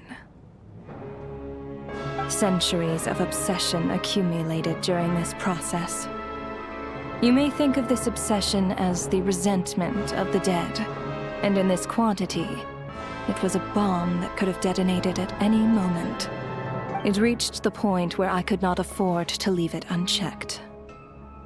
But the only way to fix it was to help them acknowledge their own deaths, make peace with their regrets, and willingly walk into the snowstorm. Only then, with my guidance, could they finally return to the ley lines.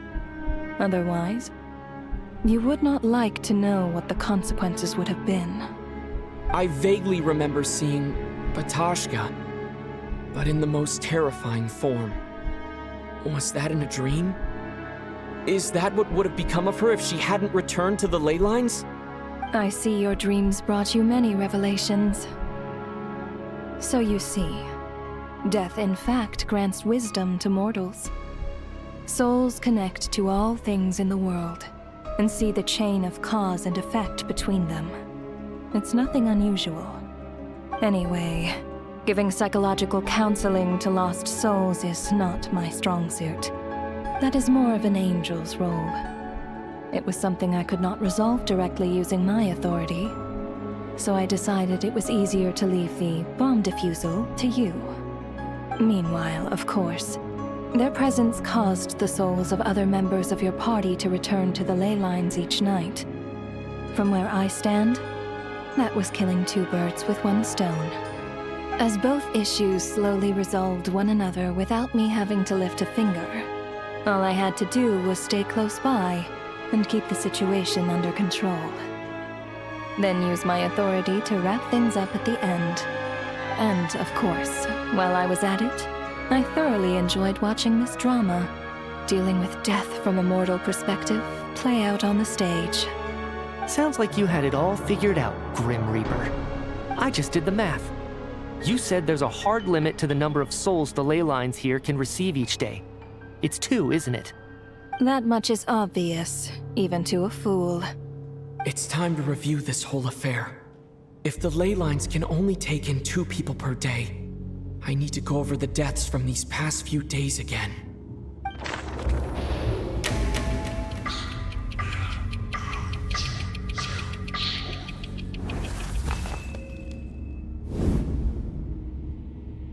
Looking back now, none of us had the faintest idea at the time. From the moment that staff member named Demoff walked into the snowstorm, the incident had already begun.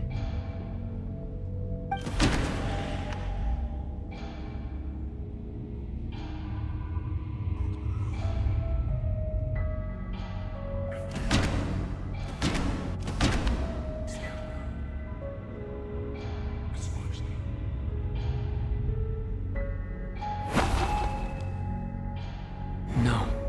Let me... No. Let me go over...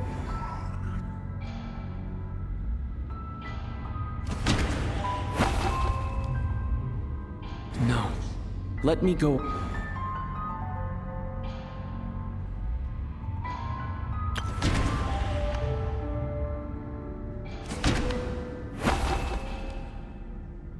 No.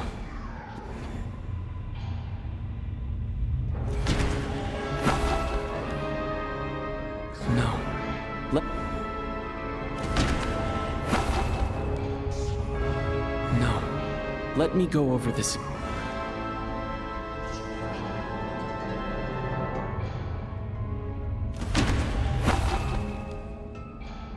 No. Let...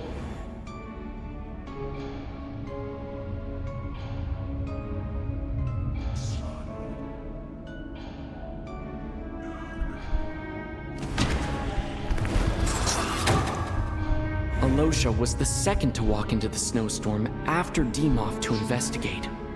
During this process, the ruler of death assumed his identity, making him one of the victims.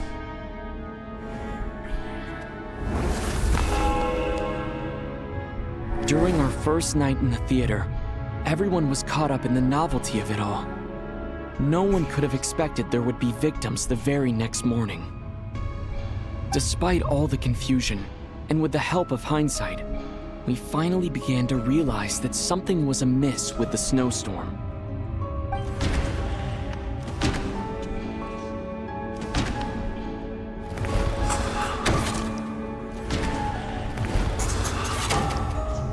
The ley lines devoured Torgov and Sobolova on the first night.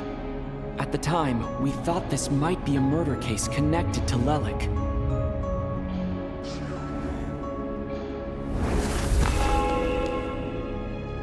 Odette and I spoke a lot that night. 3 people were on watch, but in the morning, we discovered that someone had fallen victim all the same.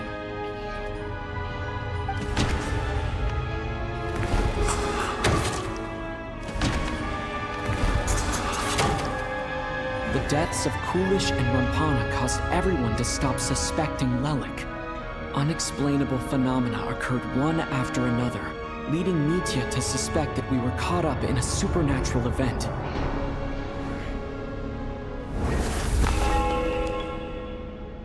Later, we discovered that there seemed to be an extra person among us, and subsequently discovered the existence of the deceased.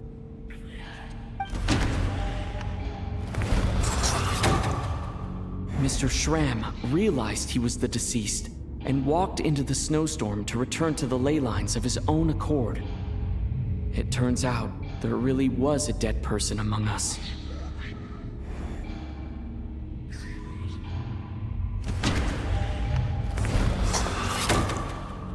He thought it was all over, but Mr. Valeri's death was a rude awakening for everyone. The ley lines consumed him during the night regardless. A lot happened today. Mr. Valeri's death led us to discover the connection between the number of deceased and the number of victims during the night.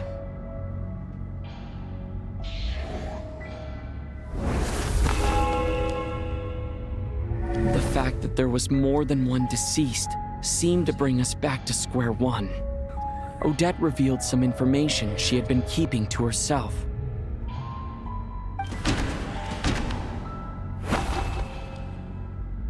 Although Mitya did indeed walk into the snowstorm that day, he returned from the ley lines with the help of Vodianitsa's Requiem.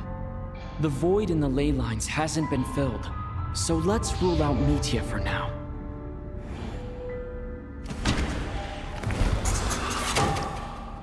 Vodyanitsa was swallowed by the ley lines in her sleep, but the requiem she sang before falling asleep was quite a game changer.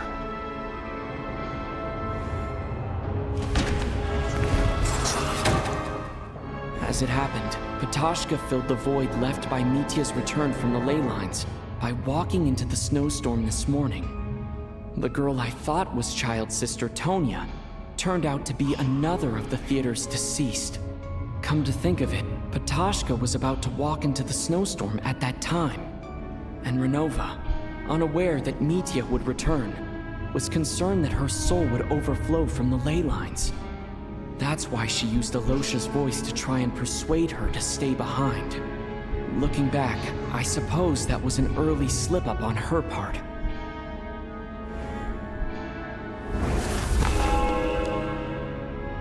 No one could have expected anyone who walked into the snowstorm to return. But just after nightfall, Mitya returned, bringing crucial information with him. Various truths began to surface, including that all of us were already dead and that the ruler of death was here among us. Then, after revealing her true form, Renova callously claimed 2 souls.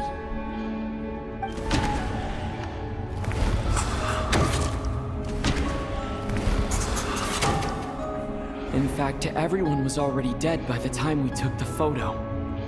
And in the days since, we've experienced many more partings in the afterlife. Now, only Mitya and I remain. And the true culprit behind everything still stands before us. In Mitya's eyes, I see the same anger and frustration that I feel.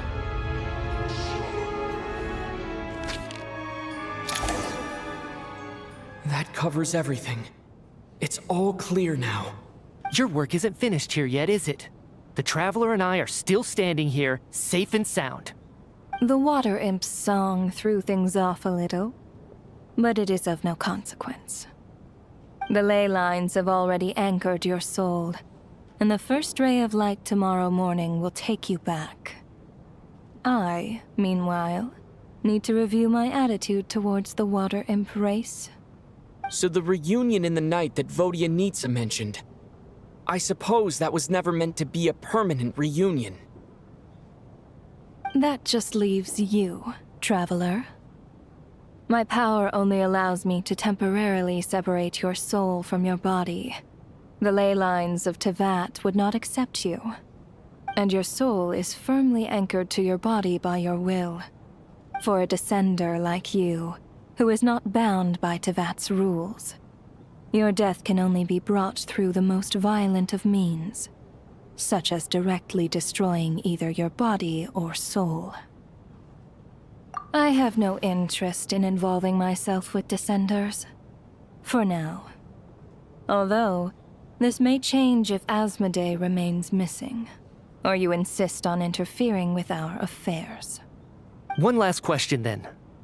All our struggles and sacrifices here, they were meaningless from the very beginning, weren't they? Death abides no reason. Besides, what you call sacrifice is merely a concept created by humanity. To me, it is nothing more than a self-indulgent charade in the face of death. Mere mortals fantasizing that their actions could reclaim something from my grasp. A truly laughable idea.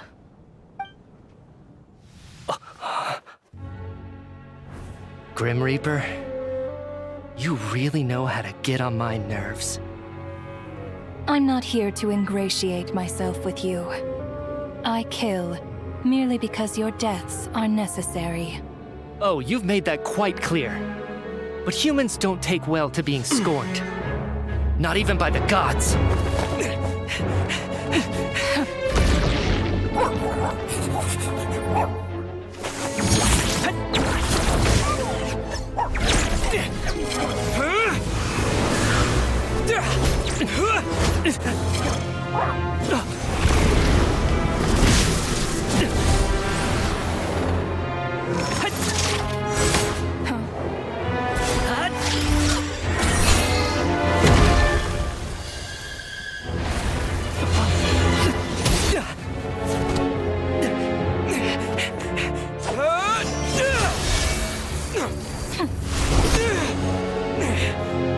This is futile.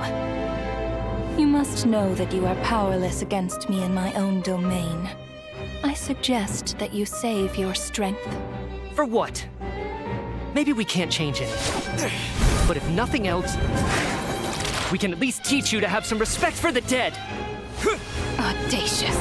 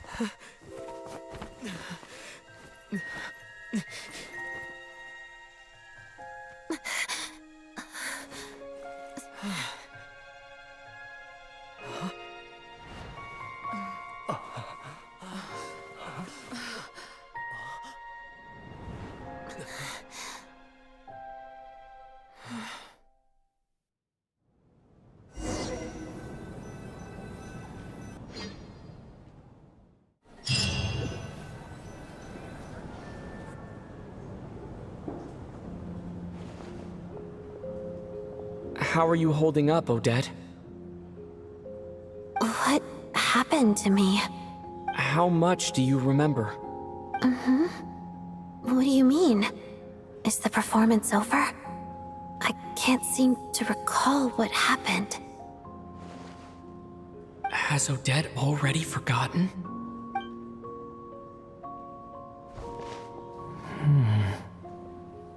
Mitya? Oh, I'm sorry. I guess I spaced out there for a second. Remind me who you are? Don't you remember anything?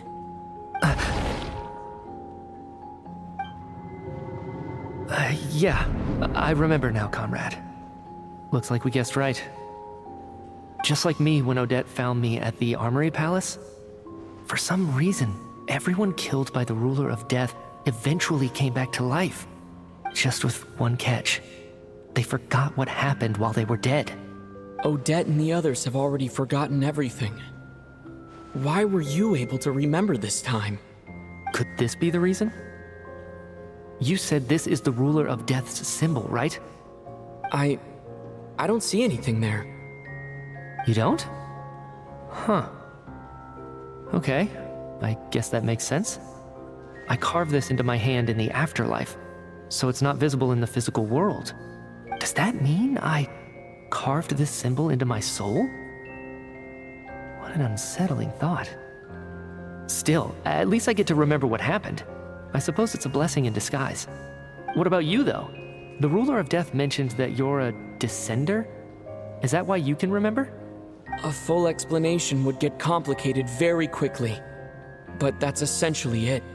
Well then, now that it's all over, let's figure out what we've learned. The first thing I notice is that everything here is precisely as we left it, right before our deaths. This confirms that time passes differently in the afterlife than in the real world. They say that right before death, time slows down, and your whole life flashes before your eyes. That must be how you know you have one foot in the afterlife by that point. Anyway, clearly the few days we spend in the afterlife probably only amounted to a few short minutes in the real world. This also aligns with previous reports of widespread temporary memory loss among the Armory Palace personnel. Now it seems likely that those were all brief deaths caused by the Grim Reaper's so-called curse of death. To those unaware of the truth, dying and coming back to life must feel similar to a short bout of catatonia.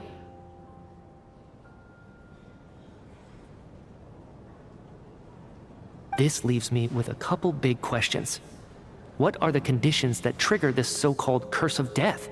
And why are we resurrected after we die? If nothing else, I think it shows that killing us wasn't her ultimate goal. We still don't know her true reasons for subjecting us to death. Right. This time only got complicated because of the situation with the theater's ley lines. That's why she had to approach it differently. If the previous incidents of amnesia among the researchers are anything to go by, killing us is usually a pretty routine matter.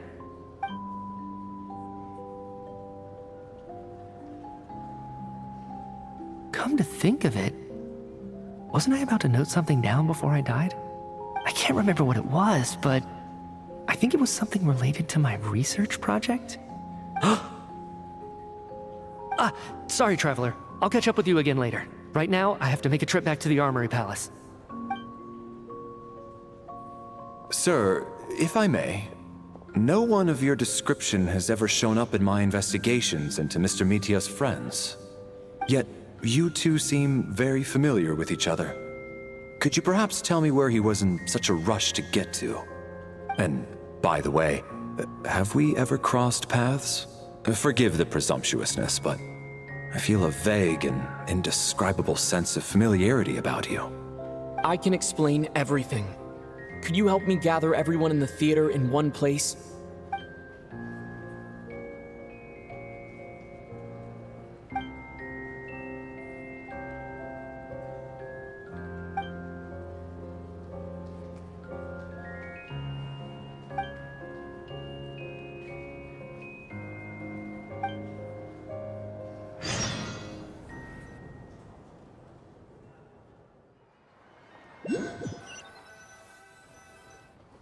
So, Chuganov really is going to shut down the factory.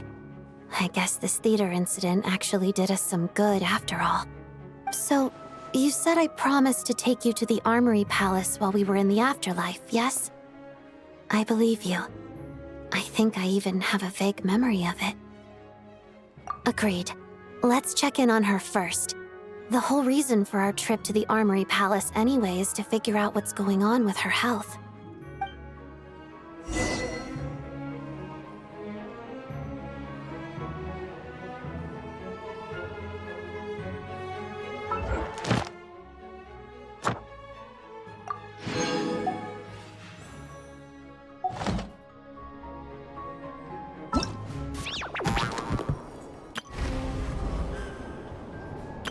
All geared up.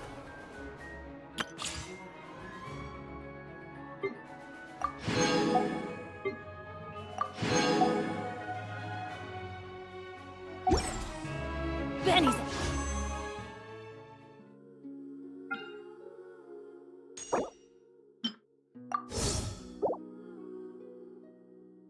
Venture team, assemble!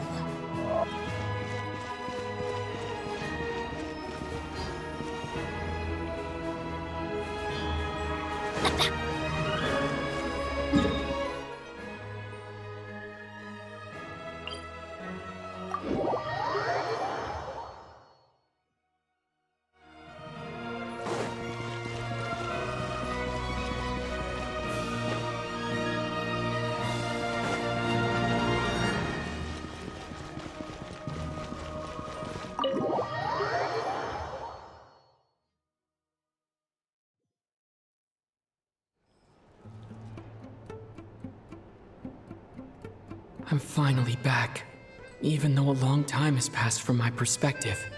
As far as Paimon's concerned, I probably just went out to watch a very short show. I should keep my emotions in check when I see Paimon again, or it'll seem weird. Wait. The atmosphere here feels off. Shh. Stay quiet. Let's go inside and take a look. Have we still not been able to notify Child yet? We need new orders. What if that person comes back again? I'm so sorry. Under the circumstances, there was really nothing we could do. Tell me, what happened to Paimon? It was the Jester. He came here in person and escorted Miss Paimon away. He's the director of the Fatui. His authority supersedes all others and cannot be questioned. There was nothing we could do. How long ago did he leave? And what was Paimon's status? It was about an hour ago. Miss Paimon was fast asleep at the time. The Jester simply walked off with her as if it was only natural. I assure you, he absolutely did not use any force. Do you know where they went? The Armory Palace, most likely. Lord Piero, the Jester, has been overseeing the experiments there lately, keeping a close eye on their progress. Everyone in the Fatui has heard about it by now. I'm surprised he came in person. Whatever his reason for taking Paimon, he'll most likely return to the Armory Palace first, which is exactly where we were headed anyway. Then lead the way, Odette. Okay, let's go.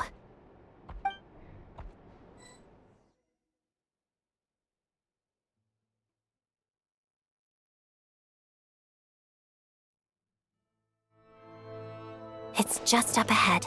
Quick, let's get inside. No, I'll go alone. You know I'm planning to force my way in. You're with the Fatui, so you should stay outside. I was hardly planning on taking you through the official channels anyway. I'm here to force my way in, just like you. I may be a Fatus, but I'm also Lelek, enemy of Project Stuja. Paimon's safety is paramount right now. With me around, you'll have an extra pair of hands. There might be devices inside that are easier for an insider to deal with. If you say so. Let's go. There's no time to hesitate.